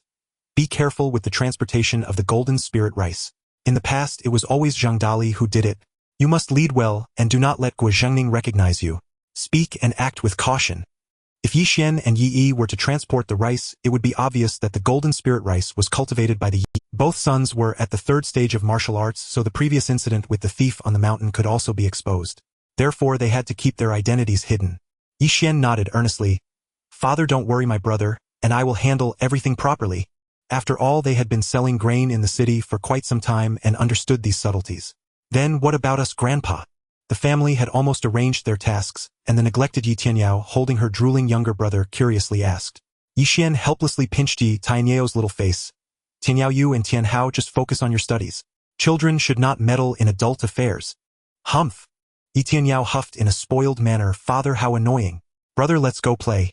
We won't interfere with the adults' matters." After saying that, she hugged her 2-year-old brother and pulled her brother Yi Tianhao outside. Seeing his quirky daughter, Yi Xian could only shake his head in resignation. Ye Jing saw this and joked, "Xianer, you too should strive to give me more grandsons to liven things up." Yes. "Xianglan, I only have 1 son. Can you have a few more for me?" Yi joked with a mischievous smile at his wife. The petite Lu Xianglan immediately blushed and reproached. "What do you mean, have a few more? Do you think I'm a pig giving birth? More children, more blessings." Ye Jing chuckled, stroking his beard. Wu Guiyun also giggled, covering her mouth and collapsing into Yi Xian's arms, her face flushed. Seeing this, Ye Jing naturally did not disturb the young couple's good mood and returned to his room. Over the next few days, Ye Jing told Zhang Dali that he could deliver the golden spirit rice and asked him to contact Guo Zhengning to come and pick it up. From now on, it would be the Yi family sending people to deliver golden spirit rice. Zhang Dali was naturally overjoyed to hear this news. He informed Guo Zhengning, and he had a substantial commission, plus he wouldn't have to worry about delivering goods anxiously. He quickly conveyed this news to Guo Zhengning, who eagerly arrived at Yuanhe town to wait for the transaction. On that day, Yi Xian and Yi Yi with radiant faces woke up early. They hurriedly drove the ox cart, bringing the 500 pounds of golden spirit rice they had packed the night before to the city. This meeting point was in Yuanhe town. The 2 brothers wore straw hats and covered their faces, only their eyes were visible. After entering the small town, the ox cart arrived at Zheng's meat shop. Zhang Dali was nervously scanning the area. When he saw Yi and Yi Xian arrive, he wiped his sweat and waved, "Over here." Yi Xian and Yi pushed the ox cart to the side of the meat shop, and Zhang Dali, anxious, led them inside. Inside the resting shed, Guo Zhengning was sitting with 2 sturdy attendants standing behind him, dressed in casual clothes. Seeing Yi Xian and Yi approach, Guo Zhengning's eyes flashed with surprise. This was the first time he met the behind-the-scenes seller of golden spirit rice. Both were 3rd-stage martial artists, and their mysterious appearance suggested they had some background. He wore a warm smile. "Brothers, you've worked hard on your journey. I am Guo Zhengning, and I've long admired." Yi Xian nodded, scanning the shed and confirming only Guo Zhengning was present. His tense nerves relaxed slightly, but his voice still carried a hint of caution. "Guo Pavilion Master, we are here to deliver goods. The 500 pounds of golden spirit rice is in the ox cart outside. Please settle the payment promptly after the inspection." Seeing that these 2 were straightforward, Guo Zhengning was also forthright. "All right. I will pride myself on honesty in business. Since we agreed on cash on delivery, I will of course keep my word." As he spoke, he called out to the outside of the meat shop, "You all go check the goods outside."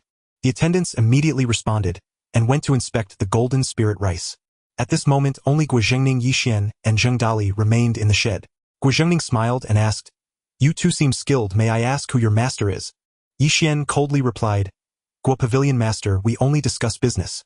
There's no need to ask more about other matters." He understood the principle of keeping wealth hidden. Golden spirit rice was already eye-catching. If they exposed their family background, it would undoubtedly attract unnecessary trouble. Guozhengning was not embarrassed by the cold refusal. He laughed heartily. "I was being presumptuous, you're right. Let's just talk business. The quality of your golden spirit rice is excellent, better than all the supplements I've eaten before. If there are more good goods in the future, Igua would be willing to buy them regularly, and the price can be negotiated." Yixian was slightly moved upon hearing this. Coincidentally, his father could tame mountain delicacy chickens. If they could raise a good number of them, the future supply would be quite profitable. However, he did not agree immediately but solemnly replied, "In that case, thank you for your kind offer, Guo Pavilion Master." After the transaction was successful, the delivery went smoothly. From now on, the two brothers of the Yi family would be responsible for transporting the golden spirit rice. To maintain secrecy, they also discussed with Guozhengning, who would privately send people disguised as ordinary farmers to come to the remote outskirts of Yuanhe town to pick up the golden spirit rice. This way the transactions would be direct. Although it was somewhat troublesome, it was much more discreet than the previous transactions in the county town. After delivering the goods, Yixian and Yi left the outskirts of Yuanhe, and in a small grove removed the garments they had worn to conceal their identities and stuffed them into their pack. They changed into ordinary peasants and departed. The journey was relatively uneventful. Back home, Yixian recounted the delivery to Ye Jing, who nodded and said, "Xianer, you have worked hard, go and rest." In Yanggu County, Guo's grain shop once again put Jinlingmi on the shelves, supplying at most 100 jin per month. Demand has now surged several-fold. This restock immediately drove the townspeople into a buying frenzy. Guozhengning reaped overflowing profits and wore a broad, satisfied grin. Tang Xiaojie sent men to tail those who collected goods from Guozhengning but obtained nothing. Perhaps their previous clumsy surveillance had alerted Guo, and the hidden seller making them far more cautious. This infuriated Tang Xiaojie. "You useless fools! You cannot even handle a mere second-stage martialist." Tang Xiaojie spat. The martial retainers below trembled. Most were third-stage martialists, and the scarce second-stage ones stood at the forefront. Nowadays, any powerful family widely recruited martialists as retainers to bolster the clan's strength. But martialists are not easily cultivated and thus rare. Apart from the patriarch, who was a first-stage martialist, the Tang household was mostly composed of third-stage martialists, with second-stage martialists treated as honored guests. One bearded hulking man, trembling with fear, said, "Young master, we had no choice. Every time we tailed Guozhengning, once he reached the woods, he eluded us. By the time we followed him again, he was already pushing the Jinlingmi." Tang Xiaojie's fists clenched sullenly, eyes burning with fury. That damned Guozhengning. A mere second-stage martialist. Daring to be so arrogant. This was the task assigned to him by Tang Wanxiong: seize the Jinlingmi. If he could capture the seller and force them to hand over distribution to the Tang family, it would yield enormous profit. It would also win him his father's new respect. As the eldest son, he bore the family's hopes and could not afford to disappoint his father or clan. Keep searching. If you can't find him, fabricate a pretext to arrest Guozhengning and subject him to brutal interrogation. I don't believe we can't catch that rat. Tang Xiaojie's voice was venomous. The oppressive aura he exuded made those below quake. Raised at his father's side, the battle-hardened Tang patriarch, Tang Xiaojie, the eldest son, had been forged into a particularly ruthless man. He knew well that sometimes hard measures were the only path to achieve one's ends. "Young master, don't." A second-stage martialist among them who dared speak up hurried to intercede. The Jinlingmi Guozhengning sells serves many formidable martialists in the county, and he has business dealings with an influential figure. If we move against him, it might harm the Tang family. Moreover, if we alarm the seller again, he may never show his face. Tang Xiaojie massaged his temples irritably. "Then what do you propose?" "Continue searching aimlessly." The martialist stepped forward and lowered his voice. "Young master, my inquiry found that every time Guozhengning collects his goods, he goes to the woods near Qinling, though he circles through several routes so no one can tail him. But I discovered that his pickup times are almost always fixed around the midnight of the 15th day, each month. 7 days remain until the next 15th. Why not set up an ambush in advance and wait for him?" Tang Xiaojie's brows knit and his fingertips tapped the table with a dull sound. Ambush and wait. What if the seller detects the oddity and changes the pickup time or location? Wouldn't that render our efforts wasted? He disliked passive waiting. He preferred to seize the initiative. "Young master, be assured I already have a plan." The martialist bowed.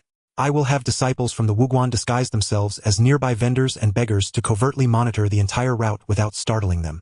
The malice in Tang Shaoji's eyes eased slightly, but he regarded the martialist warily. Do you mean your Wuguan has been secretly watching Guozhengning for some time? At those words the martialist straightened and hastened to reply. Young Master Guozhengning bears a feud with my father. He once fought my father and gravely wounded him. My father never recovered and passed away. He raised his head. I have pursued him only to avenge my father's death, but I found that he frequents the Qinling woods and moves with secretive steps. Hearing that you pursue him, young master, I dared to borrow your power, so I might both avenge my family and serve you. Tang Xiaojie vaguely recalled that Guozhengning had once faced a Wuguan master in a life or death arena. Agua had left the county after his defeat. Now Guozhengning's return was due to defeating his former opponent on the life or death platform, thereby firmly establishing himself in Yanggu County. As for this martialist, he had joined the family as a retainer just last year and trained diligently, swiftly rising to the rank of second-stage martialist. It seemed his desire for revenge had long existed. Tang Xiaojie, pleased to gain a free second-stage martialist, said, You are frank. Since you wish to avenge and are willing to serve me, I will give you this opportunity. Thank you, young master. The martialist exclaimed with joy, bowing. I will give even my life. I will not fail your trust. Rise. Tang waved his hand. Go to your Wuguan at once and select 20 agile disciples. I will assign you an additional second-stage martialist to assist. 3 days before the transaction, lurk near the Qinling woods. When he arrives to collect, seize him. Do as you please with Guozhengning, but the seller I want captured alive. Tang Xiaojie reasoned that if the seller shrank back at mere ripples in the city, the family behind them could not be formidable. One second-stage martialist would suffice. Understood. The men bowed and withdrew. Tang Xiaojie hissed, Damn rat, let's see how you escape this time. At the Yi household, Ye Jing was exercising with a wooden cleaver and instructing his 2 daughters-in-law in its use. At first, the 2 daughters-in-law, weaker than men, struggled to swing the cleaver. But with grit, Wu Guiyun could already perform a full set of cleaver techniques smoothly and with some semblance. Lu Xianglan, by contrast, seemed naturally frail and small. Though her strength had improved, wielding the cleaver still taxed her. Seeing this, Ye Jing did not scold. Their family's martial knowledge was too impoverished to teach according to aptitude. They must first cultivate the most basic vitality. At leisure, Ye Jing watched the hatchlings in the henhouse follow their mother and chirp softly. The 3 rare mountain fowl they had captured earlier, 1 male and 2 females, under the care of Wu Guiyun and Lu Xianglan, had begun laying eggs, producing 2 eggs a day. Ye Jing boiled some of the eggs and tried a few mouthfuls, finding they subtly replenished vitality, far superior to ordinary eggs. And since these birds had been fed Jinling meat, each had grown plump and large. Ye Jing decided to let the birds hatch more eggs and begin increasing production. He would no longer need to toil into the mountains to catch them. Father, we're back, came a strong male voice. 2 burly men strode in. Their robust frames and coarse clothes could not conceal their imposing presence. Both were martialists and appeared far more spirited than before. Now, when the 2 sons walked through the village, even widows couldn't help stealing glances. Did the Jinling Mi delivery go smoothly? Ye Jing asked with a smile. Yixian drained his teacup in one gulp. Everything went well. Only Guozhengning said there have been more tales shadowing him, and things have slowed a bit. Ye Jing pondered slightly. They had collaborated with Guozhengning for nearly half a year. Ye Jing naturally knew the situation on his end. Since the sale of Jinling Mi began, many had openly and covertly tailed them. At this rate, discovery was only a matter of time. At the dining table that day, Ye Jing asked his 2 sons, Do you know who has been following Guozhengning? Yixian thought for a moment and replied, Guozhengning mentioned that they are mostly third-stage martial artists, but he quickly noticed them and shook them off. It seems the Tang family has invested heavily in this matter. Ye Jing said after a moment of silence, You must be careful in the coming days. I fear the Tang family, having gone unnoticed for months, may be planning a major move. At this, the family fell silent. They were up against the most powerful Tang family in the county, which reportedly had many martial artists as retainers, with countless third-stage martial artists, not to mention second-stage ones. Third-stage martial artists are manageable, but if a few second-stage martial artists show up, it would be like catching turtles in a jar. Shen, you 2 will come with me to the mountain tomorrow. Ye Jing said without hesitation. Father, why is that? Yixian and Yi asked in confusion. Ye Jing replied, We have been practicing our skills without any combat experience. If we truly face a strong enemy, we will be at a disadvantage in battle. So you 2 will accompany me to the deep mountains for some practice against fierce beasts. Their family was entirely self-taught, lacking guidance from a martial arts school. The reason was that both sons needed to manage family affairs and couldn't spare time to attend a school for formal training, so they could only rely on fierce beasts for practice. Moreover, fighting fierce beasts is a matter of life and death.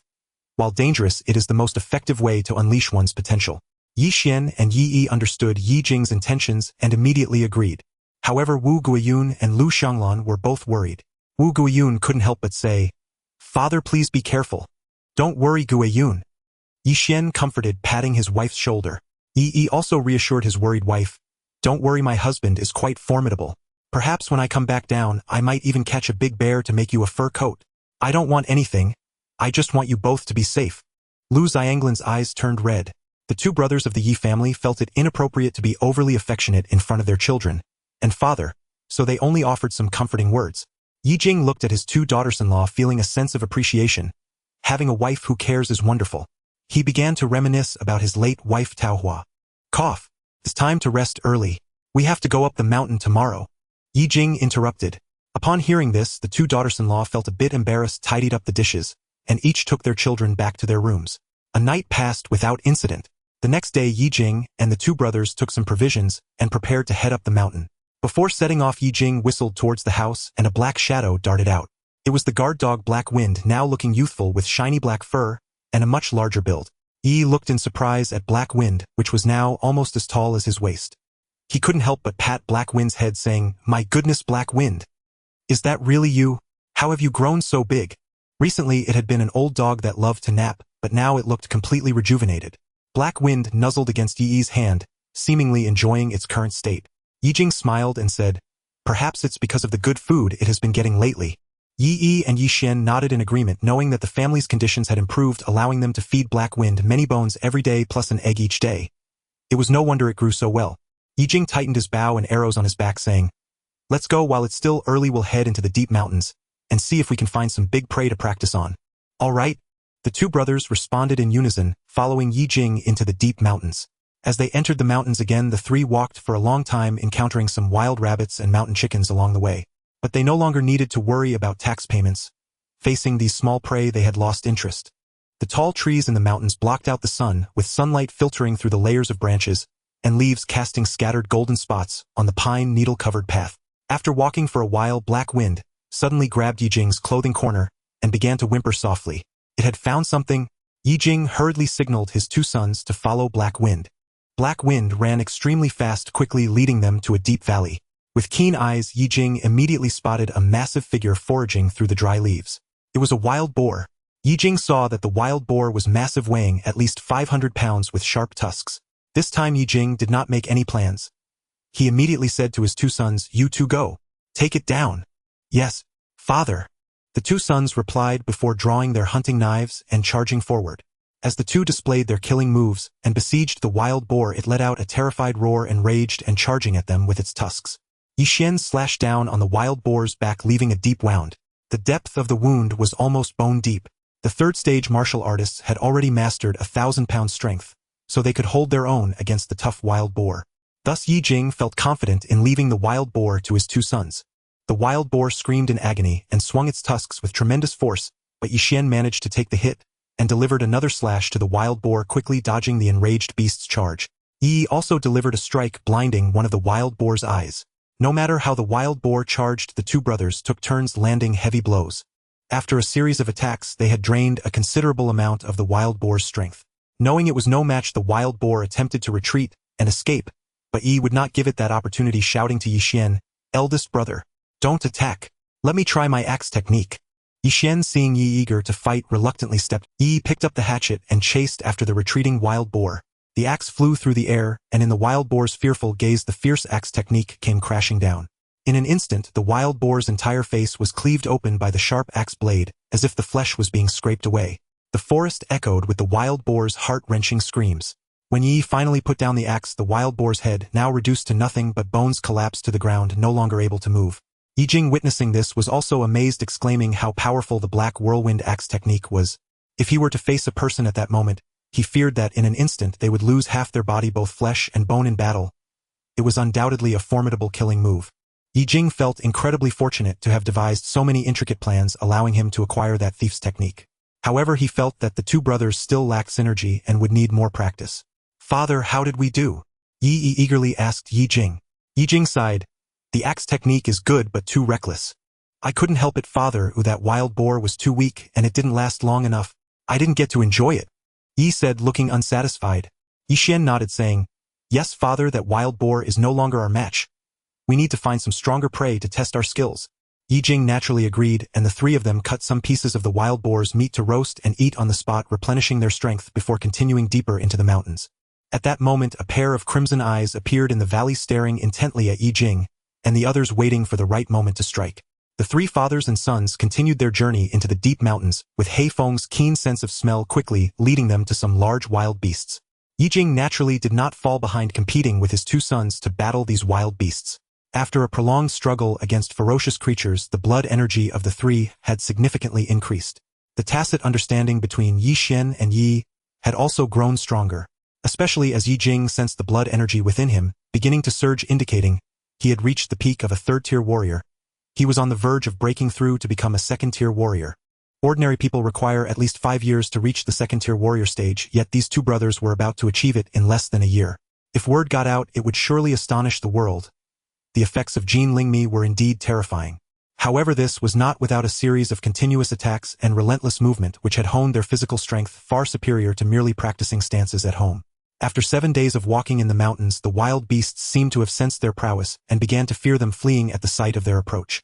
Seeing this, Ye Jing realized that the ferocious beasts in the mountains were almost afraid of them. Continuing their pursuit may yield no results. They arrived at a forest filled with dark green miasma, where Ye Jing came to a halt and said, "Stop, we should leave this." "Dad, aren't we going to venture deeper?" Yi asked in confusion. Ye Jing looked up at the foggy mountains ahead, and decisively shook his head. "Going further in is very dangerous. The creatures inside are not something we can handle, plus the miasma is extremely thick.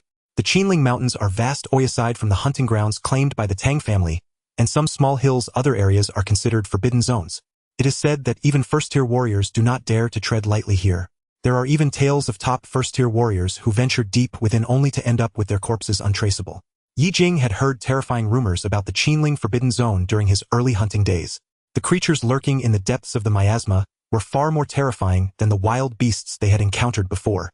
Yi frowned, a hint of reluctance in his tone. "Dad, our blood energy has just made a breakthrough these past few days. If we encounter a formidable prey, perhaps my brother and I could advance even further." His hunting knife still carried the scent of beast blood, and the battles from the past few days had sharpened his gaze and intensified his thirst for power. Ye Jing patted his shoulder, his expression serious. "Ear on the path of martial arts, one must avoid the pitfalls of haste. We have already achieved our purpose for this trip into the mountains." Before he could finish, his gaze swept over the swirling dark green miasma, where faint peculiar howls could be heard. The sounds were unlike those of ordinary beasts, carrying an unsettling sense of oppression. "Listen, the creatures in this dense forest are not something we can provoke at this moment."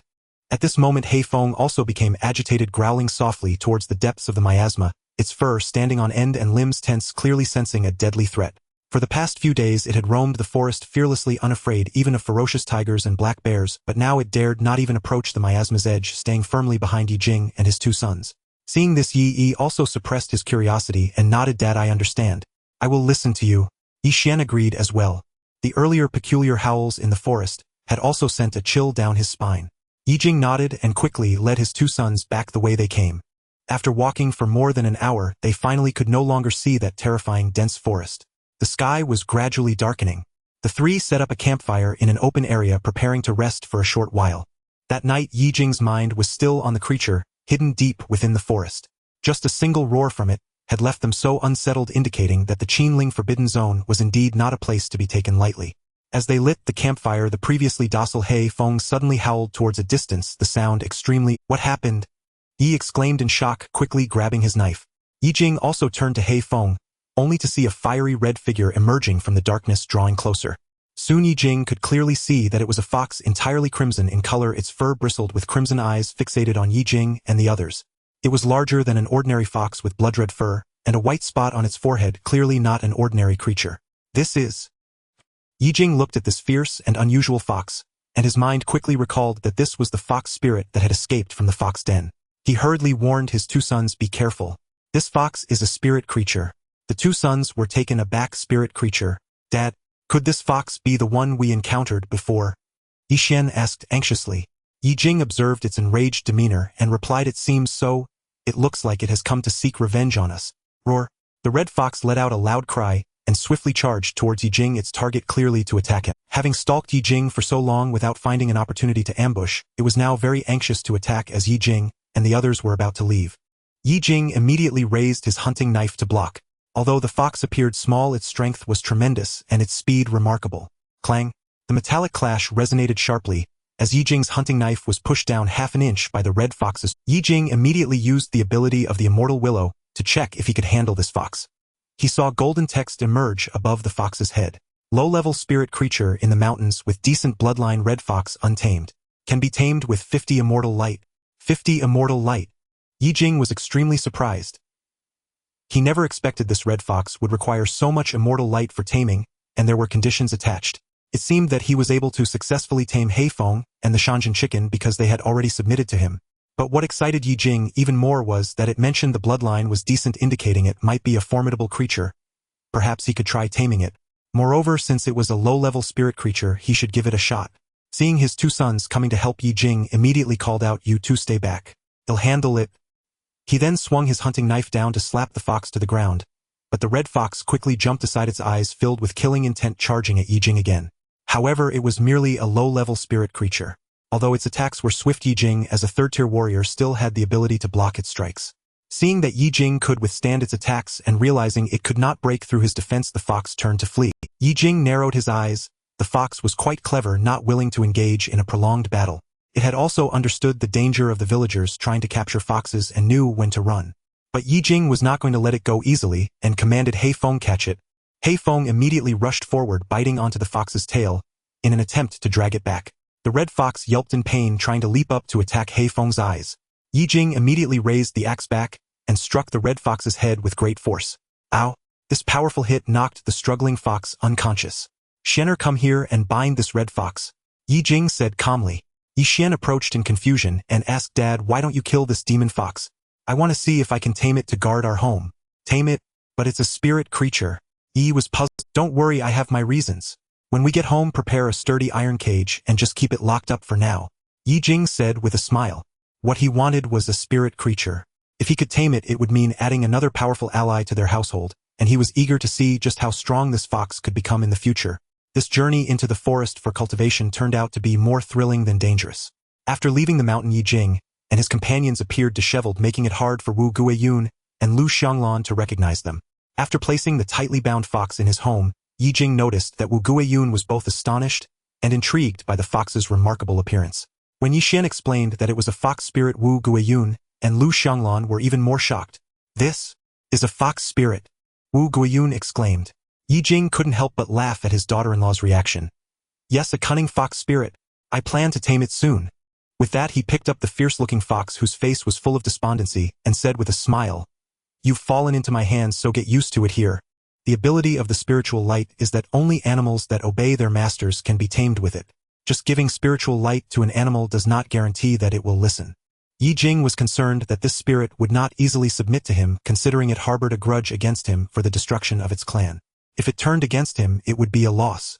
He wanted to be cautious. Therefore, he decided to keep the red fox at home to acclimate, feeding it a little food. If it remained disobedient, he would simply kill it. That day, Yi Xian and Yi quickly returned from the town with an iron cage. Ye Jing threw the fox into the cage without untying it, placing the cage in the backyard to let it stay there. In the evening after school, Yi Tianhao and Yi Tianyao were overjoyed to see their grandfather and father back, surrounding Ye Jing to talk about their experiences in the mountains.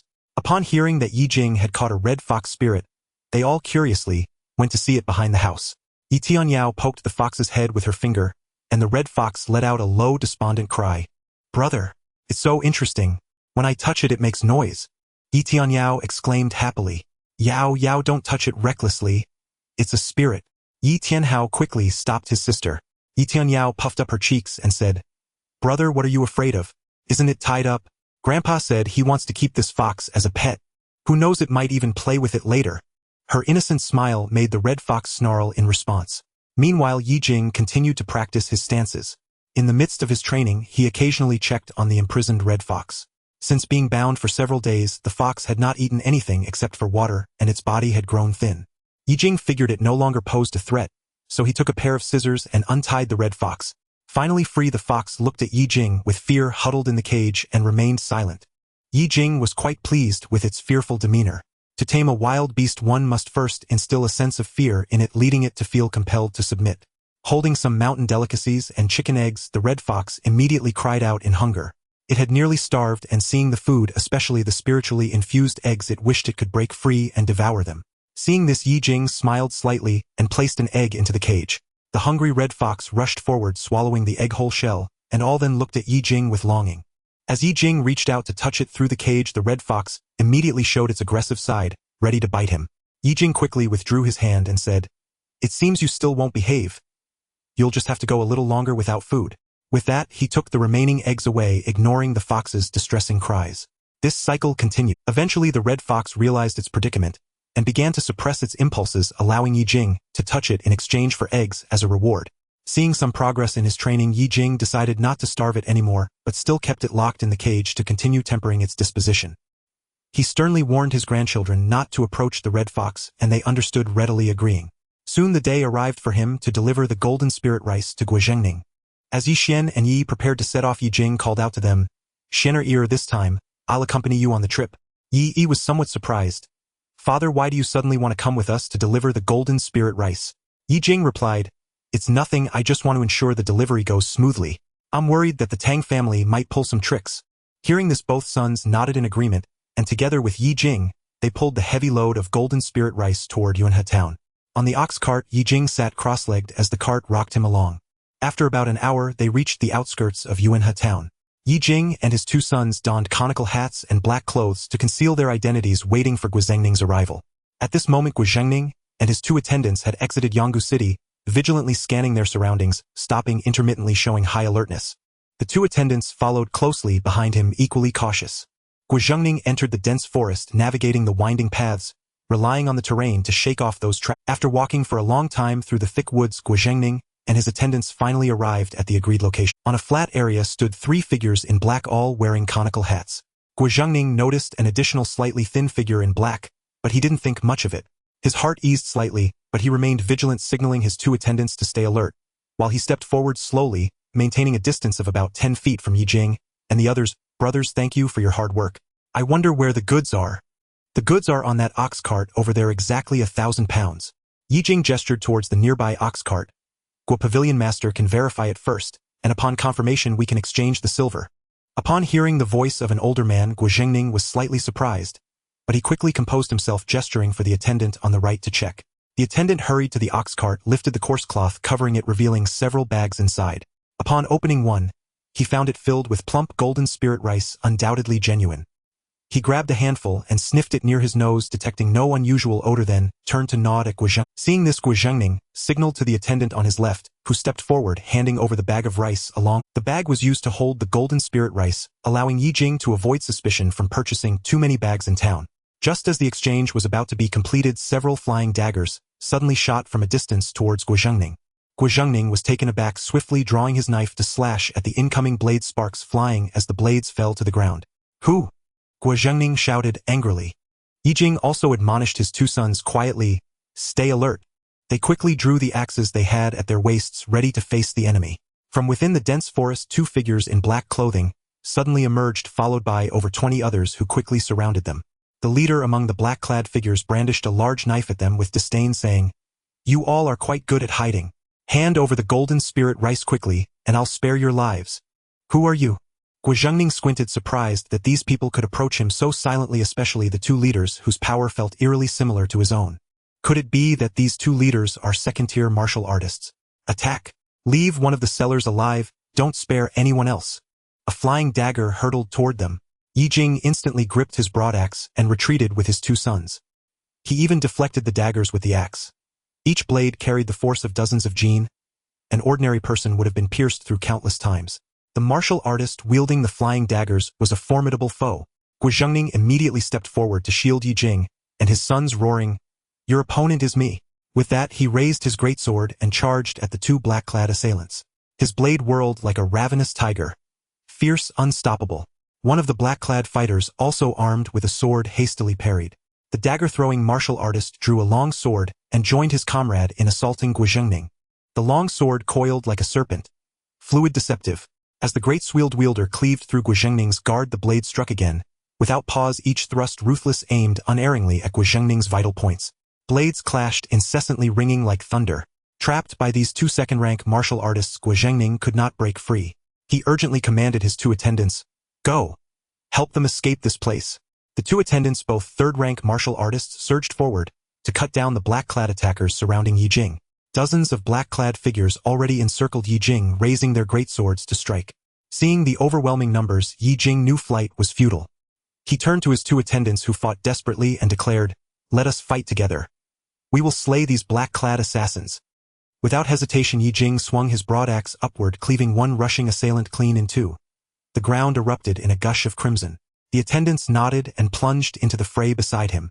Though most of the black-clad fighters were weaker, only a few had reached third-rank mastery, and even those lacked refined technique. Still, they possessed enough skill to mount a credible challenge. Back-to-back defense. Facing a swarm of enemies, Ye Jing instantly recognized the need to secure. Though his two sons had never endured such brutal combat, years of grueling training in dense forests had hardened them. At his command, they instantly flanked him, one to the left, one to the right. First to charge were two burly black-clad warriors, their greatswords shrieking through the air as they slashed toward Ye Jing's face. Ye Jing did not retreat. He surged forward, instead lifting his broadaxe in a sudden upward arc. A deafening clang echoed. The twin blades were violently deflected. Numbness shot up the assailants' arms, their weapons nearly flew from their grasp. Before they could react, Ye Jing lunged forward, burying his broadaxe again and again into one man's chest. The two warriors screamed. Gouts of blood spattered the earth as they collapsed, writhing in agony. The sword-wielding martial artist, witnessing his disciples slaughtered so mercilessly, roared in fury, "Cursed rogue! Dare you still resist? Attack now!" At his command, the encircling black-clad fighters all raised their greatswords and descended upon Ye Jing and his kin. Ye Jing was now intoxicated by battle. His blood surged, his chi burned like wildfire. Spinning his broadaxe, he met the onslaught head-on, unleashing the black whirlwind axe art. A dual-grip technique where blade and motion fused into a vortex. Up and down it flashed, deflecting every descending sword. Stripped of their weapons, the black-clad fighters lost all defense. Even third-rank masters barehanded stood no chance against that maelstrom of steel. In an instant, those who drew near Ye Jing were stripped of flesh before their screams could escape, then bone. Shattered, scattered, devoured whole by the whirlwind of his axe. Yi Xian and Yi, seeing their father deploy the technique so swiftly, immediately cut down their own assailants and leapt clear of the encirclement. The two attendants, stunned by the sheer ferocity of the axe art, hastily withdrew, fearful of being caught in its lethal radius. The sword-wielding martial artist, recognizing the style, cried out in shock and outrage. "This is the black whirlwind axe art of Longhu Mountain. Where did you learn it?" The great sword wielder, seeing his disciples decimated, realized victory was slipping away. He shouted to his comrade, "I'll hold Guizhengning. I'll handle him. You seize those three. Do not let them escape." The sword wielder shot forward, his long blade lancing toward Ye Jing. The immense force of his second-rank cultivation, 5,000 gene of raw power, crashed down upon Ye Jing's broadaxe. The impact rattled Ye Jing's entire frame. Blood welled hot in his mouth. Dust exploded outward from the force of the blow. "Father!" Yi and Yi Xian rushed forward at once. But the sword wielder would not allow it. His blade swept sideways, effortlessly blocking both brothers' strikes, then slashed again, sending them hurtling backward through the air. He even severed one of Guizhengning's attendants, kicking the corpse aside like refuse. Yi Xian and Yi staggered back several paces before halting, only to be intercepted by fresh waves of black-clad fighters. "Humph! A mere third-rank cultivator dares raise his hand against me. Delusional!" The sword wielder sneered. His gaze locked onto Ye Jing, standing firm with broadaxe in hand. With arrogant disdain, he declared, "That axe art belongs to me. I'll take you alive, break you under interrogation, and see for myself whether you're truly one of Longhu Mountain's surviving vermin." With that, he flicked his sleeve. Another dagger shot forth, aimed straight at Ye Jing's heart. Blood filled Ye Jing's mouth, yet he felt no grave injury, only a rising savage heat. At the sight of the dagger, he smirked coldly, spun his broadaxe once more to shatter the projectile, and charged. The sword wielder dismissed Ye Jing entirely. He knew well, aside from Guizhengning, none here exceeded third rank. Hadn't he just blocked Ye Jing's most fearsome technique? This counterattack held no terror. He swung his long sword, striking hard against Ye Jing's broadaxe. Yet at the moment of impact, his eyes widened in surprise. The axe's force had grown markedly stronger. Ye Jing lifted his gaze, a faint chilling smile on his lips. The broadaxe descended again, howling with wind. Its power vastly increased, its speed sharpened. "Impossible! How could your strength surge so suddenly?" Disbelief flooded the sword wielder's eyes. The blows he'd once parried with ease now pressed heavily upon him. Ye Jing's chest burned as if lit by inner fire, his limbs thrummed with surging blood and qi. Each swing of the axe intensified. More brutal, more relentless. The sword-wielder faltered. Overwhelmed, he mistook Ye Jing's sudden ascent for deception, believing he'd been hiding his true strength all along. Indeed, he had no way of knowing Ye Jing had just ascended to second-rank cultivation mid-battle. Surround him, Ye Jing commanded. Though his axe art momentarily overpowered the sword-wielder, Ye Jing knew he couldn't sustain it long. He needed to end this. Immediately, seeing their father match a second-rank master blow for blow, Yi Xian and Yi rushed forward without hesitation. If they slew this foe, victory would be theirs. The Yi brothers fought with flawless synchrony, attacking from above, below, left and right, leaving the sword-wielder already strained by Ye Jing's assault utterly overwhelmed. He was driven back step by step. Meanwhile, the great sword-wielder, already weakened by his duel with Guozhengning, watched in dismay as his comrade lost ground to the three. He cursed under his breath. Damn it, I hadn't expected these three to possess such skill. Then, feinting a retreat, he barked, fall back. The sword-wielder, fearing death, instantly broke off and fled. But Ye Jing would not grant him escape. He launched himself forward, hurling his broadaxe like a meteor toward the fleeing man's skull. Exhausted and unprepared, the sword-wielder took the full weight of the heavy axe, dozens of Jin crashing onto his head. A guttural scream tore from his throat as he crumpled to the ground. As he struggled to rise, Yi Xian and Yi bore down upon him, axes raised to cleave his skull. The sword-wielder cried out in desperation, "You cannot kill me. I am a guest of the Tang family. If you slay me, the Tang family will." Ah! His plea ended mid-sentence. Two broadaxes split his skull apart. Crimson and white sprayed across the earth like pulp from a shattered melon.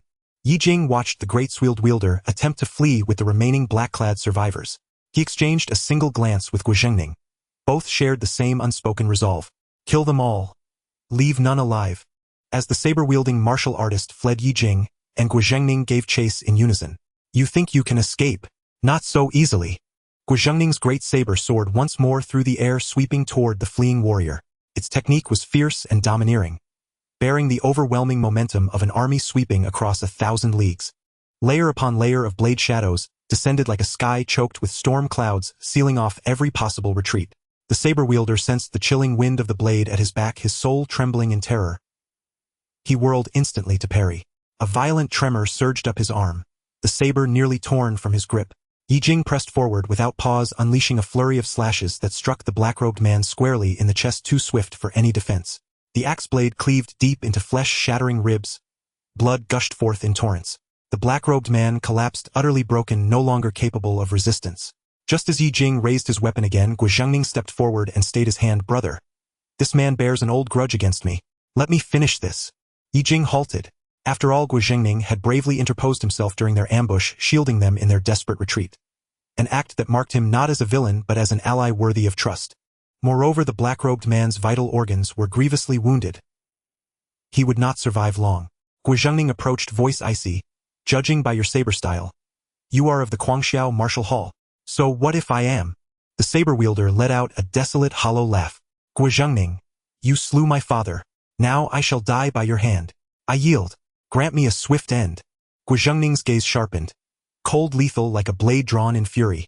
Years ago your father stormed my hall, employing vile and underhanded methods to slaughter my wife and child.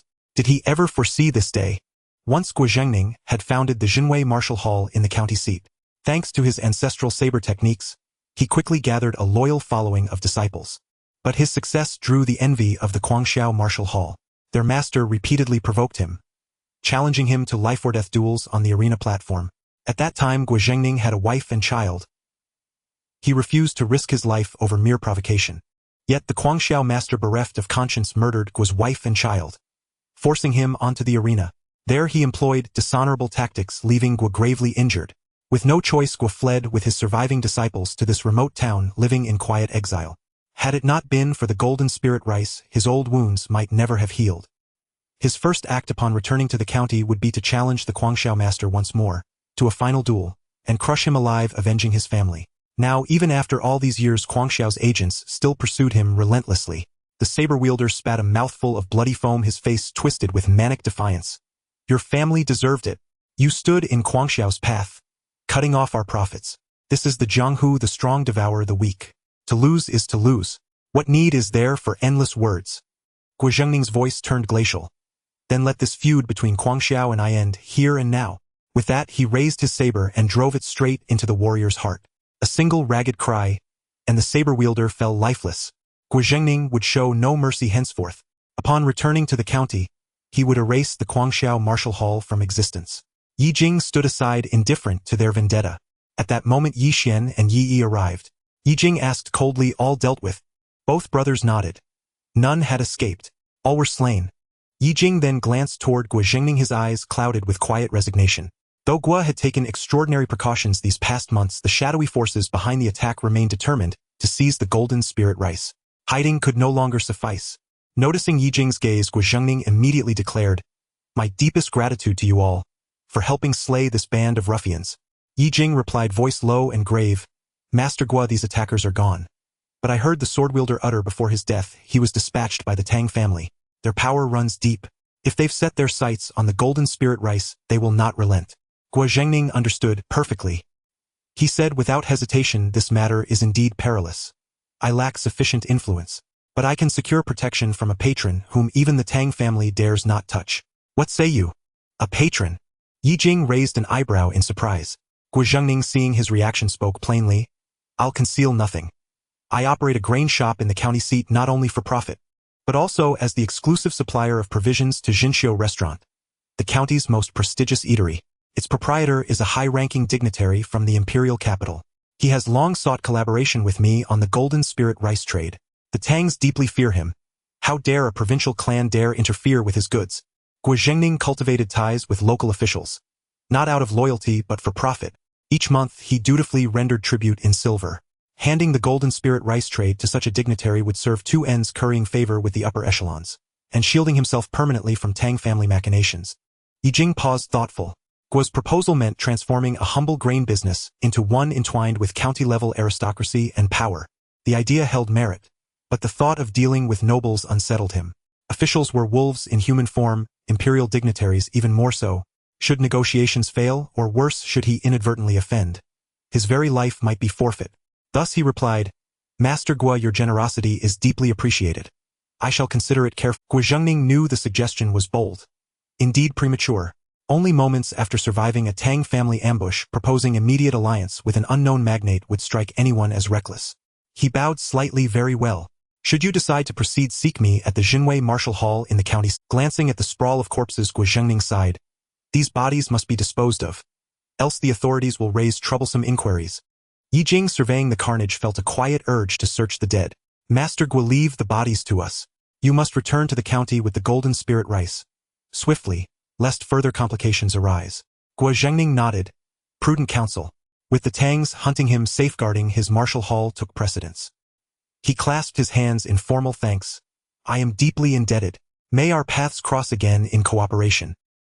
He signaled his sole surviving retainer to carry away the golden spirit rice, then bore the corpse of his fallen attendant and vanished swiftly into the forest. After roughly a quarter, Ye Jing exhaled in quiet relief. Turning to his sons, he commanded, "Search each body thoroughly, then cast them into the ravine ahead." Yi Xian and Yi Yi obeyed, instantly stripping garments with practiced efficiency. Ye Jing approached the fallen saber-wielder. His great saber gleamed sharp and formidable, its weight solid and true in his palm. Rifling the man's chest, Ye Jing discovered a pouch heavy with silver, perhaps several dozen taels, and a small packet of powdered medicine labeled Maihun, a soporific evidently.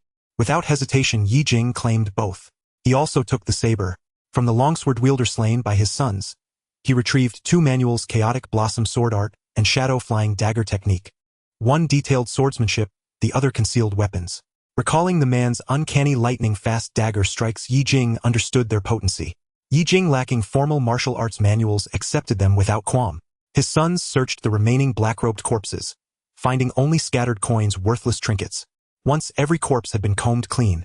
No hidden treasures, no overlooked relics. Ye Jing gestured toward the sheer cliff face nearby. "Cast them all over the edge. Leave no trace." With that done, the three departed swiftly, leaving no echo behind. After much hassle, they returned home only after dark. Wu Guiyun, who had been anxiously waiting, hurriedly welcomed Ye Jing and the others into the house, asking, "How did it go? Was it smooth?" From their bodies. After much hassle, they returned home only after dark. Wu Guiyun, who had been anxiously waiting, hurriedly welcomed Ye Jing and the others into the house, asking, "How did it go? Was it smooth?" Upon entering the house, Ye Jing recounted the day's events, which greatly frightened the two daughters-in-law, followed by, "The Tang family is truly overstepping. How dare they use such despicable means to rob us?" Wu Guiyun exclaimed in fury. Indeed, it seems that cooperating solely with Guozhengning won't work. Ye Jing was also indignant, yet he knew he had to keep his composure. Yi Yi and Yi Xian wore expressions of anger and frustration. Ever since the Tang family set their sights on the golden spirit rice, they had begun to harass them frequently, and now they had even sent martial artists to threaten their lives. If Ye Jing hadn't unexpectedly broken through to become a second-tier martial artist, it is likely that the three of them would have perished in that forest today. In this world, wealth is useless without power. Ye Jing recalled what Guozhengning had said about being able to recruit powerful allies for assistance. This was indeed feasible, but Ye Jing was unaware of the true nature of this powerful figure, having never met him. He feared that he could be even more ruthless than the Tang family.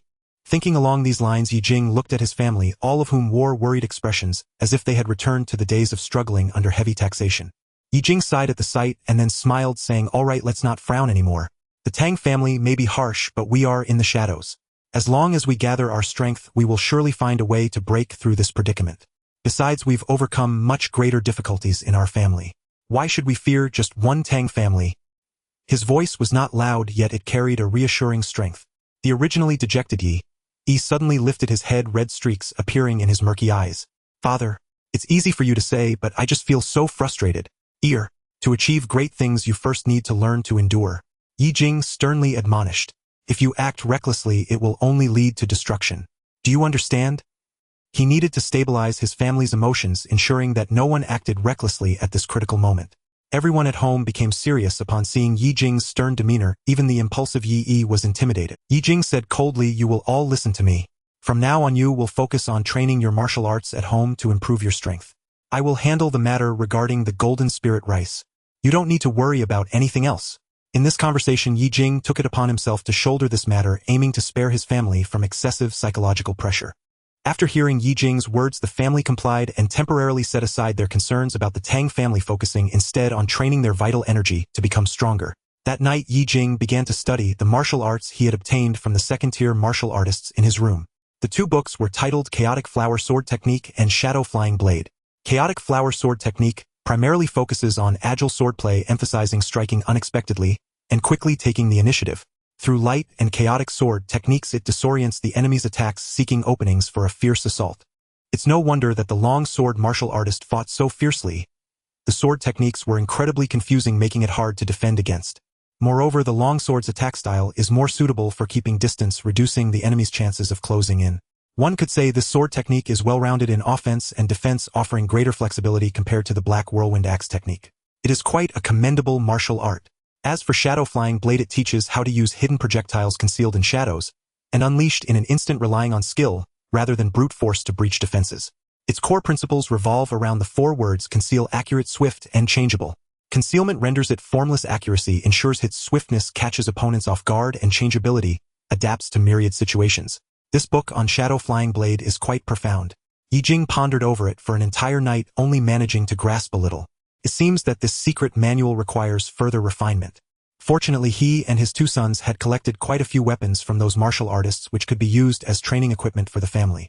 Having gone through a fierce battle today, Ye Jing has gained substantial benefits. It also made him realize that as long as the Tang family remains, the Yi family will never know peace. Thinking of this, Ye Jing closed the martial arts book. He loathed the Tang family more than anyone else at home, yet the more he felt this way, the more he needed to remain calm. He considered various paths and decided to visit the county town to ask Guozhengning about the powerful figure's intentions.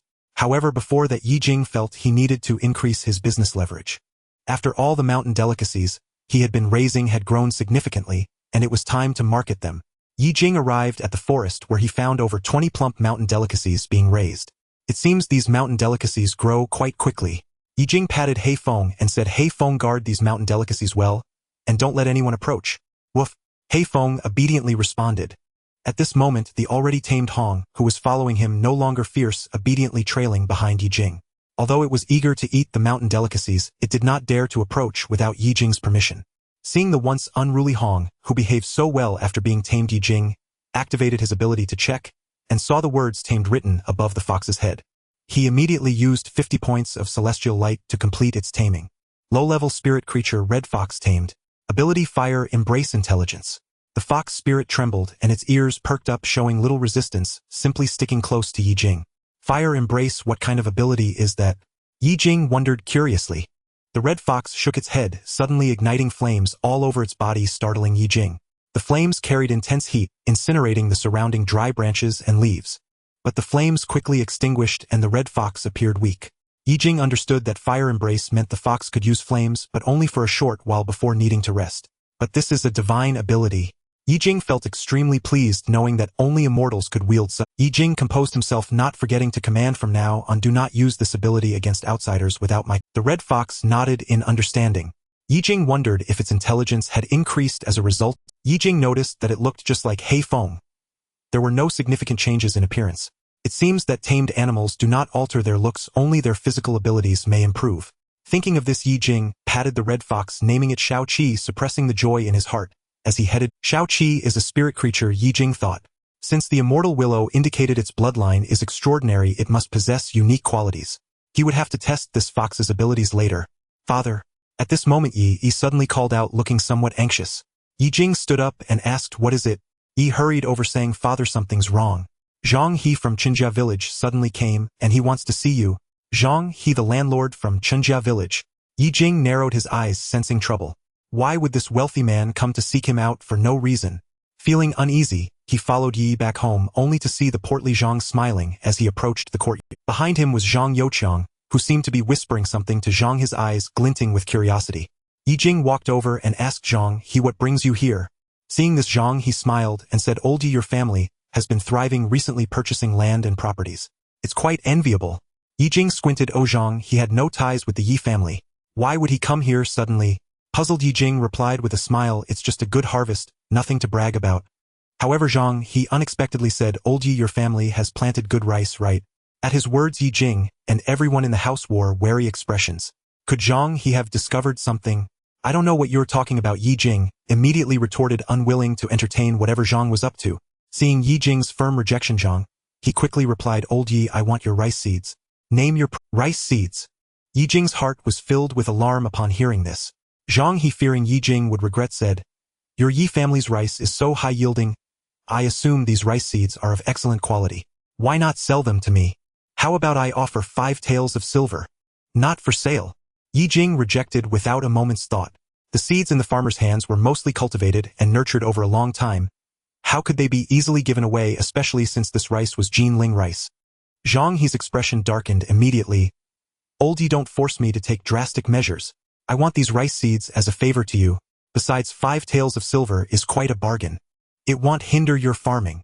Landlord Zhang, stop talking. I will not sell these rice seeds no matter what. Ye Jing firmly refused. Old Ye, it's just a few grains of rice seeds. Why make such a fuss? Zhang Youqi tried to meet, however Ye Jing would no longer tolerate him, retorting, Zhang the wealthy, I said I want sell, and I mean it. You can leave now. You. This was the first time Zhang He as a landlord was treated this way by a farmer, and he was infuriated. Previously, Zhang Youqi often told him that the Ye family had been continuously harvesting rice for months, and each grain was plump, far surpassing his own rice.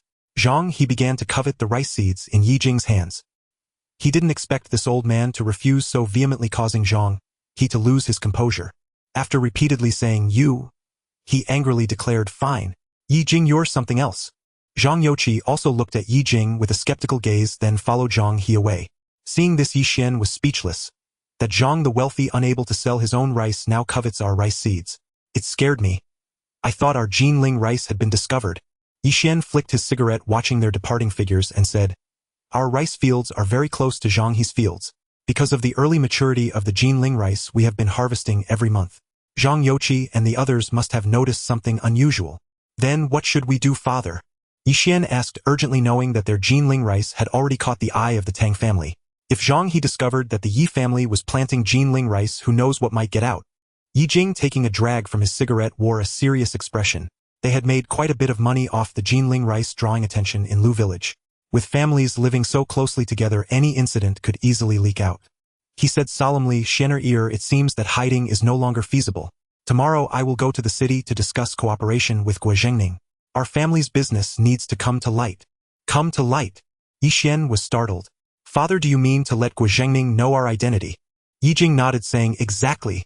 I want him to know that it is our Yi family cooperating with him. With Guo Zhengning backing us openly, even if Zhang Youqi suspects something, he won't dare to come bother us easily. He was now a second-tier martial artist on the same level as Guo Zhengning. With the rest of his family also being martial artists, they had the ability to protect themselves. Ye Jing also wished to connect with Guo Zhengning's line of cooperation with the powerful. The next day, Yanggu County City. The city walls towered high with soldiers patrolling regularly. Ye Jing wore a straw hat and coarse clothes, holding a cage wrapped in black cloth with one hand resembling an elderly man. He paid the officials 3 as an entrance fee and entered the city. As soon as he stepped into Yanggu County, the bustling noise greeted him. The streets were paved with stone slabs, polished smooth and shiny by the traffic of carts and pedestrians. The sunlight cast a warm glow. On both sides of the street, shops lined up in an orderly fashion selling cloth, medicine, wine, and money, all busily operating. Ye Jing lowered his straw hat to cover half his face, blending in with the bustling crowd. This Yanggu County was at least 10 times more lively than Yuanhe Town. As he walked, Ye Jing stopped and started, finally arriving at the largest tavern, which was named Zhenxiu Pavilion. This tavern was grand and magnificent, built of black wood with golden characters carved on the sign, looking extremely spectacular. The backer of this tavern was certainly not an ordinary person. As soon as Ye Jing approached, the little waiter at the tavern entrance immediately came over to shoo him away. Get out! Where did this beggar come from? This is no place for you to beg. Seeing this, Ye Jing took out a silver ingot from his pouch. The waiter's previously scowling face instantly froze and his hand to shoo him away stopped. His earlier arrogance vanished without a trace, and a smile quickly spread across his face. Oh, my apologies, esteemed guest. I was blind and didn't recognize a great person. Please come inside. Ye Jing brushed off the dust on his clothes and walked in. Once inside the tavern, he glanced around at the black wood-constructed building. Octagonal palace lanterns hung from the eaves adorned with tassels, and the window frames were carved with patterns of rare and exotic beasts, clearly not something a common wealthy family could afford. The waiter attentively led Ye Jing to a window seat and poured him a cup of hot tea. Esteemed guest, what would Ye Jing, holding the teacup, leisurely asked, what are your most famous dishes? The waiter quickly replied, esteemed guest, our Zhenxiu Pavilion is renowned for its first-class stewed mountain delicacies. This is our signature dish, made with mountain delicacy chicken that has been raised for 3 years in the wild, paired with old mountain ginseng from Yundong Valley Poria and 10-year-aged flour wine. It is stewed slowly for 3 hours, resulting in a broth so thick it clings to the bowl with chicken that is tender and falls off the bone, melting in your mouth and utterly fragrant. As he spoke passionately, seeing that Ye Jing was listening intently, he lowered his voice and said mysteriously, to be honest, this mountain delicacy chicken is quite rare. It's not like the ordinary native chickens. It grows up eating spiritual seeds in the mountains, and ordinary families can't even buy them. Only our pavilion has the connections to provide a few every day. Ye Jing rubbed the warm cup with his fingers, a faint smile playing on his lips. Unexpectedly, there was an unexpected gain. Listening to the waiter speak so eloquently, Ye Jing put down the teacup and casually said, then I'll have a portion of that. The waiter, filled with joy, rubbed his hands and said, great. Esteemed guest, please wait a moment. Ye Jing nodded and asked, may I ask who the owner of Zhenxiu Pavilion is? The waiter's smile faltered for a moment, then he lowered his voice and leaned over the table, saying, esteemed guest, you must be from out of town.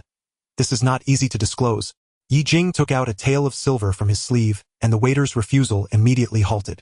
He hurriedly smiled, saying, our owner is a big shot from the imperial city, quite impressive. I really can't say anything more. As he spoke, he couldn't help but glance at the silver in Ye Jing's hand. Seeing that the waiter could only say this much after all his chatter, Ye Jing handed him the silver. It seemed that the specifics could only be asked of Guo Zhengning. While waiting for the dishes to be served, a man dressed in brocade swaggered in with several attendants beside him, his clothes emblazoned with the character Tang. At that moment, the lively tavern quieted down slightly due to the arrival of this man. The waiter immediately approached with a smile, welcoming him. Master Tang, you have arrived. Please take a seat. As soon as the brocade-clad man entered, he shouted, waiter, bring out the first-class stewed mountain delicacy from your Zhenxiu Pavilion. This man was the second son of the Tang family, born of a concubine, and ruled with unchecked arrogance in Yanggu County. No one dared oppose him, and all addressed him reverently as Second Master Tang. The waiter's expression instantly shifted. His smile froze rigid and hollow. Apologies, Second Master Tang. That dish has just sold out. The last portion was claimed by that patron over there. Softly into his ear, the waiter's expression instantly shifted. His smile froze rigid and hollow. Apologies, Second Master Tang. That dish has just sold out. The last portion was claimed by that patron over there. As he spoke, he surreptitiously gestured toward Ye Jing, who sat nearby sipping tea, careful not to offend the formidable master before him. Second Master Tang's brows knotted sharply, and his haughty countenance darkened in an instant. Following the gesture, he saw only an elderly man clad in plain coarse cloth robes, his hair and beard snow-white, leisurely sipping tea with unhurried grace, so unremarkable in appearance that he might easily be mistaken for a rustic farmer. Fury surged within him. He let out a contemptuous snort. What senile old wretch dares compete with me for a dish? Without another word, he strode toward Ye Jing's table, his attendants trailing swiftly behind. Diners turned their heads, whispering among themselves, now this promises to be entertaining. The old man is doomed, dressed like a beggar. How on earth did the waiter even let him in? The waiter paled, sweat beating cold upon his brow. This Jinxiu restaurant was no ordinary eatery. The proprietor was a high-ranking figure from the capital, commanding deference, even from the county magistrate. His influence far eclipsed that of the Tang family, mere local bullies. By established custom, even the county magistrate was expected to abide by its rules, let alone Second Master Tang. Yet the waiter merely sought to earn his daily bread. Should this escalate, the proprietor's wrath would cost him more than his livelihood. It could cost him his freedom. He hurried after them, bowing repeatedly, his voice dripping with forced cordiality. Second Master Tang, please calm yourself. It is I who failed to recognize your august presence. I have grievously neglected my duty.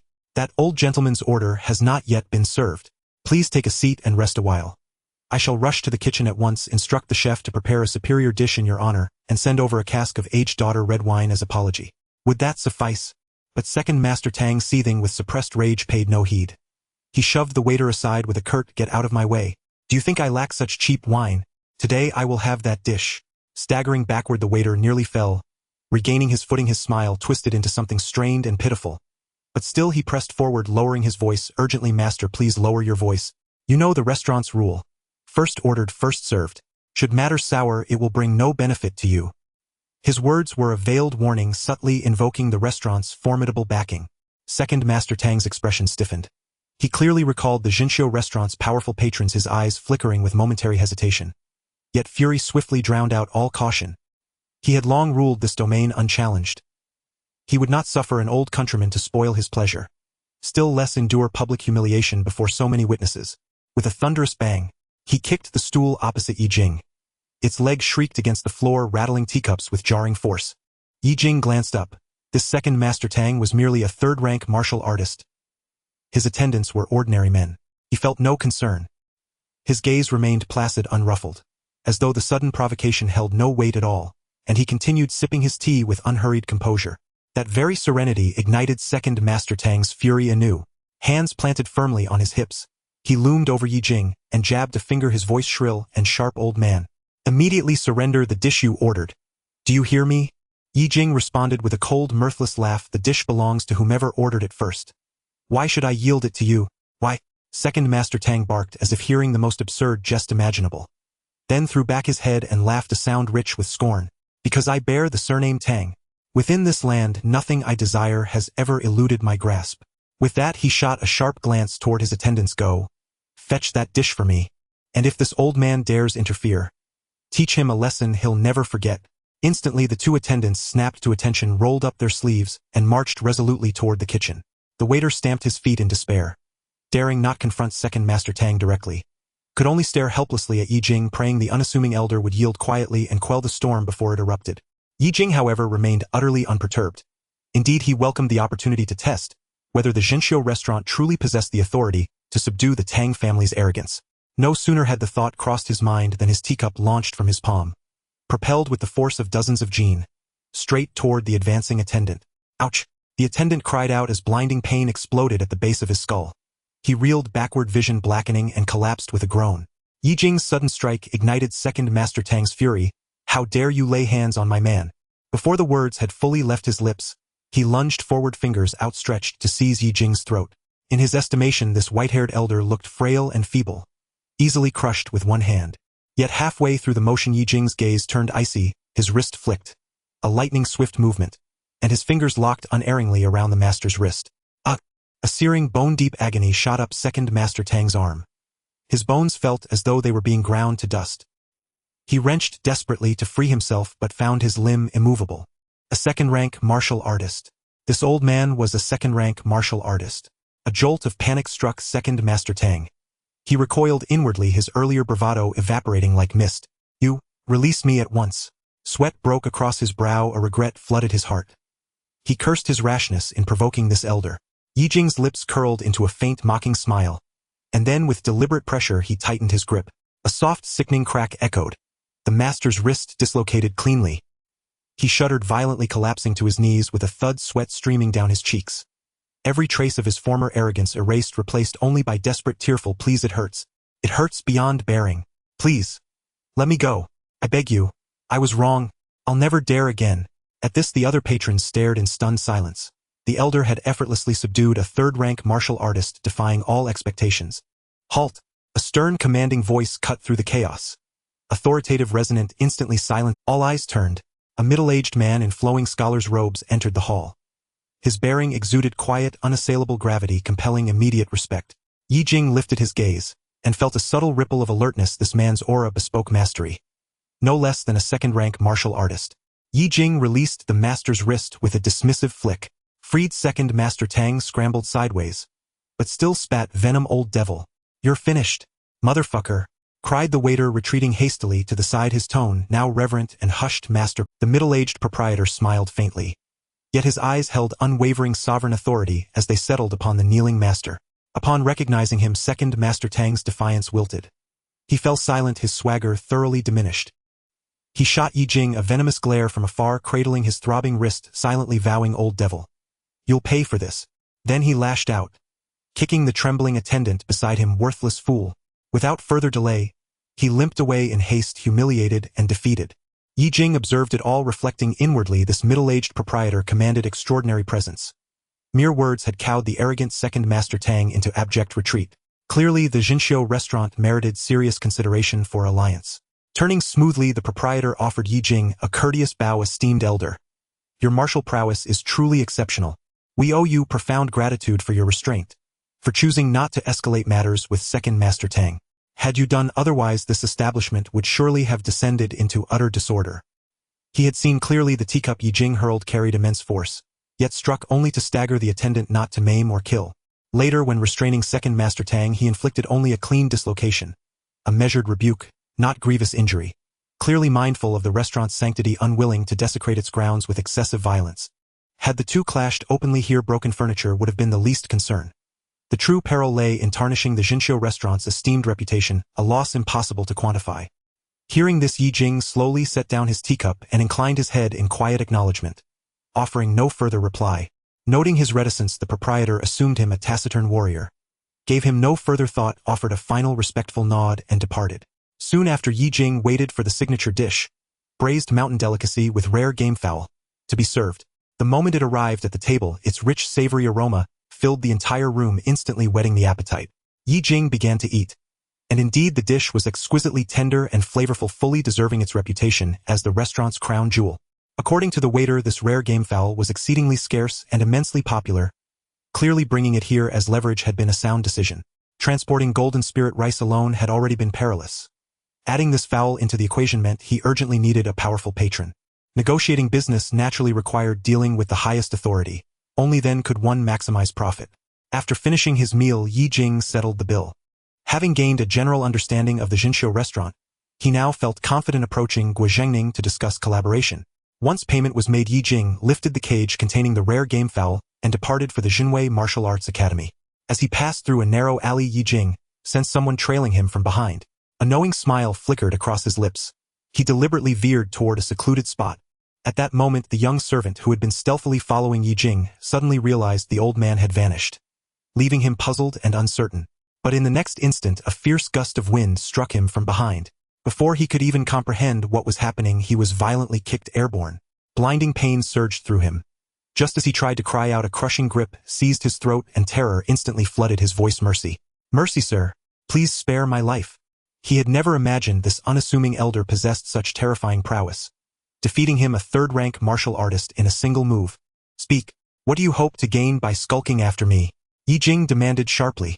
The servant stammered, I was ordered by Lord Tang Air to follow you to learn who you are, and then bring me. Hearing this, Ye Jing let out a cold, disdainful laugh. To dispatch assassins over a mere bowl of chicken soup. What a despicable, tyrannical clan. Without hesitation, Ye Jing snapped the servant's neck, discarded the corpse beside the alleyway, and strode toward the Jinwei Martial Arts Academy. The academy now stood grand and imposing. vastly more magnificent than the modest training hall he remembered from his hometown. As Ye Jing approached the gate, a martial artist standing guard stepped forward and asked, "Elder, whom do you seek?" Ye Jing replied calmly, "I wish to speak with Master Gua. Please ask him to come out." The guard scrutinized Ye Jing carefully. His attire plain, yet his posture erect and commanding, unmistakably that of an extraordinary figure. Hastily he said, "Please wait a moment, Elder. I'll fetch Master Gua immediately." Turning swiftly, the guard hurried inside. Moments later, a resonant voice boomed from the inner hall, "Who seeks me?" Gua Zhengning emerged, and instantly recognized the elderly man at the gate, though something about his face stirred vague familiarity. Ye Jing stepped forward with a gentle smile. "Master Gua, long time no see." At those words, Gua Zhengning recoiled in shock. The voice was identical to that of the mysterious elder who had delivered the golden spirit rice a month prior. His expression hardened instantly, and he extended a respectful hand. "Senior cultivator, please come in." Gua Zhengning ushered Ye Jing into the academy and led him to a guest chamber where he poured a full cup of tea. He studied Ye Jing intently for a long while, before finally recognizing him as the same timid-looking elder who had once delivered such valuable goods. Gua Zhengning exclaimed astonished, "So you're from Lu village?" Ye Jing smiled faintly. "Forgive the earlier deception. Golden spirit rice is highly sensitive. Concealment was necessary. Now I offer full transparency." Gua Zhengning returned the smile. "Your prudence commands deep respect. Even I, a junior, stand humbled. Might I ask, has your visit brought new prospects for cooperation?" Ye Jing sighed, sipped his tea, and said gravely, "To be candid, the Tang family's oppression has grown unbearable. Since you enjoy the patronage of a high-ranking benefactor, I must with due humility appeal to your aid." A flash of delight crossed Gua Zhengning's eyes. With a gracious bow, he replied, "Not at all. Please rest here for now. I shall convey your proposal to the patron without delay." Ye Jing nodded. Gua Zhengning wasted no time, assigning a disciple to attend to Ye Jing's comfort before mounting a swift horse and racing back toward the Zhenxiu restaurant. By dusk, Gua Zhengning returned, bowing deeply as he escorted a magnificently dressed man into the chamber. The man was strikingly handsome, holding a folding fan, appearing in his early 30s. Elegant, refined, and effortlessly charismatic. Beside him stood a towering, broad-shouldered bodyguard, whose very stride radiated overwhelming presence. Though Ye Jing could not gauge his cultivation level, the sheer pressure emanating from him was palpable. This man was undoubtedly a formidable master. Gua Zhengning introduced him promptly. "This is Master Zhao Yuani, the proprietor of the Zhenxiu restaurant." Ye Jing inwardly stiffened. Such youth commanding such influence could only mean one thing: this man's lineage and connections were truly extraordinary. "So, you are the buyer of the golden spirit rice?" Master Zhao asked lazily, waving his fan, his gaze sharp with scrutiny. Ye Jing bowed slightly. "Yes, Master Zhao." Zhao Yuani nodded briskly. "Let us dispense with formalities. Tell me the quality, yield, and your lowest sustainable supply price for the golden spirit rice. Should your terms meet my expectations, I will personally resolve your conflict with the Tang family. If not, I shall honor Master Gua's courtesy, but cooperation ends there." His words hung heavy in the air, blunt, decisive, and laced with unassailable authority. Ye Jing's pulse quickened. This was no ordinary man. His decisiveness brooked no detour, no negotiation. Only direct confrontation. "Master Zhao speaks with admirable candor, and I shall match it. No circumlocution." Without pause, he detailed the rice's specifications. Originally priced at 500 won per jin, he now offered it at 400 won. Clear, precise, and confident. Zhao Yuani's heart leapt. Golden spirit rice was now so rare that market prices had soared to 2 taels of silver per jin. Securing exclusive supply for his restaurant promised immense, unprecedented profit. Seeing Zhao's brows relax, Ye Jing knew the deal was nearly sealed. He reached for the cloth-covered cage beside him. "Master Zhao, this is but the first of 2 offerings." "Oh." Zhao, still elated, turned his gaze toward Ye Jing. In the next breath, Ye Jing lifted the cloth and revealed a magnificent gamefowl, its feathers shimmering with golden-purple iridescence. "Master Zhao, I can guarantee a steady supply of such gamefowl for culinary use. Would this interest you?" Ye Jing asked calmly. "Truly?" Zhao's eyes widened. Raising such rare fowl was notoriously difficult even for elite breeders. That an unremarkable-looking elder could promise consistent supply forced Zhao to reassess him, not as a supplicant but as a serious partner. After a long, thoughtful silence, Zhao suddenly smiled and snapped his fan shut with a crisp snap. "I accept your proposal, but on one condition." Ye Jing's heart surged with hope. "Master Zhao, please name it. I shall comply without reservation." Zhao's tone turned grave. "You must guarantee stable output for both golden spirit rice and the gamefowl. Should I require urgent additional orders, you must fulfill them without delay or excuse." The demand was reasonable, and Ye Jing assented instantly. "Agreed, Master Zhao. I accept all terms. Seeing his prompt, unwavering commitment, Zhao's smile deepened, and every trace of earlier condescension vanished. They finalized the agreement 400 when per gene for golden spirit rice, 2 taels of silver per gamefowl. Delivery on the first day of each month with urgent orders requiring 3 days' notice. The negotiation concluded flawlessly. Future deliveries would be handled directly by Zhao's agents while Guojingning would provide escort protection and receive a share of both commodities as compensation for his services. Relief settled deep within Ye Jing. Citing urgent family matters, he politely excused himself and departed. With the addition of the Jinxiu Pavilion, Ye Jing immediately had 500,000 jin of golden spirit rice and 20 mountain delicacy chickens delivered to them. The repeated supply interruptions of golden spirit rice had made the people of the county fearful that they would not be able to purchase any. As soon as the golden spirit rice was put on the shelves, the business at Jinxiu Pavilion and Guo's grain store became extremely lively. Especially at Jinxiu Pavilion, their business was twice as large as before with almost no empty seats. At this moment, Tang Xiaojie of the Tang family looked at the bustling Jinxiu Pavilion where the golden spirit rice had appeared and was so furious that he felt like he might spit blood. The people he sent out not only failed to find the seller, but also ended up exposing the Jinxiu Pavilion, which the Tang family absolutely could not offend. After that, the Tang family's desire to monopolize the golden spirit rice was completely dashed, marking a significant setback in Tang Xiaojie's otherwise smooth life. He immediately fell seriously ill due to the accumulated frustration. Tang Wanxiong rushed home upon learning that his eldest son was gravely ill. A woman was sobbing, covering her mouth with a handkerchief, looking heartbroken at her son Tang Xiaojie, who lay weakly on the bed with wide-open eyes, unsure of what to do. This woman was Tang Wanxiong's wife, and seeing her son in such critical condition made her heart ache unbearably. "What are you crying for?" Tang Wanxiong stepped into the bedroom dressed in a dark blue brocade robe, his face stern, and his deep voice carrying a suppressed anger that instantly silenced his wife's sobs. Seeing him return, the woman quickly put away her handkerchief, her eyes red, as she stood up to greet him. "Master Xiaojie." Tang Wanxiong ignored her, walking straight to the bedside and looking down at Tang Xiaojie, who lay pale as a ghost, his lips cracked with the spirited vigor of the past, completely vanished, replaced only by a deep sense of unwillingness and resentment. "Father!" Tang Xiaojie exclaimed upon seeing Tang Wanxiong struggling to sit up, his voice hoarse. "It's Jinxiu Pavilion. They ruined my plans. The golden spirit rice should have been a sure thing for our Tang family. Why should they take it and profit immensely?" Tang Wanxiong let out a cold snort.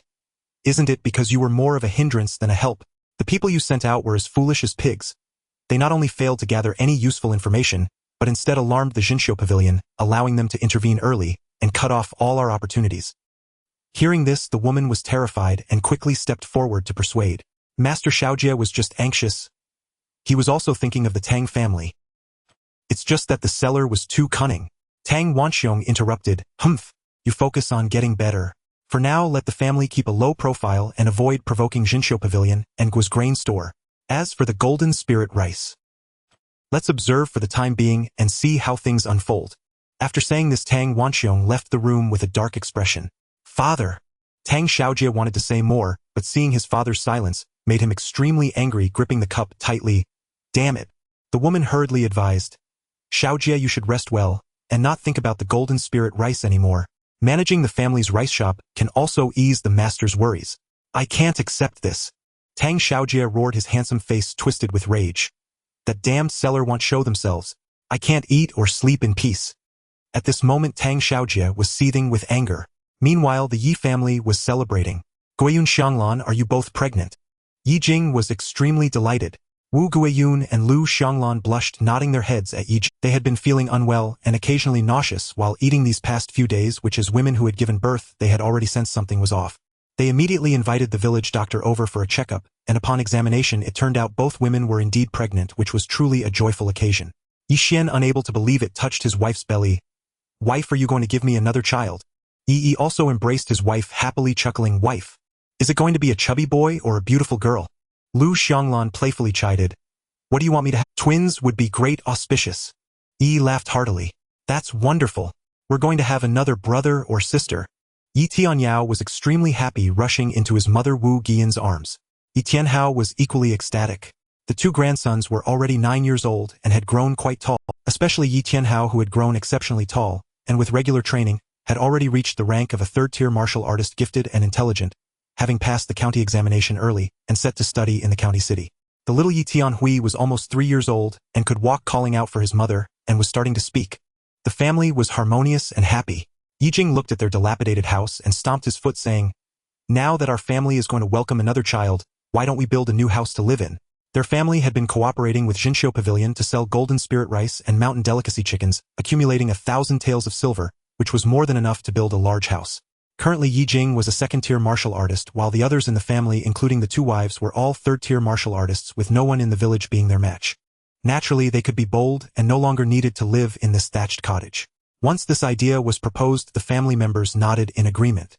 Wu Guiyun smiled and added, "It's about time we changed to this old house is damp and dark, and it isn't comfortable for me and Xianglan to live here, while pregnant, plus there's little space for the children to play.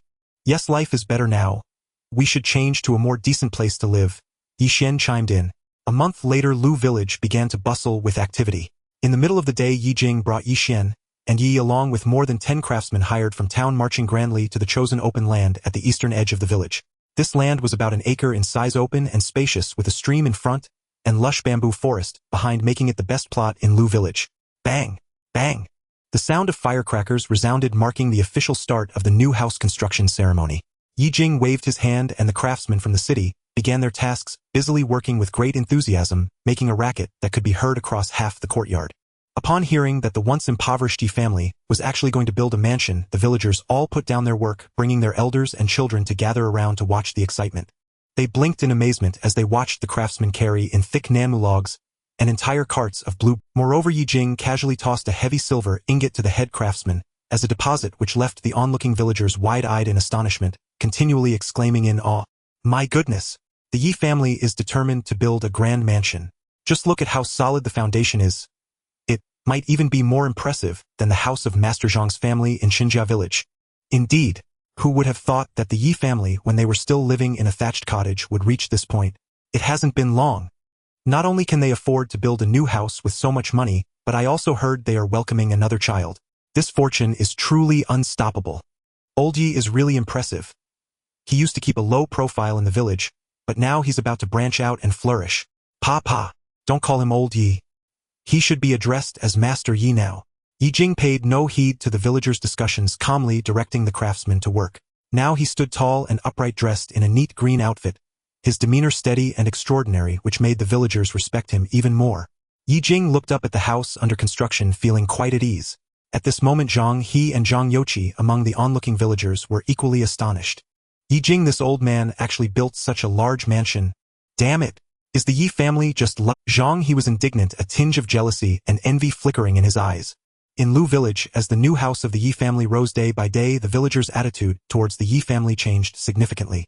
Those who were previously indifferent towards the Yi family now took the initiative to greet the 2 brothers from the Yi family with utmost respect.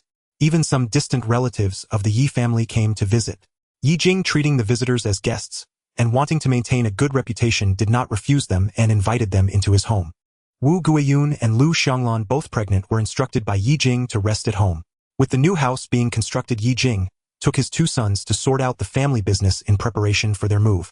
He did not forget to smile at the villagers, saying, "Everyone, once the new house is completed, I will host a feast for you all to celebrate the housewarming."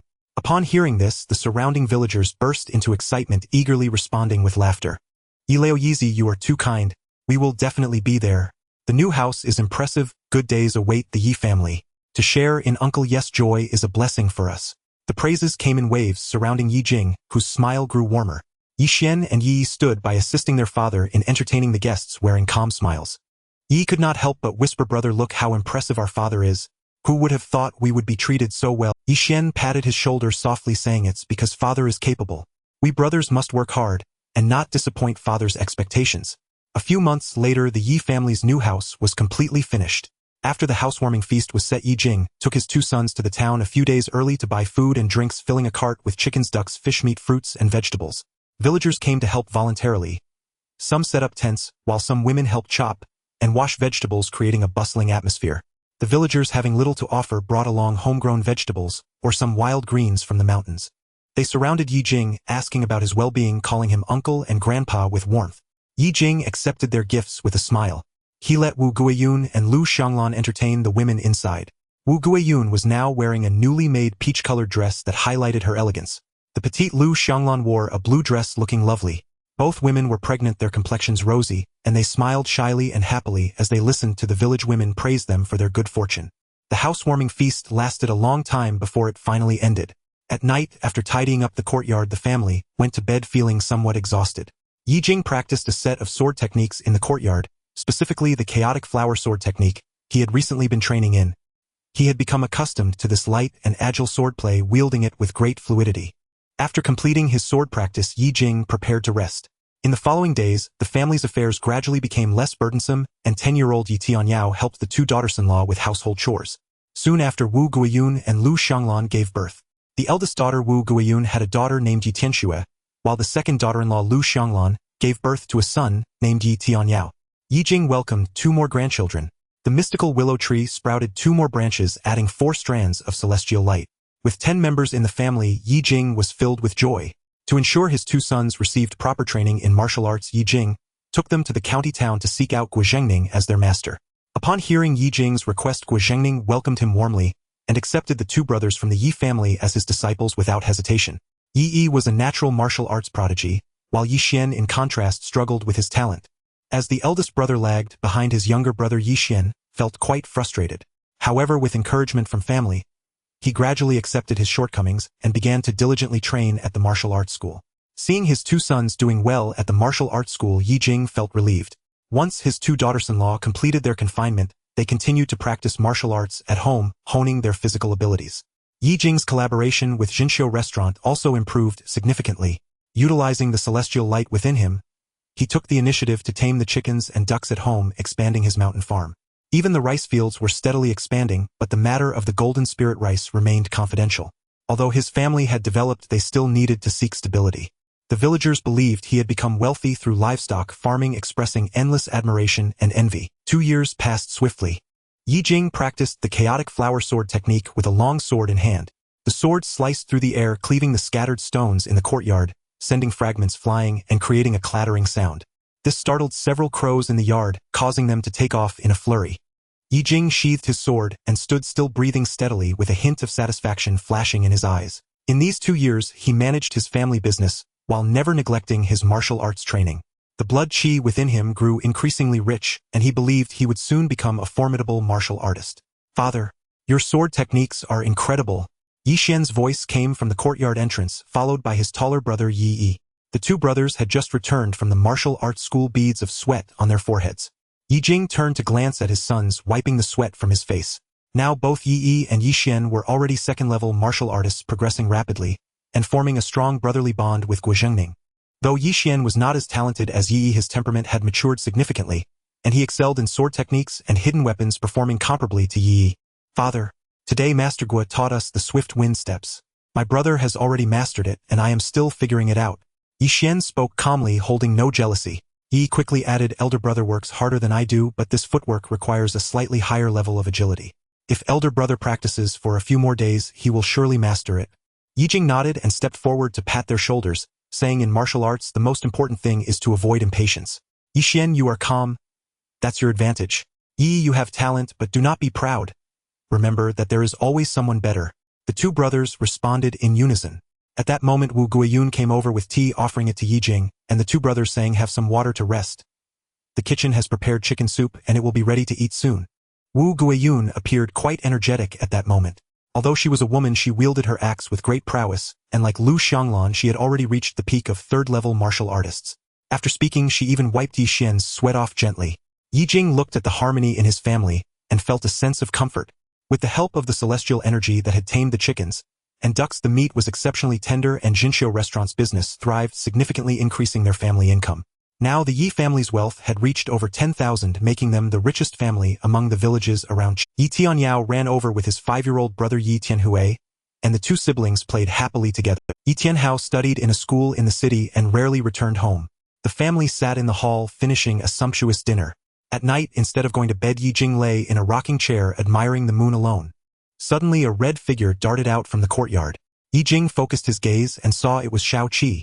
He immediately got up and walked over, asking Shao Qi what happened. The red fox wagged its tail anxiously and whined at Ye Jing. Ye Jing's expression turned serious. Could someone be stealing his mountain delicacies? At this thought, Ye Jing's heart began to pound wildly. Roar! A sudden ferocious howl erupted from the woods.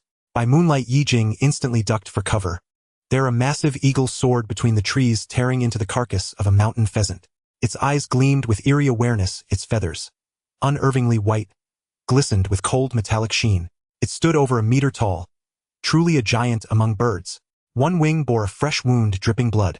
Sensing something amiss, it flapped its wings frantically and vanished into the night. Ye Jing crouched motionless for a long while, waiting until the great eagle failed to reappear. Only then did he emerge from the thicket. Shao Qi let out an indignant howl, furious that the intruder had dared violate his territory. Ye Jing stroked the dog gently, offering silent reassurance. Stepping clear, he surveyed the ground. 5 or 6 mountain pheasants lay dead, stripped clean, every last morsel devoured. What manner of creature was this eagle? Though baffled, Ye Jing gathered the carcasses and buried them deep in a freshly dug earthen pit.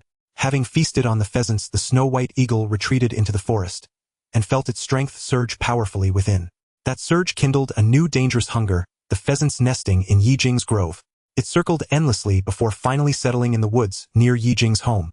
Meanwhile, deep in the mountains, Tang family hunters pursued the white eagle through tangled ravines.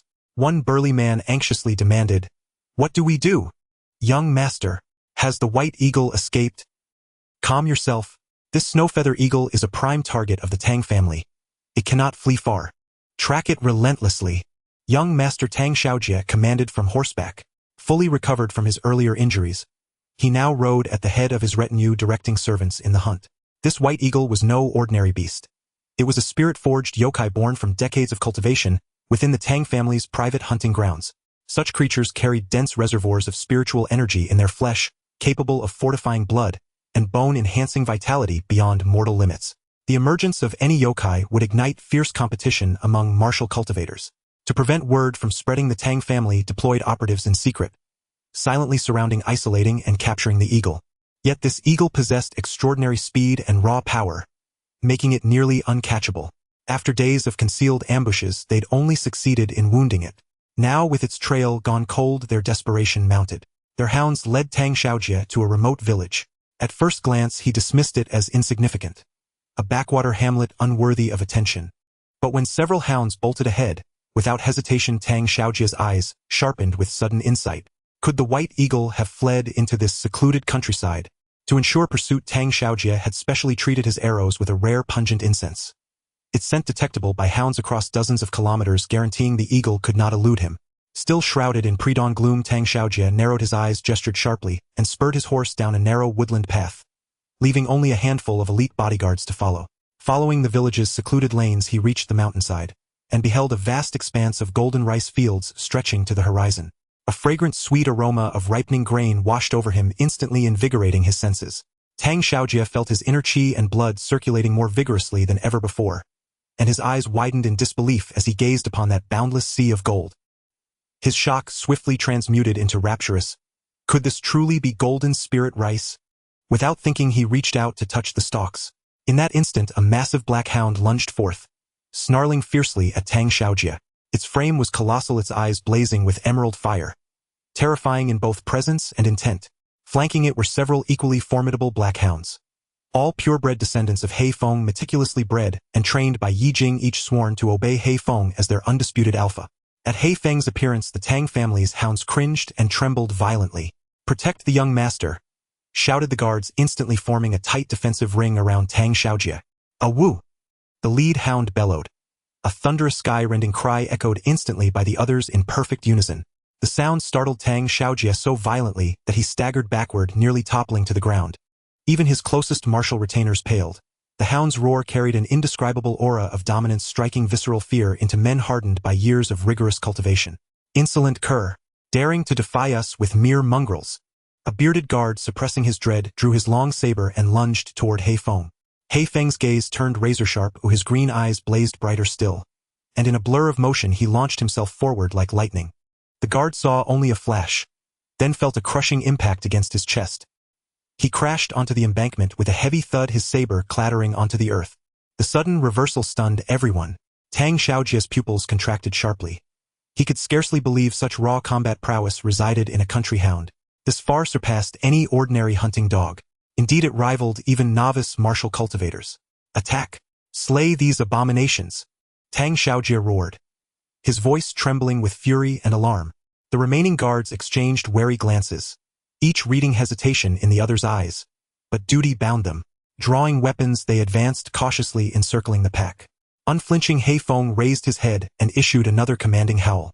Instantly the black hounds fanned out, forming a disciplined, lethal perimeter, locking gazes with the warriors. Lithe, muscular, and radiating lethal intent. They were not dogs but battle-hardened warhounds. Just as tension peaked and violence loomed, once more rapid footsteps echoed from afar, accompanied by a hoarse, urgent cry, "Heifeng! Return!" All turned. An elderly man with silver hair hurried toward them, flanked by two towering, broad-shouldered men. Heifeng's deafening howls had pierced the stillness of night, jolting Ye Jing awake. Recognizing the sound, he feared the White Eagle had returned, and rushed here at once with Yi Xian and Yi. At Ye Jing's command, Heifeng lowered his head and withdrew with the others to the periphery. Ye Jing's gaze locked onto the young master, and recognition struck him like lightning, sending his pulse racing. He had never imagined Tang family members would trespass into his golden spirit rice paddies. "Old man, did you grow this rice?" Tang Xiaojie asked, barely concealing his elation. Ye Jing met his gaze with a cold, disdainful smile. "Yes. Excellent. Truly excellent." Tang Xiaojie noted the elder's unremarkable bearing, and the two men beside him whose cultivation levels remained inscrutable. Recalling how the family had traded golden spirit rice covertly for months, he concluded they must be obscure, powerless folk. Suppressing his jubilation, he assumed an imperious air and declared, "Old man, from today onward your golden spirit rice shall be supplied to the Tang family at 100 wen per gene, or else you will never plant another stalk." 100 wen per gene. Ye Jing's eyes turned glacial. "You speak with astonishing arrogance. Golden spirit rice is the fruit of my Yi family's arduous labor. Why should we surrender it to you at such a pittance?" After enduring their deception for so long, extending partnership was already an extraordinary concession. Should they refuse, he could always dispatch a few silent assassins. After enduring their deception for so long, extending partnership was already an extraordinary concession. Should they refuse, he could always dispatch a few silent assassins. No witnesses, no trace. Ye Jing paid no heed to the shameless words issued by the Tang family and replied calmly, "I apologize, young Master Tang. I have already entered into an agreement with Zhenxiu Restaurant. Please withdraw." "Very well, excellent." Young Master Tang Xiaojie glared at Ye Jing with cold, venomous eyes. "I have urgent matters today, but rest assured, I shall return later to deal with you properly." With that, he raised his whip, preparing to gallop into the rice paddies and trample the crops. Seeing Tang Xiaojie's outrageous arrogance, Ye Jing instantly launched himself into the air. His axe flew from his hand, aimed squarely at the horse's legs. The horse reared in panic, lifting its forelegs high to evade the axe. But the violent lurch sent Tang Xiaojie stumbling wildly atop the saddle. "Protect the young master." At once the martial artists drew their blades in defense. "How dare you lay hands on me?"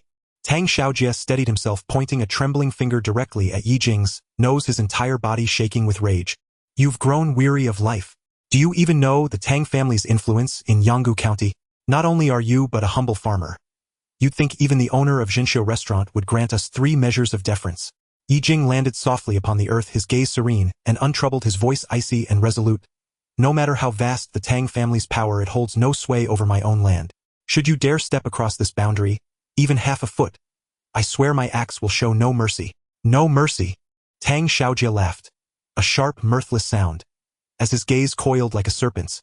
"Then attack, break his legs, and level this wretched rice field to dust. If consequences arise, the Tang family will bear them all." In the Yen Kingdom, wanton trampling of farmland was punishable by imprisonment. But the Tang family's dominance rendered even county inspectors powerless. Not even the magistrate dared intervene. Tang Xiaojie had now lost all composure, humiliated repeatedly by this old man. To let the matter pass without retribution would invite universal scorn for his impotence. No sooner had he spoken than the martial artists lunged forward like ravenous wolves, fists swollen as sandbags, intent on crushing the old man where he stood. Ye Jing held back his 2 sons who had stepped forward to fight, his expression unaltered. With a subtle press of his feet against the ground, he vanished, his form flickering like a phantom, dodging the first blow with impossible grace. His axe swept sideways in a thunderous arc, cleaving through the wind toward the martial artist's wrist. A searing wave of force struck. Bones snapped under unbearable agony, twisted and shattered outright. Ye Jing then delivered a devastating kick, sending the man flying. The remaining fighters recoiled in shock, swiftly altering their tactics, drawing blades and coordinating their assault. They knew now this old man was no ordinary peasant. He was a martial cultivator. Amid flashing steel, Ye Jing moved like liquid shadow, fluid, precise, untouchable. His axe danced in his grip as though alive, each strike calibrated with lethal exactitude, striking unerringly at vital points. One after another they fell, utterly deprived of any chance to counterattack. Tang Xiaojie sat frozen upon his horse, his earlier arrogance hardening into stunned disbelief. He had never imagined such extraordinary skill could dwell within an unassuming farmer. Could this old man truly be a second-stage martial cultivator? Ah! At that moment Ye Jing swung his axe again with crushing force. One martial artist crumpled as the blade struck his chest, crimson blooming across his robes as he collapsed, writhing in silent, agonized silence. The hunting hounds surrounding Ye Jing, scenting blood, erupted into frenzied, exultant howls. In the blink of an eye, Tang Xiaojie's entire retinue lay broken and defeated. Only Ye Jing and his kin remained standing in the field, his gaze burning like twin embers fixed upon the young master astride his horse. Tang Xiaojie trembled violently. This old man was formidable enough to instill fear even in him, a second-stage martial cultivator. You! Tang Xiaojie stammered, glaring at his groaning fallen guards before spitting furiously, worthless fools. This old man had single-handedly overwhelmed so many third-stage martial artists, while commanding strange, ferocious hounds and flanked by two sons whose physiques defied convention. Clearly he was no commoner. Pressing further would yield only humiliation. Tang Xiaojie jabbed a furious finger toward Ye Jing. Old man, I will remember you. Today's insult will not go unanswered. Ye Jing's voice cut like frost-lace steel. Now, be gone. Tang Xiaojie choked down his fury, wheeled his mount sharply, and fled headlong into the distance, abandoning even his wounded retainers without a backward glance. The injured guards scrambled upright, limping after him in desperate, uneven haste. Ye Jing watched their retreating figures, his gaze remaining cold, unwavering. He no longer feared the Tang family, and thus required no pretense of diplomacy. Moreover, their arrogance had long exceeded endurance. When patience shatters, resistance becomes inevitable. Father, the Tang family has discovered we're cultivating golden spirit rice. They'll surely not let this rest, said Yi Xian, unable to conceal his concern. Yi spat contemptuously. What is there to fear? We're all martial cultivators. The father nears first-stage mastery himself. Let them come. We'll ensure none return. Ye Jing turned and said simply, let us return home. Then, stroking the great black hound beside him, he murmured, Haifeng, guard our fields with your kin. Allow no one near. Woof! Haifeng barked once. A solemn vow acknowledged. Ye Jing had already bestowed 100 points of immortal radiance upon Haifeng, awakening him as a spirit beast. Though outwardly unchanged, a massive black hound, he now comprehended human speech with uncanny intelligence. His sole ability remained consumption enhancement, a pragmatic, straightforward skill strength gained through his newfound might made him exceptionally suited to guarding the fields. Upon returning home, Ye Jing recounted the day's confrontation with the Tang family. His daughters-in-law listened, visibly tense. Ye Jing reassured them, urging calm. With himself and his two sons standing ready, the Tang family posed no immediate threat, though he did worry they might resort to underhanded schemes behind closed doors. It seems I must strengthen my cultivation. Swiftly, Ye Jing reflected inwardly. The Tang patriarch was rumored to be a first-stage martial cultivator. Only overwhelming power could truly deter them from future incursions. Meanwhile, Tang Xiaojie galloped wildly back to the Tang estate, nearly toppling from his mount upon dismounting, only to be hastily supported by servants into his chambers. The steward, alarmed by his disheveled state, hurried forward. Young master, were you not pursuing the snow eagle? Why return so early? Tang Xiaojie violently brushed aside the steward's helping hand and barked, Go! Dispatch several men to Lu village at once. The steward froze, stunned. Young master, what do you intend? Tang Xiaojie's face darkened, his eyes narrowing into slits of pure malice. Enough questions. I have located the golden spirit rice. He recounted the day's events in full, leaving the steward utterly aghast. Young master, is this truly so? He whispered, incredulous. Could it possibly be false? After searching so long, the golden spirit rice emerged from the hands of a rustic peasant. If he refuses cooperation, then he must die. Shall we consult the patriarch, sir? Asked the steward. No need. I refuse to let him learn I failed against a mere commoner. Tang Xiaojie rejected the suggestion outright, his eyes blazing with murderous intent. Master, please calm yourself. The old man commands second-stage power and stands under Jinxiu Restaurant's protection. Rash action would be disastrous. The steward pleaded urgently. But Tang Xiaojie clenched his fists, a chilling smile twisting his lips. Protection. Irrelevant. Once I uncover his true nature, his death is certain. Obsessed, consumed, he had been driven mad by the golden spirit rice, fixated solely on eliminating the seller and erasing the stain upon his honor. Ye Jing remained ever vigilant. Though the village had been tranquil for several days, he knew well that such calm often masked brewing storms. Thus, he diligently trained within his home each day, allowing himself no moment of slackness. He sent his 2 sons back to the martial arts academy to practice in peace. Ye Jing also informed Zhao Yuani of the Jinxiu restaurant about the Tang family's involvement, urging him to stay alert. Should danger arise, Zhao's protection would be vital for the Yi household. In return, Ye Jing sold Zhao a generous quantity of premium mountain game and free-range chickens at heavily discounted prices. A gesture of goodwill. Then, on this particular night, he arrived unannounced at Ye Jing's door, accompanied by Zhang Youqiang, whose expression was fraught with conflicted unease. The moment he stepped inside Zhang, he plastered an unervingly broad smile across his face as he fixed his gaze upon Ye Jing. An artificial warmth so excessive it stirred an instinctive discomfort in Ye Jing's gut. "Brother Yi, long time no see." Zhang, he stepped forward eagerly, his tone uncharacteristic. This beaming jovial facade stood in stark contrast to the furious scowl he'd worn when Ye Jing's house had caught fire. So jarring that Ye Jing's skin prickled with gooseflesh and his wariness deepened sharply. "Master Zhang," Ye Jing replied coolly, his voice flat and devoid of warmth. "What brings you calling so late?" Zhang, he edged closer, rubbing his palms together nervously. "Brother Yi, I'll speak plainly. I've come to propose a partnership. We'll jointly market the golden spirit rice you cultivate. What say you?" Ye Jing instantly grasped his intent, but uttered not a word, only gazing coldly at Zhang He's obsequious performance. That sycophantic grin unsettled him far more than the earlier fury. Seeing Ye Jing remain silent, Zhang, he probed further. "Brother Yi, I know you've grown wealthy from this golden spirit rice. Pray tell which masterful mentor guided you to it." 2 probing questions in quick succession, both aimed squarely at the golden spirit rice and Ye Jing's hidden origins. Ye Jing's resolve hardened, his voice turned glacial. "Master Zhang, if this is all you have to say, then please take your leave."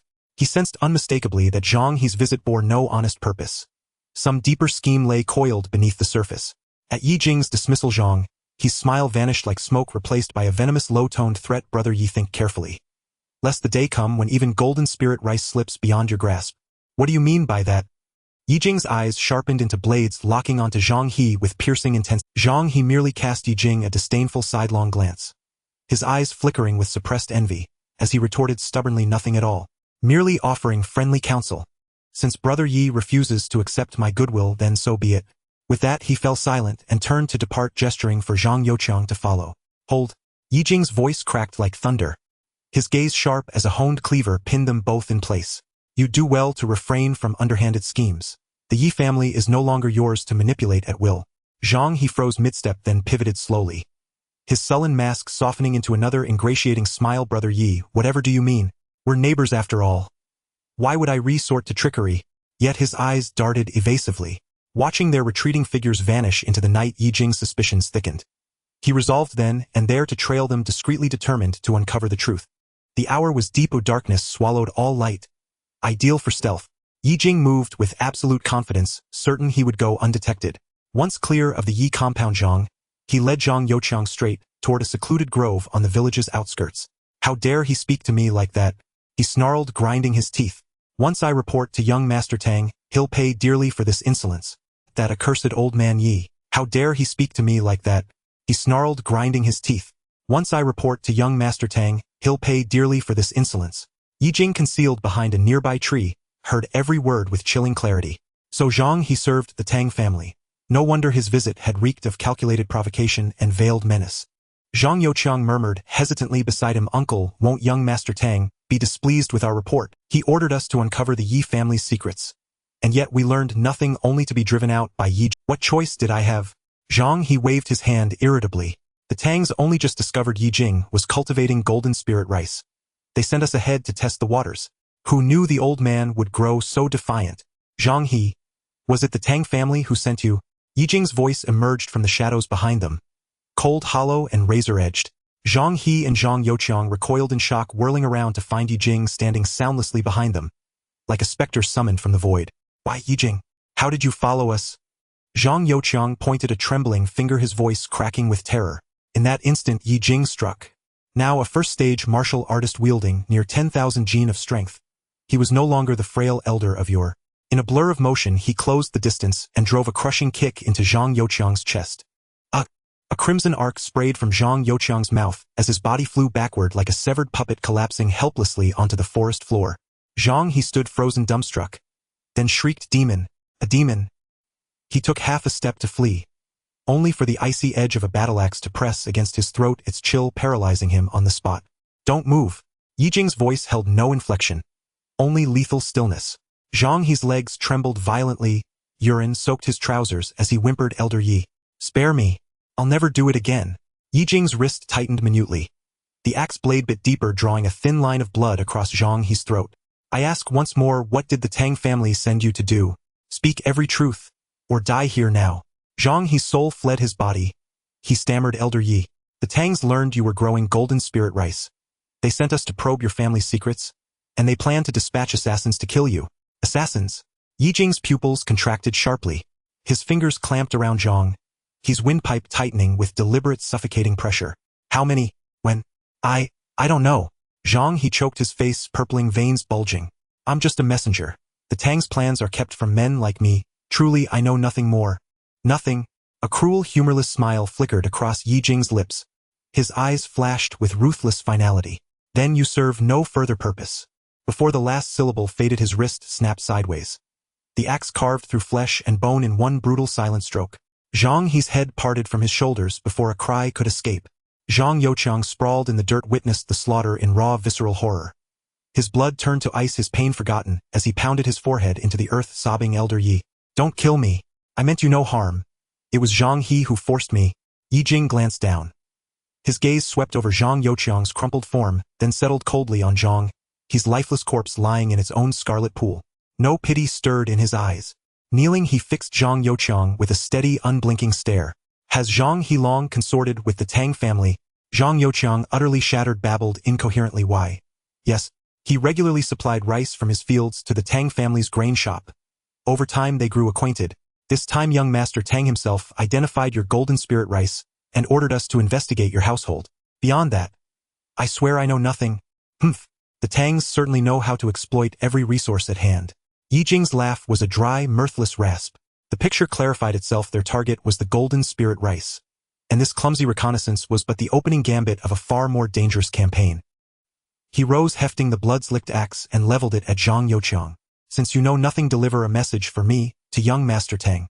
Tell him precisely what transpired here tonight, and warn him plainly coveting golden spirit rice is a gamble far deadlier than he imagines.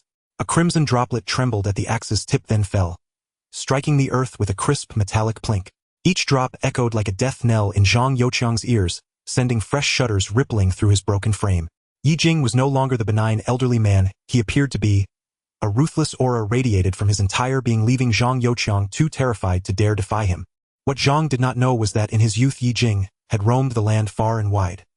Never a man of virtue, only choosing to temper his edge in old age, seeking quietude and peace. The immortal willow's rejuvenating power had not only restored his youthful physique, but also stripped away the veneer of gentle benevolence he had long worn. Yes, I'll deliver it. I swear I will. Zhang Youqiang kowtowed repeatedly. Elder Yi, spare my life. I'll leave at once. Ye Jing's gaze turned glacial. Slowly he raised his axe and stepped aside, clearing a narrow path, then uttered a single word, go. Zhang Youqiang felt as if pardoned from death itself. He dared not linger a moment longer. Scrambling upright, he clutched the wound on his chest and fled headlong into the woods. Never once looking, he cursed his parents for giving him only 2 legs, sprinting wildly until he'd put vast distance between himself and Ye Jing. Only then did he lean against an ancient willow tree, gasping for breath. The memory of that severed head sent bile surging through his gut. He dropped to his knees and retched violently, dry heaving into the dark earth. Only after Zhang Youqiang's footsteps had vanished entirely into the night did Ye Jing turn back, his eyes falling coldly upon Zhang, his corpse lying in its pool of blood, his brow faintly furrowed. These 2 men had come uninvited, probing his household with ill intent. Killing Zhang He served as a stark warning to the Tang family, a declaration that Ye Jing was not to be trifled with. He scanned the secluded grove, silent, empty, utterly deserted. No witness would ever discover what had transpired here. Ye Jing returned home, fetched a hoe, and dug a deep, concealed grave deep within the woods, burying Zhang He's body without trace, erasing all evidence. Once the deed was done, Ye Jing rose, and knew he could no longer wait passively. If Tang Xiaojie insisted on pressing his assault, even sending assassins, then Ye Jing would meet ruthlessness with ruthlessness. Better to strike first while time remained. That very night he bade farewell to his son and 2 daughters-in-law, claiming he had urgent business in town, then departed in his horse-drawn cart. Several hours later Ye Jing arrived in Yanggu County, and went straight to Guizhengning's martial arts academy. Upon seeing Ye Jing, Gua hurriedly ushered him inside. Ye Jing recounted everything that had unfolded over the past days. Gua Zhengning's face darkened instantly with fury. That accursed Tang Xiaojie. He still refuses to relent. Gua clenched his fists, seething. Uncle Yi, rest assured. I'll summon Master Zhao immediately. We cannot allow the Tang family to grow so brazen. No need for Master Zhao's intervention. Ye Jing replied calmly. Tell me, Master Gua, what do you truly know of young Master Tang Xiaojie? Gua Zhengning froze stunned, then stared at Ye Jing in disbelief. Ye Jing met his gaze with solemn, unwavering resolve. Gua Zhengning drew a sharp breath. Uncle Yi, you truly mean to do it? Then composing himself he said gravely, since you've set your mind to it, I'll tell you all I know. Tang Xiaojie has few diversions, but hunting is his obsession. He frequents the mountain game reserve regularly, accompanied by only a handful of attendants. If you intend action, the hunt offers your clearest opportunity. Ye Jing's thoughts instantly turned to the white eagle, the very one whose discovery had exposed his cultivation of golden spirit rice, and to the recent attacks on his prized mountain pheasants. Even Shao Qi, a spirit fox of considerable cunning, had failed to deter it. It must be that same eagle. A plan crystallized in Ye Jing's mind. That night in the forest where his mountain pheasants roost, a massive white eagle descended into the grove. Though trembling with fear, the red fox lunged forward, but the eagle evaded with blinding speed. Instantly it pivoted midair and dove toward the pheasants, scattering in panic. Just as its talons neared their backs, a swift arrow pierced the air, aimed squarely at its claw. The eagle shrieked skyward, dodging the shaft, then soared aloft, locking its furious gaze upon Ye Jing. Wings spread wide. Ye Jing gazed up at it, surveying the scattered corpses of his pheasants with wry resignation. You've feasted on my birds far too greedily. Enraged, the eagle plunged downward. Convinced this frail old man posed no threat, certain he'd die beneath its claws, Ye Jing watched it charge, unflinching. Then a faint knowing smile curved his lips. Did it truly underestimate him so utterly? He leapt backward, vanishing from its path, just as its talons slashed empty air. The eagle recoiled, wings flaring. Its sharp golden eyes, now fixed on Ye Jing, filled not with fury, but with sudden profound doubt. Perhaps it had never imagined such agility in a human elder. So, you are a spirit beast more formidable than I presumed. Ye Jing let out a cold laugh and called sharply to Shao Qi nearby. Shao Qi, attack. Humiliated by repeated evasions, the fox surged forward and sank its fangs deep into the eagle's wing. Shao Qi's bite was devastating.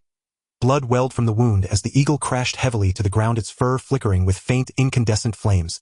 No fire! Ye Jing barked urgently. Ever since he'd tamed Shao Qi with 50 units of immortal light, the fox had gained the ability to ignite its fur. A potent volatile skill.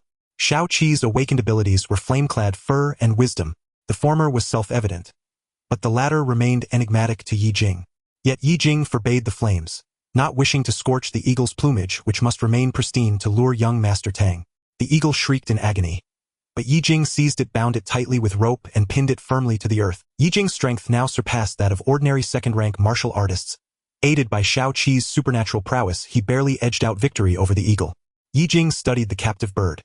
Its forehead shimmered faintly with ethereal script, low-tier spirit beast snow eagle, untamed. Taming requires 50 units of immortal light. Time was short, taming must begin at once. He hoisted the snow eagle onto his shoulder and carried it home. Its weight like that of a young Wu Guiyun and Lu Xianglan, having grown accustomed to Ye Jing's extraordinary feats, merely nodded in quiet acceptance. Only Yi Tianyao gazed curiously at the great bird. Grandfather, are you taming another beast? Indeed, my dear Tianyao, Ye Jing smiled. Tell your mother I'll take no supper tonight. Do not disturb me. He hung the eagle upside down in his chamber and settled before it, unwavering. He intended to endure an all-night vigil. The method he'd once observed traveling troops used to break an eagle's wild spirit: unbroken eye contact, sleepless endurance until submission became instinct. Ye Jing would pay the price of that discipline. By dawn the eagle showed no sign of yielding. By the second night Ye Jing sat wide-eyed, gnawing on roasted mountain pheasant, steadfast in his watch. Starvation began to weaken the eagle's defiance. On the third night it cried out in despair.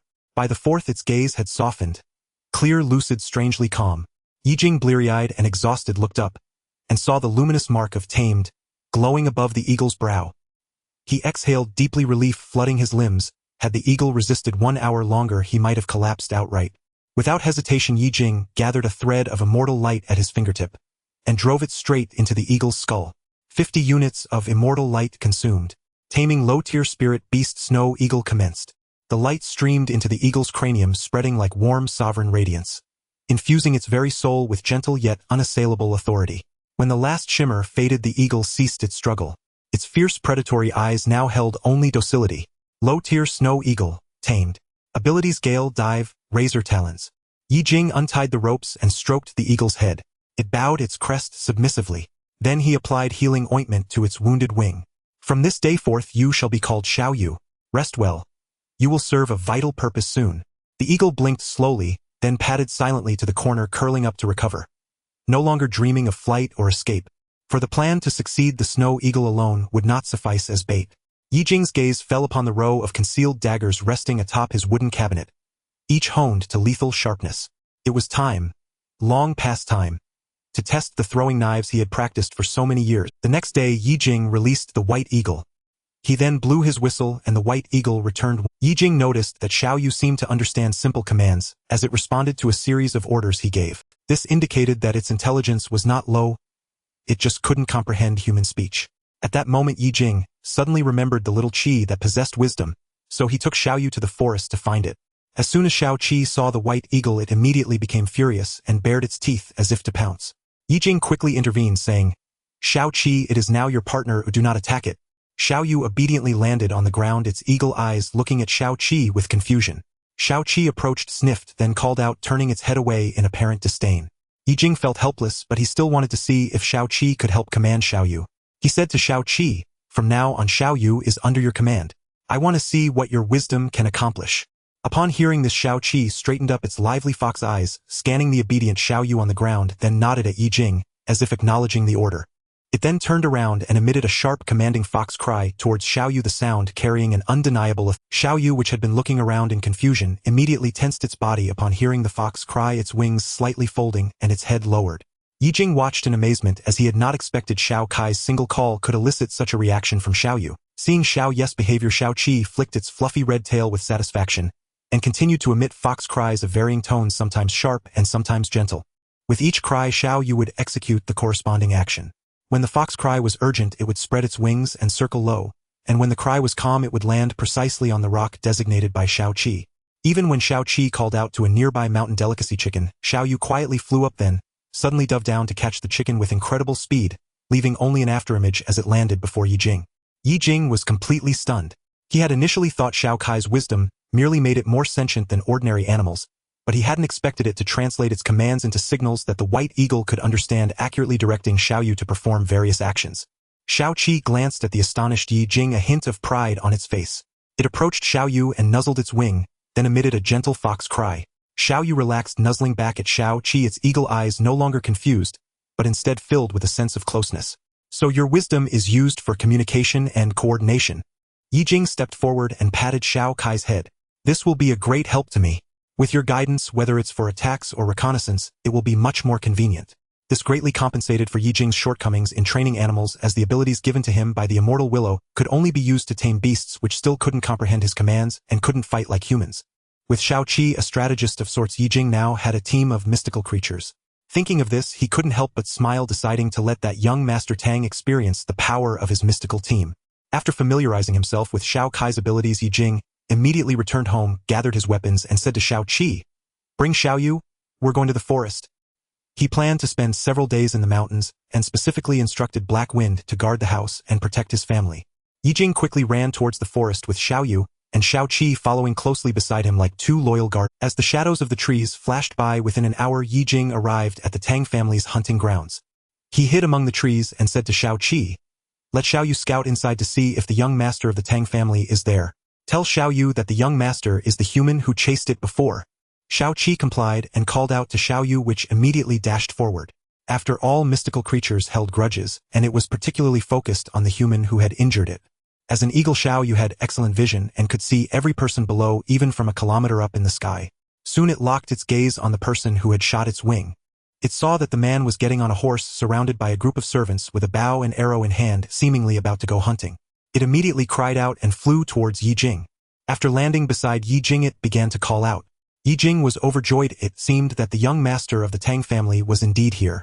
At that moment, Tang Xiaojie was on horseback, his face tense as he gripped the reins. He had been unable to sleep for days, his mind filled with thoughts of the deceased landlord Zhang. Ye Jing had actually killed someone from his own village, and it seemed that the old man was truly ruthless and not to be trifled with. At this moment he began to feel that the old man must be someone with exceptional skills, and he should not act rashly. He wanted to use this hunting trip to relax, and then find a way to deal with the Yi family to relieve his resentment. With this in mind, Tang Xiaojie raised his whip and rode towards the area with the most game. The group of people followed closely behind him, and before long Tang Xiaojie spotted a wild rabbit ahead. He quickly readied his bow and aimed at the rabbit. Just as the arrow was about to be released, a sudden flash of white appeared, and a sharp claw swiftly grabbed the wild rabbit right before Tang Xiaojie's eyes. Tang Xiaojie and his attendants stared in astonishment at the enormous white eagle, its snow-white feathers strikingly visible. It tore open the wild rabbit right in front of them, then dropped it at Tang Xiaojie's feet. The white eagle was provoking him.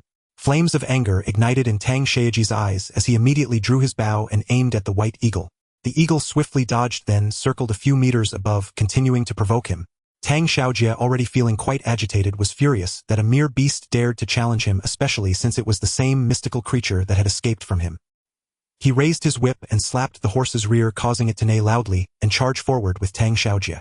The white eagle immediately took off, flying upwards, and tauntingly calling out at Tang Xiaojie. The other attendants, seeing their young master madly chasing after the mystical white eagle, hurriedly followed, fearing. Ye Jing stood some distance away, watching as the young master of the Tang family began to pursue. He patted Xiao Qi on the shoulder and said, "Xiao Qi, the prey is hooked, it's your turn now." Xiao Qi responded to Ye Jing, then jumped off his shoulder, and swiftly darted into the forest. Hooves shattered the forest silence. Fallen leaves crunched and rustled beneath the galloping horses. Tang Xiaojie's eyes burned crimson as he fixed his gaze upon the glaring white figure soaring through the air. His whip cracked harder, his curses spilling forth. "Accursed beast! Stop right there. Today I shall pluck your feathers and strip your sinews." The white eagle, as if having gauged his temperament, circled steadily just above him. Now diving low, its massive wings stirring gusts that swept across his scalp. Then it would surge upward again, unleashing a piercing cry, urgent yet laced with mockery. Provoked beyond endurance, Tang Xiaojie's fury blazed uncontrollably. He forgot entirely that he was on a hunt, and forgot the world around him. His sole obsession was to overtake that white eagle and tear it limb from limb. Unawares, the horsemen had already charged to the outer edge of the hunting grounds. Before them loomed a dense ancient forest, its depths tangled with gnarled vines and brittle fallen branches. Fearing danger, a servant shouted urgently, "Young master, ahead lies the deep mountains, beyond the Tang family's hunting territory. It's perilous. We must turn back." Silence. Tang Xiaojie whirled about, roaring in fury. "It's just a wretched thicket. What danger could it possibly hold? Damn it all. I swear if I don't seize that white eagle today, I'll renounce the name Tang." Hardly had the words left his lips when the eagle emitted a sharp, wholly different cry. Abandoning its circling, it shot like an arrow into the heart of the forest, vanishing instantly among the interlacing boughs. "You think you can flee? Not a chance." Tang Xiaojie spurred his mount and plunged headlong in. Within the forest, towering trees crowded so thickly that sunlight vanished. Yet this very gloom forced the eagle to fly lower. Tang Xiaojie, elated at its lowered flight, cried triumphantly, "Accursed beast! You're trapped now." He knocked another arrow and loosed it, but missed again and again. Without pause, he urged his horse forward, pressing the chase. Tang Xiaojie, elated at its lowered flight, cried triumphantly, "Accursed beast! You're trapped now." He knocked another arrow and loosed it. Sound vanished entirely. Only Tang Xiaojie remained, a lone bow drawn, pursuing relentlessly through the tangled undergrowth. The white eagle, noting that his pursuers had vanished, beat its wings once and disappeared into the forest's obscurity. "Damn it!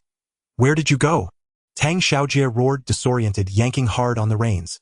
At that moment, a flash of crimson darted through the gloom, immediately arresting his attention. There in the dim shadow would stood a fox with fur like molten flame, still and watchful, gazing directly at him. Tang Xiaojie raised his bow without hesitation. Suddenly a shriek split the air. A bolt of avian lightning descended from above, claws slashing toward his throat. In an instant, a crimson gash tore open across his forearm. Ah! Agony seared up his arm. He recoiled violently, and his bow clattered to the ground with a hollow clang. Before he could react, the white eagle wheeled upward, aiming straight for his skull. As a second-rank martial artist, Tang Xiaojie instantly grasped the truth. The eagle had lured him here, not for sport but for slaughter. He drew his waist-hung saber in a flash, swinging upward to meet the eagle, but the great bird evaded the blade with ease. Then, like a streak of fire, a red blur surged forward. Blinding flame erupted before his eyes. Searing heat lanced across his face. Ah! His face scorched. Tang Xiaojie recoiled in horror. The unassuming fox shimmered with living fire. It was no mere beast but a spirit-born Yao. The white eagle struck again, its talons gouging the horse's eyes. Blinded and convulsing in agony, the beast reared wildly, hurling Tang Xiaojie headlong onto the forest floor. He sprang upright in fury, leaping clear of the bucking steed and snarled, "Beast, die!" His saber slashed upward toward the eagle, still harrying him from above. But the bird danced aside. Though its ferocity waned, it continued to harass him from a distance, feinting and circling. Seeing both creatures now evade his strikes, Tang Xiaojie laughed. A harsh, triumphant bark. Just two beasts. Daring to ambush me as if you were men? Die! He lunged sideways, saber aimed at the fiery fox. Calculating its small size made evasion impossible. A glint of cold steel flashed. Tang Xiaojie whirled to parry just in time. A concealed dagger weighted with 100 Jin of force hurtled toward him. He swung wildly, hacking desperately to deflect it. The impact vibrated up his arms, making them tremble. In that fleeting opening, the circling eagle seized its chance. Talons outstretched, striking for his eyes. He blocked. Blood welled anew from his forearm, bone gleaming through the wound. Bruised, bleeding, and breathless, Tang Xiaojie understood at last someone was lying in wait, assassinating him from the shadows. Leaning heavily against a tree trunk, he gasped aloud, "Who stands hidden? I am of the Tang family. No grudge exists between us. Why seek my death?" From a nearby trunk emerged a figure. Ye Jing, who had lain in ambush for hours. He stood calmly atop the branch watching. Tang Xiaojie's rage ignited instantly. "Ye Jing, it's you. Listen well. I warn you, harm me and your entire Yi clan will." His threat died mid-sentence as a throwing knife pierced his skull, silencing him forever. Eyes wide in disbelief, he collapsed. Blood bubbling from his mouth, his stare locked in frozen horror. Ye Jing stepped forward, withdrew the knife from Tang Xiaojie's head, flicked off the blood, then retrieved the second dagger from the underbrush. Turning to Xiao Qi and Xiao Yu, he said, "Now it's your turn." With that, he leapt away. Xiao Qi and Xiao Yu eyed the corpse in the blood-soaked earth with faint disdain, then pounced. Far off, Tang Xiaojie's servants, trailing hounds, and shouting his name, hurried deeper into the woods. Suddenly the hounds froze. Tails tucked tight, trembling, refusing to advance another step. Alarmed by the dog's terror, the servants grew fearful too. All knew this was the Qinling Deep Mountains, home to countless spirit-born Yao. "You go first. Call out for the young master." "No, you're the martial artist." "What cowardice! At a time like this. If the young master meets misfortune, we'll all pay dearly. Then let's enter together." After prolonged trembling debate, they finally dragged the reluctant hounds into the forest. Scarcely had they taken a few steps when a pungent coppery stench of blood assaulted their senses. Several bold martial artists parted the thick shrubbery and beheld a scene etched forever into their nightmares. There the white eagle they'd heard Tang Xiaojie pursue was tearing open the gut of a mangled male corpse with its talons, while the red fox gripped the dead man's face in its jaws. Only the ornate brocade armor clinging to the ruined flesh allowed the servants to recognize the corpse as Tang Xiaojie. "Young master, accursed beasts!" Several martial artists charged forward to strike the eagle and fox, but the red fox roared, flames erupting across its fur, scorching heat igniting the dry twigs nearby. Those who just vowed vengeance now dropped shields and weapons in panic. "Yao, Yao monsters! Run! For your lives!" None among them had ever witnessed a Yao whose very fur blazed with fire, far more terrifying than fanged or clawed beasts. This signified a spirit-imbued transformation, a true Yao beast far beyond mortal reach. Every servant who moments earlier swore vengeance now fled in blind, shrieking terror, leaving only Tang Xiaojie's ravaged corpse behind. And there, amid the shattered remains of Tang Xiaojie, silence settled once more. Hidden in the shadows, Ye Jing saw the rabble fleeing and immediately whistled like a bird. Xiao Qi and Xiao Yu gathered in front of Ye Jing upon hearing it. Ye Jing let out a cold laugh. He had deliberately lured Tang Xiaojie here to be ambushed by the mystical creatures, making the Tang family believe that it was the creatures in the mountains that caused Tang Xiaojie's death. Ye Jing had even ensured that these servants witnessed the mystical creatures attacking Tang Xiaojie's corpse, providing ample witnesses. Little did the Tang family master suspect that it was Ye Jing who orchestrated the assassination. With Tang Xiaojie's death, Ye Jing felt a momentary relief. He prepared to leave this place when suddenly Xiao Qi bit his pant leg as if he had discovered something. Ye Jing looked at the fleeing servants, thinking they would soon call for help. With Tang Xiaojie dead, they would definitely come to search the mountains, making it difficult for him to escape. This place was not suitable for a prolonged stay, but seeing that not only Xiao Qi but even Xiao Yu was moving deeper into the mountains, it seemed as if there was something very important inside. Ye Jing reluctantly thought that if there was indeed something remarkable inside, it would be a shame to miss it. He could only sigh and say, "All right, I'll go in with you to take a look." Having said that, he followed Xiao Qi and Xiao Yu into the woods. After walking for half a mile, Xiao Qi led Ye Jing to a valley creek. The water was crystal clear and wildflowers bloomed abundantly along the banks. The air was filled with the fragrant scent of grass and trees, providing a sense of clarity. Xiao Qi darted ahead to a piece of green stone on the opposite bank of the creek and excitedly growled a few times at a low bush behind the stone. There was a hidden cave there. Ye Jing hurried to catch up and saw that inside the cave were several fruit trees he had never seen before. The vegetation was low, the trunks a light jade green, and they bore bright red fruits the size of a fist, shaped like plump water droplets, their skins not of ordinary fruit texture but wrapped in a thin layer of glassy sheen shimmering. What is this? Ye Jing had never seen such peculiar fruit trees, while Xiao Qi and Xiao Yu beside him showed deep desire in their eyes, seeming eager to pounce and eat.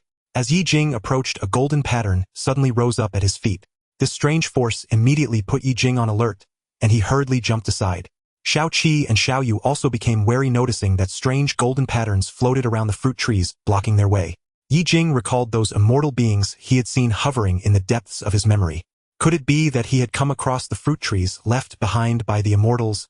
Ye Jing immediately grew cautious, surveying his surroundings. After a while, there was no reaction. His anxious heart gradually calmed down. Still gripping his knife, he noticed that the formation had... Ye Jing tossed a stone into the cave. There was no reaction. However, when he urged Xiao Yu to pounce, the barrier reappeared, and no matter how Xiao Yu attacked, there was no response. It seemed that this barrier only obstructed living beings. No wonder the fruit was so attractive to mystical creatures, yet no other animals dared to eat it. Ye Jing began to circle around the creek, observing. He noticed what seemed to be a long dead corpse among the fruit trees, its clothing so decayed that its original color was unrecognizable. Could it be that an immortal was buried here? Ye Jing gazed at the strange fruit trees, and the deceased corpse, feeling reluctant to leave just like that. He immediately used the ability of the immortal willow to see if he could find some clues. He saw that the fruit bore the inscription red blood fruit, low-grade spiritual fruit, edible, costs 10 points of immortal light, to refine ability, replenishes vitality, and provides spiritual energy. As for the strange barrier, it read treasure golden light bowl, residual fragments, defensive artifact, can be collected after breaking the golden light barrier. Ye Jing's eyes widened. The corpse indeed belonged to an immortal.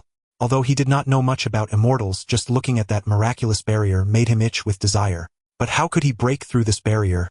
Ye Jing felt a headache coming on, and he was afraid that if he wasn't careful he might injure this naturally occurring spiritual object. Thinking this, Ye Jing looked at the cave entrance, tightened his fists, and said to Xiao Qi and Xiao Yu, "You two stay back." Xiao Yu and Xiao Qi immediately flew away. Ye Jing suddenly shouted loudly, swinging his axe down fiercely at the stone wall, using tremendous force to smash the falling stones directly. Ye Jing struck several times, completely burying the entrance of the cave with the fallen debris. The cave was no longer visible. He was not destined to enjoy this treasure for now, so he could only hide it for the time being. Ye Jing sighed at the cave and quickly left the area. At this time, the Qinling Mountains were surrounded by Tang family's attendants. Ye Jing carefully avoided these attendants and hurried home. It was already dark. When Tang Wanxiong found the corpse of Tang Xiaojie in the mountains, several wild wolves were feasting on it. Tang Wanxiong's eyes turned red as he rushed forward, seizing the necks of the wolves with a thunderous grip, instantly snapping their heads off. The surrounding attendants were terrified by this scene, trembling and standing in place fearfully. "Get rid of the warriors who followed Wan Jie." Tang Wanxiong's deep voice made the attendants tremble as they complied.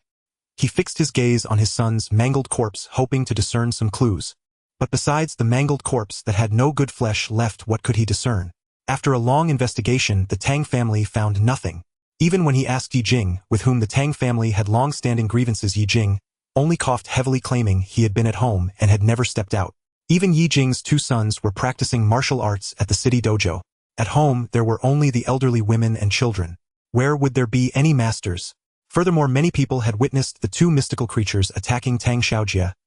Ye Jing's family had no suspicion. Tang Wanxiong could not press further. Currently, the Yi family had the Jinxiu restaurant support and could not offend them overtly. He had no choice but to leave.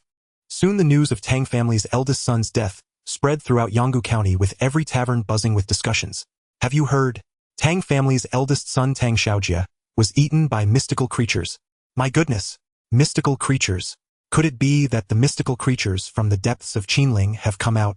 Who knows? The Tang family had their day. After occupying such a large hunting ground, they deserve it. Should we go to Qinling and take a look? Who knows, we might encounter some mystical creatures. If we catch one, we'll be rich. Yep. Why didn't I think of that? Let's go. We don't want to be robbed by others first. The warriors, upon hearing of mystical creatures in the mountains, immediately shifted their focus from Tang Shaoji's death to how to catch the mystical creatures. In no time, Qinling was packed with warriors, and even the Tang family's hunting ground frequently experienced intrusions as everyone sought to get a share. The Tang family's hunting ground had started to descend into chaos. To manage it, Tang Wanxiong, overwhelmed, had no choice but to assign his inept second son Tang Eryi to oversee the hunting ground. However, Tang Eryi was nothing more than a spoiled brat who could only engage in cockfighting and dogfighting. How could he manage the hunting ground? In one instance of negligence, a fire broke out in the hunting ground, devastating it and resulting in countless casualties among the prey. Seeing this, Zhao Yuanyi, the owner of Jinxiu restaurant, quickly teamed up with the county magistrate to accuse the Tang family of arson and negligence, stripping them of their land deed and seizing the Tang family's hunting ground. Afterward, Jinxiu restaurant continuously supplied exquisite dishes. Besides golden spirit rice and mountain delicacies, several unique meat dishes were also provided, filling the restaurant's coffers. It is said that these rare meats were all supplied by a long-forgotten family from Lu village, which is the Ye family. The head of the family is an elderly man in his 80s, Ye Jing. The people in the city were constantly astonished. To live to such an old age in these chaotic times was extremely rare, let alone that this old man brought his entire family from a rural farming household to become wealthy, which was nothing short of a miracle. Some even speculated whether this old man Ye was an immortal or otherwise. Why would he look so sprightly and not appear old at the age of 80? But this remains a mystery. In a dimly lit forest, the matter of the Tang family has come to an end. Now the hunting ground belongs to the Zhengziyuguan, and Ye Jing has waited a long time before returning to the mountains to investigate the miraculous cave of the Immortal. Accompanied by Haifeng, he had specially brought it here to excavate the cave's earth, as the soil was gradually mixed with gravel and carried away by the hunting dogs. The cave reappeared before Ye Jing. He walked inside carrying some tools, such as hooks, in his hands. Upon entering the cave, Ye Jing noticed the qishue fruit, thriving within, showing no signs of withering, even after such a long time, with the fragrance of the fruit wafting through the air. This made Haifeng and the pack of hunting dogs drool at the sight of the fruit. Ye Jing chuckled and said, "Don't crave it. When we go back, I'll prepare some mountain delicacies and chicken for you." Ye Jing used a pair of long scissors to reach in, snipping off a qishue fruit, which he then hooked over. It was about the size of a fist and felt quite warm in his hand. This fruit could replenish vitality and even provide the legendary spiritual energy. After a moment's hesitation, Ye Jing took a bite. With just that one bite, Ye Jing's eyes widened in astonishment. He felt as if his internal organs were soaking in warm water, his entire body filled with strength. This was not mere vitality. It was a gentler power circulating within him, seemingly seeking something and continuously enriching itself. Ye Jing instantly rose to his feet, his face flushed as if he might explode at any moment. His eyes turned red as he looked towards a nearby tree, and in a moment struck it with a punch, breaking the half-meter-thick trunk in an instant.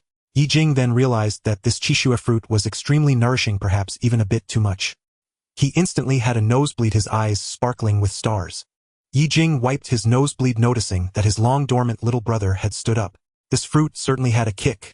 Just a small bite and it was already so powerful. Seeing Haifeng's eager expression, Ye Jing fed the fruit to it. Haifeng opened its large mouth and swallowed the red fruit whole. There was not a hint of reaction, and even a crimson glow emanated from its body, as if it had replenished its spiritual energy. It seemed that because Haifeng was a spirit creature, the fruit did not affect it as much. Ye Jing sighed, still reluctant to act recklessly, but he felt that obtaining such a powerful fruit was not a wasted trip. At that moment, Haifeng suddenly howled, its eyes full of longing as it gazed at the cave. Seeing this, Ye Jing thought it wanted to eat the spiritual fruit, so he said helplessly, "Haifeng, let's leave this fruit here for now. I can't break that strange artifact." Haifeng continued to bark at the artifact, and then bit Ye Jing's hand, pulling him to the side. Ye Jing was somewhat puzzled. Looking up, he saw a small crack appearing at the edge of the formation, and Haifeng was eagerly digging at the ground, staring at the crack. "There's actually a crack here," Ye Jing exclaimed in surprise, noticing Haifeng's anxious gaze on him. Having tamed these animals, Ye Jing understood them to some extent. Haifeng was not concerned about the fruit inside, but rather the formation itself. Thus he said, "Do whatever you want." Upon receiving the command, Haifeng let out an excited howl and immediately pounced on the formation, biting at the crack in the barrier. To Ye Jing's astonishment, Haifeng was actually gnawing at the barrier that had troubled him for a long time. It howled again and continued to chew, surrounded by a golden light. Ye Jing quickly used the Xian Lu to check. Low-level black dog spirit skill devour. Seeing this skill, Ye Jing was immensely surprised. He thought that this devour ability was merely for consuming meat, but he never expected it could even devour artifacts used by immortals. With the barrier gone, Haifeng ran inside, but did not touch the spiritual fruits. Instead it obediently waited in the cave for Ye Jing to approach. Seeing that it was fine, Ye Jing also entered. The corpses on the ground were in tattered clothes, but the shattered golden fragments still shone brightly. Ye Jing cautiously used an iron hook to turn over the tattered clothes on the corpse, revealing a small cloth bag that fell out. After testing it a few times and finding no danger from the small cloth bag, he picked it up with reassurance. The bag was tightly sewn, glowing with a white phosphorescent light, and Ye Jing exerted great effort but could not open it. Ye Jing had to give up. It seemed that this small bag could not be opened, perhaps because the immortal spell still lingered on it. When he looked at the golden fragments, he noticed an ancient script appearing on them. Golden light bowl fragment, a defensive spiritual artifact, can be collected. Upon seeing the prompt to collect, Ye Jing immediately began to collect it, eager to see what the Xian Lu's so-called collection could actually be used for.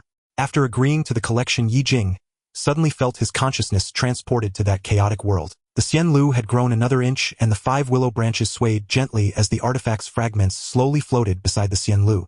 Then it formed a golden bowl. To Ye Jing's astonishment, the fragments of the artifact were actually slowly restoring, while the surrounding branches and leaves emitted a faint green glow. A message appeared above. Acquired low-grade spiritual artifact opens the path for family descendants to enter the immortal way. Can immediately use 500 immortal light to upgrade the Xian Lu cave, catalyzing the family spiritual veins. Upgrading the Xian Lu. Ye Jing was shocked. This Xian Lu had been within him for quite some time, and apart from producing immortal light based on family development in lightning plants and taming animals, it could actually upgrade. Ye Jing immediately asked, what effects will the Xian Lu have after the upgrade? The Xian Lu displayed an ancient golden pattern, can create spiritual fields to plant spiritual plants, and provide cultivation qualifications for the head of the family, allowing them to step onto the immortal path. Upon seeing this text, Ye Jing's breath began to tremble violently, utterly incredulous.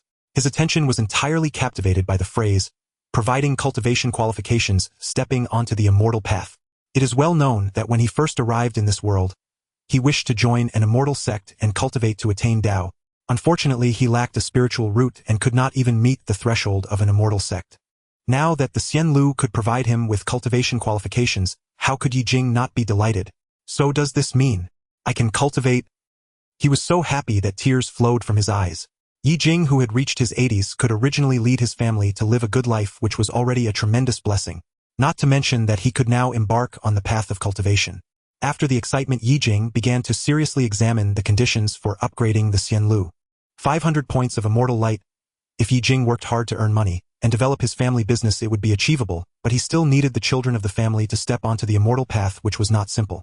As far as he knew, the immortal sect recruited disciples only once every few decades, and it had not been long since their last recruitment. Ye Jing's family would not wait for those decades. He feared that his martial body could only rely on the support of immortal light to survive until then. Even if he could hold on until that time, it would be difficult for his descendants to wait. The immortal sect was hard to wait for, and who in the mortal world would have a method to teach others to enter the path of cultivation? Ye Jing thought of this and smiled helplessly. It truly seemed that the heavens were not on his side. It gave him hope while also presenting a tremendous challenge. With a heavy heart, Ye Jing continued to bury the cave. He also properly set aside the bones within burying them, as he did not know the identity of this fallen immortal. Ye Jing had no choice but to erect a solitary grave for him with a stone, allowing him to rest in peace. As for the spiritual fruit, Ye Jing feared that it would attract too much attention from the wild beasts in the forest. Without the protection of the golden light bowl, it would soon be devoured. Adhering to the principle of waste, Ye Jing picked all the qi shui fruits, placing them in a leather pouch tightly sealed, ensuring their scent would not leak out. Then he used the axe once more to collapse the cave and quickly left the place. Upon returning home, Ye Jing placed the harvested qi ling fruits in his house. However, looking at the qi shui fruits he picked, which had begun to lose their freshness, Ye Jing felt a pang of sorrow. It seemed that these fruits would quickly rot if left off the branch for too long, and must be consumed immediately. But after taking just one bite, Ye Jing felt overwhelmed by the potency of the qi shui fruit. There was no way he could finish it.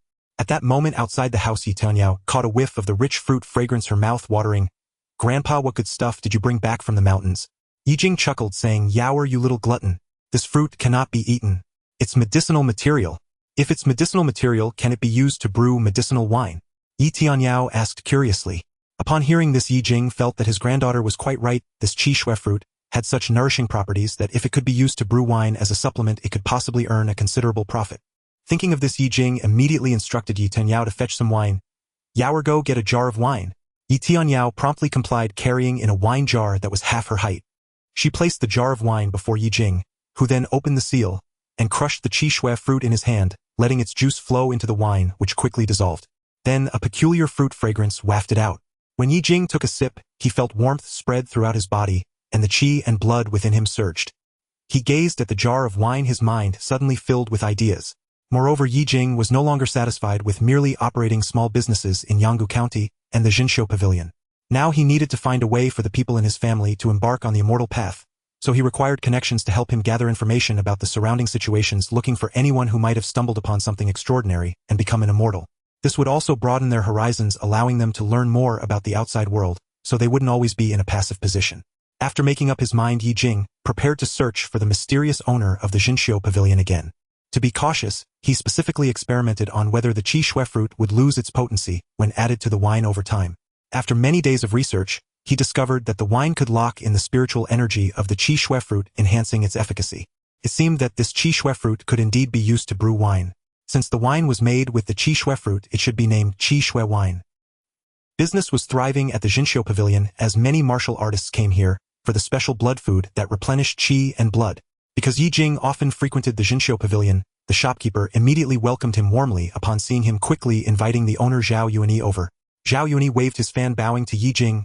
"Boss Yi, we meet again." Ye Jing returned the gesture, saying, "Young Master Zhao." After they sat down, Zhao Yuanyi chuckled. "What brings Boss Yi to seek me this time?" Ye Jing did not hasten to present the qi shui wine. Instead he asked, "Young Master Zhao, how has business been lately?" Zhao Yuanyi paused, then replied with a smile, "Thanks to Boss Yi, everything is going well." Ye Jing smiled. "Young Master Zhao is too polite. I'm here today to ask for a small favor." Upon hearing this, Zhao Yuanyi put away his fan, leaned slightly forward, and looked at Ye Jing with curiosity. "Oh, please feel free to speak. As long as Zhao can do it, there will be no refusal." He knew that Ye Jing was quite capable, and that whatever required assistance must not be simple. Ye Jing slowly poured a small jade bottle from a water flask he carried, pushing it in front of Zhao Yuanyi. "This is the wine I recently brewed called qi shui wine, made from special spiritual fruits. It greatly benefits martial artists by replenishing qi and blood, and tempering the body, being several times more effective than ordinary blood food." He paused, then continued, "I have two matters I wish to ask young Master Zhao for assistance with. If you agree, I will supply this qi shui wine exclusively to the Jinxiu Pavilion." Upon hearing this, Zhao Yuanyi realized that Ye Jing had obvious intentions. He took the water flask, opened it, and a rich fruit fragrance mixed with a hint of blood aura rushed towards him. When he leaned in to sniff it, he felt his qi and blood stirring slightly within. Zhao Yuanyi's eyes flashed with astonishment. "What a good wine. Boss Yi truly has remarkable skills, but I wonder what these two matters are." After saying this, he looked at Ye Jing, his eyes revealing a hint of testing. Ye Jing met Zhao Yuanyi's gaze, steadily speaking earnestly. "My request is simple. First, I would like to ask young Master Zhao to help me connect with the outside world, so that my blood food can be sold in various locations. What do you think?" Zhao Yuanyi, upon hearing this, felt it was nothing unusual. This old man had provided so many rare blood foods that had earned him quite a bit. Wanting to expand to the outside world was normal and not a difficult task. "I can agree to that. What about the second matter?" Zhao Yuanyi nodded. "The second is to ask young Master Zhao to help me keep an ear out for news. I want to inquire about immortals, such as whether there are any unusual events, or if someone has obtained rare treasures, and even embarked on the legendary immortal path." Upon hearing this, Zhao Yuanyi's smile faded a few degrees as he looked at Ye Jing seriously. "What Boss Yi seeks is not simple. Such news is something ordinary people cannot access. Why do you think I can help you?" Ye Jing was well prepared, smiling faintly. "Young Master Zhao is joking. The Jinxiu Pavilion attracts so many high-level martial artists, and even some prominent figures from distant places. It would be impossible without sufficient backing. Moreover, young Master Zhao's demeanor and actions exude a noble air, clearly not that of an ordinary merchant." He deliberately paused before continuing. "I have heard that the royal family of the Yen Kingdom has always enjoyed befriending extraordinary individuals and pays great attention to the path of cultivation. It seems Boss Yi has already guessed my identity." Zhao Yuanyi's eyes flashed with a glimmer of brilliance before returning to calm. He set down his teacup and said softly, "I am Zhao Yuanyi, the current heir of the Yen Kingdom. Disliking the constraints of the capital, I disguised myself to open the Jinxiu Pavilion in Yanggu County, both for experience and to meet extraordinary people like Boss Yi." Ye Jing was somewhat surprised and quickly stood to pay his respects. "So it is His Highness the heir. I have been disrespectful." Zhao Yuanyi waved his hand, sitting back down with a hint of appreciation. "Boss, you need not be so courteous. I can assist you with what you have mentioned." At this point, Zhao Yuanyi looked at the old man again and added, "However, I must remind Boss Yi of one thing first. The immortal path is hard to find. Even if one truly discovers it with our mere mortal bodies, we may not even have the qualification to touch it. A slight misstep could lead to utter destruction. Ye Jing's expression showed no signs of wavering. Instead, a stubborn glint flickered in his eyes as he spoke. What your highness says I am naturally aware of. It's just that I have a certain obsession. If I do not personally seek it out, I will find it hard to be at peace in this life. Having drifted through these years in a daze now that the opportunity to embark on the immortal path lay before him, Ye Jing would never give it up. Years later, the Ye family of Lu village had become a powerful clan in the region, controlling the supply channels of the delicacy pavilion and other meat shops shining brightly. However, the intelligence gathered by Zhao Yuanyi, the son of the Yen kingdom, for Ye Jing mostly revolved around supernatural matters with no sightings of any true immortal. Ye Jing was not in a hurry. He had his bodyguards from the Jinwei Martial Hall conduct business in other regions, while he himself sought information about immortals. But soon the peace in the Qinling area was shattered. The border of the Yen kingdom was engulfed in war, a severe drought struck leading to a crop failure, and the court raised taxes once more, resulting in widespread discontent among local farmers, eventually giving rise to a rebel army known as the Red Lotus sect. Though referred to as a rebel army, the leader of this insurrection was exceedingly brutal, adept in witchcraft, turning corpses into puppets and committing arson, murder, and looting wherever they went. Even seasoned warriors were no match for them, as they specifically targeted innocent villagers. Officials along the route reported that this terrifying rebel army was soon to arrive in Yanggu County. In an instant, the city was gripped by panic. Higher officials sent notices to every village urging them to prepare defenses against the rogues. The court was also preparing for battle, making no statements about the appearance of this rebel army, relying instead on county towns to organize their own defenses. Especially Li Kuan, the inspector of Yuanhe town, who was trembling in fear, and hurriedly went to seek out Ye Jing. The reason was simple: Ye Jing's family had now become a well-known martial arts family in Lu village, all skilled fighters, making it unrealistic for an ordinary inspector like him to seek the county magistrate's help. It was better to consult with Ye Jing's family first about how to deal with the Red Lotus sect rebels. The sedan chair swayed as it navigated the rugged mountain path, and after several jolts, Li Kuan finally arrived at Lu village. As he entered Lu village, the sedan chair came to a stop and Li Kuan dismounted. The surrounding villagers, seeing an official, looked on with respect and curiosity about the official's purpose for visiting. Li Kuan walked straight to a courtyard not far from Lu village, noticing that this residence was markedly different from the other low earthen houses in the village. The courtyard was grand, with tall walls of blue bricks and white tiles, and the gate was made of solid elm wood surrounded by walls constructed of blue stones. A wooden plaque hung above the door, unassuming yet exuding authority, inscribed with the words Ye Manor in a powerful script. It was far more impressive than Li Kuan's own residence as an inspector. Li Kuan, seeing the house, felt a wave of emotions.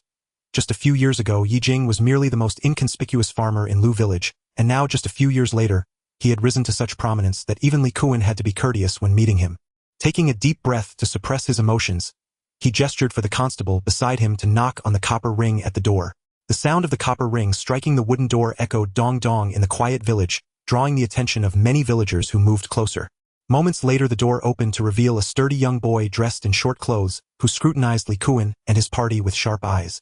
He asked, "Who are you? What business do you have at Ye Manor?" This boy was Ye Jing's eldest grandson, Ye Tianhao. Though only 14, he appeared mature beyond his years, exuding an impressive demeanor. He had diligently studied the 4 books and 5 classics in the city, but did not wish to serve in the court, a decision Ye Jing respected. Instead, he was allowed to practice martial arts at home. Ye Tianhao was naturally intelligent, quickly mastering various manuals, and at his young age, he was already a second-tier martial artist and a standout among the younger generation in the county. Li Kuan, of course, recognized this talented young man, and with a friendly demeanor, he clasped his hands and said, "I am the inspector of Yuanhe town.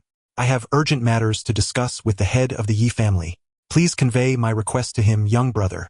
He deliberately emphasized the title head of the Ye family, his tone filled with respect. Before the Ye family, Li Kuan dared not flaunt his official authority.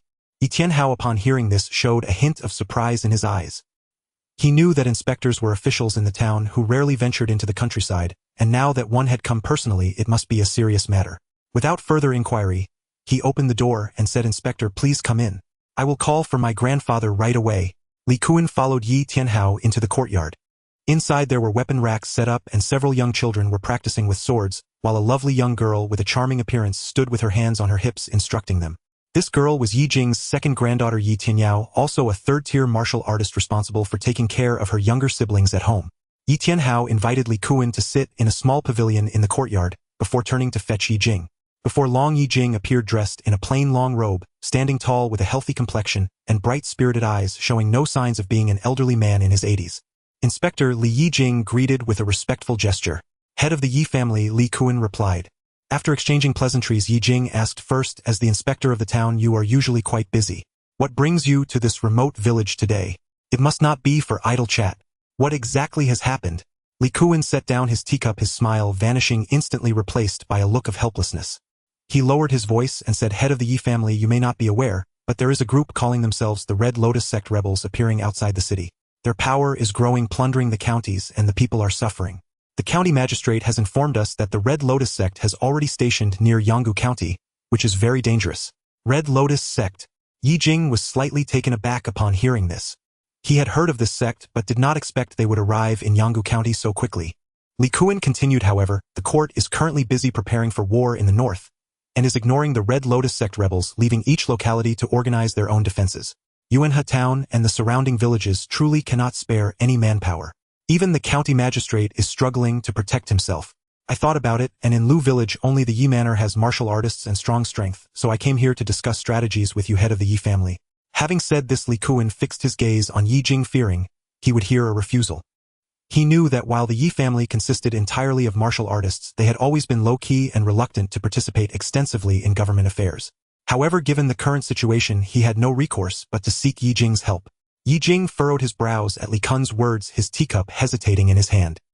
He had naturally heard of the Red Lotus Sect's uprising, but had not anticipated the situation to be so dire that even the court was unable to attend to it. After a moment of silence, Ye Jing said, Inspector, what is it that you wish me to cooperate with? Upon hearing Ye Jing's willingness to consider, Li Kuan's heart filled with joy, as he quickly replied, Head of the Ye family, you are truly understanding. Currently Yuanhe town lacks manpower, and I hope that the great hero Ye can lead the young men from the manor and Lu village to the town to assist in the defense. Ye Jing, hearing this, let out a cold laugh. Inspector, allow me to ponder this matter a bit longer. Li Kuan's request was merely to have the Ye family protect Yuanhe town. If all the young men from the manor went to the town, Lu village would become vulnerable. If the rebels were to attack, the elderly, weak women and children in the village could face disaster, and his family's assets would be reduced to ashes.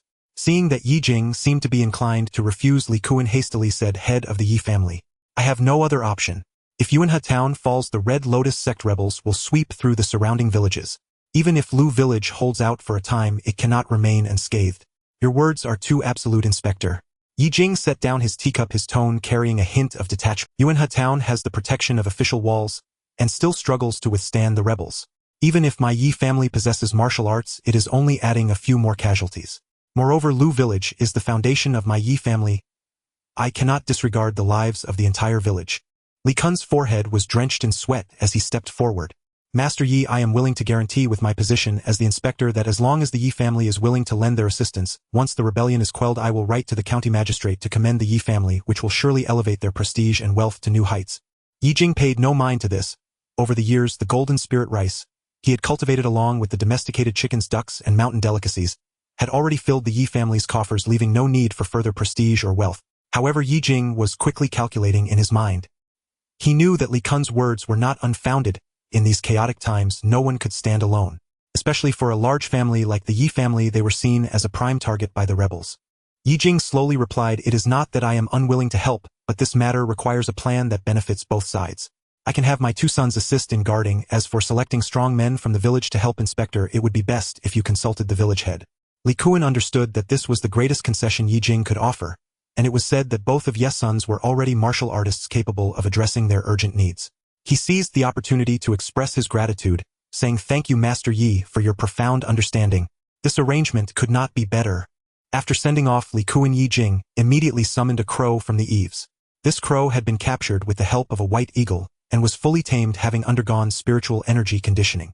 While its speed could not match that of the white eagle, it was still agile and swift. After some simple training, it was specifically used for delivering messages. Ye Jing wrote about today's events and sent the crow to find his 2 sons, urging them to return to Lu village swiftly. At this moment, just 100 kilometers outside Yanggu County, within a village engulfed in smoke and filled with cries of anguish, a group of villagers were crying out in terror, fleeing as they were chased by the followers of the Red Lotus Sect, who wielded weapons and ruthlessly slaughtered the common folk. Amidst them were 3 crawling corpses exuding a foul stench of blood. These corpses moved quickly, devouring the fleeing villagers while emitting ear-splitting roars. At that moment an old man dressed in red laughed maniacally. Go. Well, only then can my cultivation advance further. Beside him knelt a trembling man in a blue official robe who had soiled his pants. All semblance of scholarly demeanor and official authority had been utterly eroded in the face of this slaughter. Master Immortal, in light of my having opened the city gates for you, please bear me. The old man grinned wickedly, placing a withered hand on the county magistrate's head. Suddenly a fierce glint flashed and the magistrate's heart was ripped out, blood gushing everywhere. The three corpses rushed to the old man's side, who casually tossed the still warm beating heart in front of them, and they immediately lunged to feast. The old man turned towards the ruins of the city wall and commanded the rebels following him for the Red Lotus sect. This blood and flesh shall become the nourishment for our advancement. The rebels, already intoxicated by the slaughter, raised their swords and shouted for the Red Lotus sect, for the Master Immortal. At that moment a sycophantic follower approached. Master Immortal, I just found several young women in the city, each more beautiful than the last, to offer to you. The old man's face flashed with lewdness as he nodded. Well done. Bring them to me. Soon several ragged women were dragged over, all looking ashen-faced. The old man laughed heartily. Not bad, very good. Bring them to my tent tonight. I wish to enjoy them. After we rest we shall head to Yanggu County. Let them truly feel the grace of our Red Lotus sect. After a night of madness, the rebels surrounded the old man, accompanied by the three corpses, heading towards Yanggu County, leaving behind a silent village. All that remained were the billowing smoke and the acrid smell of blood. News of the Red Lotus sect wiping out a county spread, particularly their leader's bizarre methods, rumored to be an immortal. The villagers, already frightened, were now even more terrified. The notice from the county had been posted at the village entrance for 3 days, and the village hall was packed with villagers. Now Ye Jing, along with several respected elders from the village, sat at the main seat, while the village head Qian Wang looked visibly anxious. Seeing that Qian Wang had not spoken, Ye Jing asked village head Qian, "Tell us about the situation with the Red Lotus sect." Qian Wang, hearing this, wiped his cold sweat, his face pale. Everyone. The notorious reputation of the Red Lotus sect is known to all. The Red Lotus sect was formed by a leader named Hongsha, whose followers primarily come from bandits and rogues. The leader also has several formidable experts by his side, making them extremely powerful. A few days ago news came from Lin County that the county town had been breached. The county magistrate's family was slaughtered, all their wealth plundered, and worse, children were abducted to feed the corpses, a horrific sight. As soon as he finished speaking, a collective gasp of horror erupted from the crowd. A young villager turned pale and said, "Village head, the Red Lotus sect is so ruthless that even the officials cannot withstand them. Lu village is just a small village. How can we resist? We should gather our belongings and flee south overnight." "Flee? Where to?" a villager shouted sternly. "Most of the counties along the way have already been ravaged by the Red Lotus sect. There are bandits and refugees everywhere on the road. Before we even reach our destination we might starve, fall ill, or be killed by marauding soldiers." The young villager grew even more frightened. "But that is better than waiting here to die. The Red Lotus sect dares to kill even the county magistrate. To them, we common folk are nothing but ants." As soon as these words were spoken, the hall erupted into chaos. Those in favor of fleeing were anxious and expressed their fears of the Red Lotus sect, while those opposed argued against the dangers of escape. Some could not bear to part with the land and houses passed down from their ancestors, and the argument grew heated and disorganized. Qian Wang anxiously pounded the table. "Stop arguing. Can shouting solve the problem?" But his voice was drowned out by the noisy discussion, unable to restore order. Just then Ye Jing finally spoke slowly. "Fleeing is not feasible." His voice was not loud, but it instantly silenced the tumultuous hall. As Ye Jing was the richest family in Lu village, and had connections with prominent figures in the city, everyone addressed him as Elder Yi, and his words held great weight. Ye Jing looked at the fearful villagers in the hall, and said, "If we flee now it will only lead to greater danger. It would be better to unite and confront the enemy together. Elder Yi, while your words are wise, we are but farmers powerless to fight against the Red Lotus sect." The villager who had suggested fleeing continued, "If you are afraid you are free to leave." Ye Jing was unwilling to waste more breath on this villager. "Our Lu village is located in a remote area. We are not their target. But if we scatter and flee we will instead become prey to the bandits and the roaming soldiers of the Red Lotus sect at their mercy. If you wish to leave I will not keep you. I offer this as friendly advice. Whether to stay and fight or to run you decide for yourselves." Ye Jing's words were direct, causing even some villagers who wished to flee to feel a sense of shame. But Ye Jing did not engage them further. He returned home, contemplating the fact that the leader of the Red Lotus sect could manipulate corpses. Could he truly be the legendary Immortal? As Ye Jing thought this, he immediately dismissed the notion. It is known that the Yen kingdom holds immortals in high regard. If an immortal were to appear, they would surely be treated with respect and honored as esteemed guests. How could one become the leader of a rebellion slaughtering the common folk? In a dimly lit forest, Ye Jing commanded Black Wind and the other hunting dogs to dig up a pit covered in red cloth, as the soil mixed with gravel was gradually removed by the hounds. A cave reappeared before Ye Jing. He stepped inside carrying some hooks and similar tools. For years Ye Jing had been trying to break the magical barrier within this cave, but to no avail. To ensure the survival of the blood fruit, he visited this place regularly. The blood fruit in the cave was thriving, and Black Wind and the other hunting dogs drooled at the sight of the fruit. Ye Jing chuckled, saying, "Don't be greedy. I'll cook you a feast of mountain delicacies when we return." He also infused it with celestial light, causing the fiery red fruit to glimmer with golden patterns. The efficacy of the corresponding spiritual fruit had multiplied several times. Previously, one fruit was needed to produce 10 jars of wine, but now only a drop of blood fruit essence could instantly yield even greater effects. On the market, blood wine was already selling for 1 or 2 silver coins per cup. Since the Ye family started selling externally, their annual revenue had reached 10,000 taels of silver.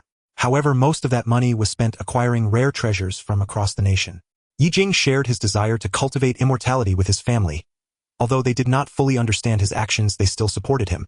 With that in mind, Ye Jing took out the fully nurtured golden light bowl, which had completely restored itself after being nurtured by the celestial willow. To recognize a master, a drop of fresh blood was all that was needed.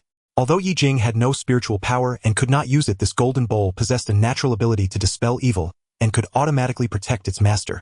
With it, Ye Jing could enter the forest without fear of the poisonous miasma invading his body. He thought if he could cultivate using this golden bowl would surely be formidable. Unfortunately, he had yet to find the secret methods for cultivating immortals. Now that he heard that the Blood Lotus sect actually practiced celestial arts, Ye Jing felt he must learn from them. At this moment in the Tang family, "Master, do you really want to do this?" the old steward asked with a troubled expression, looking fearfully at the now emaciated Tang Wanxiong. Tang Wanxiong was no longer the imposing patriarch. His hair was graying, and his face bore purple spots that clearly indicated he had corpse spots. Tang Wanxiong sneered, "If I don't do this, I won't be able to become an immortal. This is the opportunity given to me by the Immortal of the Blood Lotus sect. Once I become an immortal, treasures and the Ye family will be mine to control." His eyes were bloodshot as he struggled to stand, holding a blood-red pill that emitted dark gas.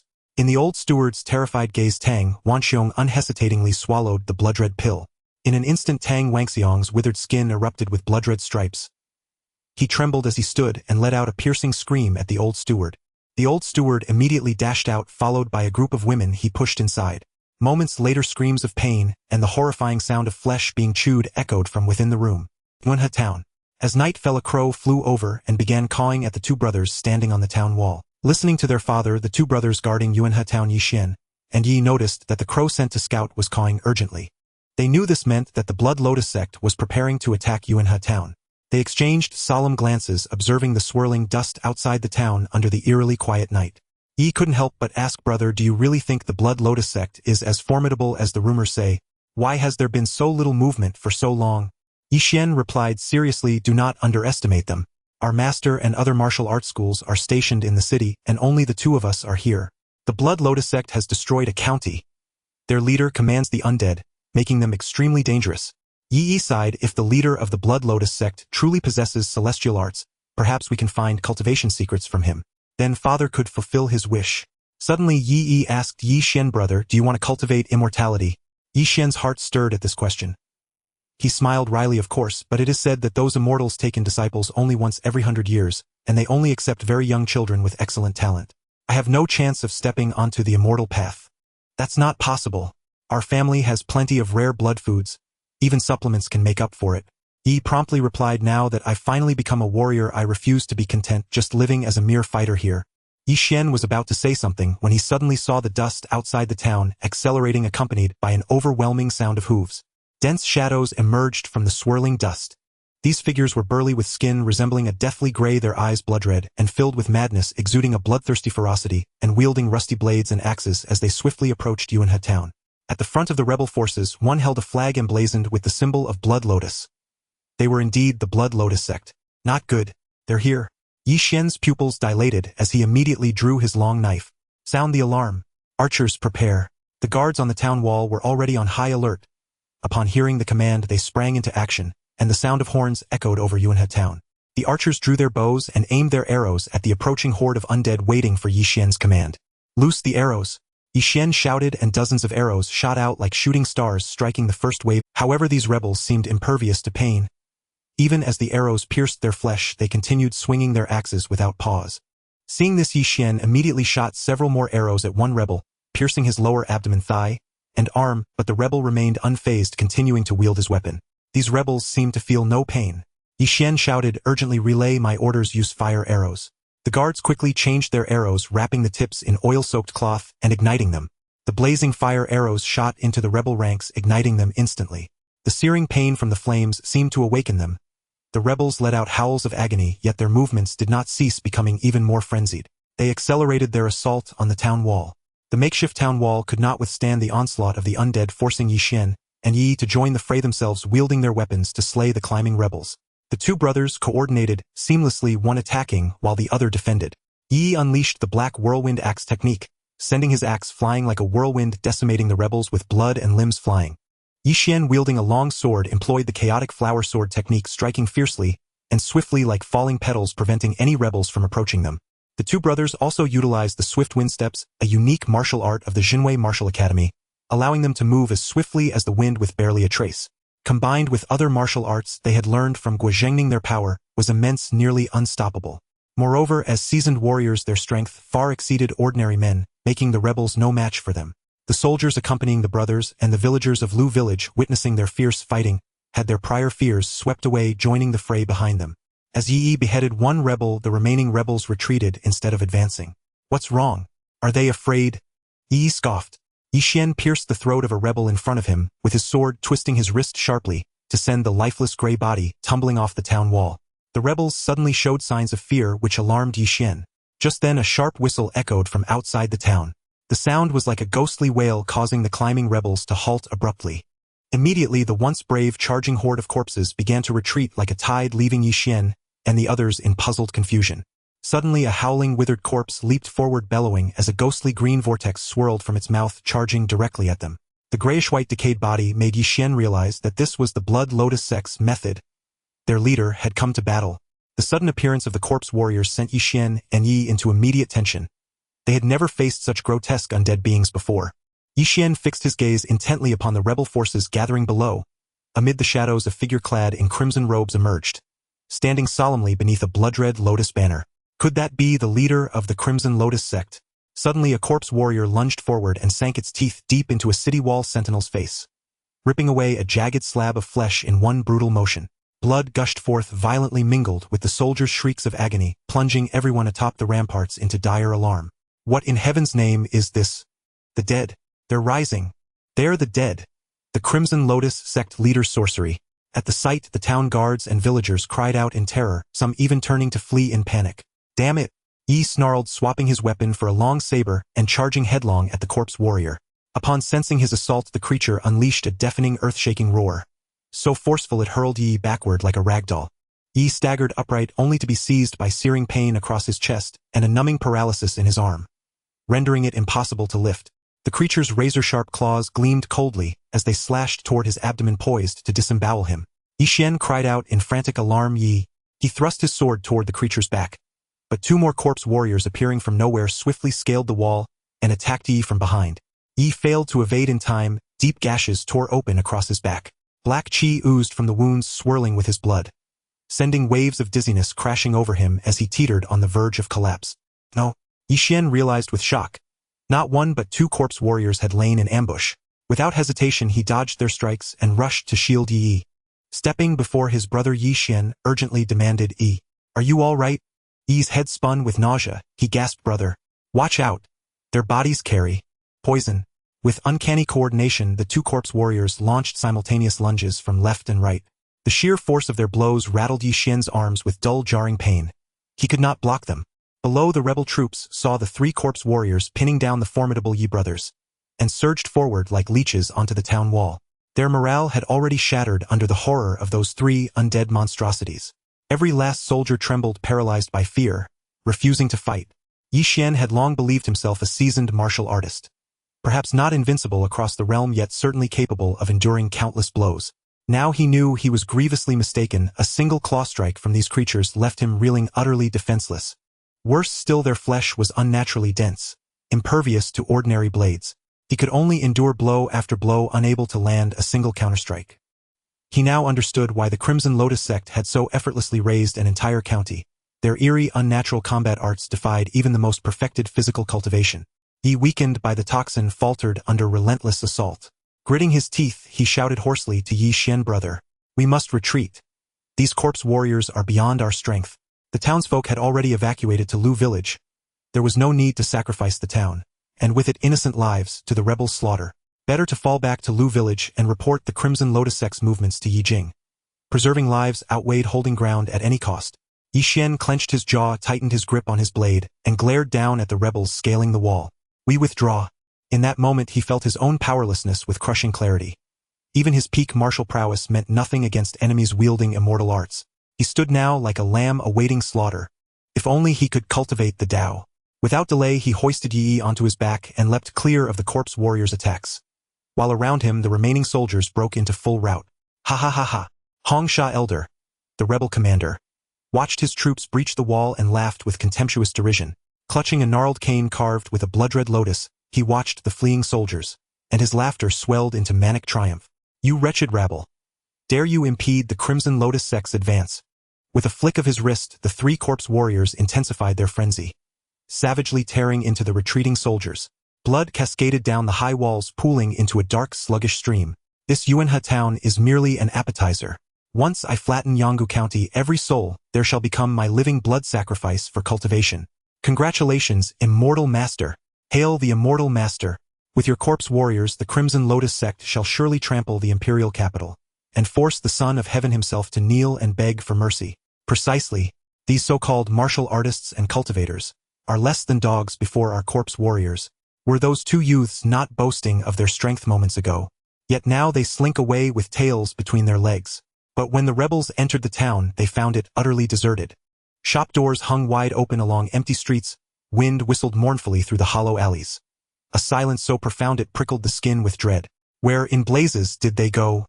Hong Sha Elder roared in fury, never expecting the entire town to vanish the instant his assault began. He sneered, kicked a subordinate rebel, and barked, "The monk may flee, but the temple remains. You scour the surrounding countryside for nearby villages." A crow perched atop a rooftop watched the rebels with unblinking eyes, then spread its wings and vanished into the dusk. Night fell. A sharp, urgent knocking echoed at Ye Jing's gate. Then came the thick, coppery stench of blood.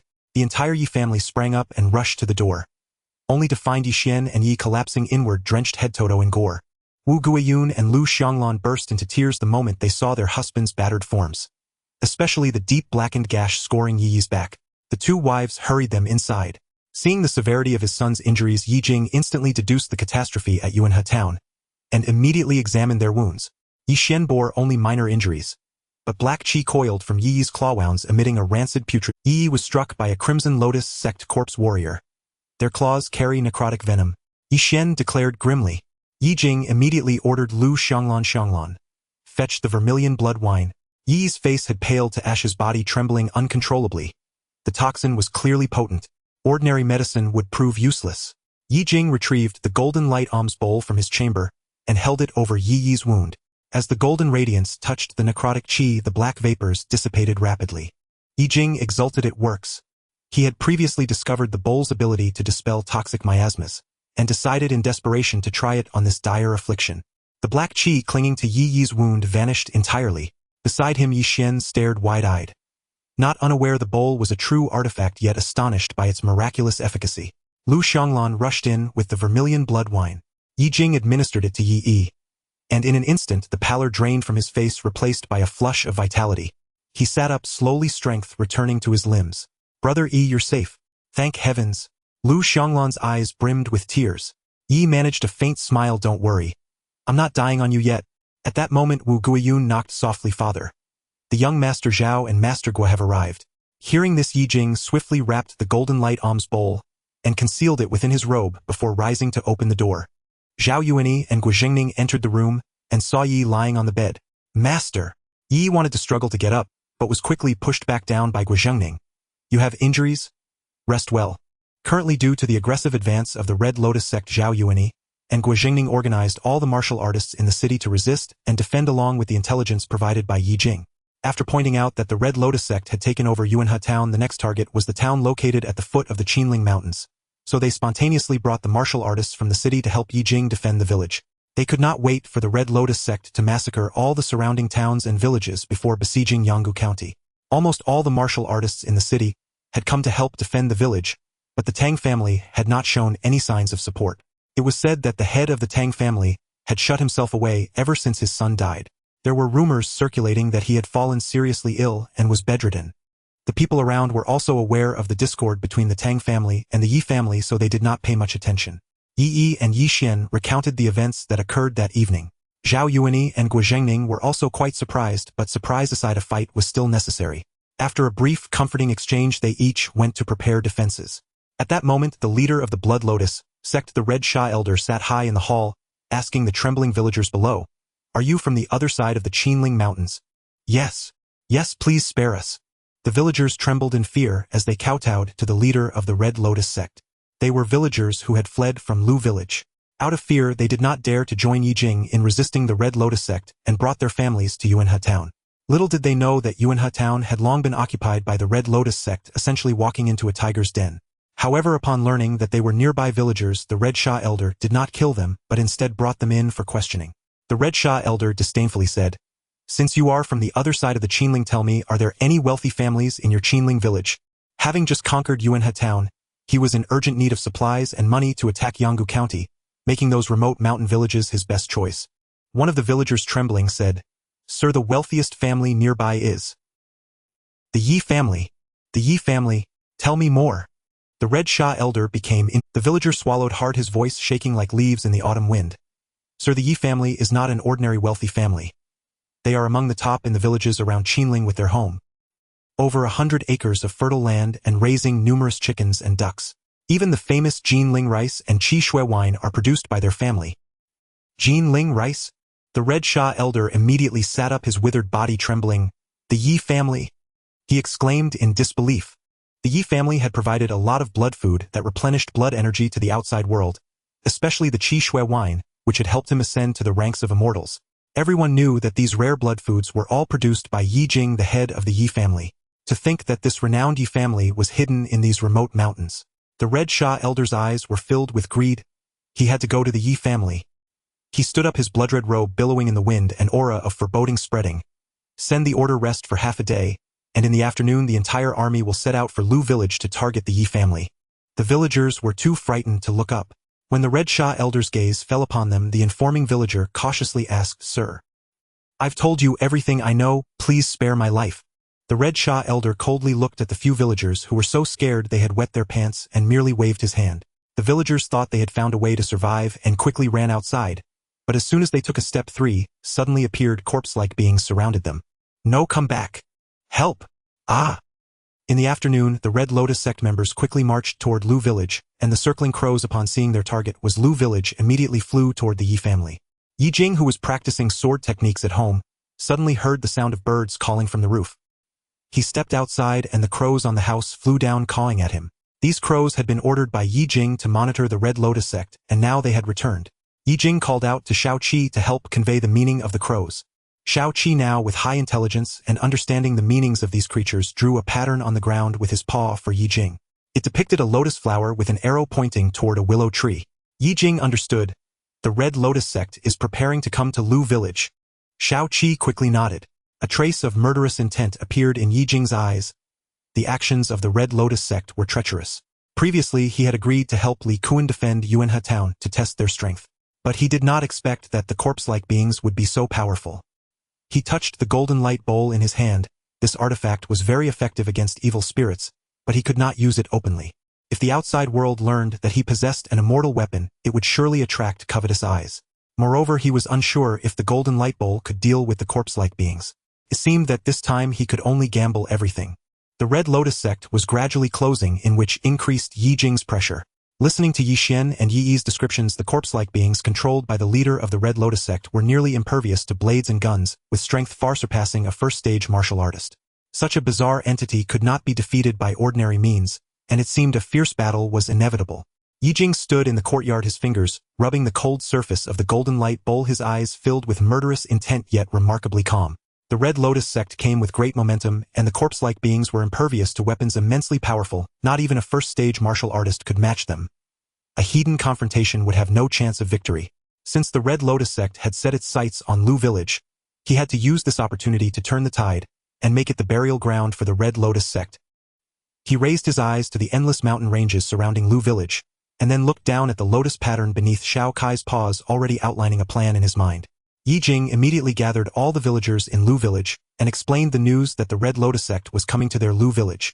Because Ye Jing had accurately predicted the appearance of the Red Lotus sect, when he said they were coming, the villagers and martial artists naturally believed him. At this moment the villagers were in an uproar, and Zhao Yuani and Guizhengning were also tense. Zhao Yuani quickly asked, "Ye family master, do you have a strategy? Those corpse-like beings are fierce, and ordinary means may not be able to stop them. A heathen defense won't work. We can only lure them into a trap." Ye Jing went straight to the point. He said earnestly, "With the Red Lotus sect attacking, we will give them an easily attainable bait. Then point to the wide valley outside the western pass. Let the elderly women and children of the clan retreat to the cave in the back mountain, leaving only the young and strong martial artists. Then have people move the empty grain sacks and empty wine jars from the Yi family storeroom to the valley, creating a scene of chaos, as if they were unable to evacuate in time." Zhao Yuani furrowed his brows. "This bait is sufficient, but those corpse-like beings are impervious to weapons. Even if we lure them to the pass, what can we do? Use fire." Ye Jing's eyes flashed with a cold light. "The pass is narrow. They can only crowd in together. At that time we will throw down fire, oil, and gunpowder, engulfed in flames. Even if the corpse-like beings are impervious to blades and guns, they cannot withstand the scorching fire." Guizhengning suddenly slapped his thigh. "Good idea. But what about that Blood Sha leader? His cultivation is profound. He is not so easy to deal with." Ye Jing did not explicitly mention that he had an immortal weapon, but said solemnly, "Once the fire at the pass is lit, we must not give the Red Lotus sect any chance to break through. Even if we perish together, we must trap them inside." His tone was resolute, carrying a determination to risk everything, which made Zhao Yuani and Guizhengning's hearts tremble, leaving them with no room for doubt. The villagers and martial artists immediately acted separately. Although the villagers were very anxious, they had also heard of other villages fleeing out of fear, but those who encountered the Red Lotus sect met their demise on the road, leaving not a single one alive. There was no escape. Unless they eradicated the Blood Lotus sect, they would become the fish on the chopping board with no chance of fleeing. At this moment, outside the town of Yuanhe, the forces of the Blood Lotus sect had fully assembled and set off. Behind the Blood Fiend Elder followed hundreds of disciples, along with 3 stiffly walking corpses. Each corpse was stained with blood, the fresh drops falling to the ground. This was the result of the Blood Lotus sect encountering fleeing villagers and slaughtering them all to feed the corpses. As the group reached the valley, they saw many bags of grain and several wine jars ahead. The Blood Fiend stopped everyone, saying, "You all go take a look at what those things are." Several rebels approached, using their large blades to cut open the bags, revealing shining golden spirit rice. When the wine jars were opened, a rich fragrance wafted out. They all felt their vitality surging within them. "Master, it seems to be spirit rice and blood wine." The Blood Fiend, seeing this, scoffed, "I didn't expect the Yi family to flee so quickly." These scattered supplies clearly indicated a hurried escape, discarded along the roadside. Yet, unwilling to leave empty-handed, he urged, "Follow me into the village." The Yi family had fled, which meant that their goods and properties would belong to him. At the valley's entrance, Ye Jing looked at the throng of figures below, showing no fear in his eyes, only a cold, murderous intent. Once they all crowded into the narrow valley entrance, Ye Jing suddenly raised his hand and shouted fiercely, "Set it on fire." As soon as the words left his mouth, countless fire-soaked branches and leaves fell from the cliffs on either side of the narrow pass, accompanied by a pungent smell of sulfur. A line of fire ignited instantly, completely sealing off the exit and entrance of the gorge. The flames roared, and the Blood Fiend Elder, realizing that they had fallen into an ambush, immediately exploded in fury. "Damn it. Kill your way out." The rebels were thrown into chaos by the inferno, screaming incessantly as they obeyed the Blood Fiend Elder's command and charged out with blades and axes. But soon after, a rain of arrows shot down from above the valley's entrance. The Blood Fiend Elder, surrounded by flames, bellowed, raising his red robe above him. Instantly the robe transformed into a massive net, covering them all and blocking the descending arrows. The arrows were thus shielded by the large red cloth, which remained intact. Above the valley, Guizhengning and Zhao Yuani were astonished, realizing that the leader of the Blood Lotus sect possessed such skills. The Blood Fiend Elder laughed with immense pride, certain that these common folk could never be his match. Ye Jing, witnessing the Elder's use of a magical artifact for defense, promptly employed the Immortal Willow to assess the Elder's capabilities. He observed that the Elder was at the second layer of chi refinement, and the red cloth he used was a low-tier artifact of his own, making vulnerable to demonic fire. Ye Jing didn't expect the immortal willow to reveal the enemy's weaknesses. This truly was divine. Thinking of this, Ye Jing glanced at the chaos below where the warriors were busy shooting arrows at the rebels, and secretly patted his companion Shao-Chi. The demonic fire could break through. The fire technique Shao-Chi was currently using was indeed demonic fire. Shao-Chi, go and burn that red cloth. Shao-Chi immediately let out a loud roar, shaking its tail as it dashed into the chaotic rebels. Just as the blood fiend elder was waiting for the red cloth to block all the arrows, he suddenly felt a piercing pain from above. He looked up only to see a large hole had formed in the artifact he had crafted, flames spreading from the hole threatening to destroy his own artifact. What? What is happening? The blood fiend elder was greatly shocked. He widened his eyes, staring intently at the spreading flames. The flames exhibited a strange dark red hue, burning much faster than ordinary flames, while the protective red robe he painstakingly forged was being easily consumed like thin paper. What made him more alarmed was that the flames carried an eerie aura following the artifact's spiritual energy, and causing his entire body to surge with vitality, even stirring some confusion in his cultivation. It's demonic fire. The blood fiend elder finally realized, his gaze fixed on the red figure darting. It was a strange beast resembling a fox surrounded by dark red demonic flames. Each time it flicked its tail, sparks scattered. As long as a spark landed on the rebels' clothing, it would instantly ignite, leading to a cacophony of screams. This was Shao-Chi, whose original fire technique could only be used for a short time, but after many years of receiving the spiritual energy from Ye Jing's bloodfruit and mountain chicken, Shao-Chi could now use this fire technique continuously.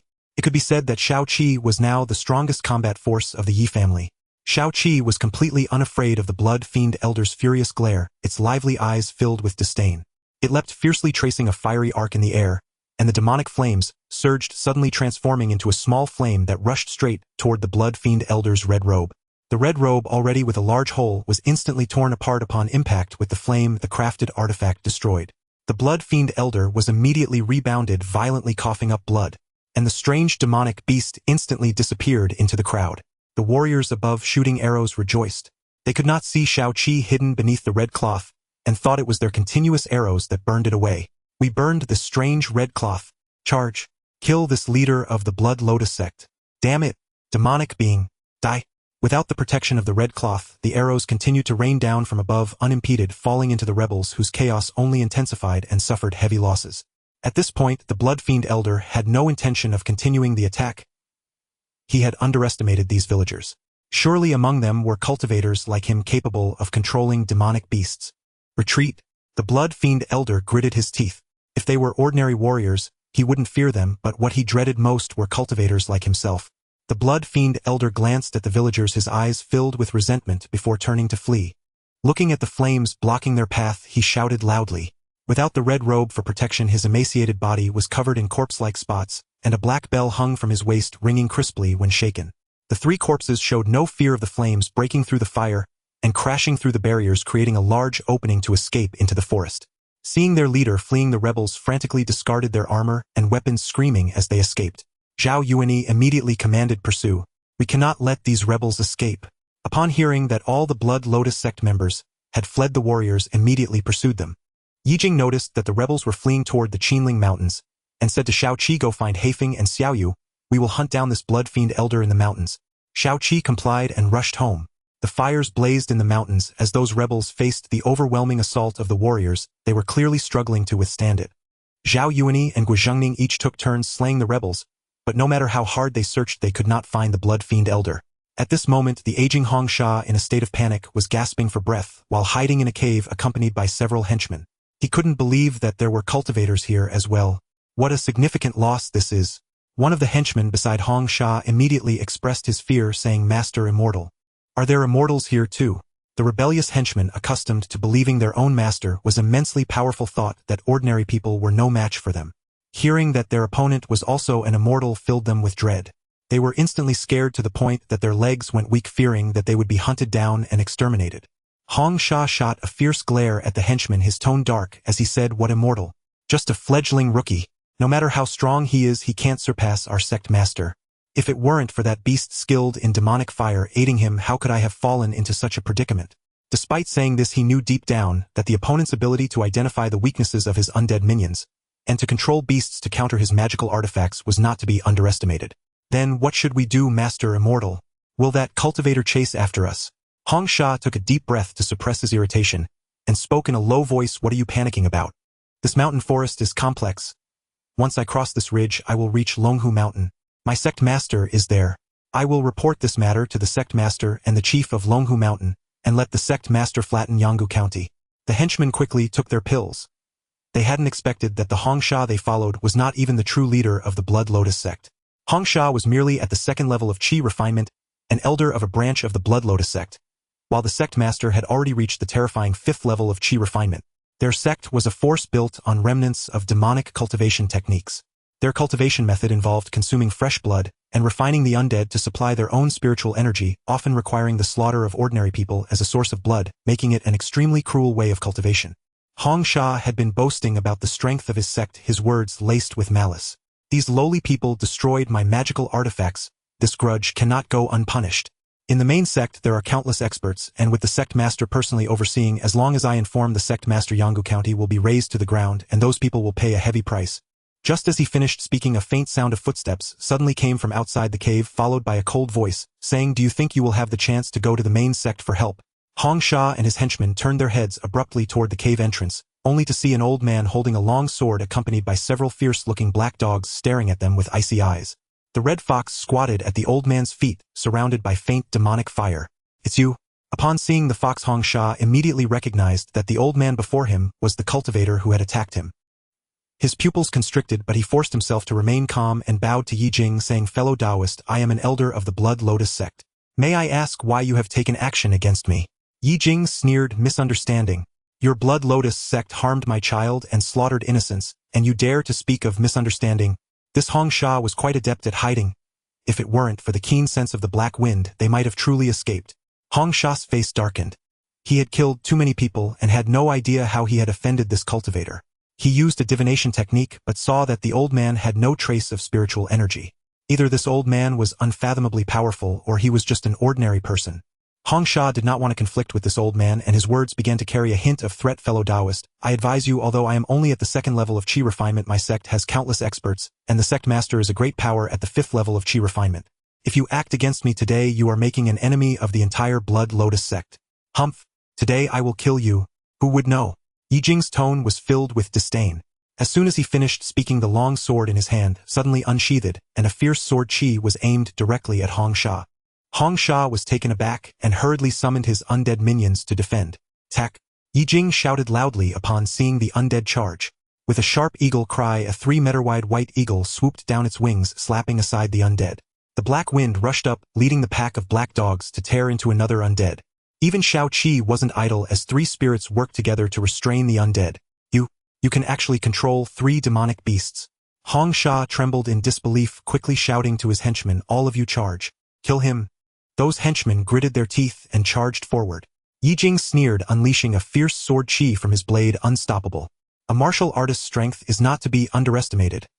Those burly men were no match for Ye Jing. After Ye Jing dealt with the henchmen, he chased after Hongsha, directly blocking his path. This time Ye Jing did not use his sword. Instead, he took out a battle axe to attack Hongsha. Hongsha had relied on the 3 undead, but now that they were under control, he couldn't escape. Seeing the battle axe of Ye Jing approaching him, he panicked. He hurriedly begged for mercy, saying, "Fellow Taoist, I was blind and did not recognize your greatness. Spare my life and I will not pursue today's matter." Ye Jing did not believe Hongsha's pleas for mercy at all. With incredible speed, he swung the axe down on Hongsha's shoulder, and dark blood immediately sprayed out. "Ah, damn it!" Hongsha realized that this old man was determined to kill him. He let out a loud shout, and the black bell at his waist emitted a series of crisp sounds. The undead still battling with the spirits had their eyes turn red-black whirlwinds, swirling around them, growing increasingly frenzied as they charged towards Ye Jing. Hongsha spat blood, saying, "Now you have forced me to this point. Then let us perish together." A thick blood-colored mist enveloped him, mixed with a nauseating stench. Hongsha formed a seal with his hand's blood gushing forth from his flesh, gathering into a massive blood-colored hand that aimed to strike Ye Jing. Ye Jing felt the terrifying blood-colored hand approaching, and was immediately suppressed by its might. This terrifying ability bore a powerful pressure. Seeing this, he quickly turned to escape, or this Hongsha was prepared to fight to the death. But just then, he suddenly felt a warmth from his clothes. Looking down, he saw the golden bowl radiating brilliant light hovering above his head. The golden light was warm and sacred. Wherever it passed, the blood-colored mist melted away like snow under the blazing sun. Even the pungent smell of blood disappeared without a trace. Ye Jing's eyes lit up with joy upon seeing this. The golden bowl could dispel miasma and corpse qi, and he did not expect it to also suppress Hong Sha's technique. This was why Ye Jing dared to fight Hong Sha alone. Even though he couldn't use this spiritual artifact with its protective ability, he could still take a chance. The blood-colored hand struck, not harming Ye Jing, but rather being dissolved by the peculiar golden light. The golden light continued to spread, the black bell of Hong Sha rang frantically, as if it was being attacked by the golden light and was on the verge of shattering. The controlled undead were now like soulless puppets moving sluggishly, their red eyes gradually fading. Heifeng, kill him, Ye Jing commanded. Heifeng knocked aside the undead, attacking him, and charged towards Hong Sha. Hong Sha was severely injured again. Facing the black wind coming for his neck, he instinctively cried out, "Fellow Taoist, spare me!" Cough. His neck was bitten by the black wind, dark blood gushed forth, and he collapsed to the ground dead. With his death, the remaining undead that were still struggling completely lost their strength, collapsing to the ground, transforming into a pool of foul black water. Ye Jing sheathed the battle axe and held the golden bowl in his hand, feeling its warm light, and couldn't help but sigh in admiration. This golden bowl was something he had obtained by chance. He had not known its specific use before, but now, relying on its protective nature, he was able to subdue this Blood Lotus sect cultivator. This magical artifact must be quite extraordinary. Seeing that there was no one around, he immediately went to search Hong Sha's clothing for valuable items, but found nothing except for the bell and a storage bag. Ye Jing held the storage bag, relieved to find it easily open. To this trip had not been in vain. As a practitioner of cultivation, the Red Shaman must have hidden many treasures within. He recalled what the Red Shaman had said earlier, that he was merely a branch elder. This indicated that the Red Lotus sect was even larger than they had imagined. Ye Jing first placed the items he had scavenged from the Red Shaman into his waist pouch, then glanced around and told Heifeng go find young Master Zhao and the others. Heifeng obediently called out and then darted into the forest. Shao Qi, Xiao Yu, you two find a place. Ye Jing could not let them discover the presence of spirits around him, but he could admit to having killed the members of the Red Lotus sect. As for the bell at his waist being a broken magical artifact, Ye Jing could naturally take it with him. He planned to leave it in the Immortal Willow for gradual repair. When Heifeng returned with the martial artists who had searched the mountains, Ye Jing simply stated that he had gone to great lengths to kill these Red Lotus disciples. Not a single one of them, including the leader, was spared. This left everyone present in awe, especially Zhao Yuani and Guo Zhengning. Old Yi is impressive. Those Red Lotus cultists were indeed immortals. Bah, what immortals? They were just monsters, and it's good they are dead. Wonderful. The Red Lotus people have finally been dealt with. Now we need not live in fear.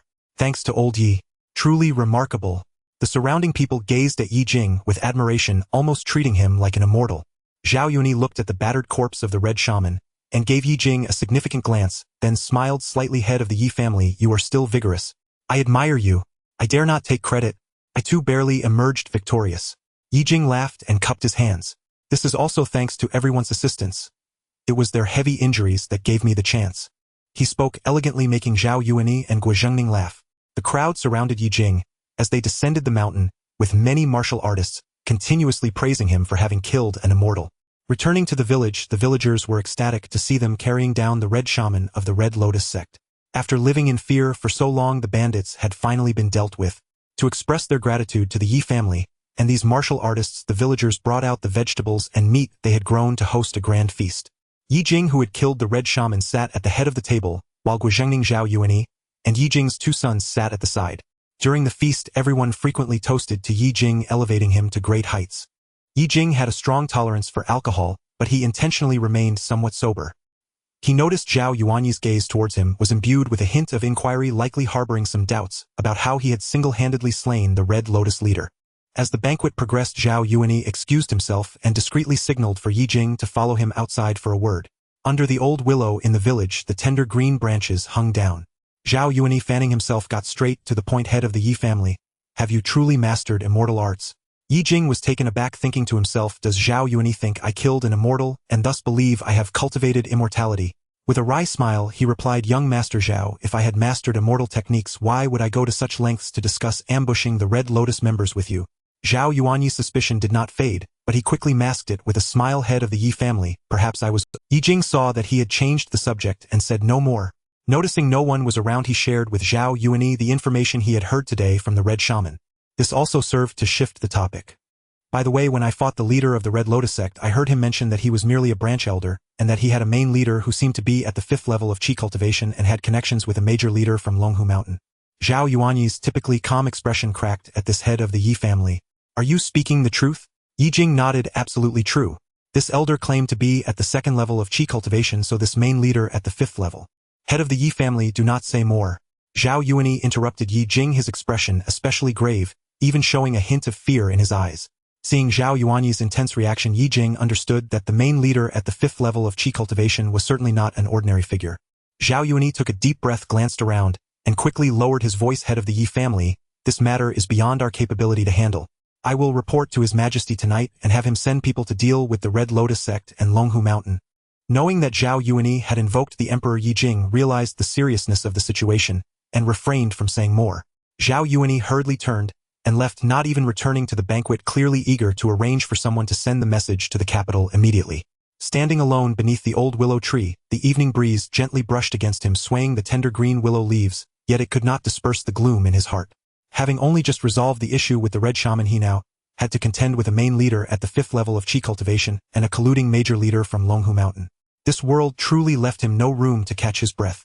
Returning to the banquet, everyone was still animatedly discussing Ye Jing's feat of slaying the Red Lotus disciples, filled with praise for him.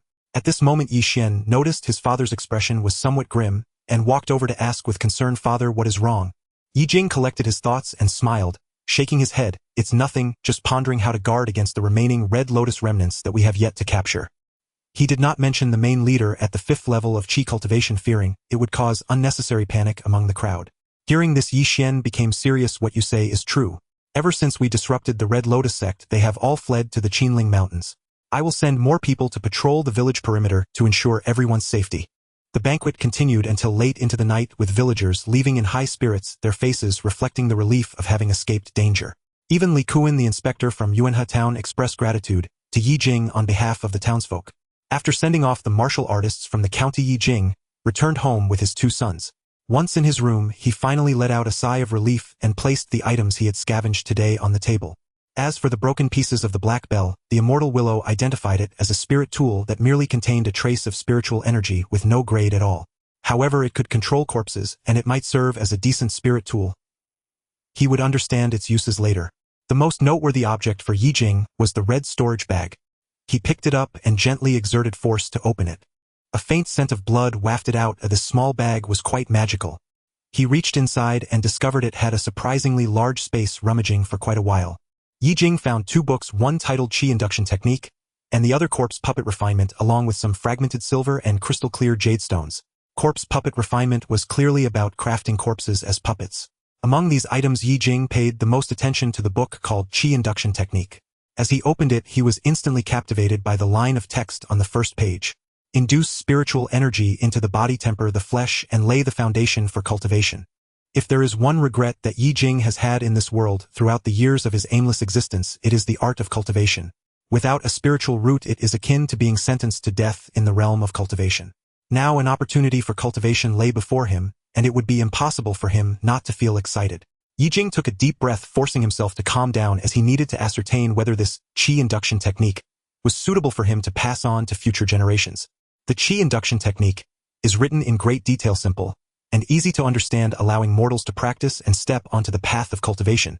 The spiritual energy of heaven and earth disperses among mountains, rivers, and vegetation, as well as between the sun, moon, and stars, while the mortal body is like a dusty vessel entangled by turbid energy, making it difficult for spiritual energy to enter.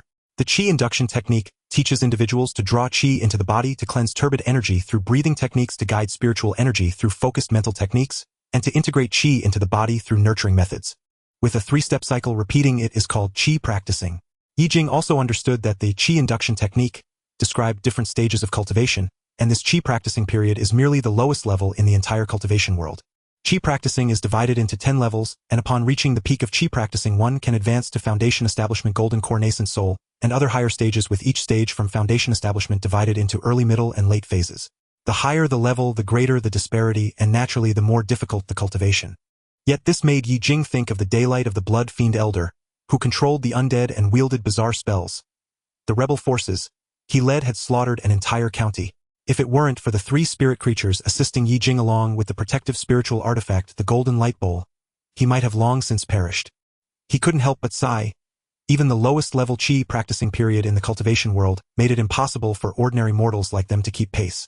Therefore, compared to martial artists, Ye Jing felt that leading his family onto the path of cultivation was the way to truly develop and strengthen the Ye family. With this in mind, Ye Jing continued to study the chi induction technique, noting that the most crucial point for drawing chi is that the cultivator must possess a spiritual root. Those without a spiritual root are also unable to cultivate, and Ye Jing was well aware of this. Thinking of this, Ye Jing flipped through the chi induction technique and saw a method of breathing describing how to expel surrounding spiritual energy to see if it could trigger a resonance with his internal spiritual root. If one can resonate with the spiritual energy, it indicates they possess a spiritual root and thus can cultivate. Spiritual roots are further divided into the 5 basic elements: gold, wood, water, fire, and earth, with the rarest being mutated spiritual roots such as wind, thunder, and ice, where a single spiritual root is the best while 2 or 3 roots are of lesser quality. There are also the lowest ranked 5-element spiritual roots, also known as mixed spiritual roots. Among them are the most basic chi spells like fireball technique, lightning technique, water control technique, etc. But all require a spiritual root to activate. It seems the chi induction technique, though detailed, only paves the way for those with spiritual roots. Ye Jing attempted to practice the chi induction technique and breathed for a long time, but his body remained as still as dead water, and he sighed helplessly. As expected, without a spiritual root, cultivation is impossible. However, since it was written on the immortal willow that as long as future generations of the family have cultivators, it can upgrade the immortal willow and grant cultivation qualifications. With so many descendants in the Ye family, surely one of them must have the potential for a spiritual root. Having made up his mind, Ye Jing called all the family members together the next evening. Even the 5 or 6-year-old Ye Tianhui was present. He revealed the existence of the chi induction technique and his desire for the family to cultivate. Upon hearing this, the family members were all astonished, then fell into silence. Some had eyes filled with longing, while others showed reluctance. "Father, do you mean for us to tread the path of immortality?" Iran was dumbfounded. Ye Jing nodded and said, "Yes, this chi induction technique can allow our Ye family to break free from the shackles of mortals and truly grow stronger. The path of martial artists merely leads to expanding territories. But ultimately, one cannot escape life, aging, illness, and death. Only through cultivation can one truly stand firm in this world. For the future of the Ye family, this risk is worth taking." As soon as Ye Jing's words fell, the breath of everyone in the family paused for a moment. The words life, aging, illness, and death struck each person like a heavy hammer. All members of the Ye family were mortals, and no one could refuse the eternal path of cultivation. After a moment of silence, they looked at each other, and they already had their answer. The eldest son Ye Xian spoke first, his voice trembling with barely contained emotion. "Father, we are willing to follow you and try cultivation." Upon seeing this, Ye Jing felt a little relieved, and immediately took out the recorded breathing technique mantra, reading it word for word to the crowd. "Inhale through the nose for 3 breaths, sink into the dantian, exhale turbid energy cycle 9 times, focus and sense the surroundings. If you feel a tingling on your skin and a warm flow rising within, it means you have resonated with the spiritual energy." After reciting it, Ye Jing personally demonstrated the breathing rhythm, once more his breath long and steady as a mountain. Seeing this, the family members began to try the breathing method. The chi induction technique stated that using the breathing method to sense spiritual power requires 2 to 3 days, during which one must not be disturbed and should maintain a calm mind while combining the breath. Thus, Ye Jing decided to watch over his family first while he would handle the business and other matters. During this time, Ye Jing also searched the Qinling Mountains for any remnants of the Red Lotus sect, but found nothing in the crow's reconnaissance. However, this did not allow Ye Jing to let down his guard. He communicated with Guozhengning daily, wanting to know whether the emperor above would send someone to exterminate the Red Lotus sect's followers, remaining vigilant towards every movement outside. 3 days passed. The first to sense the spiritual energy in the Ye family was actually the eldest son Ye Xian. On that day, Ye Jing was practicing swordplay in the courtyard, when a powerful voice suddenly resonated in his mind. The eldest son of the Ye family, Ye Xian, has drawn qi into his body, resonating with the spiritual root, stepping onto the path of immortality. Reward of 50 immortal light, 500 immortal light, can be spent to upgrade the immortal willow. At the sound of this, Ye Jing dropped the sword from his hand. At that moment, dawn broke, and the courtyard was still filled with the coolness of morning dew. Ye Xian sat cross-legged in his room, having been focusing on breathing for nearly 3 days.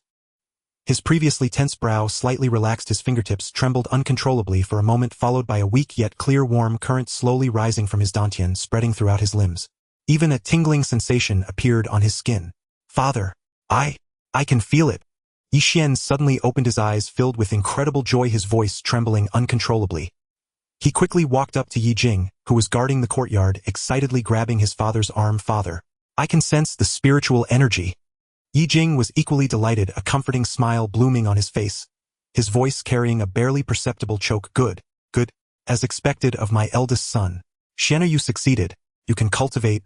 The commotion in the courtyard startled the other family members who were practicing their breathing inside the house, and they all rushed out learning that Yi Xian could already sense the spiritual energy, their faces filled with envy and a renewed determination. Yi was even more curious as he approached Yi Xian, his face full of curiosity, as he eagerly asked, "Eldest brother, what does that feeling really feel like? Is it particularly magical?" Yi Xian nodded with a smile, carefully describing the peculiar sensation within his body. Listening to this, Ye Jing couldn't help but laugh, saying, "The fact that Xianer can sense the spiritual energy first shows that his spiritual root quality is good. Next, you should formally draw qi into your body according to the methods in the qi induction technique." Yi Xian solemnly bowed and said, "Father, you can rest assured I will not let down your expectations." With Yi Xian's successful example, the Yi family's enthusiasm for cultivation grew even stronger. In the following 2 days, good news continued to arrive. Grandson Yi Tianhao and Yi Tianyao also successfully triggered a resonance with the spiritual energy. Only the youngest Yi Tianhui had not shown any signs yet. The little guy was anxious, his eyes red, diligently sitting cross-legged and breathing without a hint of laziness. Now it seems that Yi Xian, Yi Tianhao, and Yi Tianyao all have the qualifications for cultivation. However, Yi, along with his 2 daughters-in-law, and the young ones Yi Tianhui, Yi Tianxue, and Yi Tianyao showed no spiritual energy response during the subsequent breathing exercises. Ye Jing was taken aback to see 3 cultivators from his family, all from the same generation as Yi Xian. It seemed that his eldest son's bloodline was quite remarkable. However, Ye Jing did not forget to comfort the family members who had not felt the presence of spiritual energy, encouraging them not to lose heart. Even if they could not cultivate, they could still practice martial arts to bring glory to the family. With everyone working together, that was the best approach. He instructed those in the family who could cultivate to begin attempting to purge the impurities from their bodies and enter the foundation establishment stage as soon as possible. After arranging matters at home, Ye Jing entered his room and stepped into the immortal willow. Upon entering, Ye Jing was immediately stunned. He saw that under the originally dark trunk of the primordial immortal willow, 3 golden veins appeared extending from the branches that bore 3 willow twigs down to the roots. This must be due to his eldest son Yi Xian and his 2 children possessing cultivation talent. Ye Jing realized that this immortal willow could be upgraded and immediately used 500 points of immortal light to try. As his mind stirred, several white lights like stars rose from the desolate land around him, gathering into the immortal. The tender green willow branches began to tremble, and the entire tree seemed to have received rain and dew, starting to grow taller. The trunk, which was less than 10 feet tall, rapidly thickened and ascended, soon reaching over 30 feet. The branches and leaves became increasingly lush and vibrant. What astonished Ye Jing even more was that as the immortal willow grew, the barren land around its roots underwent dramatic changes. The cracked, barren soil began to moisten and become fertile, displaying a warm, dark brown color. Immediately, streaks of azure spiritual energy surged from the ground, gathering into mist under the canopy of the immortal willow, slowly settling down, and in an instant a spiritual field of an acre in size sprang up around the roots of the immortal willow. The 3 golden veins on the trunk suddenly illuminated, and a golden beam of light more brilliant than all the previous white lights shot up from the top of the immortal willow's main trunk, spiraled in midair, and shot directly towards Ye Jing's 3rd eye. Ye Jing had no time to react. He felt a warmth at his 3rd eye, and a vast yet gentle force surged into his body, instantly sweeping through his limbs. This force was extraordinarily unique, carrying the primal aura of the primordial immortal willow and containing pure spiritual energy. Wherever it flowed, the previously blocked meridians in Ye Jing's body were forcibly opened and widened. His body, which originally had no spiritual root and could not sense spiritual energy, gradually began to develop the embryonic form of a spiritual root under the influence of this power. Instinctively, Ye Jing operated the foundational breathing technique practiced by Yi Xian and the others, and he immediately sensed the spiritual energy in the world. This spiritual energy surged into his body like birds returning to their nests, flowing through the widened meridians, and finally converging in his dantian. He could clearly feel that his dantian was being filled and transformed by the spiritual energy. The previously empty dantian gradually began to condense strands of spiritual power. Is this real? Can I actually cultivate too? Ye Jing trembled with excitement as he felt the weak spiritual power within him, glancing at the lush immortal willow and the vibrant spiritual field before him.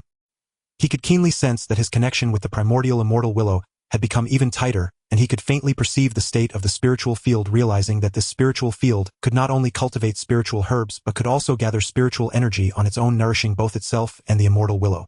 At the moment the spiritual field took shape, the immortal willow seemed to undergo a transformation. A glowing manual descended from the tree landing in Ye Jing's hands. As Ye Jing held it in his hands, he saw that it was titled Reverse Destiny Root Transformation Scripture, which recorded methods for cultivating without spiritual roots. It turned out that the method of cultivation did not solely rely on spiritual roots. Alternative paths could replace them. One could enter the Tao through artifacts, contract one's life treasures, spiritual plants, or spiritual beasts. Using external objects to substitute for spiritual roots to guide spiritual energy, the stronger the external object, the higher the cultivation level. The foundation of the Reverse Destiny Root Transformation Scripture was a heaven-defying method tailored for those without spiritual roots.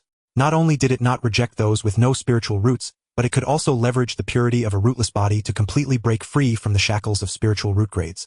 There was no need to worry about the sluggish transformation of spiritual energy caused by mixed roots, nor were there limitations due to the upper limits of low-grade spiritual roots.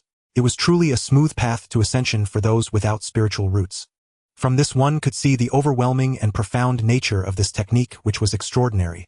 Ye Jing realized that he, being a body without spiritual roots, could absorb spiritual power and gain cultivation qualifications through the power of the immortal willow. The root of this lay in the symbiosis between the primordial immortal willow and himself. The immortal willow was indeed his life contract spirit object. Consequently, the cultivation method of the Reverse Destiny Root Transformation Scripture could benefit the members of the Ye family who also lacked cultivation qualifications. What was even more marvelous was that the contract technique of this method was not a single binding. It could contract spiritual beasts as well as treasures, and under multiple contracts they could complement each other, greatly enhancing the cultivator's combat power. Ye Jing briefly skimmed through the text, finding each word clear and easy to understand. At that moment he had just subdued 3 demon beasts and had a black bell treasure that was uncontracted, which could be used to help those in his family who could not cultivate to form contracts and assist them in embarking on the path of cultivation. However, there was one hidden danger. When initially practicing this technique, one needed to use their own blood essence to activate the contract power, which would accompany excruciating pain. Moreover, it was crucial that when forming a contract one must be in a place rich in spiritual energy. Only continuous spiritual energy could support the melding of the contract power with the cultivator's physical body. If one were to forcibly form a contract in an area lacking spiritual energy, the cultivator's blood and chi would surge without any spiritual energy to harmonize, ultimately leading to the breaking of meridians and a violent death.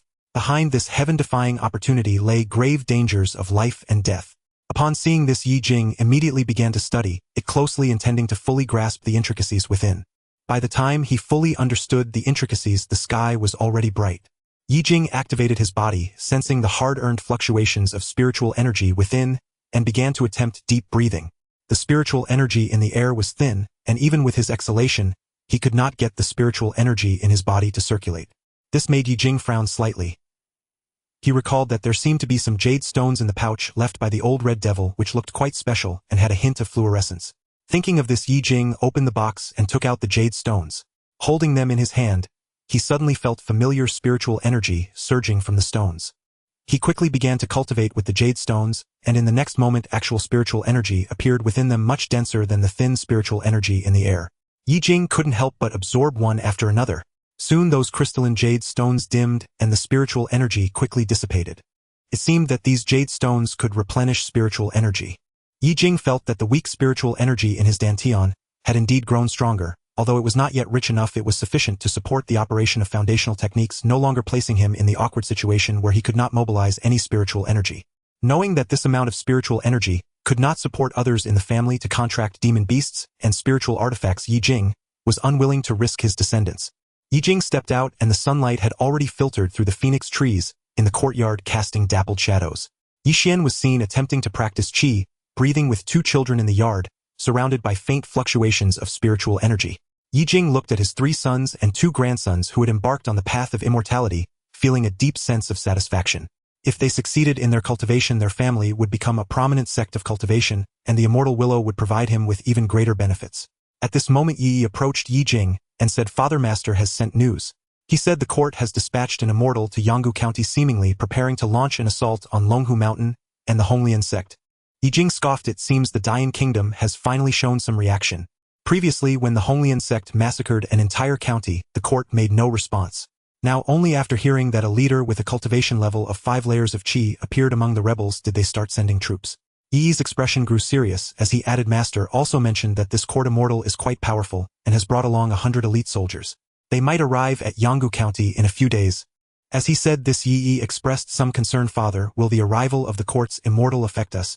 Ye Jing pondered for a moment before responding, let's take it one step at a time.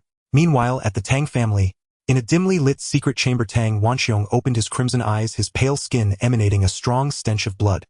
His body was weak and emaciated, showing none of the robust physique of a former martial artist. He let out a loud shout, his veins swelling, his whole body swaying, as he excitedly exclaimed, I've made it. I can feel the spiritual energy. I am about to become an immortal. Tang Wanxiong gazed at the blood-red vortex forming in his hand, overwhelmed with excitement. Tang Wanxiong, it seems you do possess some talent. After consuming so many, you can still draw qi into your body. At this moment, a deep voice came from outside the room. Tang Wanxiong quickly concealed his joy and knelt down, saying, Immortal Master, I owe today's achievements entirely to the cultivation secret method and blood pill you bestowed. In this life, I shall follow the Immortal Master closely. The door to the secret chamber slowly opened, revealing a man in a black robe, his face obscured by shadow. He was accompanied by several howling corpses. The man's gaze swept over Tang Wanxiong, his tone calm, yet filled with undeniable authority. Drawing qi into your body is just the beginning. With your meager cultivation, you are not even considered a true cultivator. Tang Wanxiong hurriedly bowed his head. I seek the Immortal Master's guidance. I am willing to pay any price to advance my cultivation. He had been approached by this Immortal Master a year ago with the goal of achieving immortality. The death of his son, along with the increasingly powerful Ye family, had filled him with dread. When he accidentally encountered this immortal from the Honglian sect, Tang Wanxiong was eager to become his disciple and learn the cultivation methods for immortality. The man in the black robe smirked disdainfully. Tang Wanxiong had no real cultivation talent. He was merely a conscious corpse crafted from the blood pill he provided, yet he still dared to aspire to improve his cultivation. Impatiently waving his hand, the corpses behind him emitted low growls. The black-robed man continued, the court has sent cultivators to Yanggu County targeting Longhu Mountain and our Honglian sect. You have operated in Yanggu County for many years with deep roots. This is your chance to make a name for yourself.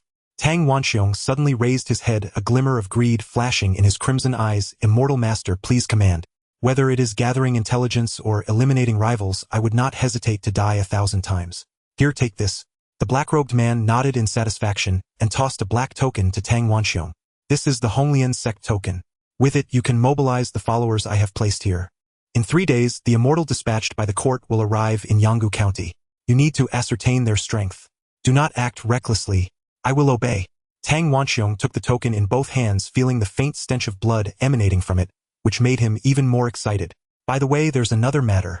In Lu village there is a Ye family, and it is said that one of my elders died at the hands of the Ye family's master. Are you referring to Ye Jing from Lu village? Tang Wanxiong was extremely surprised. Although he had heard about the Honglian sect rebels attacking Lu village, many martial artists from the county had gone to aid them at that time. However, he did not expect that elder to have been killed by Ye Jing. How much do you know about this Ye family? The black-robed man asked. Tang Wanxiong quickly replied, Immortal Master, this Ye family was once an ordinary farming household. A few years ago, I don't know what stroke of luck they had, but they cultivated golden spirit rice and tamed many rare beasts. It is indeed quite strange. After the unexpected death of his son, Tang Wanxiong had always suspected Ye Jing, but lacked evidence. The Ye family was not someone he could easily touch, which troubled him for quite some time. The black-robed man listened, finding the Ye family quite unusual. A glint of ferocity flashed in his eyes. He then said no more and turned to leave with the corpses. 3 days later, outside Yanggu County, dust swirled as a well-equipped group slowly approached. At the front of the group was a middle-aged man dressed in a white Taoist robe. He had a handsome face and an otherworldly demeanor with spiritual energy contained within him, yet subtly exuding an oppressive aura. He was the immortal dispatched by the court, Chen Mingyuan, whose cultivation had reached the 6th layer of qi. Behind him followed 100 elite soldiers, each tall and strong, wielding specially designed anti-evil crossbows with talismanic jade pendants hanging from their waists, evidently tailored for dealing with cultivators and malevolent beings. As the group entered the city, the citizens along the streets hurriedly retreated, their faces filled with awe and fear, whispering among themselves. Is this the immortal sent by the court? He looks so imposing. I heard they are here to deal with Longhu Mountain and the Honglian sect. Now our Yanggu County is saved. Keep your voice down. The Honglian sect members are not to be trifled with. Be careful not to let them hear you. Chen Minjiwan's group directly settled into the Yanggu County relay station, which was tightly guarded by the soldiers, prohibiting anyone from approaching. Once he had settled in, he summoned the county magistrate of Yanggu County and several esteemed local martial artists to discuss matters. In the conference hall, Chun Mingyuan sat at the head, his gaze sweeping across the crowd, as he spoke in a deep voice. I believe you all are already aware of my purpose in coming here. The Honglian sect has committed countless atrocities, massacring the county and practicing evil arts. The court can no longer tolerate this. I am here to thoroughly eradicate the headquarters of the Honglian sect. You all must cooperate fully. The county magistrate quickly bowed and said, Rest assured, Immortal Master, I will definitely cooperate fully. The officials of Yanggu County are at your disposal. Other martial artists also voiced their support, but one person hesitated and said, Immortal Master, the methods of the Honglian sect cultivators are insidious, and they have corpses to assist them. We ordinary martial artists may find it hard to cope. Chan Mingyuan snorted coldly. With me here, along with my specially designed anti-evil crossbows and talismans, the Honglian sect is not to be feared. You simply need to assist the soldiers in sealing off the county and thoroughly investigating incoming personnel. Report immediately upon discovering any suspicious individuals. After discussing important matters, Chun Mingyuan called the county magistrate aside. The county magistrate quickly bowed respectfully. What is your command, Immortal Master? Chun Mingyuan remained aloof, his expression impatient. County magistrate, bring a few beautiful maidens to serve me. Upon hearing this, the county magistrate froze, his ingratiating smile frozen in place. He truly did not expect the immortal sent by the court to be so blatant, requesting women right after discussing business, but he dared not refute it at all and hurriedly bowed in response. In the Ye family courtyard, a soldier dressed in black clothing knocked gently on the door, his expression proud as he strode into the courtyard. It was the first time a soldier clad in armor had suddenly arrived. Ye Jing hurried out to greet him, cupping his hands in inquiry. The official wasted no time raising his voice to say, Tomorrow the Ye family must send a martial artist to the county to participate in the siege against the bandits of Longhu Mountain. This matter must not go awry. Upon hearing this, Ye Jing immediately understood. It must be that the immortal summoned by the court had arrived, hence the urgent call for local martial artists to assist. He maintained a calm demeanor, secretly taking out a heavy piece of gold and discreetly slipping it into the soldier's hand, showing great courtesy. The soldier weighed the gold with his fingers, and the tension in his smile relaxed instantly as he grinned and tucked it into his sleeve. When Ye Jing asked further questions, he dropped his pretense and spoke freely. The immortal who has come this time possesses the cultivation of the 6th level of qi refinement. The soldier lowered his voice, his tone filled with astonishment. Ye Jing was equally taken aback. He had heard that the leader of the Blood Lotus sect entrenched in Longhu Mountain had only reached the 5th level of qi refinement. It seemed that this siege was almost guaranteed to succeed. However, as soon as he finished speaking, a trace of disdain appeared on the soldier's face, and he scoffed. What a pity for such cultivation! Since arriving in Yanggu County, the immortal had only hastily outlined a few procedures for attacking the mountain before diving headfirst into the county magistrate's residence, pressuring the magistrate daily to present beautiful women indulging in revelry. Such behavior was truly contemptible. Ye Jing merely nodded slightly, taking it in. After sending off the soldier from the county, Yi stepped forward and said, Father, let me go for this siege against the Blood Lotus sect. At home, Yi Xian and his 2 children still needed to focus on their cultivation, so Yi decisively proposed to join the siege at Longhu Mountain. I'll go with you, Ye Jing replied. There may not only be the leader of the Blood Lotus sect among them, but he might also have connections with the bandits. This trip to Longhu Mountain is extremely dangerous. Now Ye Jing was about to enter the 1st level of qi refinement, and he could provide some protection for his son. Yi was surprised and then furrowed his brows, saying, Father, this journey is too dangerous. You have not truly entered qi refinement yet. If we encounter a cultivator from the Blood Lotus sect, your life may be in jeopardy. Ye Jing waved his hand, his gaze firm. Precisely because it is perilous, I must go with you. Though you are a martial artist, your experience in real combat is still lacking. I have navigated the rivers and lakes for many years. Dealing with such situations is well within my capabilities. Upon hearing this, Yi had no choice but to agree, knowing his father's capabilities, and thus he complied. Ye Jing took the golden light bowl in his arms, and then placed this magical artifact in the house. It was a treasure contracted with him that could block attacks from the undead when necessary, and he planned to keep it on him for safety. He could now control this golden light bowl. Although it consumed a significant amount of his spiritual energy, it provided a guarantee for his safety. He then reminded his eldest daughter-in-law Wu Guiyun to take good care of the house.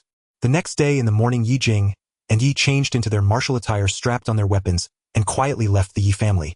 Outside Yanggu County, dozens of martial artists had already gathered, all dressed in brocade, appearing either wealthy or noble. Among them were 1 or 2 first-level martial artists seemingly leading the group. Their expressions were not pleasant, all forced to be there, making it hardly surprising. These martial artists surrounded Tang Wanxiong as if he was their leader. This was not surprising, as the Tang family, though somewhat fallen, was still a prominent family, and having a high-ranking official background naturally gave them considerable influence. Tang Wanxiong stood tall dressed in black martial attire, his skin pale with faint bluish-black veins visible, and his body somewhat hunched. He looked quite weak, staring intently at Ye Jing, a bitter smile creeping onto his lips before he disdainfully turned away.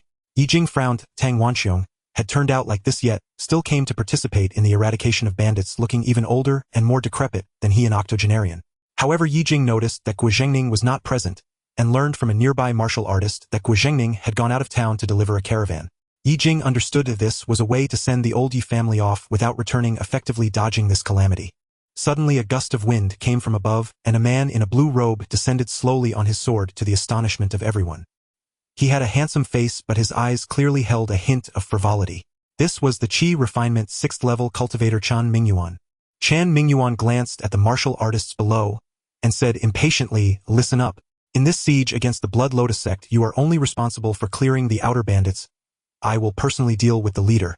Is that clear?" As an immortal, he carried an air of superiority that made the martial artists below dare not voice their anger. After all, in the eyes of an immortal, no matter how powerful or influential a martial artist was, they were merely insignificant ants. Among these martial artists, Ye Jing was quite curious about the immortal's sword. It turned out that immortals could indeed fly on their swords. Under Chan Mingyuan's lead, he soared forward on his flying sword, while the martial artists rode horses following closely behind, setting off in grand procession. Longhu Mountain had treacherous terrain and difficult paths.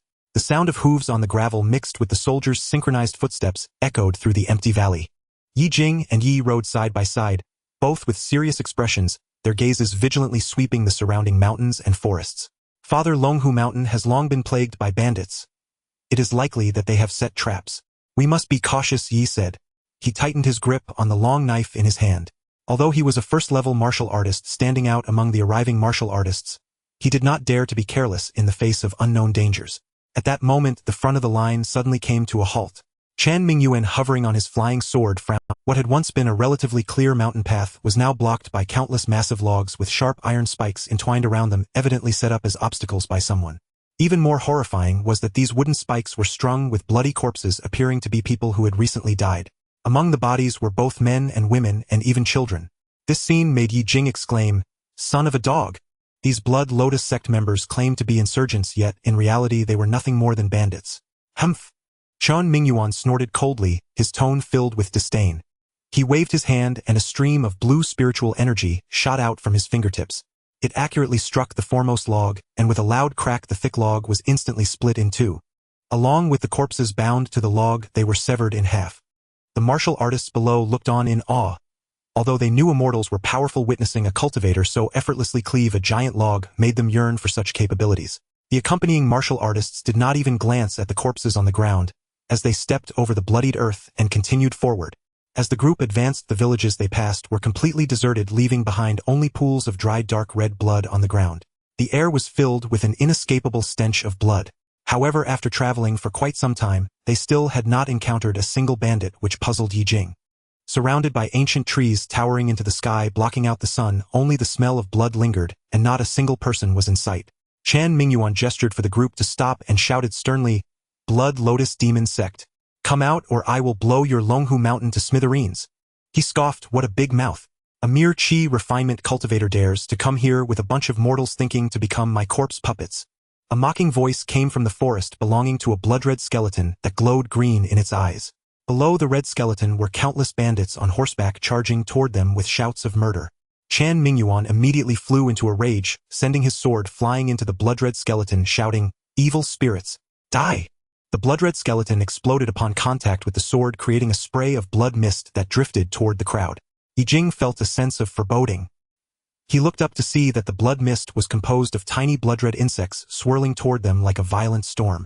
Chan Mingyuan began chanting a spell, and with a flick of his sword a brilliant blue light burst forth, unleashing numerous sword lights toward the blood-red insects. In just a moment the blood insects were eradicated. Ignorant fools of the demonic path, Chan Mingyuan hovered in midair, focusing on the bandits below, and coldly stated, "You only need to deal with these minions. I will handle the leader of the Blood Lotus sect."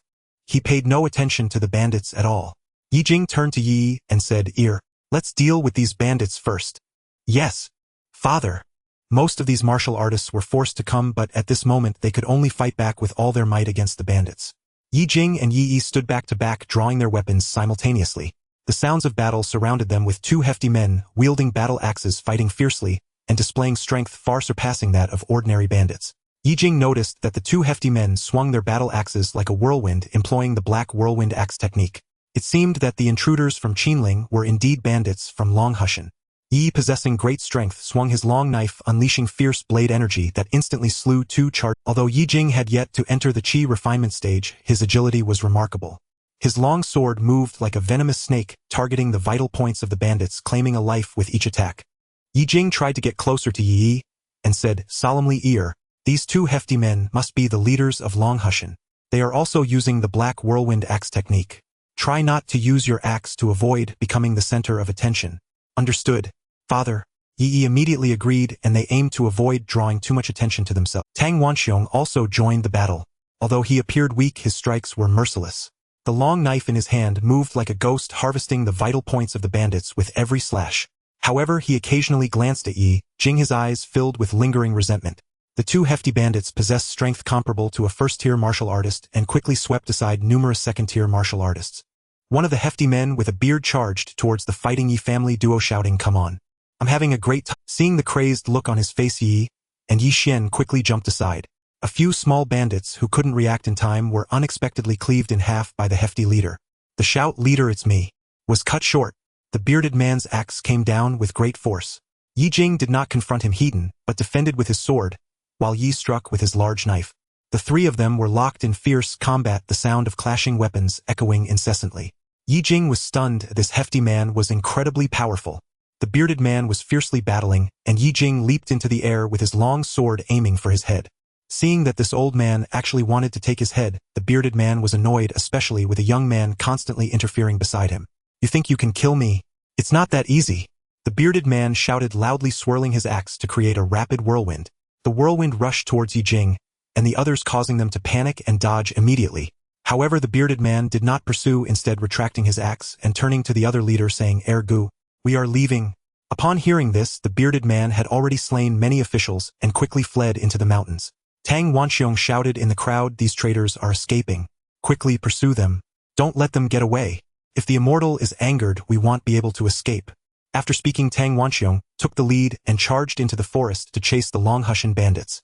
The martial artists centered around Tang Wanxiong rushed forward at his words. Seeing this, Yi asked, "Father, should we also pursue those fleeing bandits?" Ye Jing thought about the unusual bearded man and felt something was off. He tightened his grip on his sword and shouted, "Everyone stop. This is dangerous, there might be traps." However, those martial artists were already stirred by Tang Wanxiong's words, and in their bloodlust to chase the fleeing traitors, they ignored Ye Jing's warning. A martial artist holding a spear turned back to glare at Ye Jing, disdainfully saying, "Old man, you stop with your alarmist talk. These traitors are fleeing for their lives. If we don't pursue them now, it will be endless troubles later." Another martial artist chimed in, "Exactly. The Tang family head has taken the lead. How can we retreat?" Tang Wanxiong stood at the entrance of the forest, and upon hearing Ye Jing's shout, he turned back with a cold smile. He loudly declared, "Everyone ignore him. Old man Yi is just old and afraid of death. The Immortal has ordered that when coming to Longhushan, we must eradicate all traitorous bandits. Anyone who dares to retreat will face the Immortal's wrath." After speaking, Tang Wanxiong cast a meaningful glance at Ye Jing. "Old man Yi, you'd best keep up, otherwise, if the Immortal is angered, no matter how powerful you are, you won't escape." Upon hearing this threatening statement, Yi immediately grew furious. Seeing what Tang Wanxiong said, Ye Jing realized they had no choice but to follow the Longhushan bandits. Calm down." Ye Jing raised his hand to stop the angry Yi from stepping forward. His gaze was deep as he swept over Tang Wanxiong's provocative face. He slowly spoke, "Since the Tang family head has said it is the Immortal's order, my son, and I will not hold back. That said, I want to remind everyone that the traitors act strangely. Just now, the Longhushan bandits were fiercely engaged in battle, but suddenly retreated. This matter is not simple. Once we enter the forest, I hope everyone remains vigilant." His words were neither servile nor overbearing, providing a way out for Tang Wanxiong, while also warning everyone again. However, those martial artists were already clouded by the fear of the Immortal's punishment and the glory of eradicating the traitors, treating Ye Jing's words as mere old-fashioned chatter. They all surged into the dense forest following Tang Wanxiong. Yi looked at their retreating figures and said angrily, "Father, that Tang Wanxiong is clearly targeting us on purpose, and those others are foolish beyond belief. Are we really going to follow them in?" Ye Jing sighed softly and patted Yi's shoulder, saying, Let's follow behind and see how it goes. Moreover, since he has invoked the name of the Immortal, if we stay behind, he might slander us before the Immortal, and then we would be seen as disobedient, making our situation even more difficult. Yi suppressed his anger and replied, Father, I understand. You can rest assured this time I will stick close to you and not hold you back. Ye Jing nodded. Subsequently, the father and son entered the dense forest of Longhushan, one in front and the other behind. At this moment, a deafening explosion echoed from above the mountain. Ye Jing looked up at the sound, only to see a blue figure battling a blood-red figure atop the peak, with fierce exchanges erupting between them. The battle between immortals had begun. On the peak, Chen Mingyuan wielded his long sword, slashing at the approaching blood insects, shouting, Demon Cultivator. Is this all you've got? Just sending out these little bugs? The red-clad figure held a blood-red, glowing human skin lantern, from which countless blood-colored insects continuously emerged, advancing menacingly. Don't be anxious, let's have some fun. I haven't fought so freely in a long time. The man in red laughed maniacally. As the human skin lantern glowed brighter, the blood-red insects surged forward, while the soldiers who had followed Chen Mingyuan were reduced to piles of white bones, their flesh and blood drained by these insects. Seeing the eerie blood insects continually attacking him, Chen Mingyu shouted, Demon Cultivator, do not harm the innocent. Azure Tsang's sword rain. He was not concerned for the lives of those mortals, but worried that if this demon cultivator continued to absorb blood essence, the blood insects would become increasingly difficult to deal with. Just as he finished speaking, the long sword in Chen Mingyuan's hand erupted with dazzling azure spiritual light, spinning rapidly in his palm. Countless delicate azure sword shadows detached from the sword body, raining down upon the red-clad figure. Like each sword shadow contained fierce sword energy, and as soon as the blood-red insects touched them, they were reduced to dust, filling the air with a foul blood mist. The red-clad figure was startled to see that this cultivator possessed some strength. He waved the human skin lantern and swiftly transformed into a red shadow, escaping towards the mountain edge. The sword shadows brushed past his body, severing the ancient trees in the mountain, showcasing their terrifying power. Demon Cultivator, where do you think you're going? Chen Mingyuan immediately pursued. In the dense forest, Ye Jing and Yi cautiously advanced when suddenly a shadow of a sword appeared from the sky, striking down a large tree not far from them. The two staggered, nearly falling. Is this the power of an immortal? Ye Jing was greatly shocked. To possess such strength at just the 6th layer of qi refining was indeed beyond the reach of mere mortals like them. Ahead, Tang Wanqiong was relentlessly pursuing the bandits until he came to a spacious stone altar and halted his steps. There was not a single bandit in sight. Seeing this, Ye Jing immediately grabbed Yi, and the two swiftly retreated to the side. Master Tang, why have you stopped? Is something wrong? One warrior could not help but ask.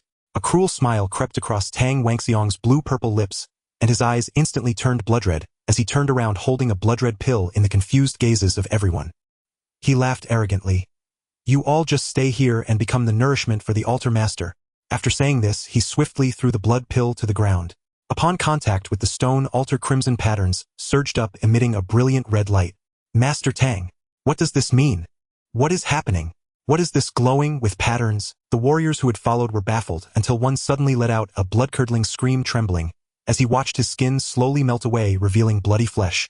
Crimson blood fell into the formation, and then the others began to scream in horror. Ah!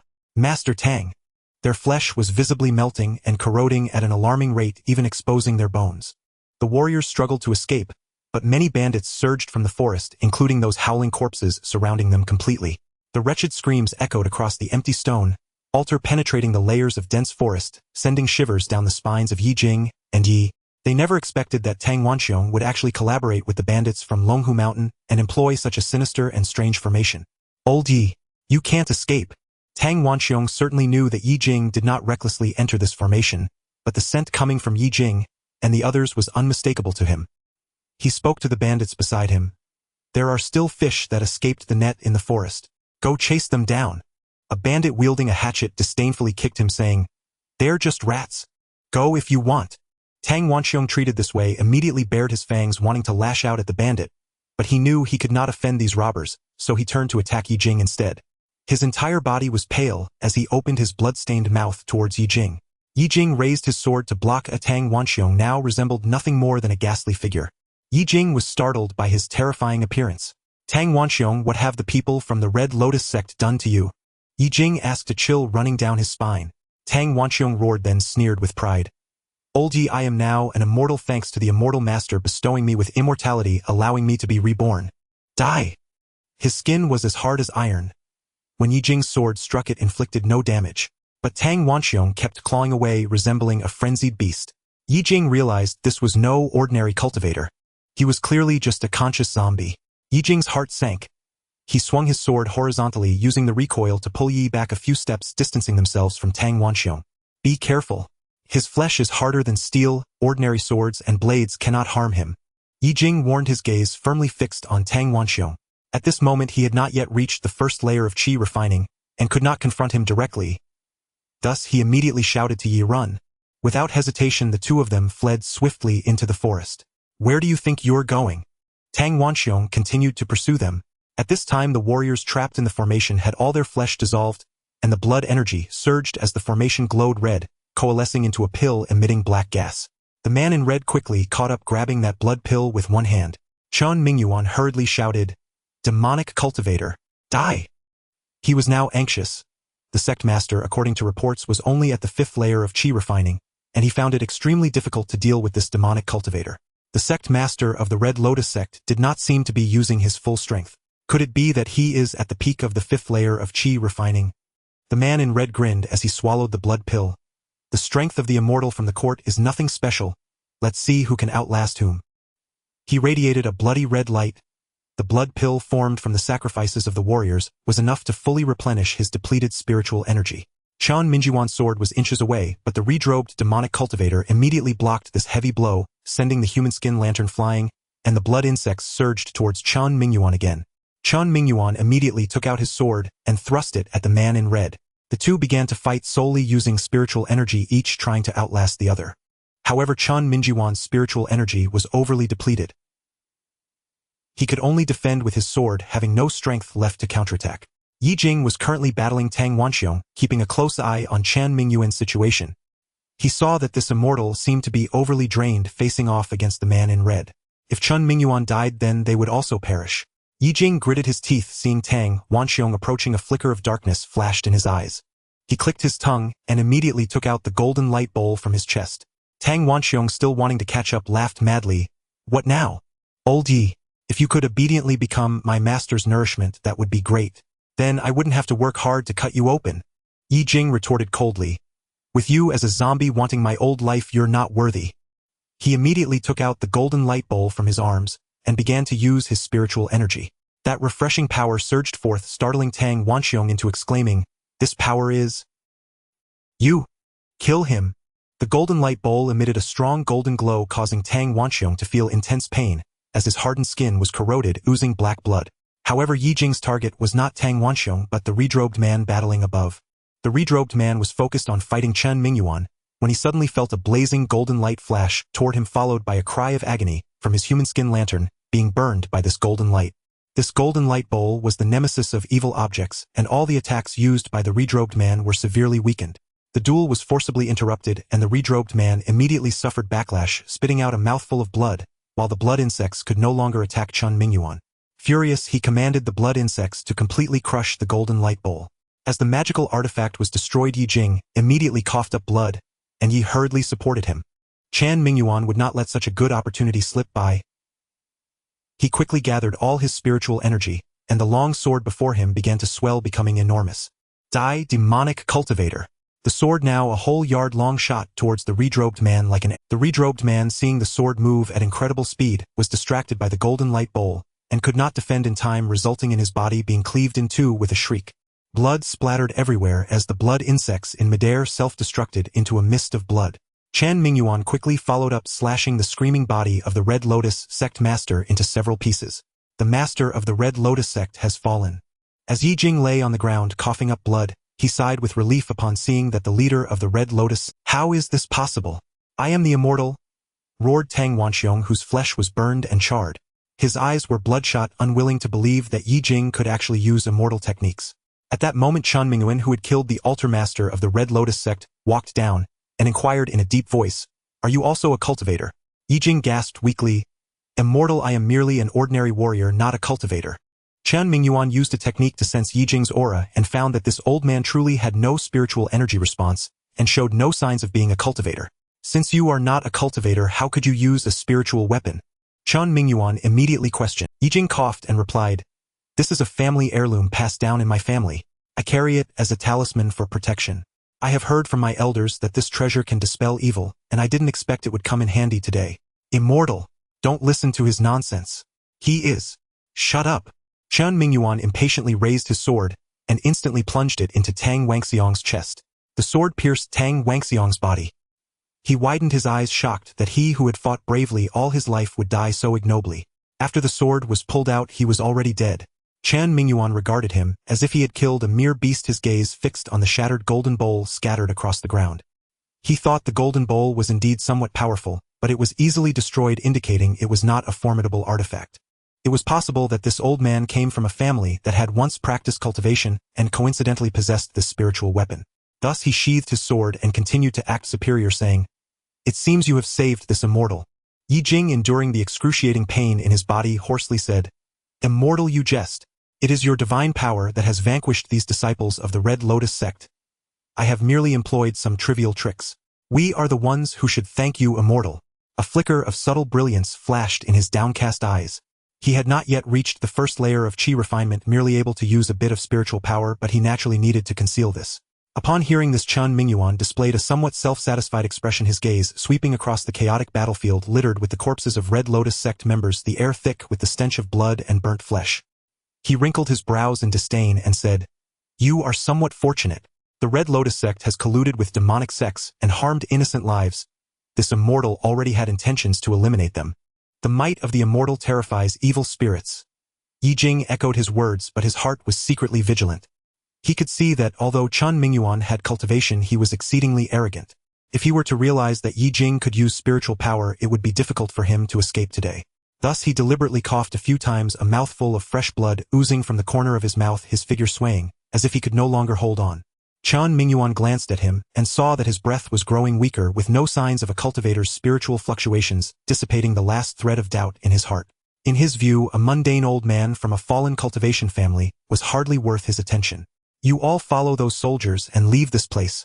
I will use my spells to eliminate the remnants of Longhu Mountain," Chen Mingyuan said coldly. His gaze fell on the scattered dim fragments of the spiritual weapon, then disdainfully gripped his sword. After Ye Jing and the soldiers left, Chen Mingyuan immediately activated his spell, pulling out several talismans. Once the talismans glowed with red light, countless blood-red needles flew down. Under Ye Jing's astonished gaze, those needles easily tracked the fleeing bandits, piercing into their brains. Those mere mortal warriors and cultivators trembled and fell to the ground, dying on the spot. In just a short incense stick's time, there were no survivors left in Longhu Mountain, except for the soldiers and the Tuyi family members. The slaughter at Longhu Mountain finally subsided. Chen Mingyuan sheathed his sword and consumed several pills to replenish his depleted spiritual energy. Ye Jing observed how Chen Mingyuan's weariness vanished after taking several pills. Seeing this, Ye Jing also opened the gourd at his waist and took several hearty swigs. This was the highly concentrated crimson blood wine he had specially prepared. It could maximize the replenishment of his excessively consumed spiritual energy. He couldn't help but wonder how Chen Mingyuan's pills compared to his crimson blood wine. After a brief rest, Chen Mingyuan said that the remnants of Longhu Mountain had been dealt with, and he would personally lead a team to search deeper into Longhu Mountain. He invited Ye Jing to accompany him. Ye Jing readily agreed. "Father, shouldn't you rest for a while first?" Yi on the side couldn't help but express his concern. Ye Jing shook his head, standing up and saying, My body is already much better, it's fine. Let's go with them and take a look first." Chen Mingyuan took the lead, and the soldiers continued to advance deeper into Longhu Mountain. The soldiers quickly regrouped and scattered in different directions. The sounds of footsteps clashing, armor and weapon collisions shattered the brief silence in the mountains. Chen Mingyuan personally led a team of elite soldiers, and was the first to charge into the main hall of Longhu. With Yi Yi's assistance, Ye Jing saw that the hall was already empty. The incense burner on the offering table had been knocked over, incense ash scattered everywhere, and the originally worshipped statue of the evil god had been split in half-shattered pieces strewn around. "Immortal Master, there's a secret door here." A soldier's voice came from the side of the hall. Chen Mingyuan quickly walked over and saw the soldier pointing at a wall where the bricks had a slightly different color from the others, clearly movable. Several soldiers worked together to push aside the bricks, revealing a dark gaping hole from which a foul stench rushed out, making one feel nauseous. "Bring a torch," Chen Mingyuan ordered. After the torch was lit, the flames illuminated the scene inside the cave. There was an enormous blood pool with dozens of incomplete corpses soaking in the water, some already beginning to rot while others were still twitching slightly. The edges of the pool were carved with eerie runes, and the stench of blood in the air was several times stronger than outside. This is the blood pool used by the Red Lotus sect to refine corpses. Chun Mingyuan's face turned grave. No wonder they have so many undead. They actually use such sinister methods to refine corpses. The soldiers looked on in horror at the scene. While rummaging on the stone platform beside the blood pool, a soldier suddenly discovered a purple sandalwood box. Upon opening it, he found not only several tokens marked with evil energy, but also a well-sealed letter. He hurriedly presented the letter to Chan Mingyuan. Immortal Master, take a look. Chan Mingyuan opened the letter and read it carefully by the firelight, becoming increasingly frown as he read. The handwriting in the letter was scrawled with a sinister tone. It was a secret correspondence between the Red Lotus sect and the demonic Xianyu sect. The letter not only mentioned the collusion of the two sects, but also agreed that the Xianyu sect would provide the cold materials needed for corpse refining, while the Red Lotus sect would be responsible for supplying cultivation spirit stones. What a Xianyu sect! Chan Mingyuan clenched the letter tightly, his knuckles turning white. They dare to collude with the Red Lotus sect, attempting to bring disaster to the world.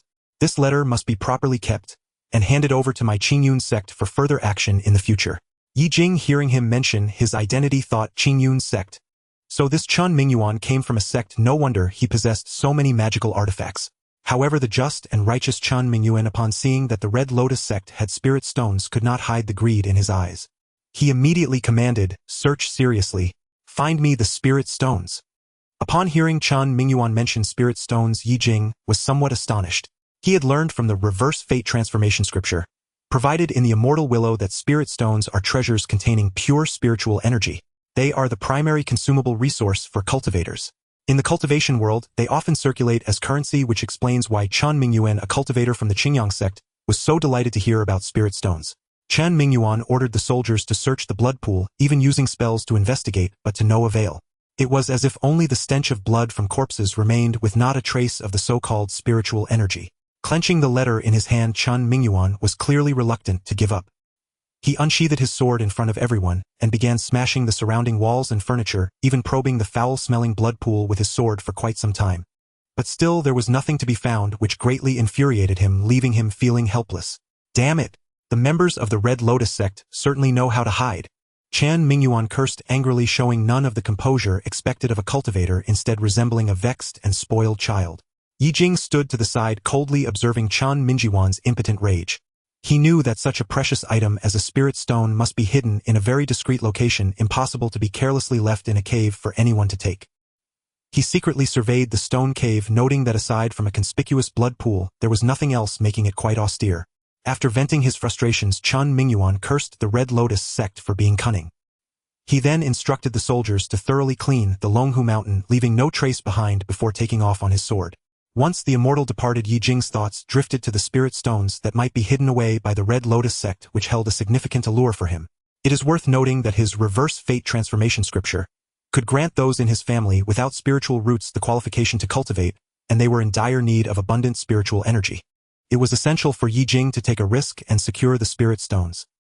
He exchanged a glance with his son, and then approached the stone altar where the sacrificial warrior lay. While no one was watching, Ye Jing quietly picked up the fragments of the golden bowl, storing them away in the Immortal Willow, waiting for them to gradually restore. "Father, do you think there are really spirit stones here? What if they have already given them to the so-called Xianyu sect that they pledged loyalty to?" Yi could not help but ask. Ye Jing pondered for a moment and replied, "It shouldn't be so coincidental, right?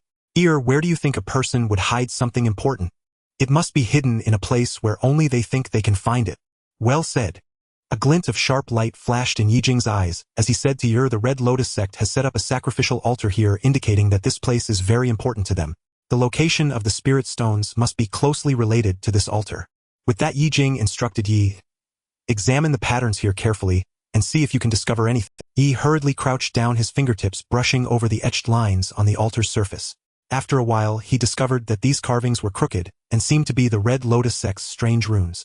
Previously, Chan Mingyuan had been too focused on smashing the walls and blood pool, completely neglecting the inconspicuous patterns on the altar. As Yi explored for a while, his fingertips suddenly halted on a slightly smooth rune. The edges of this rune were not as rough as the others, indicating it had been pressed repeatedly. Upon making this discovery, Yi hurriedly approached Ye Jing, whispering that one of the patterns seemed a bit problematic. Ye Jing stood up and casually glanced at the soldiers nearby, who were cleaning, most of whom were fearful of the altar's eerie atmosphere. Their attention focused on the corpses and debris on the ground, leaving no one to notice the father and son's actions. However, Ye Jing did not rush to deal with the rune, but instead took his son to pull aside a corpse nearby. Moments later, Chun Mingyuan suddenly flew over on his sword and asked, "Have you found the spirit stones?" Ye Jing hurriedly smiled and said, "Immortal, you jest. With your immense powers, how could my son and I mere mortals possess such abilities?" As he spoke, he covered his nose, appearing to be choked by the stench of the corpses. "I saw the soldiers struggling to clear the bodies, so I came to lend a hand. The Red Lotus sect has committed many evils, and dying here is a fitting punishment." Chun Mingyuan furrowed his brows. Initially, he had flown a distance away on his sword, but felt unsatisfied, convinced that the Red Lotus sect could not have left no traces at all. He turned back to check, only to unexpectedly find Ye Jing and his son lingering near the altar. "Humph. Search and clean thoroughly, leaving no corner unchecked. If anything unusual is discovered, report it to me immediately." After saying this, he worried about missing something and began hacking at several pillars around the altar, but still received no response. Seeing this, both Ye Jing and Yi tacitly helped move the corpses, while Ye Jing also collected the human skin lantern from the hands of the Red Lotus sect's altar master into the immortal willow. Since the human skin lantern was already destroyed, Chun Mingyuan would not care about such a ruined spiritual artifact, otherwise he would have taken it long ago. It took an entire day to clear the corpses from Longhu Mountain, while the martial artists had been reduced to nothing but bones, leaving only clothing behind. The only survivors were Ye Jing and Yi Xian. Afterward, Chun Mingyuan set fire to the entire Longhu Mountain, burning it to the ground, leaving no tree or beast alive. As for how the surrounding common folks would survive without the mountain, that was not a concern for an immortal. As for the Tang family, the head of the Tang family, Tang Wanxiong, died, and the Tang matriarch, overwhelmed by grief, spat out blood and died at Tang Wangxiong's funeral. All the vast family business of the Tang family fell into the hands of the unworthy son Tang Eri, while several of the Tang family's illegitimate sons were nothing but ruffians, indicating that the Tang family was on the brink of collapse. As for the court's call for Chun Mingyuan to eliminate Longhu Mountain and the Red Lotus sect, he had a good time in Yanggu County before reluctantly leaving. Upon learning that Chun Mingyuan had finally departed, Ye Jing felt a sense of relief and returned to Longhu Mountain to check the treasures at the altar. He even specially brought along Black Wind, for perhaps the place where the spirit stones were kept would have its own array. In case he got trapped, Black Wind could use its powers to consume the barrier. In addition to Black Wind, he also discreetly had a flock of crows stationed at Longhu Mountain, but fortunately no one had approached the altar in these past few days. It seemed that Chun Mingyuan had truly eradicated all the bandits from Longhu Mountain. Ye Jing walked with slightly more peace of mind onto the already burned barren mountain. Only a thin layer of new green leaves poked through the ground, leaving a desolate scene. Recalling the once grand Red Lotus sect in Yanggu County, it had now turned to a handful of yellow earth reduced to ash. There was no one around, only the chilling winds. With a sense of nostalgia, Ye Jing arrived at the empty altar. He still remembered the strange rune his second son had felt on the stone wall. He crouched down to explore and quickly found the smooth rune, gently pressing it with his hand. With a soft click, the surface of the altar brightened with a circle of dark patterns centered around the rune. Then the entire altar's surface slowly lifted, revealing a dark square passageway. A gleam of excitement sparked in Ye Jing's eyes as he lit a fire stick, glanced around to ensure no one was watching, and stepped into the dark passage. As he approached, Ye Jing saw a stone platform deep within the passage. On it rested a box upon which floating runes seemed to be sealing something inside. Next to the box lay a yellowed booklet and a black token. This must be the treasure left behind by the Red Lotus sect. Ye Jing stepped forward and first slipped the booklet and the token into his pouch. Then he expended a trace of spiritual energy toward the casket. The runes within sensed his chi and instantly erupted into a powerful barrier. Ye Jing recoiled swiftly. The casket's exterior was wrapped in a layer of protection, like a bowl of golden light that guarded itself automatically. Using his Xianlu ability, he discerned that these were only rudimentary defensive runes, breakable. He shook his numbing hand and called to Hei Feng. "Hei Feng, up! Eat it!" Hei Feng, eyeing the blood-red barrier, grew ravenous. It leapt forward and began to gnaw at the formation with great hungry bites. Under Hei Feng's razor teeth, the formation was soon shattered, then devoured piece by piece and swallowed. Once the barrier was consumed, the runes rapidly dispersed and vanished.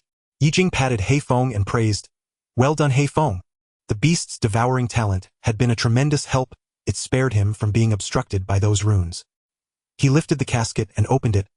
An outpouring of pure spiritual energy rushed forth, filling Ye Jing with sudden ease as the chi in his body trembled. Within lay several lustrous crystals, translucent and cool in the hand. Could these be spirit stones? Ye Jing held one and stared in astonishment.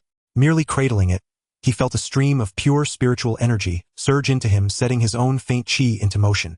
Normally, it took him an entire hour of meditation to reach that state. Now, a mere touch of a spirit stone could... No wonder that Immortal coveted spirit stones. They were true treasures. He carefully placed the casket against his chest and opened the small booklet. The title read Thousand Insects Curse. Ye Jing skimmed the pages and found methods of insect control.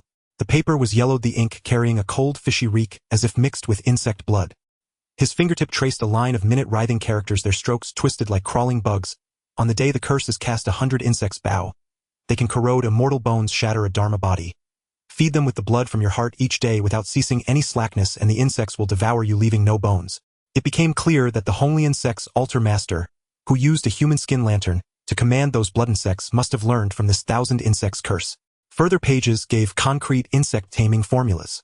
They ranged from the most basic arts, luring ants driving off bees, to high-level techniques able to manipulate soul-devouring goo and bone-rotting centipedes. Each page bore grotesque insect diagrams, corners were stained with predecessors' blood, smeared annotations, handwriting slovenly and mad. Feed a goo 100 days. Cast a cultivator's nascent soul into the goo urn, and obtain the mother goo. Build an army of 10,000 goo. Can corrode immortal bones. Ye Jing murmured to himself. Especially chilling was the passage about refining a cultivator's nascent soul into a goo. He hastily stowed the booklet away, intending to experiment with its insect arts later. The black token in his palm was engraved with a gilded character. You. He sighed, thinking of Xian Yu Pai and Qingyun sect. He wondered when he might visit those gatherings of immortals. He packed everything carefully. After checking the secret passage to ensure nothing else remained, Ye Jing closed it and hurried away. When he arrived home, Ye Jing began to contemplate the techniques he had acquired, martial styles such as black whirl axe technique, Luanhua sword method, and dark flying knives. From the Honglian sect came the so-called immortal arts, corpse puppet refining, and the Thousand Insects curse. He still could not open the brocade pouch originally in the golden bowl's owner's possession. It seemed sealed by a formidable curse beyond his current level. So he set it aside, resolving to try again once his cultivation advanced further. Ye Jing's martial cultivation had already reached mastery.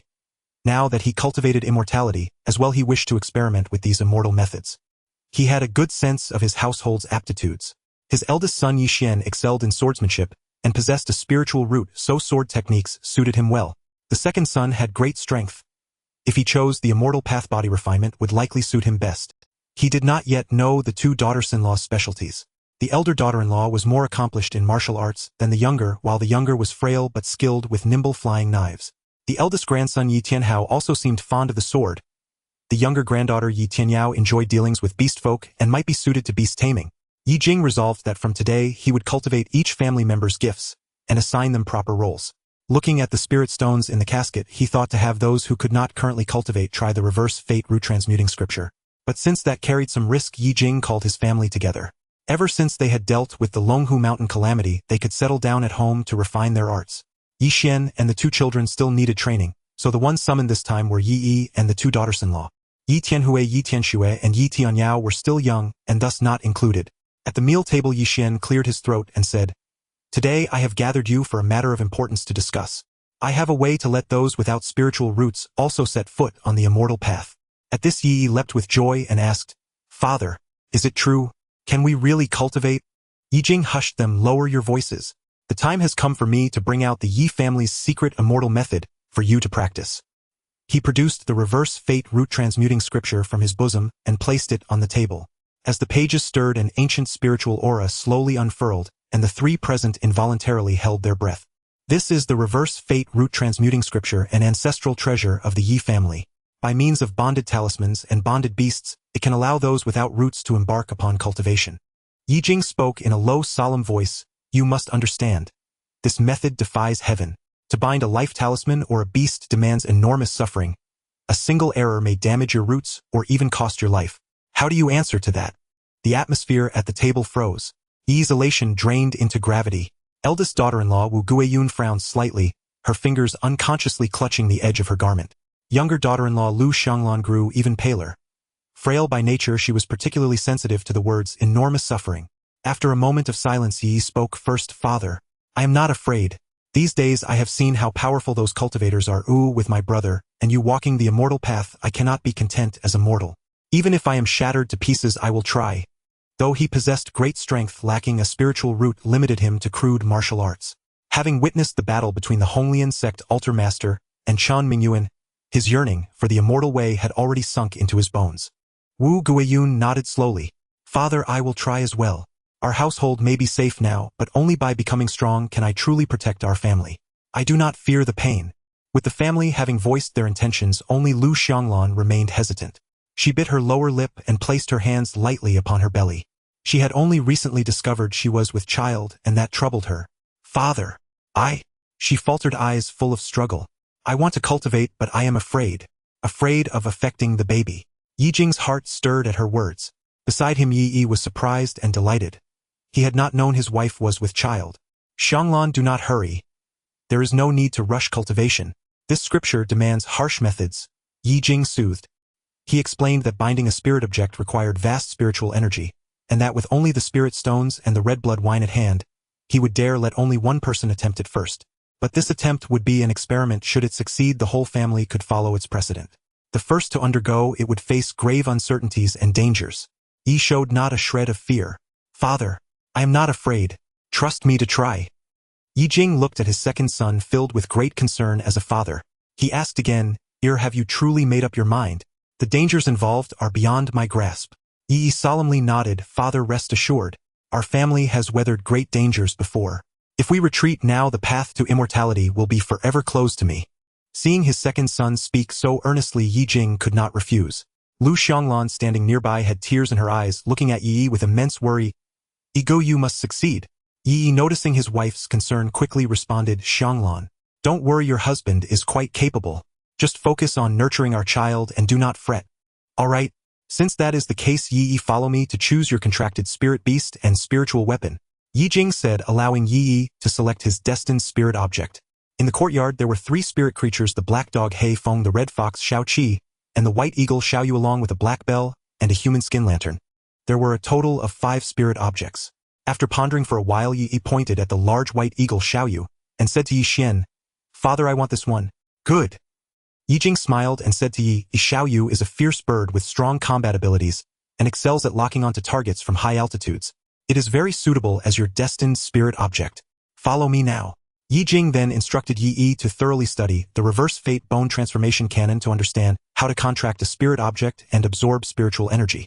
After Yi grasped the essentials, Ye Jing led him along with his chosen spirit object to a secluded chamber. The chamber was surrounded by bright spirit stones, encircling a mat in the center.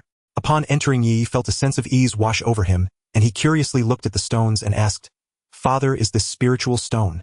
Ye Jing nodded and said, Sit on it and I will protect you. Yi complied and carefully sat down in front of the mat. The gentle spiritual energy emanating from the spirit stones seeped through his clothing into his skin, causing his previously tense body to relax completely. Even his breathing became much lighter. Xiao Yu seemed to understand what was about to happen, subdued its usual arrogance, and stood quietly beside Yi, its golden eyes fixed intently on him. Ye Jing walked to the center of the chamber, controlling his spiritual power. The surrounding spirit stones suddenly became even brighter, releasing streams of milky white spiritual energy that flowed like a river through the chamber. Focus your mind and calm your thoughts. Ye Jing's voice carried a hint of authority. Soon I will guide the spiritual energy to open your spiritual sea. You must willingly transfer your blood essence to Xiao Yu while accepting its spiritual consciousness. Remember, do not resist the flow of spiritual energy, nor harbor any defenses against Xiao Yu. Yi took a deep breath and slowly closed his eyes. Following the instructions in the book, he cleared his mind of all distractions and concentrated on his dantian. Soon a gentle stream of spiritual energy surged from the Baihui point on his head into his body. Wherever it flowed, his meridians felt as if they were soaked in warm water, incredibly comfortable. This spiritual energy circulated within him before heading straight to his dantian, which had been stagnant like still water. Buzz! A soft sound erupted in Yi's mind, and he felt a warmth in his dantian as the tightly closed gates of his spiritual sea were forcefully pushed open by the spiritual energy. At that moment, Ye Jing's voice rang out, Quick! Use your blood essence to merge with Xiao Yu. Yi hesitated, not biting the tip of his right finger, and bright red blood immediately seeped out. He raised his hand towards Xiao Yu. A drop of blood fell, instantly transforming into a red light that flew into Xiao Yu's body. The white eagle immediately let out a clear eagle cry, surrounded by a faint layer of white light, its feathers becoming even whiter and more radiant. Following that, a strange consciousness flowed from Yi's fingertip, filled with the unique sharpness and wildness of a fierce bird. Remembering his father's instructions, Yi opened his consciousness, connecting with it unreservedly. In an instant countless images flooded his mind, the white eagle soaring high in the sky battling ferocious beasts and foraging in the mountains and forests. These were the memories of the white eagle. At the same time Yi suddenly felt a piercing pain throughout his body. The agony of merging consciousness with the spirit beast far exceeded his imagination. His bones creaked softly, as if they might be crushed by this violent power at any moment. His muscles twitched and spasmed uncontrollably. Every inch of his skin felt like it was being torn, as if it were being forcibly stripped from his bones. Yet Yi gritted his teeth, determined to endure. His entire being was enveloped in spiritual power, and his body continually craved more spiritual energy, yearning to wash away the pain. Ye Jing, watching as his son was enveloped by a vast amount of spiritual power, noted that even Xiaoyu was letting out heartbreaking eagle cries. Ye Jing clenched his fists, not daring to relax for a moment, fearing anything might happen to his son. An hour passed, and the glow of the spirit stones around Yi gradually dimmed. He was drenched in sweat, his brow furrowed. Suddenly he opened his eyes and shouted loudly. The surging spiritual power coursed through his entire body, and Yi, feeling the overflowing spiritual energy within him, looked at his hands in disbelief. He was almost brought to tears. Father, have I succeeded? Can I cultivate? Ye Jing looked at the tears glistening in his son's eyes, and the nerves that had been tense for hours finally relaxed, a smile of immense satisfaction spreading across his face. He stepped forward and patted Yi's shoulder heavily, saying, "You did it, you really did it. Our Yi family has finally produced another cultivator." At this moment the dim spirit stones in the chamber had lost their luster, turning into a pile of ordinary stones, while Xiaoyu flapped its wings lightly. In its golden eyes there was now a deeper understanding with Yi, affectionately nudging Yi's arm with its head and letting out a cheerful call. Yi stood up excitedly, reaching out to stroke Xiaoyu's feathers, feeling the spiritual energy flowing slowly within him. The joy in his heart was beyond words. He turned to his father, urgency in his voice. "Father, I can already feel the spiritual energy. Does this mean I can start practicing according to the reverse fate bone transformation canon?" "Of course." Ye Jing nodded, a look of expectation in his eyes. "However, since you're just starting to cultivate and your foundation is still shallow, do not rush for results. From today on, Xiao, you will be your destined spirit beast. You must treat it well." As they spoke, the father and son walked out of the chamber with Xiaoyu. In the courtyard, Wu Guiyun and Lu Xianglan had been waiting there, their faces filled with anxiety and anticipation. Upon seeing the father and son emerge, they rushed forward. Lu Xianglan's gaze was fixed tightly on Yi Gu. "How is it? Did you succeed?" Yi quickly stepped forward, grasping Lu Xianglan's hand, feeling her cool and trembling palm. He spoke softly, "Xianglan, I succeeded. I can cultivate now. From now on I can protect you and the child better, just like my elder brother, and safeguard our family." Lu Xianglan, upon hearing this, was overwhelmed with joy and tears, exclaiming, "That's wonderful, truly wonderful." Meanwhile, He Feng and Shao Qi also gathered around, wagging their tails, their eyes filled with joy. Seeing that his son's matter was resolved, Ye Jing thought about the dim spirit stones, realizing it was time to revisit the jade business. With such joyous events occurring in the Yi family, at the Tang family in the county town, two plump bandits sat on the grandmaster chair of the Tang family, while the second Master Tang was trembling beneath them. "Are you saying that among the warriors who besieged my Longhu mountain, one Yi family survived?" the bearded man asked sternly. Second Master Tang trembled and replied, "Yes. Yes, sir. Damn it. The court's dogs have killed so many of my brothers. Even the Immortal Master was killed. I cannot swallow this anger." Another bandit cursed angrily. They were the leaders of Longhu Mountain, who had survived after the death of the Honglian sect's leader, relying on the relics of the immortal tools to fend off Chan Minjiwan's attack, and had fled to the Tang family for refuge. "Those imperial dogs. We dare not cross them yet. But a petty Yi family dares still to draw breath beneath our very eyes." The bearded man slammed his fist onto the armrest of his chair. The lacquered wood split with a sharp crack, revealing his prodigious strength. They were all martial cultivators, further empowered by the heretical arts of the Red Lotus sect, far surpassing ordinary mortals. "Tang Lauer, listen well, bring every able-bodied retainer you have. Immediately. I will exterminate the entire Yi clan." The bearded chieftain roared. His vendetta against the Yi family served two purposes: first, vengeance, and second, rumor held that the Yi family was immensely wealthy, one of the most prominent clans in the region. Plundering them might yield enough spoils to fuel his resurgence. His gaunt lieutenant, observing this, ventured cautiously, "Chief, if the old master of the Yi family survived the encirclement unscathed, he may yet harbor hidden secrets. Perhaps we should scout thoroughly before acting." Yes, absolutely." Tang Eri nodded frantically. "Esteemed sirs, the Yi family is currently at the height of its power, especially their patriarch Ye Jing, who commands great prestige throughout Yanggu County." Enraged, the bearded chieftain spat full in Tang Eri's face. "Useless Pusak. We number dozens. and wield venomous beasts. What cowardly nonsense is this fear? Tang Eri recoiled in terror, too paralyzed even to utter a sound. At that moment the great hall doors burst open, and two young men clad in brocaded robes stepped forth shouting, "Indeed! Uncle Tang, why tremble? Slay the Ye family and avenge father." Seeing the youths, the bearded chieftain mocked Tang Eri. "Look, youngsters possess more grit than you do." Ever since Tang Wanxiong's death, these two youths had loathed the Ye family with visceral hatred. Overhearing the bandits' plan at the door, they leapt forward without hesitation. In their eyes, how could some rustic clan dare overshadow the Tang family? As scions of the Tang lineage, it was their sacred duty to rise up and avenge their fallen patriarch. "Brave lads! Courageous indeed!" The bearded chieftain crowed with delight, slapping his thigh in raucous laughter. "Once I raise the Ye estate to dust, your rewards shall be bountiful." Flattered beyond measure, the youths swelled with pride. Their chests puffed high. Utterly unaware they were plunging the entire Tang household into an inferno. Seeing their resolve to attack the Ye family, Tang Eri suddenly wondered perhaps with these bandits' aid the Ye clan truly could be eradicated. Night deepened thick and heavy. Outside the Tang residence, dozens assembled. The bearded chieftain wore black robes, a bulging sack of pitch-black cloth strapped to his waist. The venomous creatures he'd boasted of clearly concealed within. Behind him stood a cohort of wiry, battle-hardened outlaws. Faces twisted with menace, gripping cleavers and iron rods, fully prepared for slaughter. Having learned that Ye Jing and the villagers had slain a second-rank Qi refining cultivator of the Red Lotus sect, the bandits eschewed open assault. Instead they planned a stealthy infiltration, then assassination. Tang Eri led the way. The two Tang youths trailed behind the outlaw ranks, short swords gripped tight, eyes blazing with feverish thirst for vengeance. The outlaw host advanced en masse. Until spotting Lu village at the mountain pass, they dismounted in silent unison and slipped inside like shadows. By now night had sunk deep. The slumbering villagers remained undisturbed by the vast creeping. When the bearded chieftain reached Ye Jing's gate, he beheld a grand courtyard house of blue bricks and glazed tiles standing stark and solemn in the moonlit gloom. Its snow-white walls soaring high, unmistakably the abode of wealth and power. This was the Ye residence. So imposing, so opulent. It promised rich plunder. Above, crows perched on the roof, startled by the intruders, wings flapped wildly as they dove downward. The bearded chieftain ignored the birds entirely. He sneered coldly, unfastened the black sack from his waist, and withdrew several jet-black centipedes, each bristling with venomous spines. Handing them to two nimble outlaws beside him, "Release the poison beasts first. Let them slay the occupants." The outlaws accepted the creatures, then crept low to the ground and wriggled silently through a dog flap into the compound. Moments later, faint skittering squeaks echoed from within.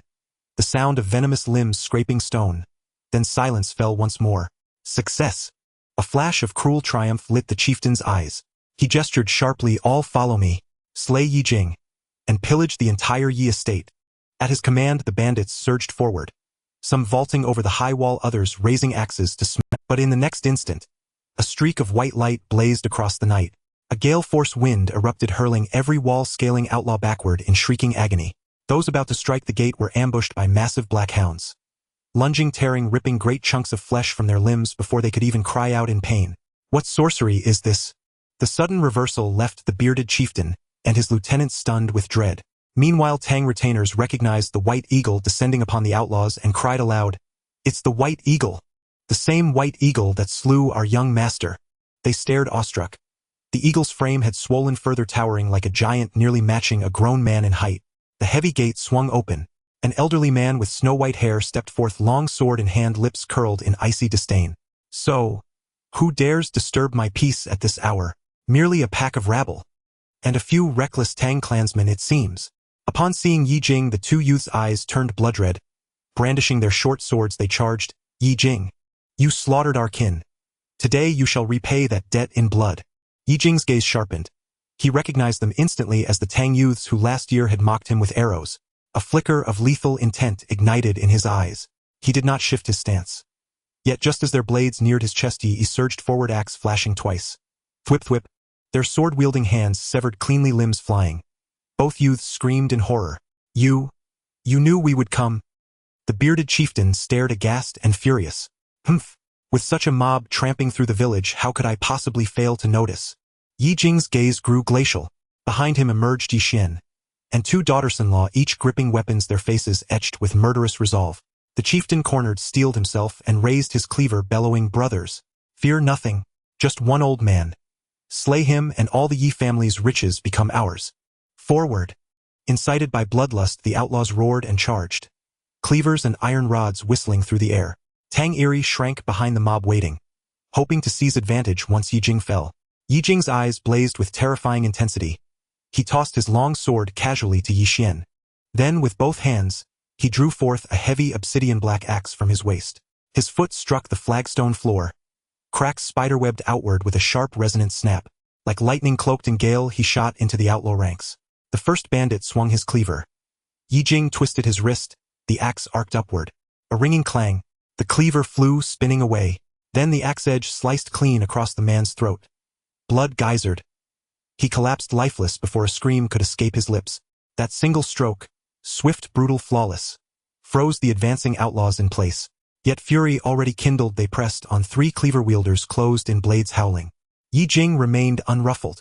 A light tap of his foot, and the axe became a whirlwind, rising, falling, cleaving. Thwip, crack, a cacophony of wet rending and splintering bone. Arms severed, outlaws collapsing, writhing and shrieking upon the blood-soaked earth.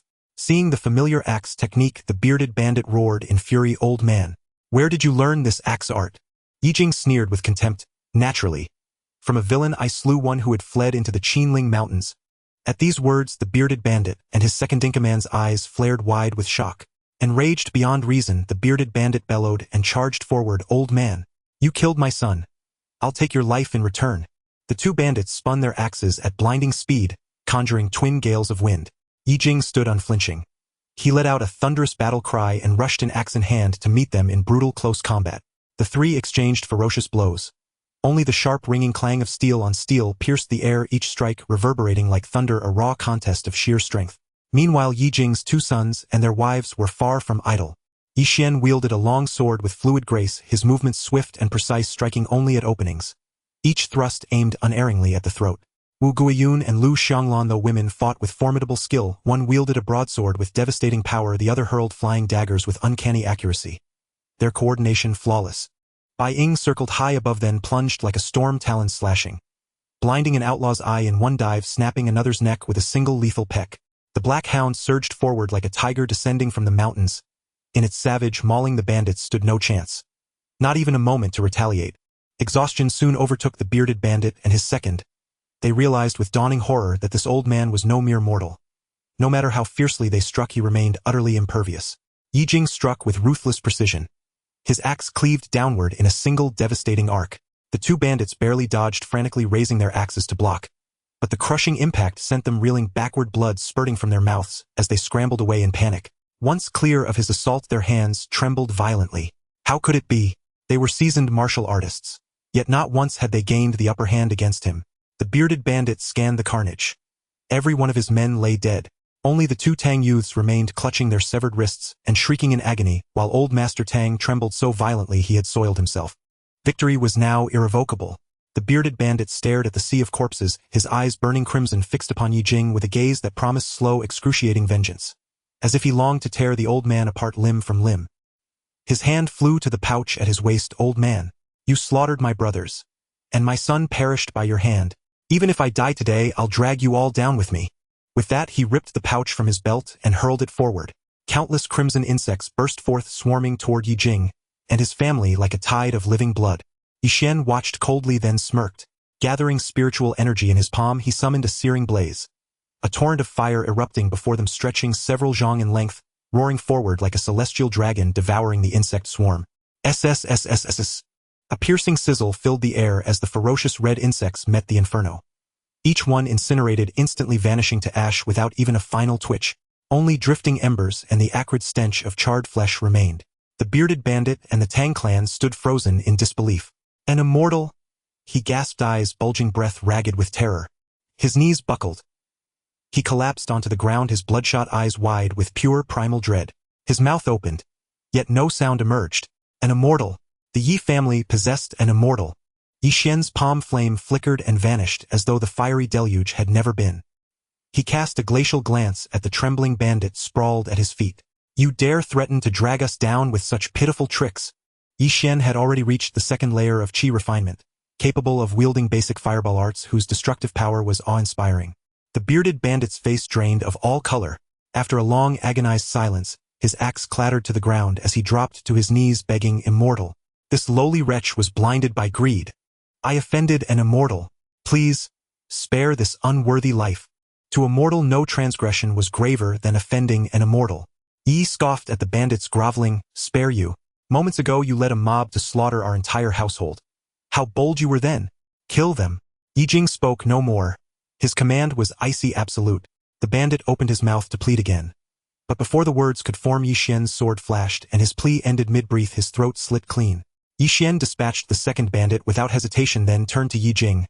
What shall we do with the three? Old Master Tang was shaking uncontrollably.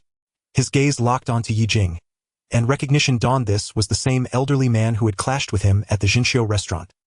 He fell to his knees, sobbing, Master Yi, I was coerced. Don't kill me. I'll surrender the entire Tang estate to you. Just spare my life. Even the young Tang heir forgot his pain, trembling violently before Ye Jing, his eyes hollow with abject terror. The last vestiges of youthful pride having evaporated the instant his arm was severed. One youth immediately pointed at old Master Tang. It was him. He conspired with these bandits to murder you. We were forced. Yes. Had he not colluded with the outlaws, we'd never have dared offend an immortal.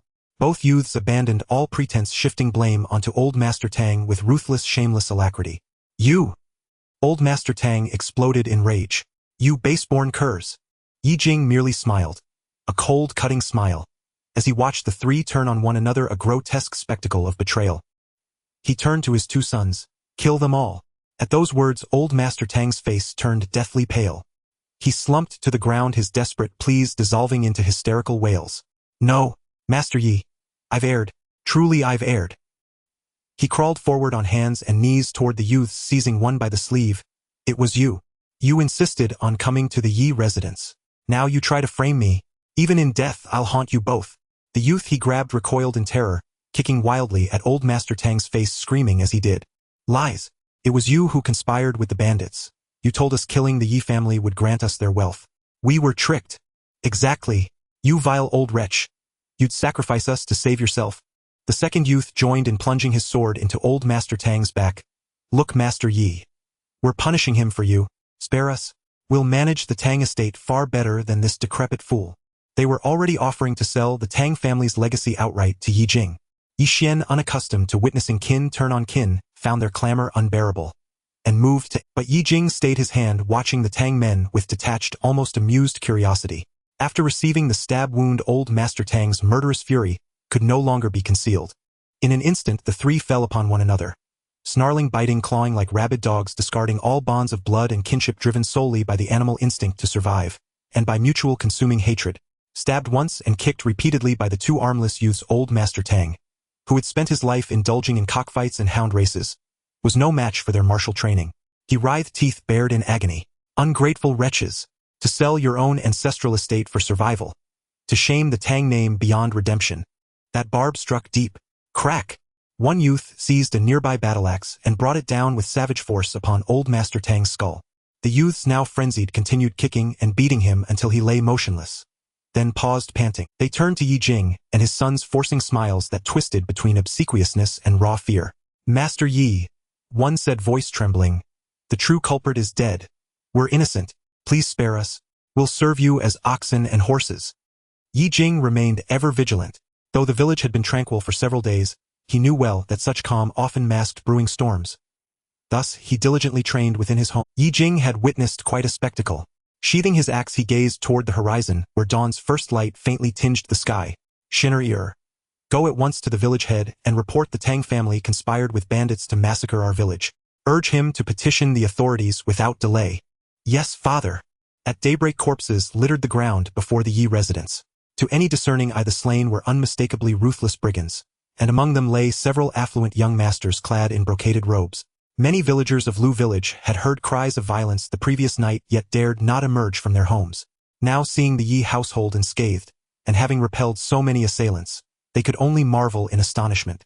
Morning light gilded the earthen path of Lu village in warm gold, yet the haphazard sprawl of corpses before the Yi gate exuded an icy, bone-deep chill.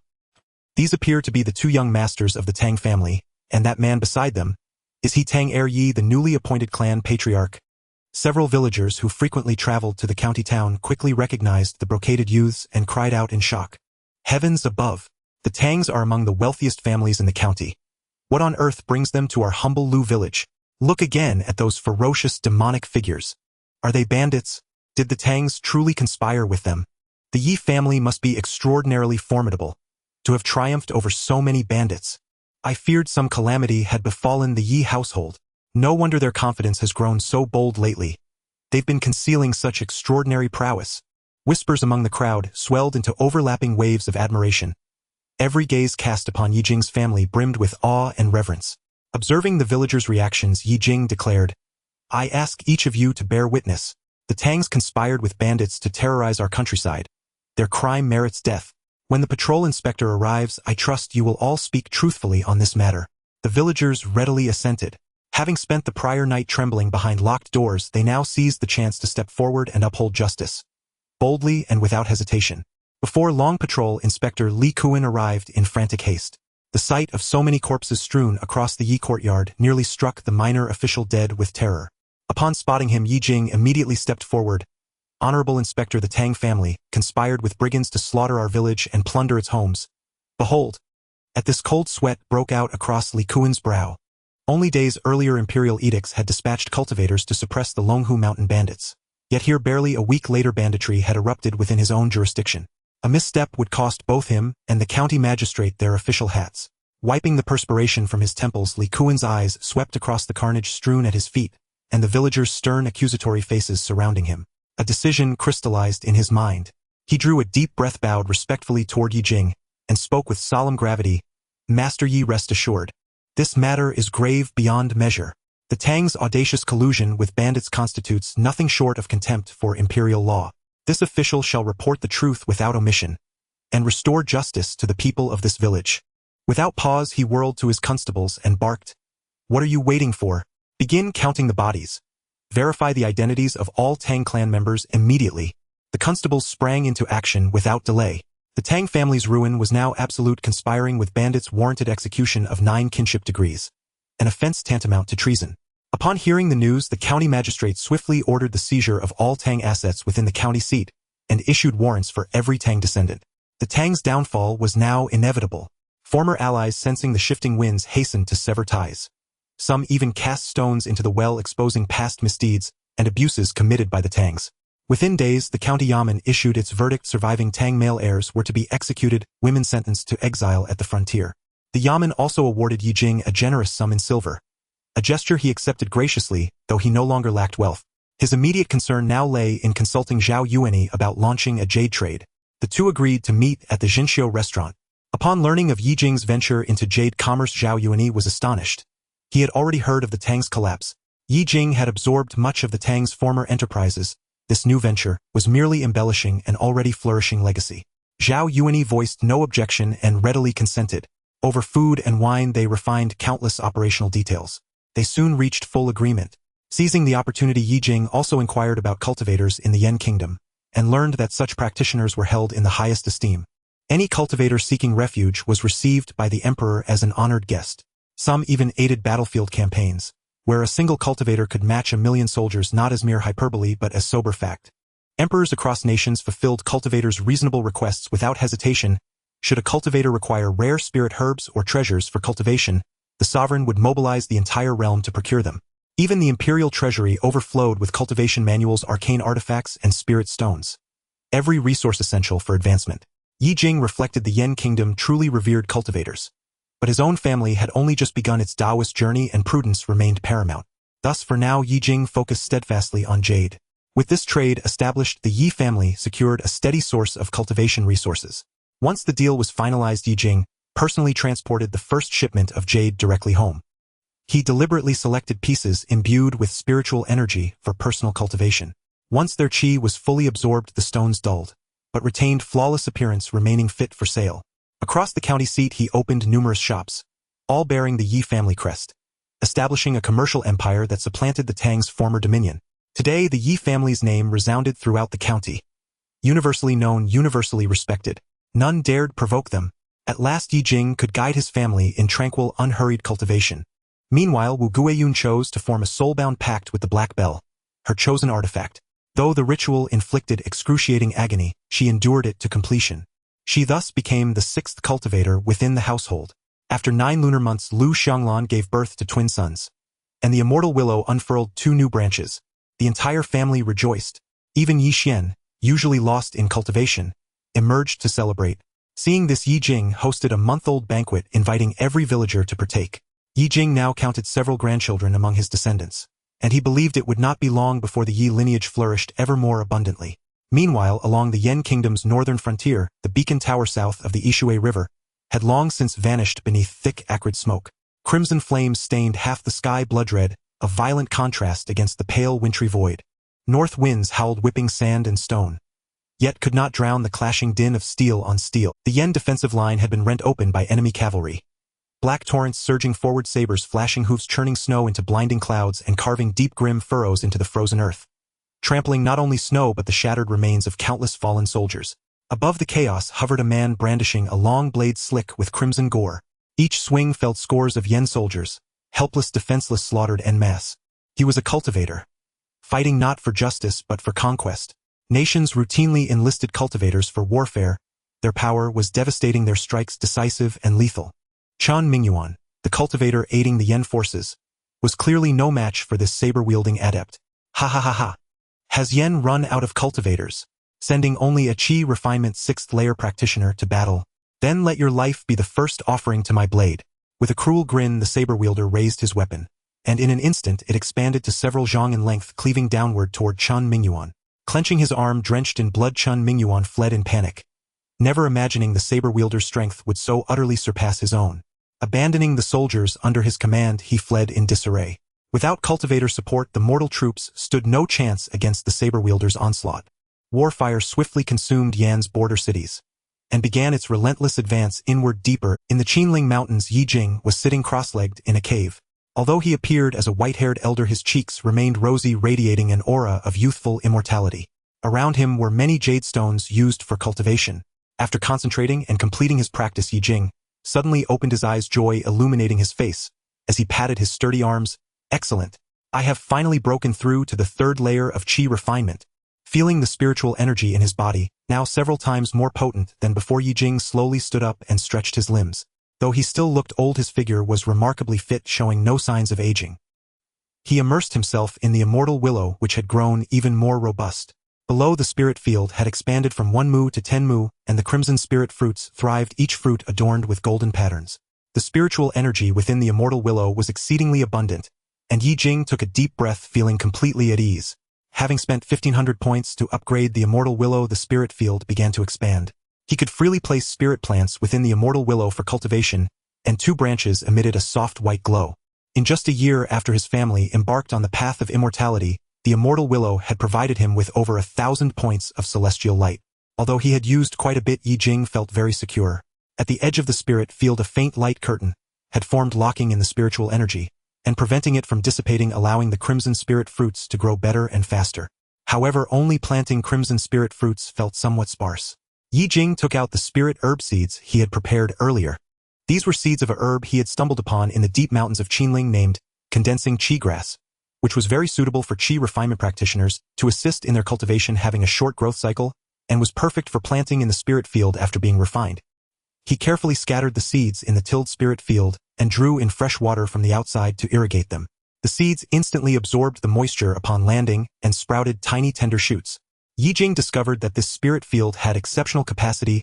Any refined spirit plant could be planted within, making it perfect for cultivating spirit plants. Thinking of this, Ye Jing felt a bit regretful.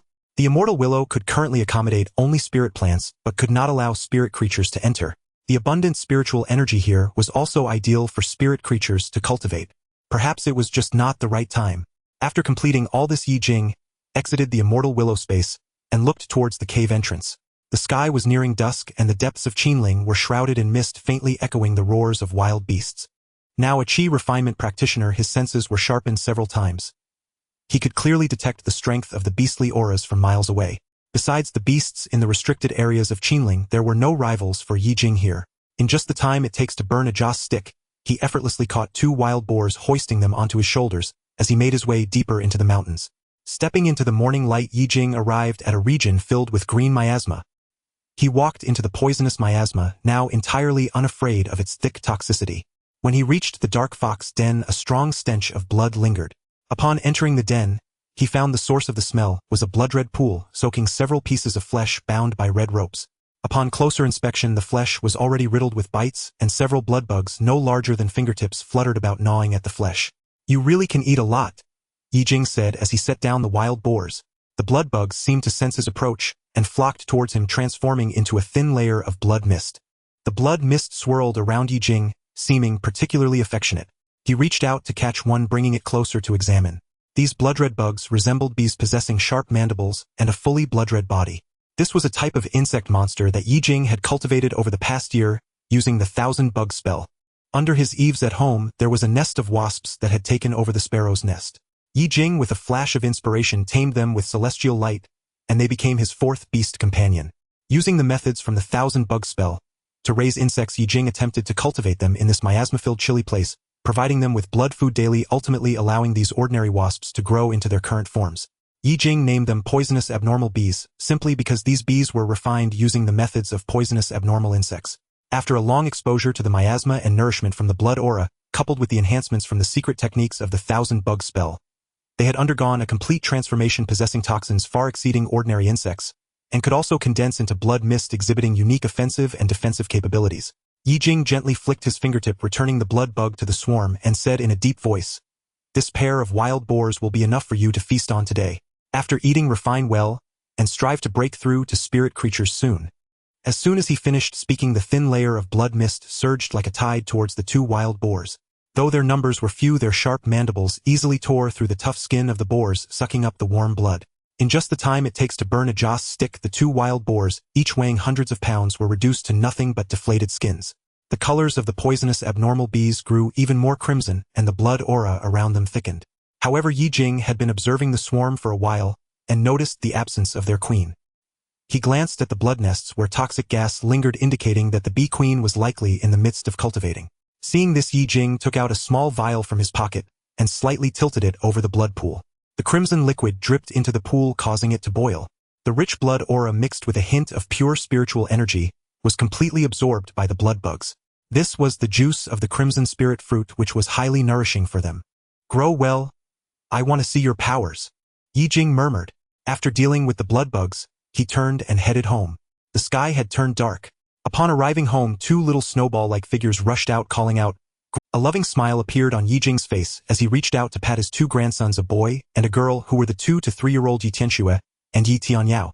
Now that the family had become affluent, the two children had grown into lovely little snowflakes, immensely endearing. "Grandpa, you're back." At that moment, Ye Tianyao also ran over, happily cradling little Chi in his arms with the sturdy Haifeng. Ye Tianyao was no longer the silly little girl she once was. At 14 years old, she had grown into a graceful beauty with a charming figure. She had inherited her mother's beauty perfectly, and her personality resembled Wu Guiyun's, lively and energetic. She was already at the 3rd layer of Qi refinement, one of the best cultivators in the family. Many single young men in the village admired her, and matchmakers were almost trampling through their doorstep. However, since his granddaughter was already a practitioner, she completely disregarded the ordinary villagers, rejecting them all. Naturally, Ye Jing supported his granddaughter's wishes. She could never marry down. "Yaoer, you're a grown girl now, be more composed," Ye Jing said helplessly. Ye Tianyao shyly rubbed her head. "Grandpa, where am I not composed? I'm just happy you're back." Ye Jing chuckled. "Where's your brother?" "Brother is sparring with Dad in the main hall." "Grandpa, do you want to go take a look?" Ye Tianyao giggled. Ye Jing, hearing this, smiled helplessly and said, "Those two, fine, I'll go take." As soon as the words fell, Ye Jing stepped forward towards the main hall, followed by the bouncing Ye Tianyao, with two little snowballs tugging at the corners of Ye Jing's clothes. With each taking small short steps behind him before they even entered the main hall, they could hear the sound of spiritual energy colliding inside, mixed with the shouts of Ye Xian and Ye Tianhao. Ye Jing pushed the door open and saw Ye Xian and Ye Tianhao standing opposite each other in the center of the hall, surrounded by faint fluctuations of spiritual energy. The two father and son had not drawn their weapons, but were engaging in hand-to-hand combat. Ye Xian had already reached the 4th level of Qi, training his spiritual energy steady and substantial, his moves broad and powerful, infused with the raw strength of a farmer yet containing the agility of a cultivator. On the other side, Ye Tianhao, only 15 years old, had also reached the 4th level of Qi training thanks to the techniques and resources provided by Ye Jing, surpassing Ye Tianyao by 1 level. At this moment, Ye Tianhao moved with agility, evading his father's attacks with twists and turned, seizing opportunities to counterattack, his face filled with determination and focus. Dad, your move is too slow. Ye Tianhao, the most accomplished cultivator in the family, danced on his feet, dodging Yi Xian's palm, as if he were a raccoon. Simultaneously, he concentrated his spiritual energy in his right hand and lightly struck at Yi Xian's waist, controlling the force perfectly, neither injuring him nor lacking in counterattack. Yi Xian laughed heartily at this, not dodging, but instead forming a thin shield of spiritual energy around his waist to block Yi Tianhao's strike, while his left hand swiftly grabbed Yi Tianhao's wrist. You little rascal, just because your cultivation has improved a bit you dare to be arrogant. Your attack looks flashy, but in reality it lacks follow-through. If you ever face a real enemy, this level of power won't hold up. After saying this, Yi Xian gently pulled Yi Tianhao closer, ruffling his hair. Yi Tianhao shook off his father's hand, somewhat unconvinced, and wiped the sweat from his face. Dad, I didn't want to hurt you. If it came to a real fight, I wouldn't necessarily lose. Oh, so confident. At this moment, Ye Jing's voice came from the doorway, laced with amusement. Yi Xian and Yi Tianhao turned to see Ye Jing and stepped forward. Yi Xian smiled. Dad, you're back. I was just sparring with Howard. Yi Tianhao, feeling a bit shy, lowered his head and softly called out, Grandpa. Ye Jing approached and glanced at both of them, nodding in approval. Not bad, Xian. Your spiritual energy is becoming increasingly stable, and Tianhao's agility is impressive as well. You've both reached the 4th level of Qi training. Hearing Ye Jing's praise, both father and son were very happy. At that moment, Wu Guiyun walked in from the kitchen, a bit of flour on her hands, smiling as she said, Dad, I stewed some mountain chicken and made a lot of side dishes. Let's have a nice family meal. Great, thank you for your hard work, Guiyun. During dinner, Yi, who had been busy outside, also returned. A large table was filled with dishes ranging from ordinary home-cooked meals to nourishing meat dishes. The rich aroma was enough to make the two little ones drool. The family sat together. Yi Tianyao chattered away about the amusing events in the village, recounting how a matchmaker had come to their home and was swiftly rebuffed by her words. Yi Tianhao shared the difficulties he encountered during his training, while Yi Xian and Yi offered some advice, and Wu Guiyun and Lu Xianglan continuously served food to everyone, urging them to eat more. After a few rounds of wine, Yi put down his cup and said to Ye Jing, Dad, did you know? The Yan kingdom has suffered a defeat, losing a large expanse of territory. Ye Jing fell silent for a moment and replied, I heard Zhao Eni mention it. The enemy country dispatched a very powerful cultivator who used a large blade to completely overpower the cultivators of the Yan kingdom. So formidable. That cultivator must have several levels of cultivation, right? Yi Tianhao couldn't help but exclaim. Yi sighed. Yes, it is said that this cultivator is extremely bloodthirsty, known as the Mad Blade Master, with an 8th level of Qi training. I also heard from my master that the court is soon to conscript soldiers. Currently I am at the 2nd level of Qi training and have been running the Yi family business outside for years, so I understand the situation in the Yan kingdom quite well. As soon as Yi finished speaking, the once lively dining table fell silent. Even Yi Tianyao stopped his conscription. Are they going to forcibly recruit? Yi Xian broke the silence, first his tone heavy. Counting Ye Jing, their family had 4 male members, and if conscription occurred, they would naturally be included. Yi sighed. It's very likely. That Mad Blade Master is too powerful. The cultivators of the Yan kingdom are no match for him. They have lost a significant portion of their cities, and the court urgently needs to reinforce their cultivators' strength to fight again. After the meal, the atmosphere in the household turned grim. Yi Xian and Yi followed Ye Jing into the study, where the three discussed the conscription for a long time, not returning to their rooms to rest until late at night. In the following days, the atmosphere in the village also began to grow tense, with rumors of conscription spreading more and more, causing many young adults to feel anxious. In the town, recruitment notices were posted stating all young adults aged 16 to 50 must enlist.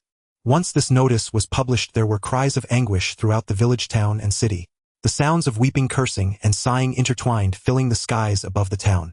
Some newly married young men held their wives and wept bitterly. Elderly parents held onto their sons' hands, unwilling to let go, and families with some wealth began to consider bribing the recruiting officials, hoping to spare their male members from this calamity. However, this time, the court's conscription was exceedingly harsh, with every household holding their registers, leaving no way for any male member to escape.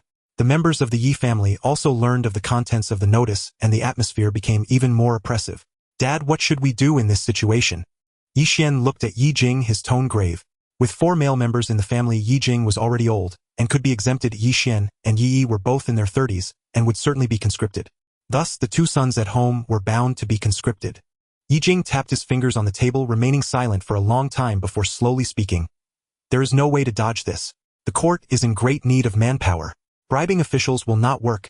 If caught later, it will lead to serious trouble. You're right, Dad, Yi sighed. In my years of conducting business outside, I've heard of families being raided for avoiding conscription. We must not take that troublesome path. But I can't bear to leave you, Dad, and Xianglan and Tianhui Tianyao. At this moment, as the eldest sister-in-law Wu Guiyun wiped her tears and forced herself to be calm. You don't need to worry, Yitzi. Xianglan and I will take good care of the home, managing the fields and the shop. You just need to take care of yourselves outside and return safely. Yi Xian felt a pang of heartache looking at his wife who had worked so hard at home. Guiyun, you've also suffered. Wu Guiyun forced a smile. Don't say such foolish things. We are one family. It's my duty to keep this home. You two brothers must look out for each other in the army. Don't be reckless, and safety is more important than anything. Lu Xianglan, who had already been unable to hold back her tears, tightly grasped Yi Yi's sleeve. Yi Gu, I'll wait for you to come back. You must take care of yourself. I'll help manage things at home with the eldest sister-in-law, so don't worry. Yi gently patted Lu Xianglan's frail little hand, his eyes reddening. I know. You're weak, so don't overexert yourself. Take care of yourself and the children and wait for me to return. Seeing his family in this state, Ye Jing felt a pang of sadness and then said, In that case, Shen'er, come with me. The night was silent. Ye Jing brought his two sons into the study. He said to them, Shen'er, after you enlist, you will face other cultivators directly. Remember, you must not reveal that you are cultivators. Yi Xian nodded seriously. Father, rest assured, I will use the breath-holding technique to conceal our identities as cultivators. Yi also nodded. Yes, Father, I already know how to use the breath-holding technique. As you said, unless the opponent is at the foundation establishment stage and forces a search, no one will be able to discern our cultivation level. This breath-holding technique is a basic method from the Qi induction technique that conceals one's cultivation level. After using it, if the opponent is not a foundation establishment cultivator, they will be unable to determine the strength of one's cultivation. Ye Jing nodded. That's best. How is your snow eagle? He was asking about Yi Yi's contracted spirit beast. Yi replied, Little Yu has been gathering more spiritual energy lately. I have already taught it how to conceal its aura. Ordinary people will only see it as a common intelligent hawk, and will never realize it is a spirit creature. A hint of approval flashed in Ye Jing's eyes. Indeed, this enlistment to the border is a long and dangerous journey. Having little Yu by your side will provide an extra layer of protection. It is incredibly fast. If you encounter insurmountable danger, it should be no problem for it to help you. At this point, Ye Jing took out two palm-sized wooden boxes from his pocket and handed them to Yi Xian and Yi Yi. Inside are the elixirs I condensed from the blood fruit, which can quickly heal cultivators' injuries. There is also a communication talisman inside. You can use it to contact me if needed. This communication talisman was crafted by Wu Guiyun based on the simple symbols described in the Qi induction technique. By sketching them and infusing spiritual energy, it became functional. This also made Ye Jing realize that his eldest daughter-in-law had a unique talent for symbols, but she was only at the first level of Qi refinement, and drawing a few talismans had already exhausted her spiritual energy. Yi Xian and Yi Yi received the wooden boxes with both hands, saying in unison, Thank you, Father. Ye Jing waved his hand, his expression growing more solemn. This enlistment is extraordinary. There are cultivators stationed in the enemy territory. Do not act recklessly. Remember, preserving your lives is the most important. If you encounter insurmountable troubles, do not force yourself to resist. Use little yes speed to escape, and I will find a way to support you. He scanned his sons' faces and continued slowly. Letting you enlist is also a good opportunity for training, but do not find me tiresome. The military is full of complexities. You must learn to discern people's hearts and not trust others easily. Yes, Father, we will remember it all. The next day, Yi Xian and Yi Yi stepped out of the house and headed towards the village exit. A considerable crowd had gathered at the village entrance to bid farewell, all wearing expressions of sadness. Wu Guiyun and Lu Xianglan, along with their children, also looked reluctant. Yi Tianhao and Yi Tianyao watched their father and uncle with red-rimmed eyes. Seeing this, Yi Xian waved his hand. Howar Yawer, take good care of your younger siblings. We will return after achieving merit. After saying this, he turned his head, not daring to meet his family's gaze, fearing that if he looked a moment longer he would not want to leave. Father did not come over. He disliked this kind of sentimental farewell the most. No one could say whether they would return alive from the battlefield. The enlistment officer at the village entrance was a burly man with a long knife at his waist and sharp eyes. He was accompanied by several soldiers, and after counting the numbers, he led the young men to follow him. The line was long, mostly consisting of commoners dressed in coarse clothing. Hidden among the crowd, Ye Jing watched as his two sons disappeared into the distance before turning to leave. The journey for the army was more arduous than expected. Each day they set off before dawn and only set up camp to rest after sunset. The places they passed through were mostly desolate mountain roads, and occasionally they could see scattered white bones. Every time the army rested, they would conduct training, and all enlisted soldiers received a set of armor and military. After putting on the military clothing, the officer ordered them to burn all the clothes they wore before to prevent anyone from disguising themselves to escape. A few days later, the troop finally reached the border military camp, which was grand in scale with fluttering banners and a lingering scent of blood in the air. The officer lined up the new recruits and was preparing to assign them to units. A general clad in armor approached, followed by several personal guards. The officer quickly stood up straight and saluted, saying, "General Wang." The general nodded slightly, then whispered a few words to the officer. The officer promptly called out to the new recruits, "Lu village Ye Xian, Yi step forward." Ye Xian and Yi stepped forward upon hearing their names. The general's eyes were sharp as he scrutinized the two, his tone carrying a hint of appraisal. "You are Ye Xian and Yi from Lu village?" Ye Xian remained silent. He noticed that this general held a significant rank and was a stranger, so it was better to say less and make fewer mistakes. The general smiled slightly, clearly appreciating the two robust men. "I am the deputy general of this camp, surnamed Wang. I have heard of the Yi family's name in Lu village and know that you two have some abilities. You will come with me." Upon hearing this, Ye Xian and Yi were both astonished. However, it was not surprising that a prominent figure had recognized them, as the Yi family had expanded its businesses in jade and other trades in recent years. As soon as Ye Xian and Yi arrived at the camp, they caught the general's attention, and the other new recruits looked on with. The general led the two into the depths of the military camp. The further they walked in, the cleaner and more orderly the tents appeared. Ye Xian and Yi could even sense the presence of spiritual energy emanating from within. The two brothers exchanged glances, realizing that this place had cultivators. The general pointed to the tent ahead and said to Ye Xian and Yi, "You will stay here. Tomorrow morning I will arrange for someone to explain the military duties to you. Remember, once you arrive here, your identities are my soldiers. You must obey military orders and not act on your own." After General Wang left, Ye Xian and Yi entered the tent, only to find it filled with people, all wearing fierce expressions, looking like seasoned soldiers who had seen years of battle. One soldier with a scarred face saw Ye Xian and Yi and looked at them with disdain, spitting, "I don't know which eye General Wang was blind from to bring in a couple of new recruits." These soldiers in the tent were all trusted subordinates of General Wang. They had narrowly escaped death to reach this position, and naturally they would not accept newcomers easily. "Yeah, I wonder where these kids came from. They probably can't even grasp a knife. Tisk, I heard they are from Lu village." "From Lu village? The people there live deep in the mountains and forests and haven't even seen what soldiers look like. They must be scared to wet their pants."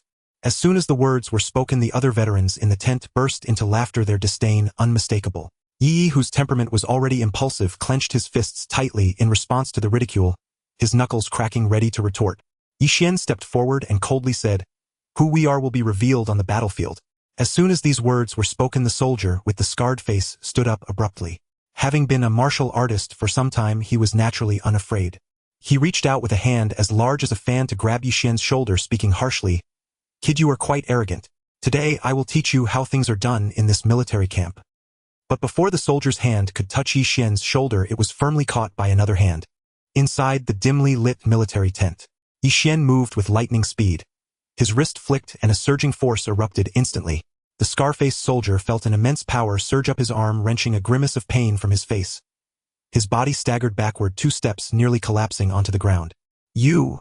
he cried in shock and fury. He had never imagined that this seemingly meek new recruit possessed such formidable strength. The tent's raucous laughter vanished in an instant. Every veteran's expression hardened, then darkened with deep-seated wariness. Yi retorted defiantly, "My brother said true metal is forged on the battlefield. If you've got idle hands, why not slay more enemy soldiers there? Bullying fresh recruits. That's no mark of prowess." Chastened, the scar-faced man instantly shifted his demeanor, beaming amiably. "Just a jest. Brother, from this day forth, we're brothers." He then turned to the onlooking soldiers and declared, "Make way. Give our new brothers room."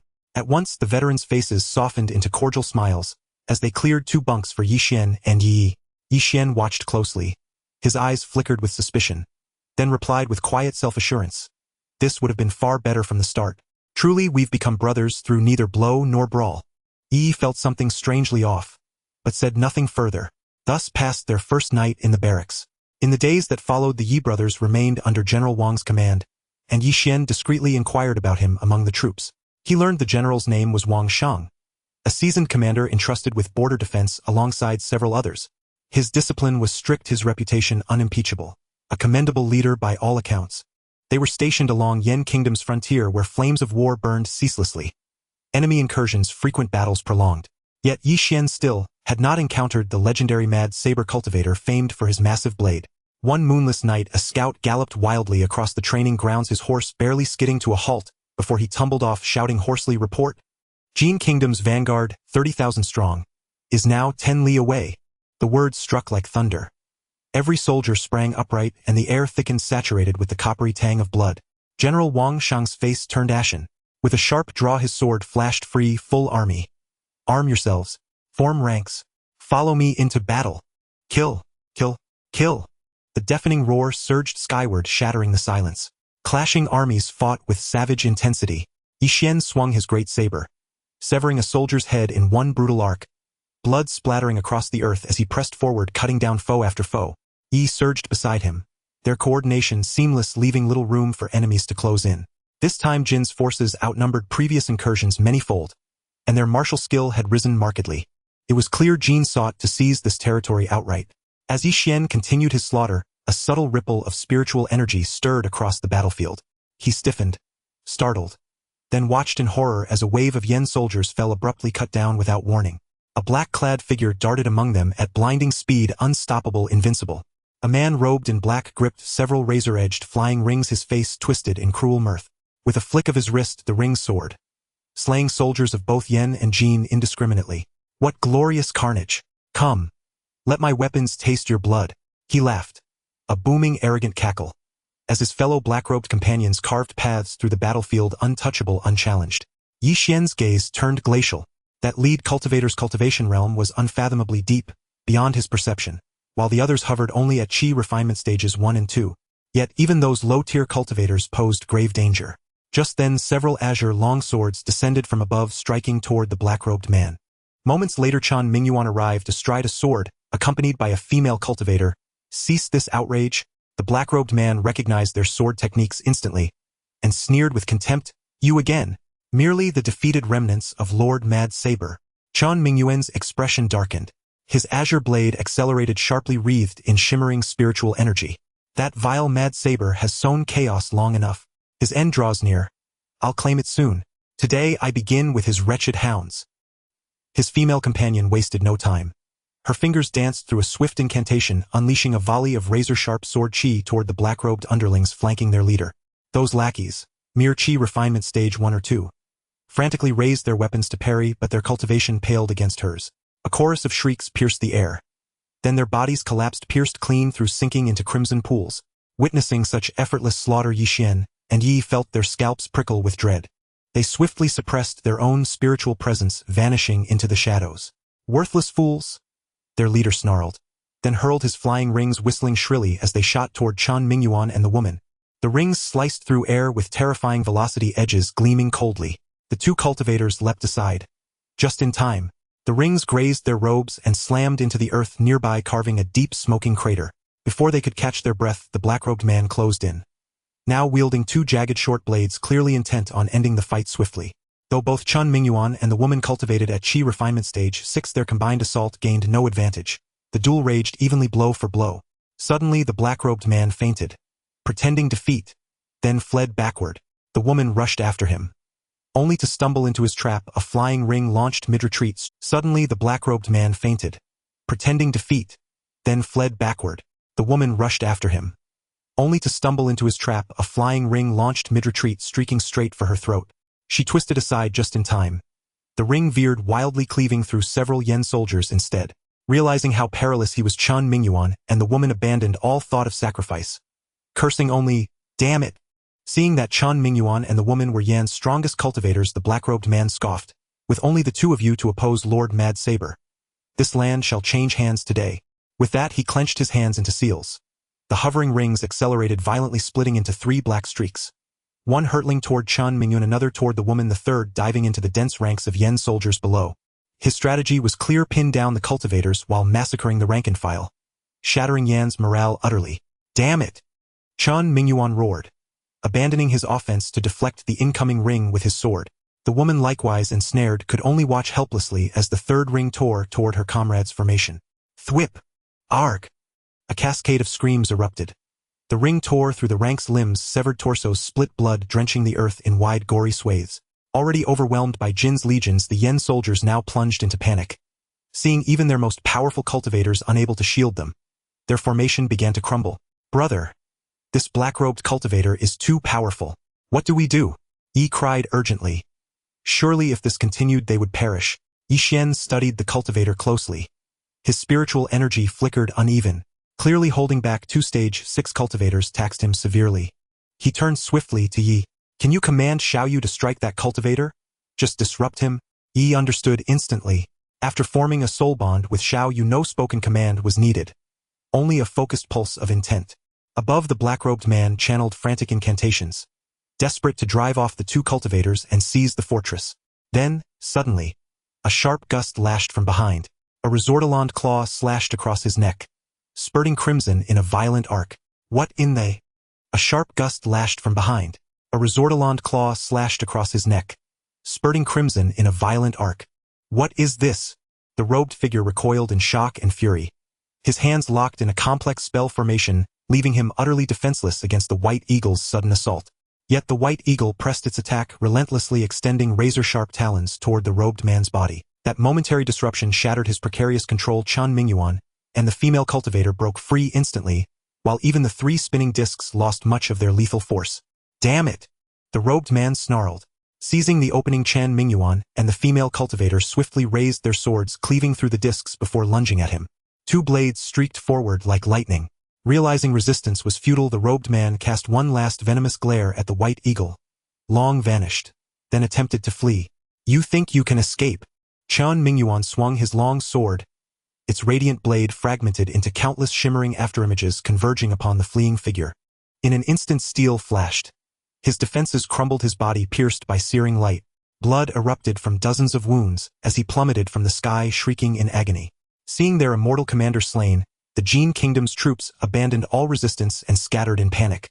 Chan Mingyuan and the female cultivator pursued without mercy, cutting down half the enemy host with ruthless precision. The tide of battle had turned irrevocably. Yi Xian and Yi, witnessing the robed man's death, exhaled in relief, then joined the advancing army, cutting through the enemy ranks. Only when the ink-black heavens finally softened with the first pale thread of dawn did the slaughter cease. Bodies carpeted the earth, staining the soil deep crimson. Chan Mingyuan hovered midair, sword drawn, scanning the mist-shrouded battlefield, searching for the unseen hand that had loosed the White Eagle.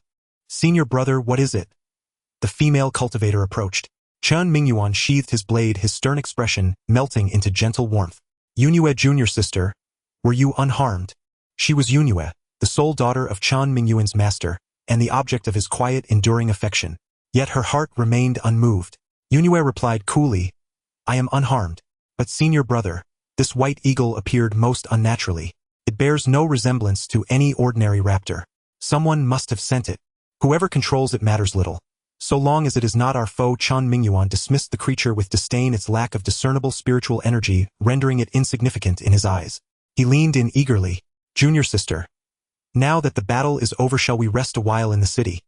Yunue's gaze swept downward, to soldiers hauling corpses across the blood-soaked field.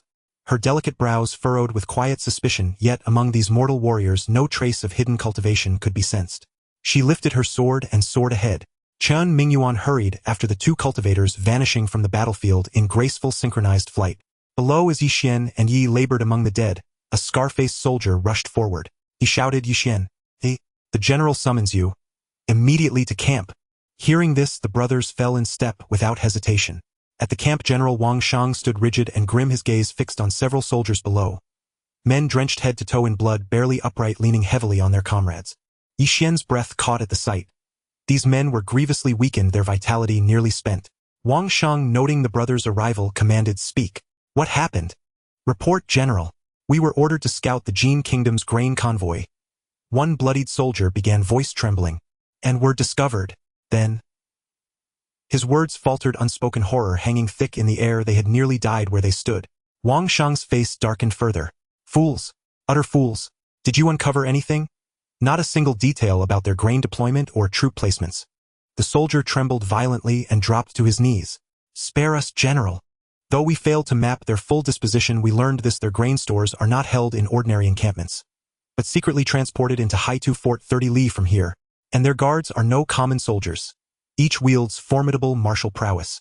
It was they who wounded my comrades." Ye Xian frowned faintly. Haita Fort. A natural stronghold treacherous and impregnable, long plagued by bandits whose cruelty tormented nearby villagers. Yet, with the imperial court consumed by war, no forces had been dispatched to quell them. That the Jin kingdom now concealed its supplies, there was a stroke of cunning subterfuge. Wang Sheng paused, then turned to the brothers. Ye Xian Yi, what say you? At his sudden summons, every soldier's eyes snapped toward the two ordinary foot soldiers. One scout instinctively widened his eyes in disbelief. Puzzled by the unexpected attention, Ye Xian stepped forward. General, I am but a humble soldier, unfit to speak on military strategy. Wang Sheng laughed heartily. No formalities. Speak your mind freely.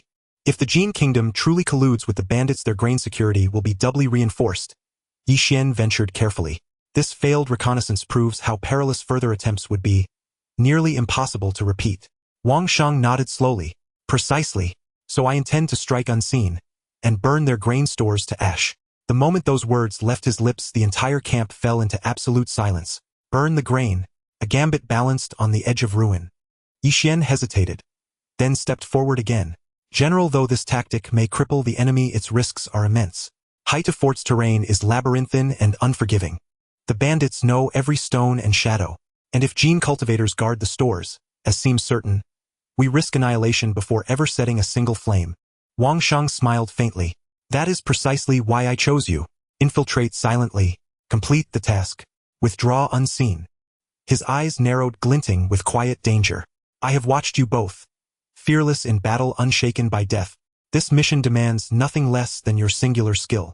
A collective gasp rippled through the tent. None had imagined the general would entrust such a pivotal mission to two nameless conscripts. Ye Xian bowed deeply. Your trust honors me.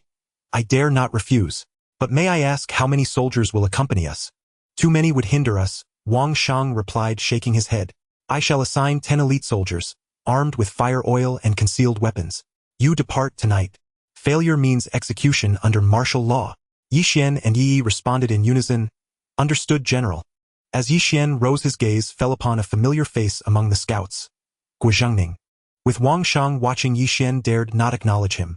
Guizhengning met his eyes briefly, then filled his own with silent dread and gave a slow, solemn shake of the head. Ye Xian's pulse quickened. Was this mission truly that perilous? By dusk, he and Yi led 10 soldiers from camp, disguised as mountain hunters, vanishing into the twilight without sound. Haita Fort lay 30 li away.